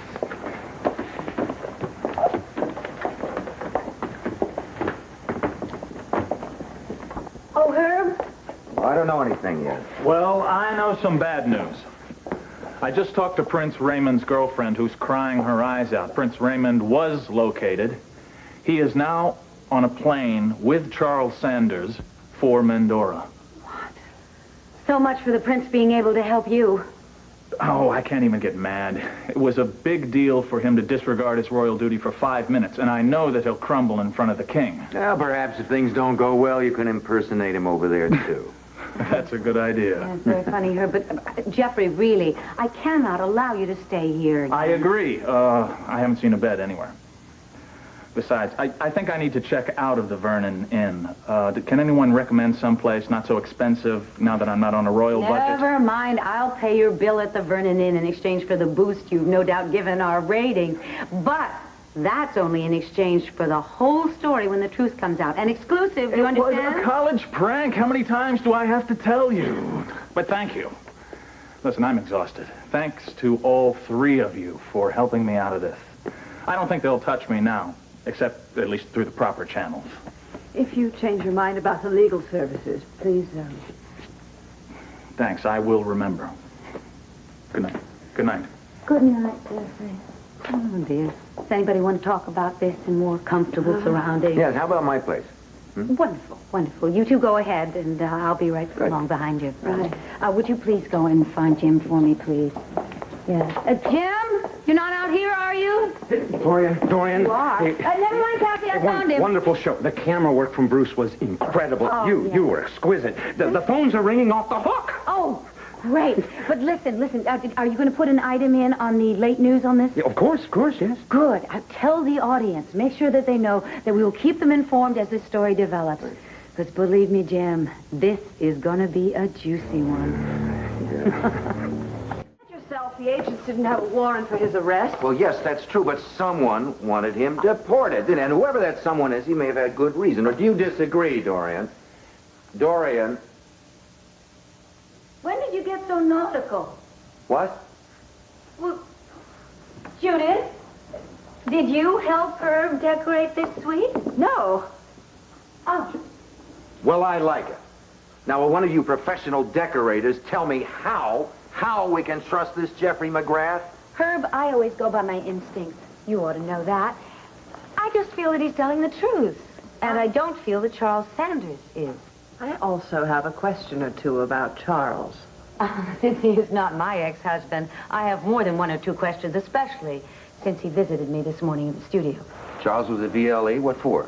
He said he was looking for the prince, but I got him to admit that he was looking for the prince's imposter. Did you ask him why he didn't expose Jeffrey at the party? Yes, and he didn't want to tell me, but he did give me some advice. He told me to keep my nose out of this mysterious business. Really? Yes. Ah. You see, I think that Charles Sanders is the one who sent those immigration officers to arrest Jeffrey. Maybe that explains it. Explains what? Why Jeffrey turned down my offer to defend him. Now rings a bell, does it? You wouldn't dare involve Charles's ex-wife in this matter. She knows nothing of your existence. If you dare even mention a word of this to her, Well, no more threats, Grams. You see, I am holding these high cards now. Why don't you just get on with it and say what you want? Nothing. Silence will serve us both.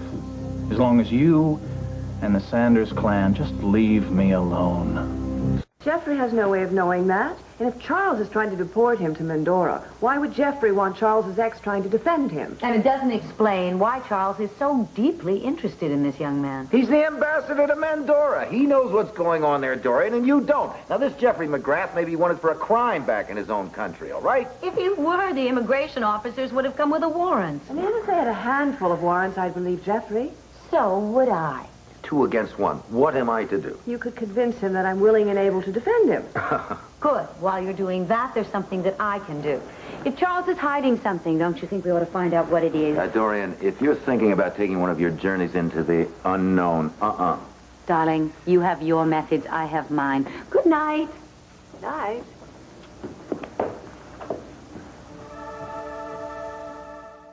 Something more than a friendly breakfast. Elizabeth, you know how fond I am of Charles. And the feeling is mutual, I'm happy to say.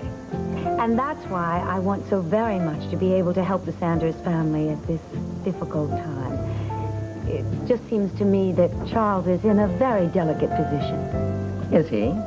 Oh, yes. I mean, it was difficult enough balancing his ambassadorial duties with his personal life, what with Jamie's problems and everything that Kate has been through. But now that he seems to have a crown prince poseur on his hands, well, I'm afraid the poor man must be overwhelmed. Well, my son isn't easily overwhelmed. Well, I know, but I would hate to think that his position as Ambassador Mandoro would be threatened in any way by his being pulled in too many different directions, and that's why I want to offer my help. Dorian, you could have helped enormously if you had kept that imposter from grabbing the spotlight on your television program. Oh, the young man has a right to a fair shake. It's called freedom of speech. It's called boosting the rating. Frankly, my dear, I think you have some nerve offering to help extricate Charles from a situation you helped create. You don't mince words, do you? Neither will I. As Charles's friend, yes, I wished I could have pulled the plug on that young man, but as a journalist, I really couldn't resist a good story. In my place, wouldn't you have done the same? Ah, I knew it. We're not really very different, are we? We both love wielding power. I just would like to wield some of that power to help Charles. Now, are you interested or not? Stop ringing. And do you want to know which way the calls are going? Dorian, I didn't intend for this to become a popularity contest. 10-1 in your favor. If you're not just a curiosity, dear, you're a major media star.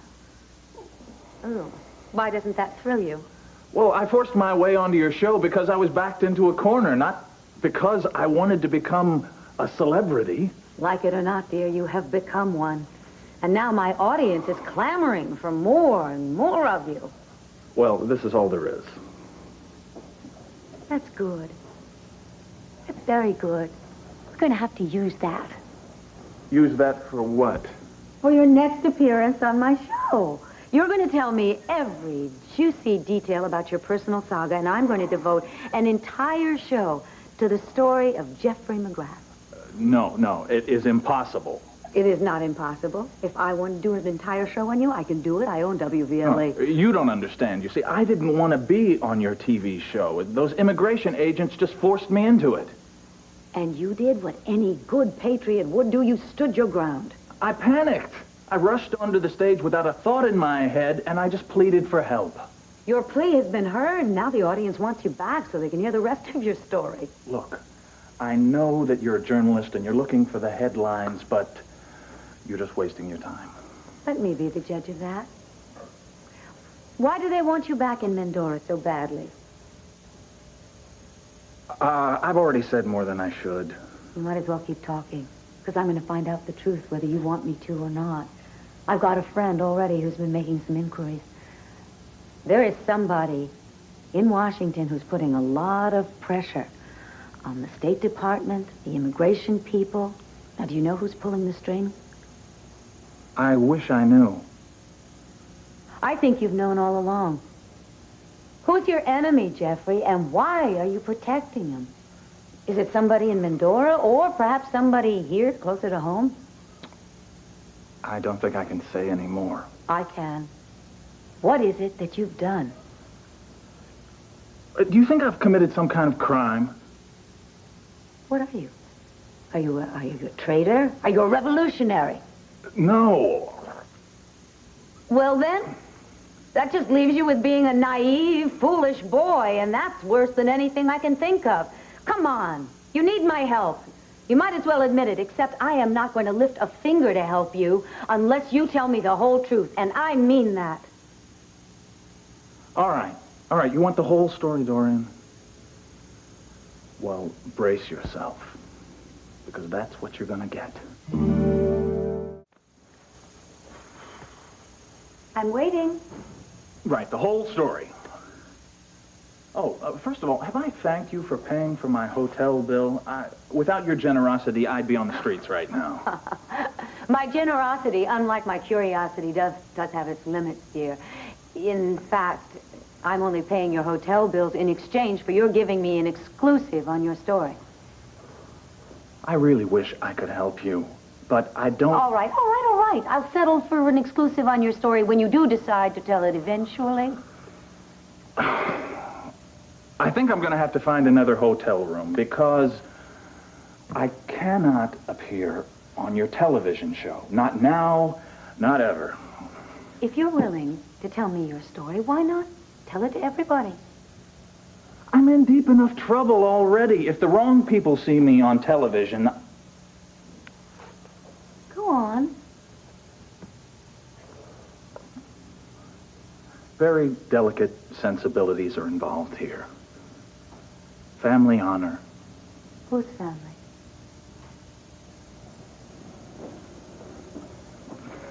The royal family of Mendora. Who else? Are you serious? While I was at Harvard, Princess Anne, the sister to the Crown Prince, was attending Radcliffe. Mm-hmm. Well, she and I met at a party, and, well, one thing led to another, and she spent quite a few late nights at my apartment. What did her father, the king, think? Well, he didn't know. Until one of Princess Anne's girlfriends betrayed us. Suddenly, the king had a daughter who was no longer unspoiled merchandise. That doesn't sell very well in royal circles, does it? He was furious. Overnight, I went from being an obscure student to royal enemy number one. So that explains why they want you back in Mendora so badly. Believe me, the princess is the king's pride and joy. If I go back to Mendora, he will be revenged on me. So that's all there is to it, No armament sales, no assassinations, just one ex-virgin. I'm telling you, it's enough. If the king gets hold of me, I am as good as dead. Hello, Tina. Oh, look what you've got in your arm. Oh, it's good to see you, Dorian. Yeah, well, I'm sorry it's taken so long. It's just I've been very busy, and of course then you left town, then you were ill, and, hello. Could I hold the baby, please? Oh, of course. Oh, here. Here you go. Oh, it's been a long time.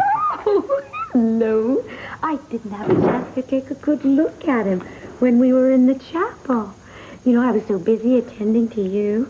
Oh, yeah, I never did get a chance to thank you for that. Oh, not at all. I'm glad that I was handy. Hello, little one. Oh, my. Pardon me, Mr. Gardner. No, it's Lang, Gilbert Lang. Did you want or need anything? Well, sorry, I'm just enjoying the happy sight. I wanted to give this bouquet to Mrs. Buchanan. Oh, well, she's at work at the banner right now. Why don't you just leave it with Heron, and then you can go on out to the garden? Well, of course. Are you the one who's responsible for these beautiful grounds? I am indeed, ma'am. Oh, I cannot tell you. When I drove on the grounds, I was just, I saw all the greenery. It took my breath away, really. Oh, I wandered around before I came in. They've never looked lovelier. Well, thank you. And you're, Oh, I'm Dorian Lord. I used to live here. Oh, you were married to Victor Lord, were you not? Well, how'd you know that? Well, I believe Mrs. Buchanan mentioned it. Well, it's so nice meeting you. I'll be off now. Bye-bye. Well, now can we get back to my baby? Oh, indeed we can. He's so beautiful, really. Ooh. This reminds me of the way Kathy used to feel when I held her in my arms. Of course, I didn't have her for very long. David Rinaldi ran off with her, but really, when you give birth, you know, it's such a singular experience, isn't it? And you go through all that pain, and you think to yourself, oh, my, nothing, absolutely nothing could be worth it. And then you look down at the face of your little baby, and you know what a miracle he is. You are. You are. Ooh. Speaking of miracles, by the way, isn't it wonderful that you are here, and so is he? I mean, after all, the two of you going over the Iguazu Falls. Oh, yeah. Here, let me Yes. take him out of your hands here. Okay. Yes, so good even with strangers. Oh, yes, I know, and it is a miracle. In fact, oh, honey, come here. I'm still amazed sometimes when I wake up that I'm even waking up. True, you could have miscarried, couldn't you? But I guess it was fated that you and your little boy would come back to, how are you and Cord getting along? Well, that's kind of hard to say sometimes. I mean, well, he thought that Al and I were both dead. And I think it's just going to take a little time now for us to be a family again. Oh, I see. So what have you done? Put a contract out on Kate Sanders? Look, I don't really want to talk about that right now. We've got so many other things to talk about. All right, how are you and Vicky doing? We are getting along so well. That's what's really wonderful about my homecoming is that, well, she's so happy I'm alive. It's like we're really sisters, you know, and she's happy to have me living here and being part of the family. And what about you and Clint? Well, he's never really been my biggest fan. And I don't think that's going to change real quickly, at least not until he sees that I've changed. Because I have, Dorian, I really have. I mean, being close to death and well, having little Al with me, I'm just not the same old Tina. Oh, I'm sure everybody will be very grateful about that. It's funny, isn't it? Just when you think you know it all, life hands you another lesson that just has to be learned. My experience in prison, I think, has made me a better person.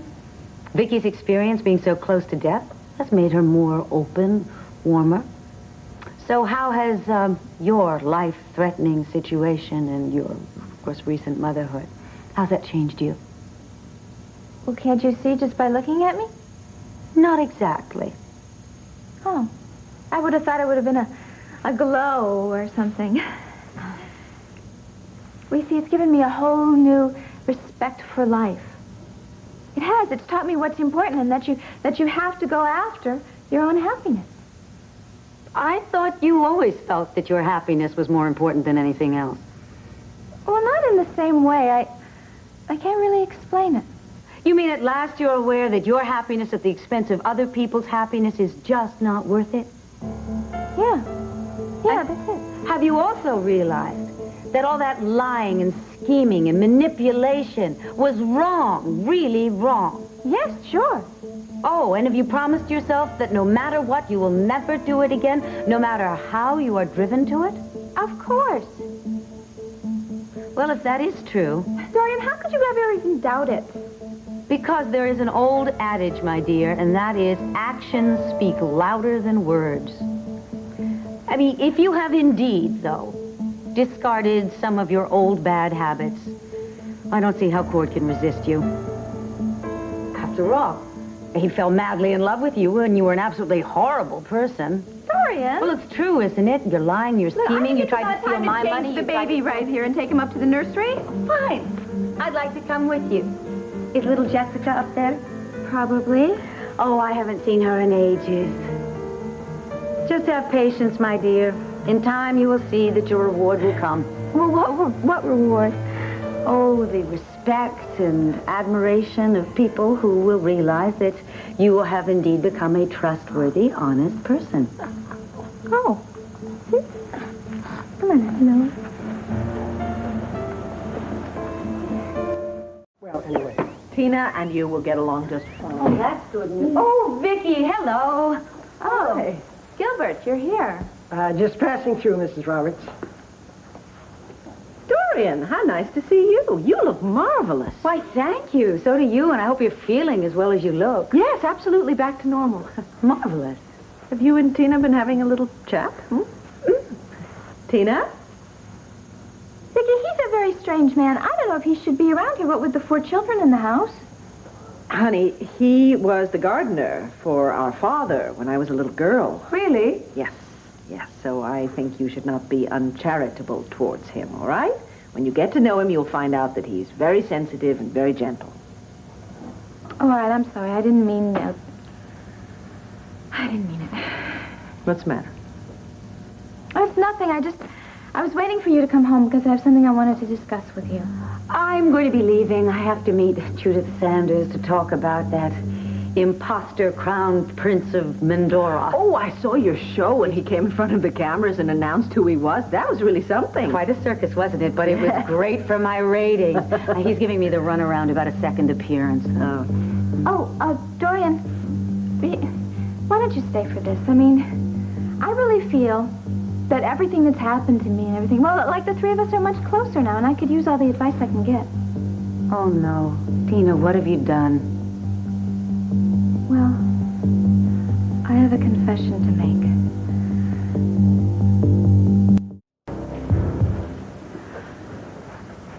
Cord asked me for a divorce.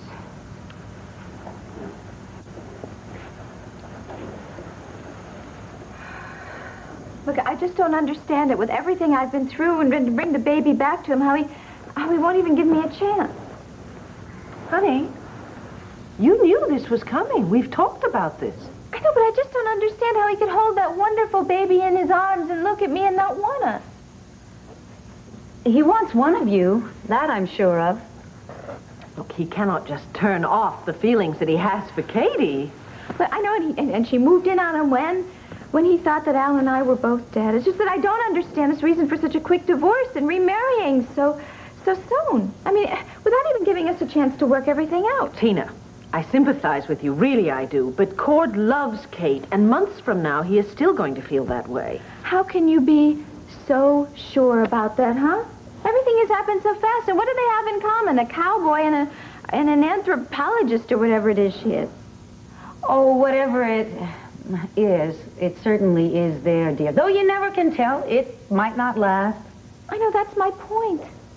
Don't you see that? You know what? I just don't understand how Cord could be still so hurt and angry with me. I mean, doesn't he even consider that everything that I did, all those things I did because I wanted to keep him and because I love him so much.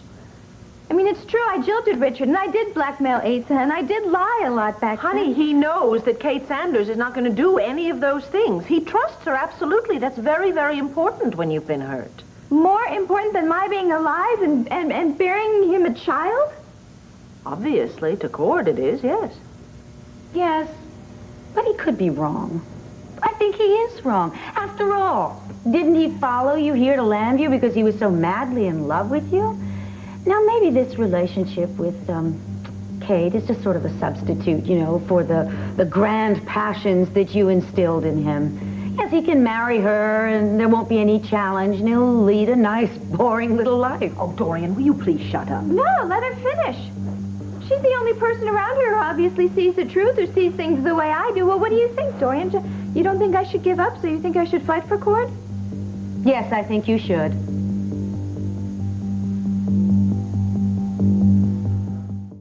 But I really believe that encouraging Tina to wait for Cord is going to cause her a great deal more pain and heartache in the long run. I disagree. I think it could get her exactly what she wants. Cord has given absolutely no indication to her that he's willing to forget the past or that they have any kind of a future together. Well, that's because Kate is pressuring him right now. Has he said that? Well, not in so many words, but if she weren't around, I know he'd realize that he's still in love with me. Now, wait. I'm not really sure about that. I don't really know Cord or even Kate. Please, let's not take this as a crystal ball reading. Oh, no, I'm not. Believe me, I'm not, but if you think there's a chance, well, then that must mean that... That must mean what? Will you please get down to reality? If you do not give Cord the divorce, I believe quite firmly that he's going to get a lawyer and start the divorce proceedings without your agreement. Well, maybe not. Oh, Tina! Oh, all right, okay, you said he'd do that. Yes. That could raise a custody issue, you know. That's right. Do you want that little baby upstairs to become the object of a very nasty, bitter legal fight? And you could actually lose it. Dorian. Tina, only you know what could be pulled out of your closet to prove you're not the fittest mother in the world. Oh, no, I don't want that. Look, all I ever wanted was just a wonderful home with my husband and Al. Honey, you are not going to have it now with Cord. And another thing, if you don't give Cord an uncontested divorce, it's going to make him even more angry, and it's going to make him feel that he's being manipulated by you again. True. Back him into a corner, he'll come out fighting. So what do I do? What I suggested earlier. Just be. You know, then he'll see proof that you really have changed. He'll start to relax, and he'll succumb to your many charms again. What, after he's married to Kate? No. No, Dorian. Honey, everything in me says you must let go, you must move on. I mean, what about Max? He loves you dearly. I don't want to talk about Max right now. Look, I know he loves me, all right? He is in court. He's available. Is that something that's against him? Dorian, whose side are you on, anyway? Tina, this is all very complex, but you've gotten my input, you've gotten Vicky's input. It's your life. Of course, you're going to make up your own mind about it. Now, really, I do have to go. Yeah, thanks, Dorian. I know you can only tell me so much. I have to decide for myself, and court is going to come over here wanting the answers. I tell you, it's like my whole life is up for grabs in 24 hours. Well, if you need anything, you can always call me for advice. But one thing you must remember, and that is don't try and manipulate Cord, and just give up all of that lying you used to do. I will. Thank you, Dorian. Goodbye, Vic. Oh, I saw Jessica. Oh, my goodness, she's absolutely adorable. Thank you. We think so, too. Yeah. It was good to see you, Dorian. Thank you. My love to Clint. Bye-bye. Bye.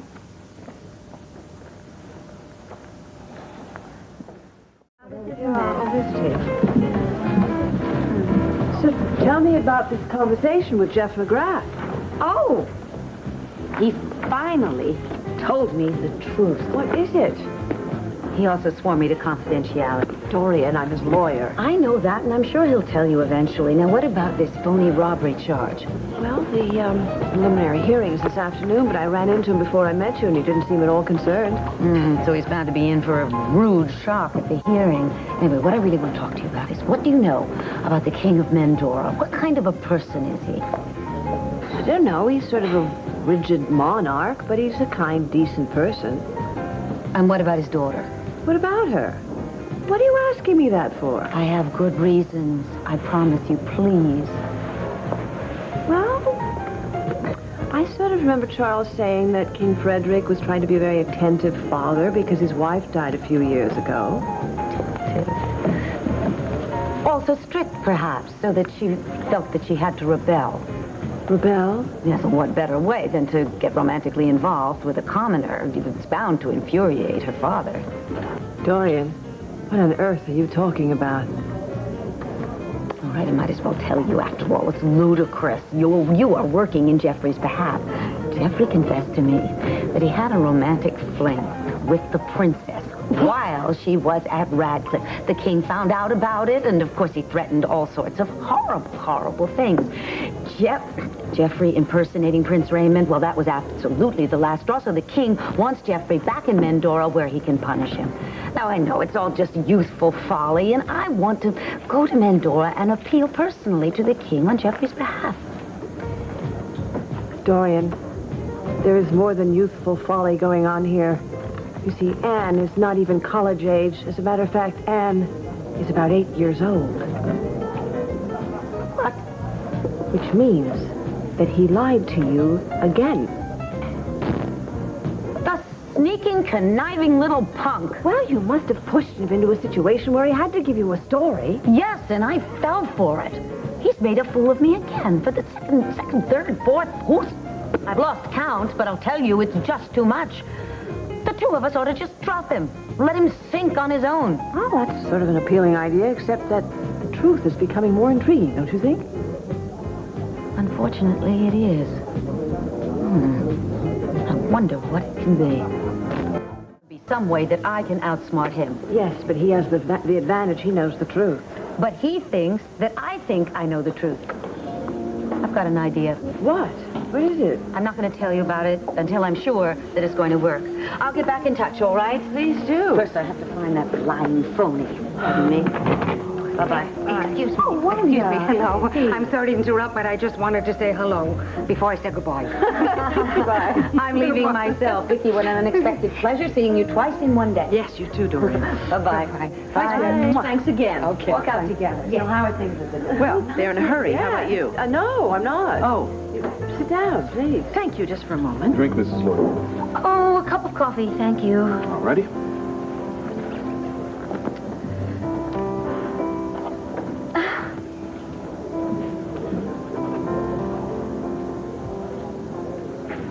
Oh, hello, Dorian. Hello, Jeffrey. What is it that's so important that you needed to meet me? I no sooner got back to my room than you called, and though I will say it's wonderful to see you. You're like a bright ray of sunshine in every day. Oh, so young to be so gallant. No wonder the princess fell for your charms. Well, we didn't mean to fall in love. It was just one of those things, couldn't be helped. Of course, if the king ever gets hold of me, I'll be in the tower for life. Oh, we have to make sure that won't happen. I must tell you, I'm terribly grateful that you finally decided to trust me with your story. Well, I'm sorry that I took so long to do it, Dorian. Oh, well, of course you were protecting the princess's honor. That's quite true. And knowing that I will do just about anything to get a good story for WVLE, you didn't trust that I wouldn't broadcast your affair. Well, but now I am certain of your honor and integrity. Why, that touches me. That really does. So I've got a plan, Jeffrey. I think it is so terribly, terribly unfair that somebody with your verbal style and your energy and commitment has been forever barred from practicing law in the courtrooms of the United States of America. What? Have you figured something out? Yes. I am going to get on the 6 o'clock plane to Mendora. Mendora? Mm-hmm. Well, why would you want to go there? Because I intend to appeal directly in person to the king on your behalf. Well, no, you can't do that, Dorian. I can't ask you to do that. Jeffrey, I want to do it. I'll get to know the king and Prince Raymond and the princess, and I promise you, I will straighten out this mess for you. You can't. You simply cannot go. Why not? Well, why? Why not? Because, well, I mean, the king won't listen to you. You're a total stranger. Somehow I think I will be able to get on his side. No, I mean, you don't know him. He won't even see you. Charles Sanders is there now. I'm sure that Charles can arrange for an appointment. Please, Dorian, just stay here where you belong. Why? If I am willing to go and take the chance of possible rejection... Well, I know, but please, just please, would you... Why are you so upset? Could it possibly be because you're afraid I'll find out that the princess is 8 years old? Oh, I should have known. You made up the story about a romance because I had you cornered. Yes. Which leads me to believe that you will lie to me at every possible opportunity in order to prevent me from finding out the truth. Yes, Dorian, that is what it's about. How dare you? How dare you lie to me again? How dare you make a fool out of me again? Get you to lay off me. Didn't occur to you that this would backfire? Well, I see that you're not above lying yourself, are you, Dorian? Stop hot calling the kettle black. Of all the people to befriend me. I beg your pardon. You and Judith Sanders. Even the people who were on my side aren't on my side. Yes, you've at least got that straight. This story is more important to me than your welfare because I no longer believe in your good character. I think perhaps you are this hotel thief. I am not a thief. Great! I'm sure everybody in this bar is happy to hear that. Dorian. Please. Begging is going to do you no good. Do you understand? No more breaks. The only thing that's going to help is if you tell me the truth before I jump on a plane to Mendora. All right. I'll tell you this much and nothing more. This entire thing is strictly between Charles Sanders and myself. No one else. Just Charles? No king, no royal family. Him and me. End of story. Hardly. Hardly at all. No, we will settle this ourselves. You think it's Charles who set up the phony robbery? Who got your visa denied? No comment. I've told you all that I'm going to say. Now, will you please leave it alone?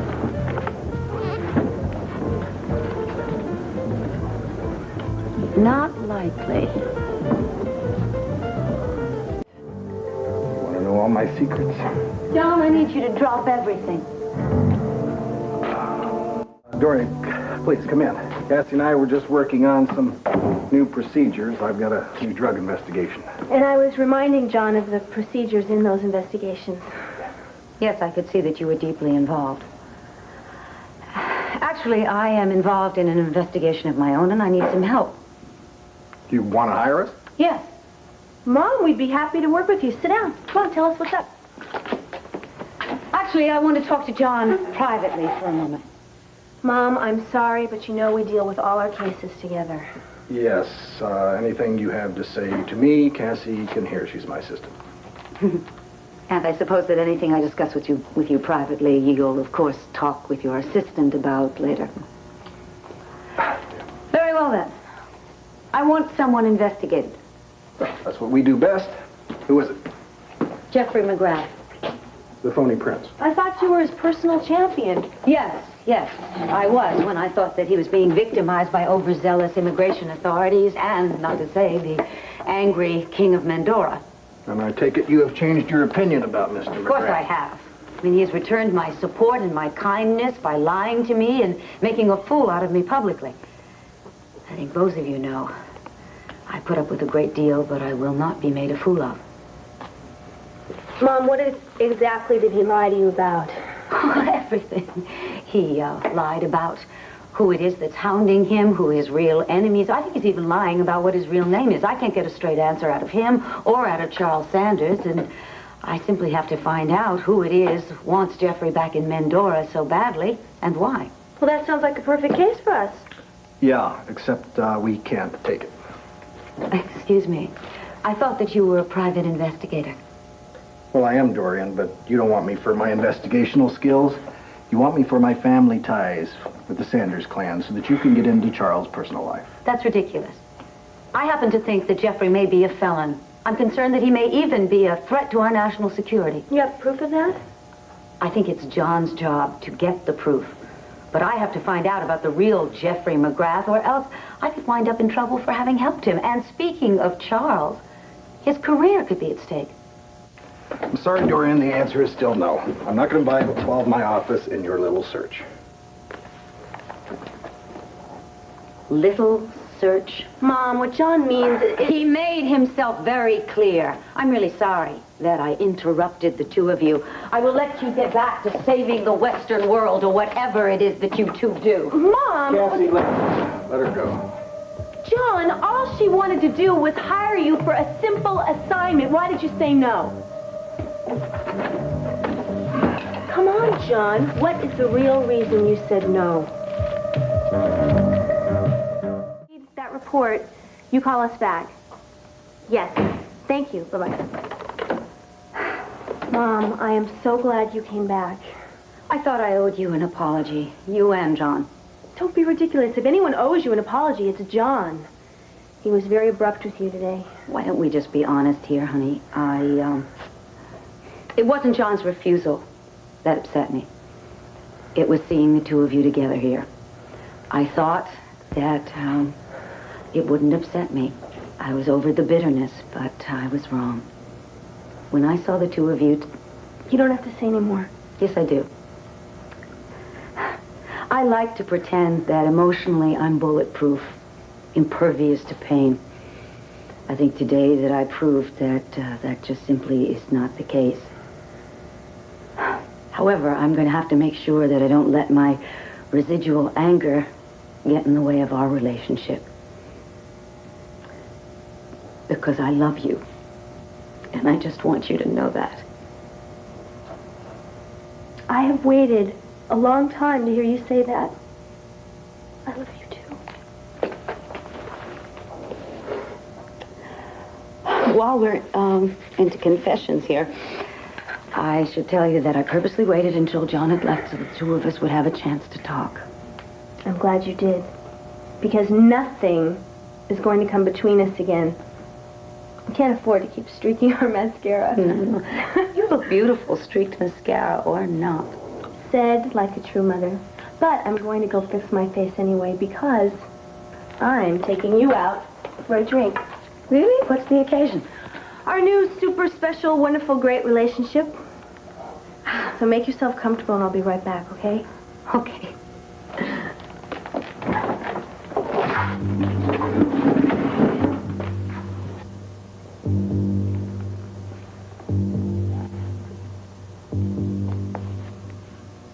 Sanders Confidential. John said he didn't want to go prying into Charles's personal life. Curiouser and curiouser.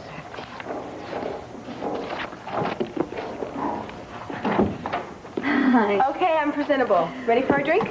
Yes. You know, darling, if you have more work to do, we can have the drink some other time. Mom, this is the perfect time to do this. I know it took a lot for you to come back here today. I didn't want my stubborn pride to get in the way of our relationship. And it's not going to, because now we're going to be closer than ever. So, let's go celebrate. You know what? I'd like to freshen up, too. The cute little place at the corner, love it, but crowded. Would you go get a table while I just powder? Okay, but hurry up. We don't want the bubbly to lose the bubble. Oh.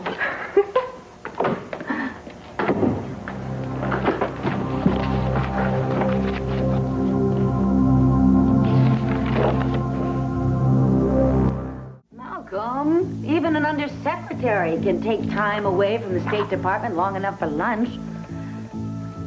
Yes, you're right. I do have a reason other than I miss your very handsome face. There is a friend of mine that I want to do some checking into. Well, all right, suffice to say, he's very important in diplomatic circles. You were going to call me? Well, that does make it kismet, doesn't it? Rumors. The FCC? Wait a minute, why in the world would the FCC suddenly want to investigate me? Sanders, you are not going to charm your way out of this one. A friend of mine in the State Department tells me that the FCC is about to come after me. Well, they probably just want to bestow some sort of award on you, Dorian. No, they want to revoke my broadcast license, as if you didn't know. Now, how dare you try to stop free journalism by stabbing me in the back? Well, I just wanted you to know how it feels, Dorian. You see, I still have a dagger in mind, the one you put there. Me? Yes, you. Do you think it's free journalism to manipulate and manage the news and make a fool out of me? Did you really think I'd let you get away with that? So you did file a complaint with the FCC? Of course I did. The moment you put Jeffrey McGrath on your telecast, you drew the battle lines. It's your neck or mine, dear. You talk as though I turned against you. What would you call it? I asked you, Dorian. I begged you. Don't go for the easy headline. Don't put the prince's imposter on the air. He forced his way on my program. Even if I believe that, which I don't.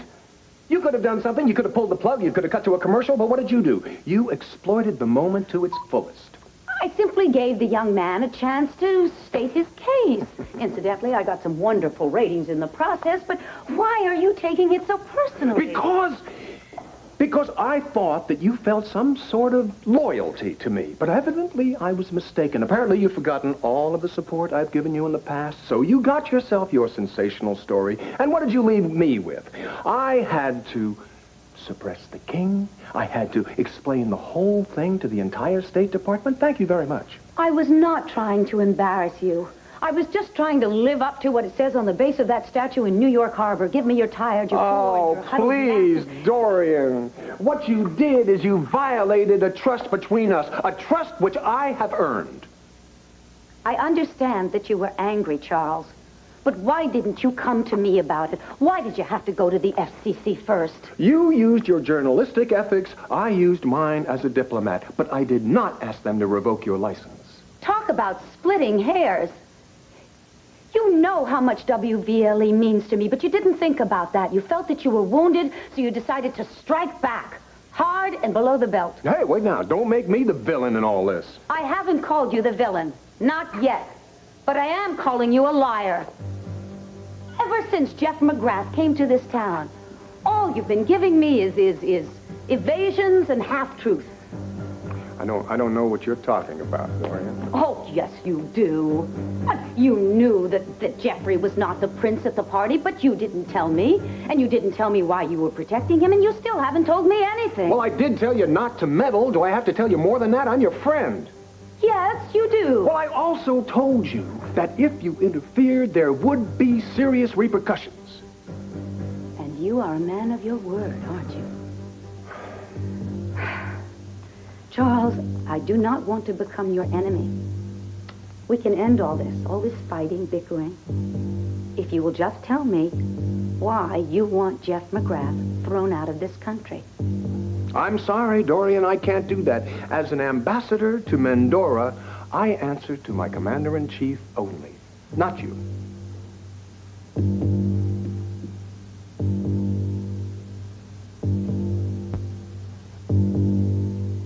The day and the whole thing just blows up in my face. May I say something? I mean, and I don't blame Jeff. Really, I don't. He's not the one who called the FCC and set them yapping at my heels. And Herb, that's what hurts the most. That's really what I cannot forgive. Darling, come on. Just calm down. I'm sorry, you're Come right. on. I shouldn't come in here ranting and raving. I Right, really it's all right. apologize. It's just that I feel so... So betrayed. Yes. Yeah, well, you know, a wise woman named Dorian Lord once told me that all's fair in love and war and politics. That's easy for her to say. I must admit, I'm surprised by Charles' tactics. Last I looked around, you and the ambassador were on the verge of being an item. No, not at all. We were on the verge of starting a friendship. Oh, all right. I mean, there was a certain amount of congeniality between us. Herb, dear, I could hardly get involved with Charles when you are involved with Judith. Really. It would be like wife swapping. It's just too ludicrous for words. No. Though I must admit, he is very charming, isn't he? At that time, my life seemed to lack charm, especially once I had thrown John's clothes out into the hall. Oh, never mind about all of that. I just don't know how I could have been so wrong about Charles. Well, you weren't wrong. Look up charming in the dictionary. You'll find a picture of Charles Sanders. That's the problem. You and he are too congenial. What? Yeah, it's like two peas in a pod. Or should I say, like two shells in a shotgun. Peas in a pod? Yeah. Oh, similarly explosive. Yes. You're both accustomed to command, and as long as the world obeys, you're all smiles. However, when things don't go your way... Are you blaming me for the breakup of our marriage? Am I what? I mean, just because our marriage failed doesn't mean that I cannot succeed at a relationship with a man who is just as forceful and sure of himself as I am. Darling, in Charles Sanders, you may have met a man who is even more forceful and sure of himself than you are, with power at his fingertips that you can only dream about. Charles Sanders is all-powerful. No reflection on you. My dear, I may lack his firepower, but I still have ammunition of my own. What sort of ammunition? Now, Dorian, I know that look. Now, look, have you been snooping around in Charles's background? Herb, would I stoop to snoop? Does July follow June? I was not looking for dirt, honestly. I just happened to stumble across certain information, and you've got to promise not to breathe a word. Dorian, come on. All right. The French have a phrase for it. Cherchez la femme. That's it? Oui. Charles has been involved with a lot of women, and everybody knows it. Oh, but do they know about a very special woman? A certain woman very well connected to the Mendoran throne who's been having an affair with Charles for years. Marissa. You knew about her? Judith told me. Why didn't you tell me? What kind of an ex-husband are you? A discreet one, unlike Mr. Sanders. According to Judith, by the way, it was a series of women like Marissa that brought down their marriage. Oh, dear, I am not interested in why Charles and Judith broke up, really. But what does fascinate me is the hefty stipend that Charles has been sending Marissa every month. He still sends her money? Oh, Judith didn't know that, did she? Oh, yes. Charles has been paying off Marissa for years now. I'd like to know why. Wait a minute. Wait a minute. Are you looking for some kind of revenge? No, I am not. I'm looking for justice, Herb. I don't care how Charles lives his life, But I don't want his covering up his indiscretions at the expense of my broadcast license. He does that, I'm coming out fighting. I don't see the connection between Charles' mistress and your troubles with the FCC. The connection is all too obvious. It's Jeff McGrath. You're losing me. Please think, will you? Jeff McGrath must have found out about Charles' relationship with Marissa. So he disguised himself as a prince. He came to the party with blackmail on his mind, and that's why Charles wants him booted out of the country. That's brilliant, dear, but you can't prove it. No, I can't. Not yet. Really, I have given Charles every opportunity to tell me the truth, but he keeps insisting that this is all a matter of Mendoran and American interests, that they're at stake. Dorian, maybe they are. No, they're not. You know what's at stake? Charles's career. And if he's going to play hardball to protect it, I can play just as hard. Sweetheart, look, so far you've had a tiff with Charles. Escalate it, you could lose everything. I'm not afraid of a fight, Herb. Nobody's questioning your courage, just your common sense. Oh, honey, I know how much BLing means to you. Don't do something foolish and lose it. I didn't know you cared so much about my television Well, I care about you. You still do, in spite of everything. Well, some people are addicted to chocolate. Me, Thank you. I'm really very touched. However, you needn't be concerned about me. I have friends in high circles. You do. I have reason to be concerned, darling. Understand? You take on Charles Sanders, and all these so-called friends might side with him. I'm willing to take the chance. Besides which, I know of somebody who can give me some information. What sort of information? Mm-hmm. Goodbye, dear. Dorian. Really. Dorian, Thank you for all your help. What sort of information?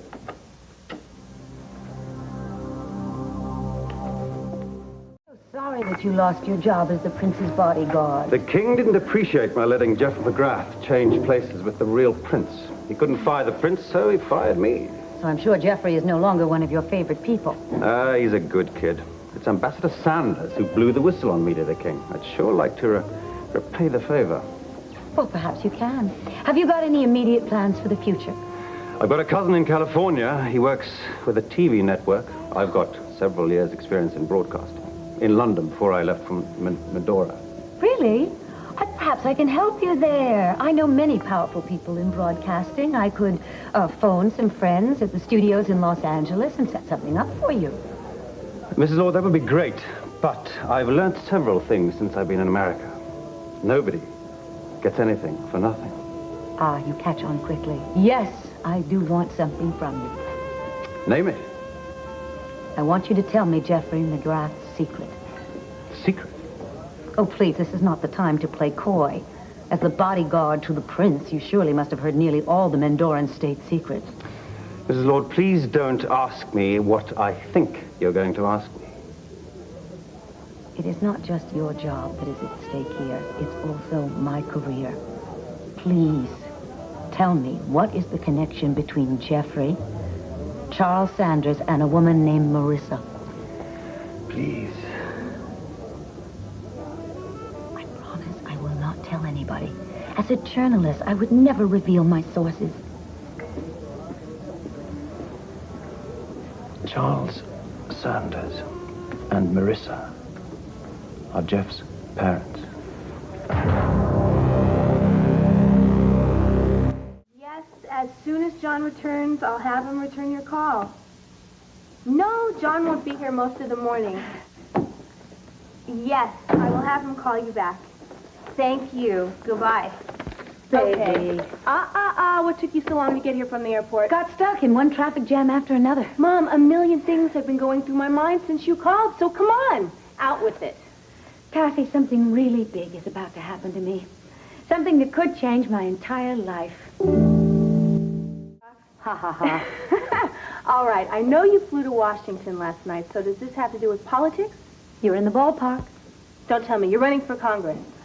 Kathy, but no, it's a good idea. You're running for president. Stop it, will you? Though this announcement could make front-page headlines. Oh, well, Mom, this is ridiculous.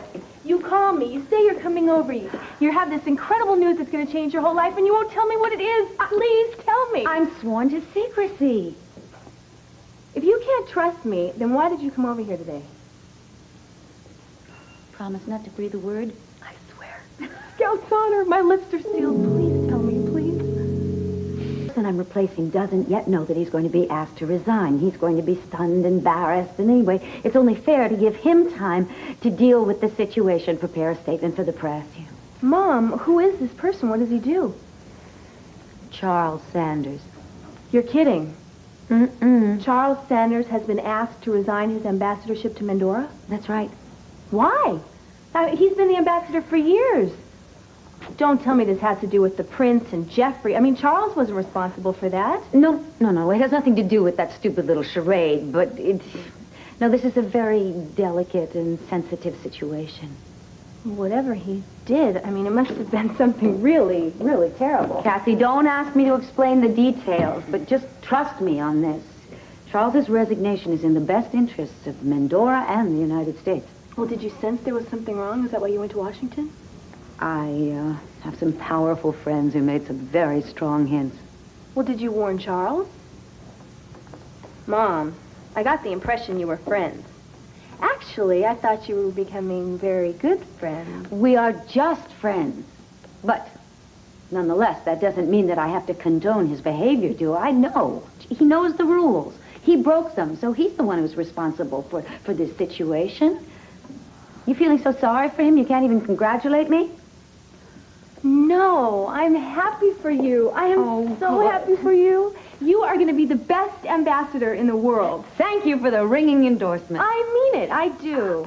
And I know how important this appointment is to you. It is, really. It's going to give me a chance to help my country on a higher level. It sounds corny, I know, but I just feel that way.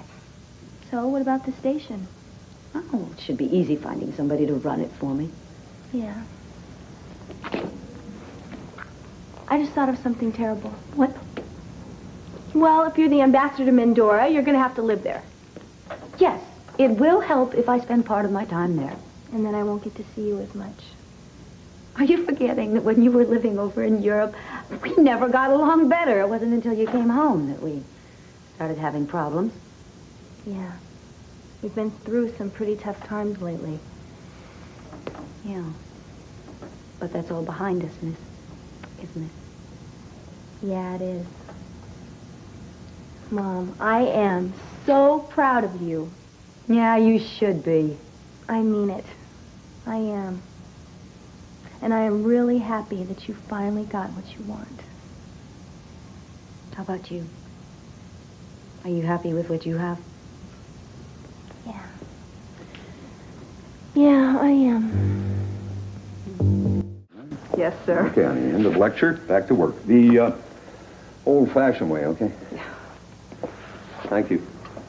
Bravo! Good. Someone has to uphold this station's standard of journalistic ethics.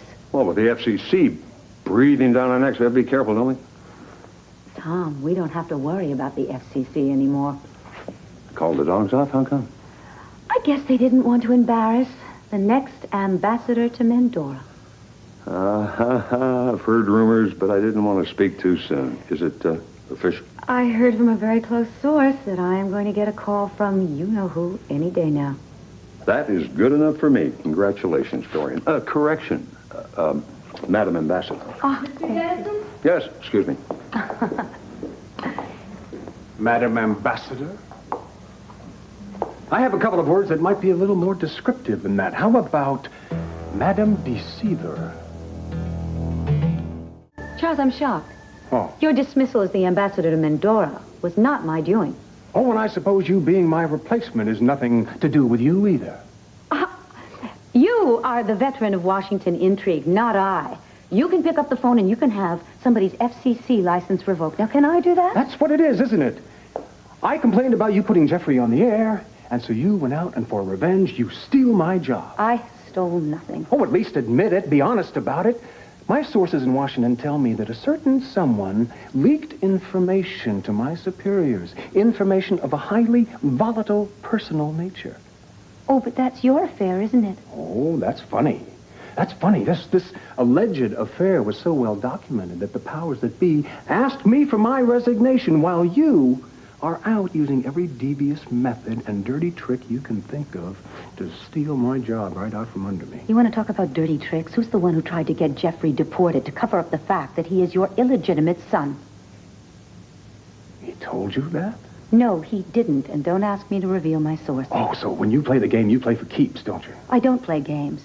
If I were playing games, I would have told all the details of your story, including your relationship to Jeffrey. Well, what are you doing, saving that for a rainy day? On the contrary, your secret is safe with me, but I wanted you to learn a lesson.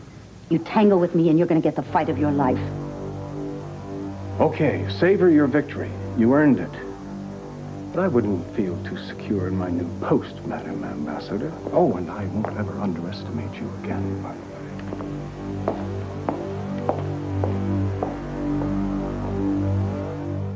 Can we talk later? Yeah, good. I came to see Clint anyway. Oh, good. Then I'll leave the two of you together. I'm going to make a speech. Vicky, wait! Clint, have you heard a word I said? I'm offering you an exclusive interview with the next ambassador to Mendora. That's swell. Swell, Dorian. Well, I wasn't going to hold out for a ticker tape parade, but I did expect something more than swell. You're absolutely right. I'm sorry. You should be very proud of your accomplishment. Thank you. I am, because I had to fight awfully hard to get it. Well, I'll let you read all about it here. Looks like a press release. Yes. Actually, I was hoping that you would make space in tomorrow's edition of the Banner. I thought I would write it up myself. Why let a press secretary do it when nobody can tell the story better than I can? You're obviously worried about Vicky. Yeah, well, I just wish I hadn't let her go down to the printing office, that's all. Look, forget about the press release. Why don't you call down and see how she's doing? Thank you. Excuse me. Ellen, get me the printing room pronto. Mr. Buchanan, she wouldn't let us take her to her doctor. Vicky! What the hell happened? It's not his fault, please. It was just the heat. Come here, sit down, honey.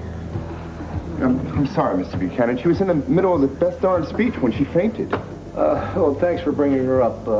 Carl, isn't it? Yes, sir. Listen, Carl, I'm sorry I snapped at you. We'll take care of her now. You go on back to work. Oh, Carl, Jim, thanks very much, both of you. Thank you. Let me check your pulse. You'll have to use your watch on the brain. Dorian, it's all right, really. No, It just got a little bit too hot in that room, that's all. Honey, you really should have been there, because I got them to listen to me. I really think I got our point Vicky. across. Vicky. Hey, I'm okay. Really, I am. Dorian, come on, you're a doctor. Give me the once-over. Tell him I'm all right. Her pulse was normal, and just look at her. She's certainly none the worse for wear.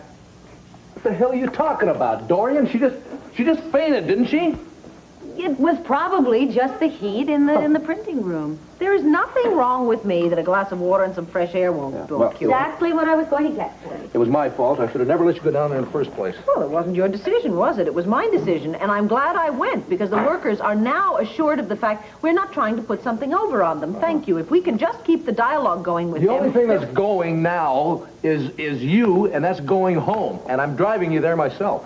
What if I don't want to go? Would the two of you excuse me? Clint, I'm leaving that press release right here on your desk. Vicky, the next time you decide to give a speech, do it in an air-conditioned room. Thank you, Dorian. Thank you. Vicky, I love Cord, and I will always love him. Have you managed to win him back? Oh, hi, Dorian. Hello, Tina. Dorian. Hello, Vicky. How are you? Oh, I'm fine, thank you. Fine. Congratulations. And what? Oh, still an avid reader of the newspapers, eh, Tina? Dorian has been named the new ambassador to Mendora. Ambassador? What qualifies you for that? I don't know. Perhaps my grace, wit, charm. Oh, did Charles Sanders quit? Listen, what is the true story behind that? There are all kinds of rumors flying around. Now, don't you turn into a journalist and start pumping me. I only came over here to give Tina this gift for baby Al's baptism. Oh, it's heavy. Oh, I bet it's gold.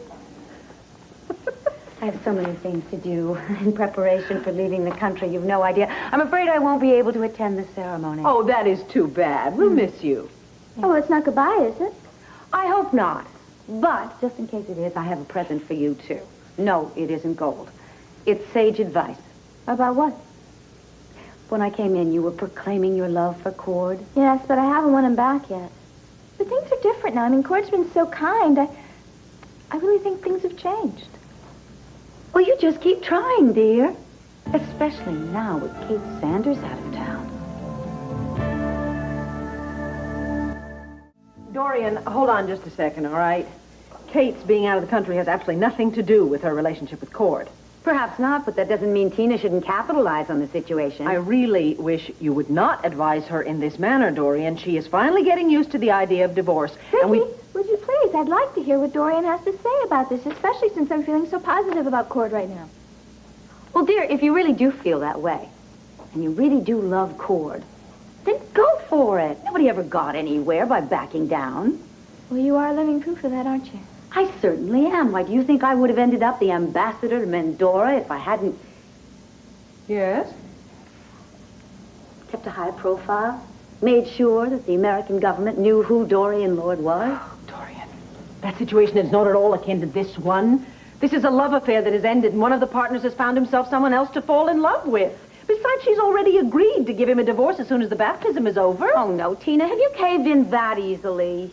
Well, Cord was so adamant about it, and I really couldn't take hearing him say how he was in love with somebody else and how badly he wanted the marriage to end again. I guess I just lost all hope, you know. I was weak and insecure. Beg your pardon, madam, but Kim said Mrs. Roberts' son is crying for her. Oh, that's all right. Thank you, Heron. So I'll be right up, okay? Dorian, I did have some hope today, but I don't know. Maybe Vicky's right. Oh, dear. I'm sorry that I have to rush off, but perhaps we could talk tomorrow. Okay. Yeah, let's do that.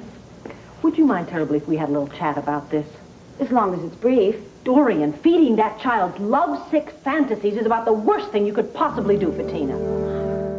Vicky, what if I'm right and you're wrong? What if Tina is about to lose the love of her life when, with a little effort on her part, she could get him back? But you don't know Cord. His sense of decency was offended by Tina's manipulations, and he trusts Kate and he loves her. Oh, he's going to be bored, believe me, as soon as the initial passion wears off. Well, I don't believe that. I think it was Tina's sort of promised excitement that got him into all this trouble and pain in the first place, and he's not attracted to it anymore. He wants stability. Oh, really? But from what I understand, Tina herself is going to be pretty boring soon. I mean, what with these newfound values in life that she has, I mean, having come so near death. She needs to put those values into practice with another man, Dorian. Come on, she's hanging on to some terrible old life that's going to bring her nothing but pain and disappointment.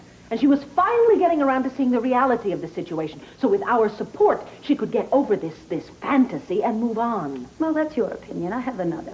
I think that Cord fell in love with Kate because Kate made it easy for him to fall in love with her, really. Whatever his values and standards are, the man is in love with Tina, especially now with the baby. Besides which, why did Kate suddenly up and leave town?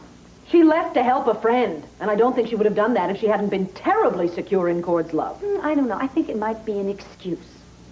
A chance for her to hide her fear, for her to make Cord miss her. You see, I don't think little Kate is above playing a few games herself. All right, Dorian, whatever your opinions are, please keep them to yourself and stop meddling in this. Oh, I'm meddling, am I? Yes, you are. That's because I don't agree with you. If I was going along with your advice to Tina, you would call it support, wouldn't you? Yes, possibly I would. But in any case... In any case, I'm not going to be around to find out, am I? I have to go. Would you like to make a wager as to how this situation's going to turn out by, let's say, the time I get back from Mendora? I am not about to place a bet on 3 people's lives. Oh, what a pity. Seems like a good horse race to me. Good luck in Mendora. They are going to need it. Why, Vicky, this is the first fight we've had in months. Gee, it's almost as much fun as the old days. Bye, Heron.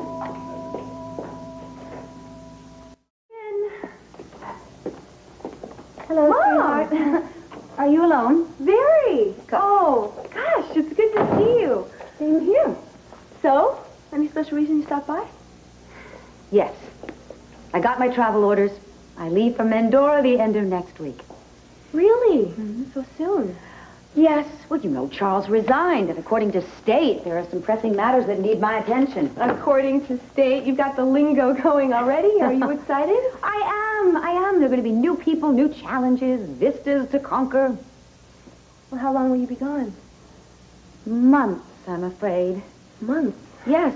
Well, unlike Charles, I'm going to have to actually live there for a while in order to get to know the people, the customs, the problems that they have. You know, Charles was able to run things pretty much by remote control, but maybe after a while I'll be able to do the same thing. He must have been a little too remote to have to resign. I'll miss you. Oh, sweetheart, will you really? I mean, we hardly ever see each other. It's not as if we always see each other on a day-to-day basis. I know, but it's not the same. It's not as if I just have you here and can call you when I want to. Mom. Oh, baby. I'll tell you what. Why don't you stay at my apartment while I'm away? Well, that is, unless, of course, you're spending your nights with John. No nights. And the only days we spend together are inside these dismal walls. And when we are together, we are usually at each other's throats most of the time. Oh, that sounds thrilling. What's happening? I don't know. It's frustrating, it's upsetting, and it makes me crazy. And yet you're still working for him. Because I am a fathead. No, I think it's because you're in love. My darling, you listen to your mother. You better take care of your heart. Because sometimes you're the only person who will. Fired, Dorian? I thought you were pleased with my work. I am. And that's why I'm firing you as the news director of WVLE. It's so that you can accept your new job, that of vice president and general manager. Why do you look so shocked? I mean, you know that I'm leaving for Mendora next week. I want to leave the station in the very best hands. Huh? I don't know what to say. Yes, I do know what to say. I accept, and thanks very much for your vote of confidence. I hope I don't disappoint you. No, I'm sure. Well, that's never stopped you before. Excuse me, Dorian, I'm sorry, but if you don't mind, I would like to speak with my father. It's very important. Of course. We can continue this conversation later. All right. Someplace closer, like New Jersey. I'm going to miss you so much. But I understand from Judith Sanders that you're really becoming indispensable at Sanders Chemical. Oh, it was so great of her to get me that job. Are you enjoying the work? Oh, sure. There's always something interesting going on in the lab, and I love to peek at the experiments after I finish cleaning. I don't doubt that you'll be running that entire laboratory before long. Well, I'm just grateful to have the chance to be out of Statesville and to be working on my own. You've got Judith Sanders to thank for that. I've got her to thank for plenty more. She and that young fellow that she works with, they kept my son out of the same prison I was in. Yes, I understand that all the charges have been dropped against Wade. You must be very relieved. Aren't you? Yeah, he didn't come and tell me the good news. I had to hear it from Mrs. Sanders. Give him time. He'll come around.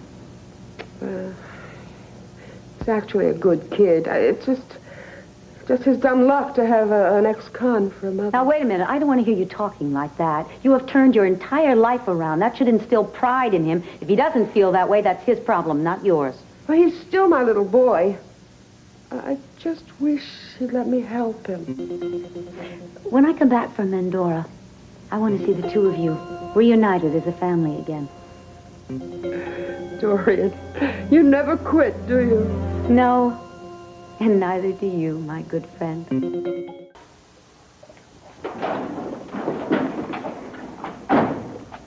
Hello. My. So, the imposter prince decided to put his charm and intelligence to good works.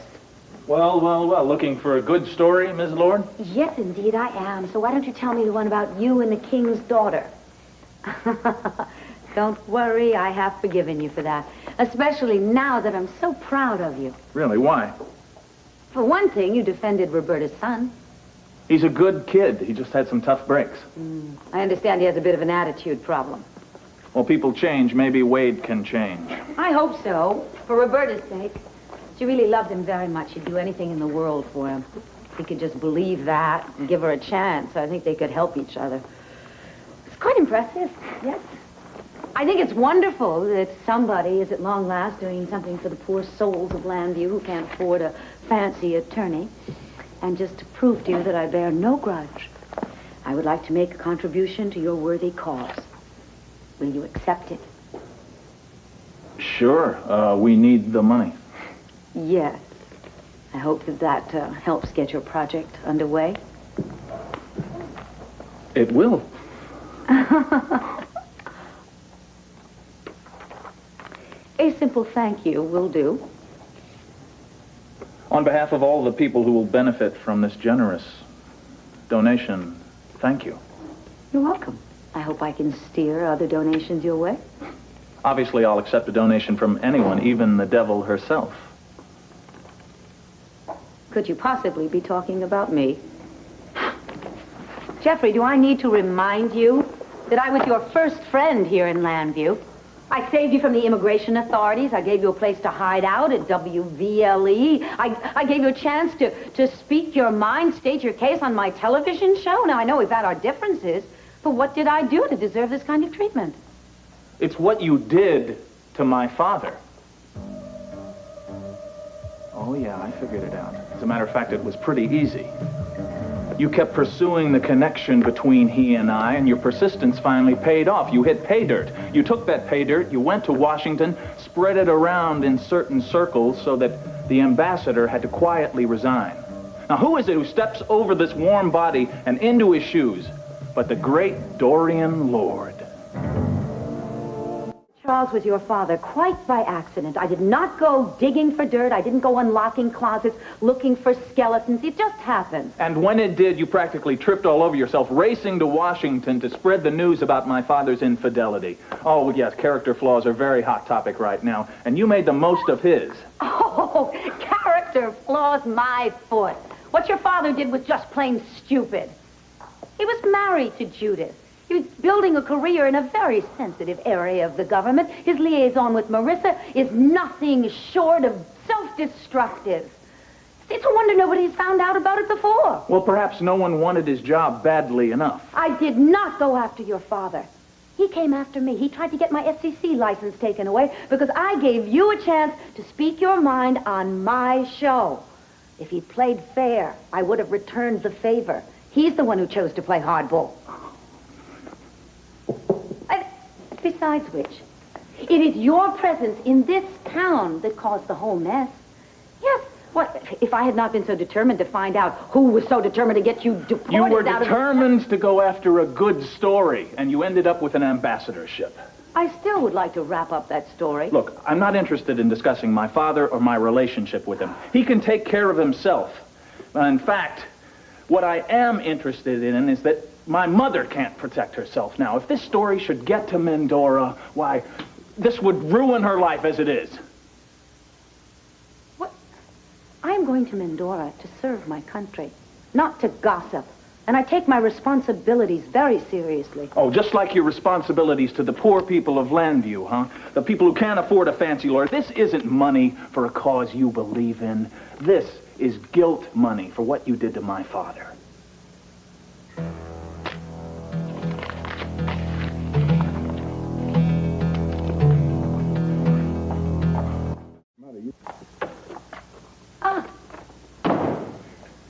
Oh, my.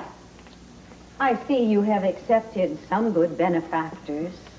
Generosity without questioning their motive. Very expensive law books. These are a graduation present from my mother. If you came here looking for an apology... No, I don't expect an apology.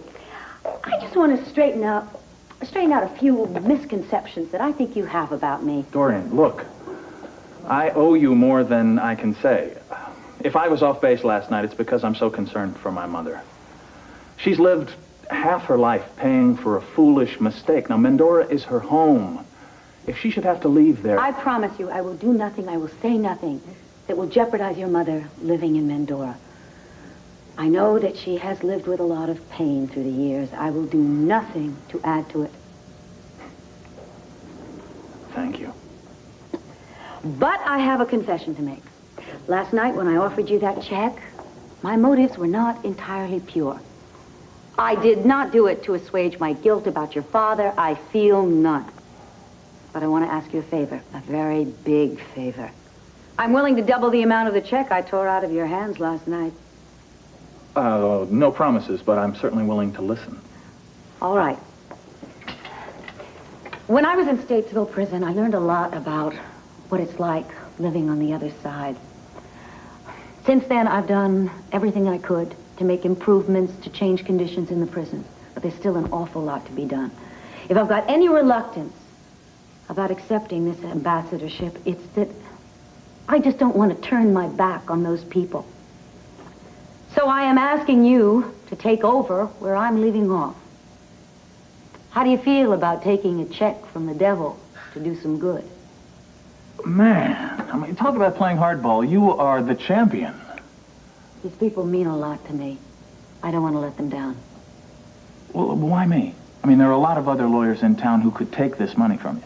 I want somebody who really cares. I think you're my man. I know I'm your man. You'll do it. I'd do it for half the money you offered me. In fact, I'd do it for free if I could, but I can't. So, well, when can we go to Statesville? How about right now? Let's go. Lead the way. Well,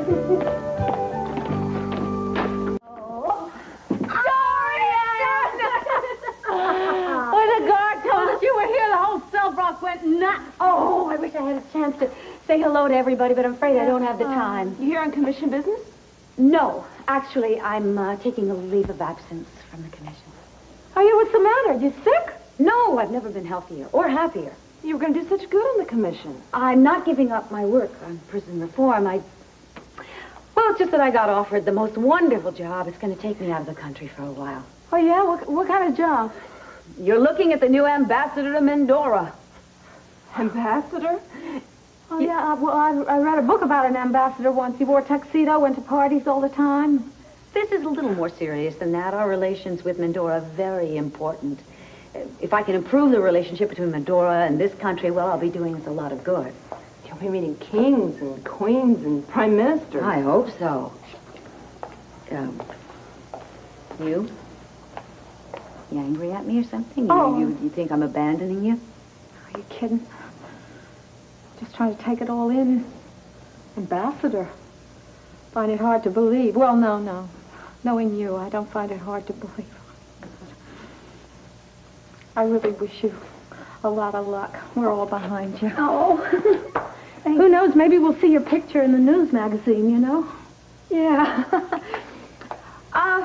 May I introduce Jeffrey McGrath? I have just made a deal with Jeff. He is going to represent you, help you if you have any legal needs at all. This is Angie, and this is Charlotte. Hello. Hi. Excuse me. We thought this kid was your driver or something. He's supposed to fill your boots? This kid is a very good lawyer. He just opened up a legal clinic in Landview to help needy people. Believe me, do you think I'd ask him to take over for me unless I had absolute faith in him? Look, I know you've got doubts in me, right? I don't blame you. I mean, Dorian's one of you. I'm not. And she's proved herself to you. I haven't. And I'm sure you've had run-ins with a lot of lawyers who have let you down. Well, I won't. Yeah, I've had a lot of advantages you haven't had. And maybe I haven't been in prison. We don't have that in common. But if you deal straight with me, I'll be straight with you. I won't make you any kind of promise that I can't keep. And the one thing I can promise is everyone here will get a fair shake. Now, if you give me a chance, I'll prove myself to you. Talk's real good. And you have faith in me, don't you? Yeah, we'll give him a chance. All right. I won't disappoint you. Oh, then we're all set, huh? Sure. Welcome to the fifth dimension. Thank you. Now, are you going to be good? And are you going to write me? Yeah, you write, too. And if those kings give you any trouble over there, you just tell them I'm about to get a parole, and they're going to have to answer to me. I'm going to miss you. I am. Angie, give all the girls my love, okay? Sure. Oh, Dorian, good luck. You too. Oh.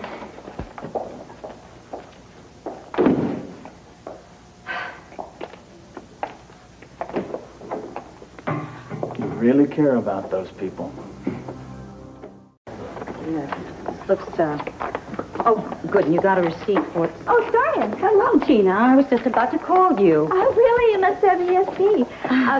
I just wanted to stop by to say goodbye in person. I mean, I can't believe you're going all the way to Mendora. Well, I mean, I don't even really know where it is exactly, but you must be happy about going, or else you wouldn't be going, and But the point is, I don't know what I'm going to do without you. Why, thank you. I'm going to miss you, too. Yes, this is fine. Get that to accounting. Thank you. In fact, I am working on a very big story. That's the reason I was going to call you. Oh, I don't read the papers. It doesn't matter, dear.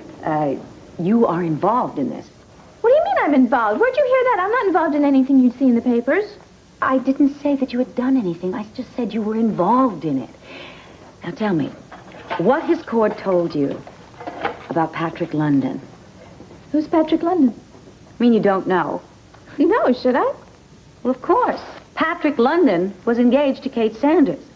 He disappeared in Africa about 5 years ago. Only as of yesterday, Kate rescued him from a prison in Zaroon. He's very much alive, and here in Landview. Oh, yes. Patrick made a brief statement when he landed in Geneva, thanking the Freedom International people for their help and concern, but giving full credit to his fiancée, Kate Sanders, for his rescue from the prison. Wow. Dorian, do you know what this means? I certainly do. It means that I am going to have a huge story, which every wire service, newspaper, and television station in this country is going to... Dorian, would you stop worrying about business for a minute and think about my personal life? Do you know what this means to me? I mean, I have hope. I mean, you told me not to give up on Cord. You said to use every available opportunity, and the opportunity of a lifetime just fell into my lap. Dorian, this is truly another miracle. Tina, before I start hearing a choir of angels, do you want to tell me what this is all about? Kate didn't tell Cord what she was up to. She lied to him. Oh. Look, don't you see? That means that pure, perfect Kate is not so perfect after all. I mean, really, how do you think Cord's going to deal with that? I guess he's going to be angry, perhaps jealous. Oh, he's certainly going to have his doubts now about St. Kate. I'm sure that Kate will be able to diffuse the situation. I don't know about that. I mean, this really feels like fate, Dorian. It does. Now, all I have to do is just delay the divorce proceedings a little bit, and then I know without any doubt that I can have Cord back. About the living conditions, of course, the food. Tina, I didn't know you were still here. Oh, I just wanted to stay and say hi to the hero. Indeed. Patrick London, this is Tina Roberts. I am not a hero. Oh, yes, you are. I mean, surviving all that time in prison, that takes a real strength of character. How true. Patrick, Freedom International has announced that they have obtained the release of 5 additional prisoners from Zaroon. Do you have a list of the names? No, but my associate producer is working on it. I did, however, see a film in which they were interviewed. They said that without your medical care, they would have died. Patrick, didn't they provide you with medical care? Well, a doctor came once a month, once every 2 months during the rainy season. I did what I could. I suspect that even our worst prisons are country clubs compared to the prison in Zaroon. If they have electricity and running water, you're right. Oh, you want to tell me why you were falsely arrested and imprisoned? I have no idea. And I'd rather not be asked that question on the air. Well, don't you care?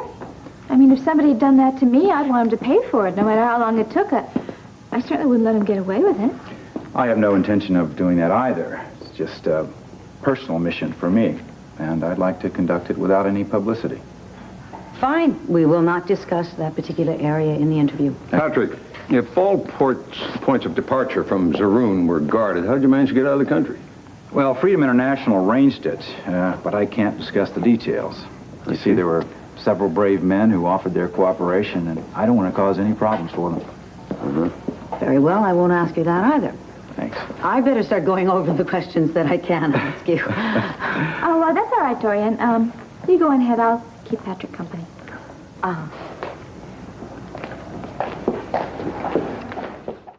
Good show. Thank you very much.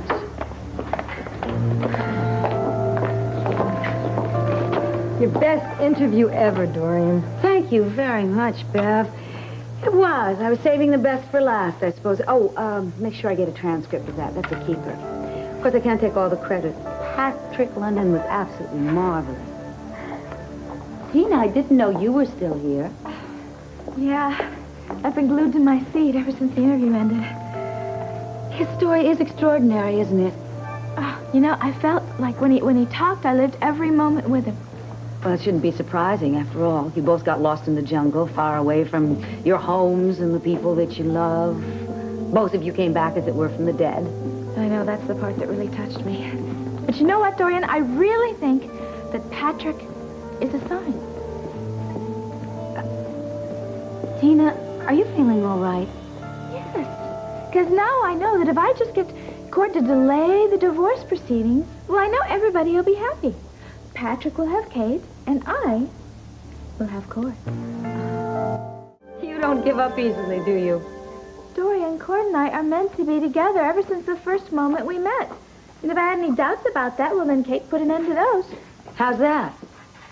Well, when she went off to Africa to find Patrick, she didn't tell Cord, right? And when she brought Patrick back here, she didn't tell him about Cord. Maybe she didn't want to worry either of them. Come on, Dorian. Come on, she must have loved Patrick. I mean, he was her fiancé, and I know he loves her. Assuming that is true, how does that affect you and Cord? Well, it affects everything. It changes everything. I mean, eventually she's going to realize that she should be with Patrick, and I know that Cord is going to realize that he should be with me, so he'll come running to me and Al. Oh, please, would you stop fantasizing for good and take some action, all right? Now, Cord wants a divorce. Fine. Fine? Yes. Give him what he thinks he wants. Only he's a devout Catholic, isn't he? So tell him that instead of a divorce, you'll consider giving him an annulment. Oh, annulment, divorce, it's all the same thing. What's the difference? Oh, there's a very big difference. An annulment takes a lot of time. A very, very long time. By then, who's to say that the church will even grant it? Are you saying that Cord could go through a long, involved proceeding and one maybe in the end would still be married? Interesting thought, isn't it? Please don't be angry. I really value your honest opinion. Enough to have dinner? I need to think things through before I make a decision. How about another night? Look, Judith. One of your secretaries not at her desk. I'm sorry. I didn't know that you were busy. Well, he's not anymore. I'll call you tomorrow. Yeah, sure thing. Did I miss something? Yeah, don't start. Not unless you want the fight of your life. I had no right to snap at you. The problem, I assume, is Judith. We'll work through it. We just don't have to agree about her working at the legal clinic. Oh, is that all? Our fights used to be much more interesting. It wasn't a fight. Oh, calm down, darling. I didn't come over here to raise your blood pressure. Well, why did you come here? I came here to say goodbye. Goodbye? Yes. I leave for Mandora tonight. Well, I knew you were leaving soon, but not this soon. Oh, sweet, look, please, sit down, dear. Oh, my goodness, what should I do, break out the beer? We can both cry in it and tell sad stories of yesteryear. Oh, no, I'm only going to be gone till the end of the summer, or as long as it takes to convince the royal family of Mandora to forget about Charles Sanders and all the damage he's done. In the meantime, what is Landview supposed to do without you? Suffer, I hope. I'll miss you, damn it. If I didn't know better, I'd think you meant that. I don't know why. You're infuriating, impossible. And I can't imagine life in Landview without you. You darling man. What a shame you don't have as good taste in women now as you did when you fell in love with me. What time's your flight? I'll put you on it myself. Oh, where's your sense of humor? It's gone with all your wedding presents. You got everything, remember? No, I didn't.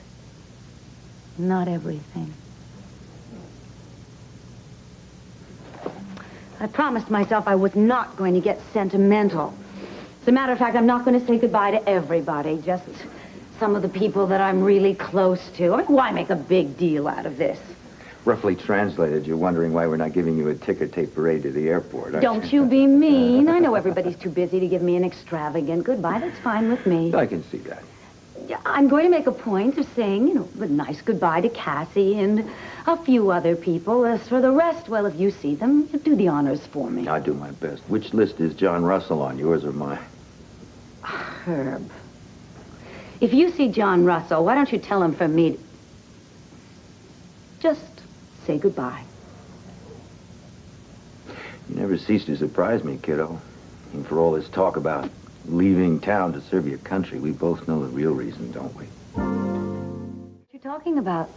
I'm simply in a hurry to get home and pack and leave on the most exciting assignment of my life. Yeah, not before you admit that you're running to this exciting assignment to forget what you've been through with John and Cassie. Oh, come on. Why do you have to bring that up now, of all times? I really was hoping that we could part friends. Well, as your friend, I'm advising you to work things straight with John before you leave. Herb, I don't want to talk about this. But there's no other time to do it. And if you are the Dorian Lord I always thought you were, you will face Cassie and John, and somehow you'll find a way to forgive them. Me forgive John? Huh, I'm not even sure I want to say goodbye to him, much less say I forgive you. Do me a favor. Think about it. All right. I will think about it. Now, will you stop giving me advice? Give me a hug instead.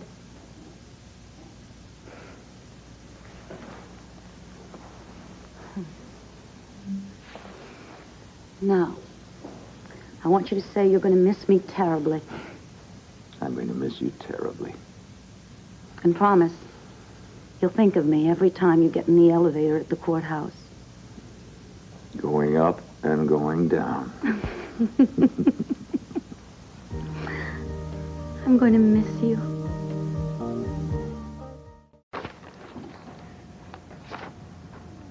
Dorian, I thought you already left for Mendora. You did? Well, how could I possibly leave without telling you face to face that I do not bear a grudge? Well, thank you. I feel the same way. Of course, I have every reason to hate your guts, but I suppose I should remember the good times that we had. Yeah, we sure did have some, didn't we? Remember the first time we met? Indeed. You rescued me in that parking lot. You were a combination of Sir Galahad and Sam Spade. John, I wanted you to... Oh, excuse me, I'm sorry. I didn't know you were busy. No. Come on in. We were just finishing here.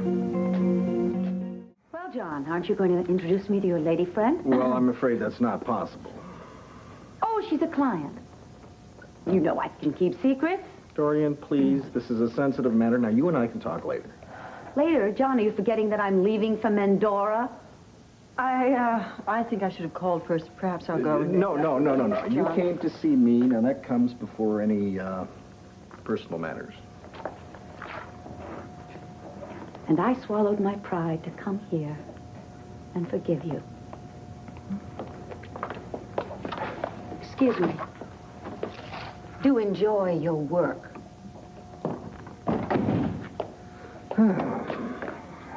I'm sorry. No, don't be. She'll have the last word before the day's over. Wanda, is Vicky here? No, she left with Clint just a little while ago. My goodness, I have been trying to say goodbye to some of my friends, but I just don't seem to be having any luck.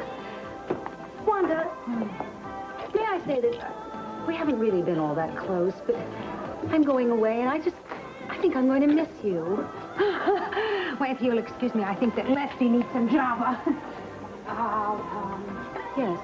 I hope that you have a very good time in Menducci or Menducci, whatever. Lefty! Coffee! Sure.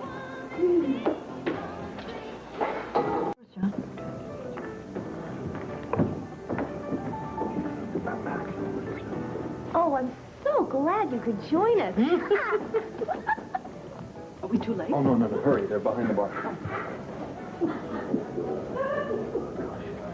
Okay, everybody, she's here. Now get down, quick. Delilah, I looked all over this dress, and I don't see a spot on it. Oh, gee, I'm sorry. I guess it's just a bad light in my car. Oh. Now, let's listen, I've got a million things to do. You come to my house, you tell me to get dressed, but we have to come here for a drink. What is it? Well, I told you that it was something really special, right? Mm-hmm. You're wearing one of my finest designs when you present your credentials to the King of Mendora. But there's just one little bit of ornamentation that you just can't go without. Jewelry. Oh, no, something much more valuable. Dorian, may I have a word with you, please? Max, a word, what is it? Surprise. Surprise! Oh, you didn't. Of course we did. You didn't think that we'd let you leave without a special goodbye. As a matter of fact, I thought that you would. I guess we really fooled you, didn't we? Yes, you did. Wanda. I mean, you with that lefty and I was ready to strangle you. Okay, well, I hope this makes up for it. Because I know you're supposed to give fruit, that's traditional and everything, but I thought that maybe this would be more reminiscent of America and everything. Potato chips. Yeah. Oh, hot dogs. And the hot dogs to go with. Everybody, would you hold on to that? I think I'm going to need both hands to look for a hanky. Allow me. Asa, you... Oh, big... You know, honey, you may not have been my best assistant, but I'll tell you, honey, you were the sexiest and the most interesting. Ah, would you put that on my resume so I can show it to the King of Mendora? It just might help. I want to hug all of you, I really do. Except I also want to murder you. I hate surprise parties. Don't blame us. It was Cassie's idea.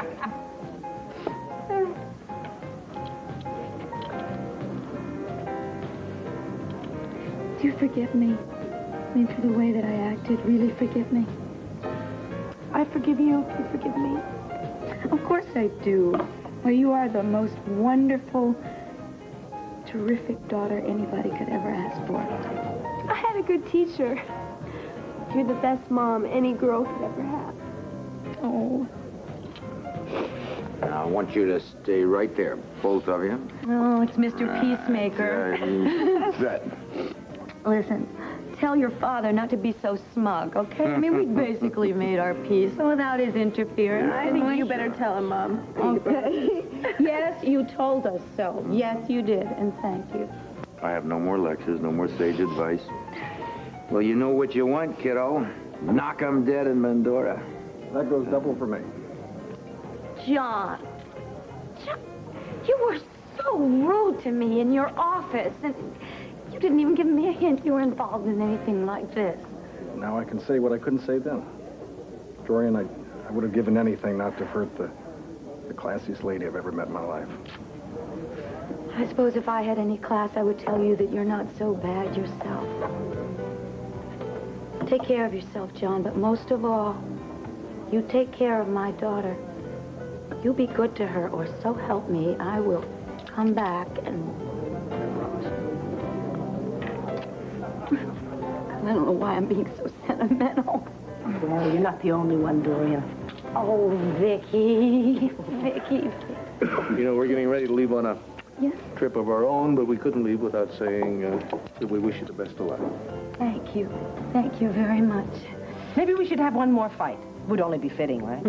No more fights. I'm not even going to tell you that you should let Tina live her own life, make her own mistakes. Thank you for sparing me that. I have to tell you, though, Dorian, I'm going to miss you terribly. Landview's going to be a pretty damn dull place without you. I think I know what you mean. Oh. Ladies and gentlemen, I would like to propose a toast. Oh, good idea. Oh, dear. Thank you, darling. Thank you. I'll make it short and sweet. Words cannot possibly describe this lady. Perhaps the effervescence in this champagne comes as close as anything to catching her spirit.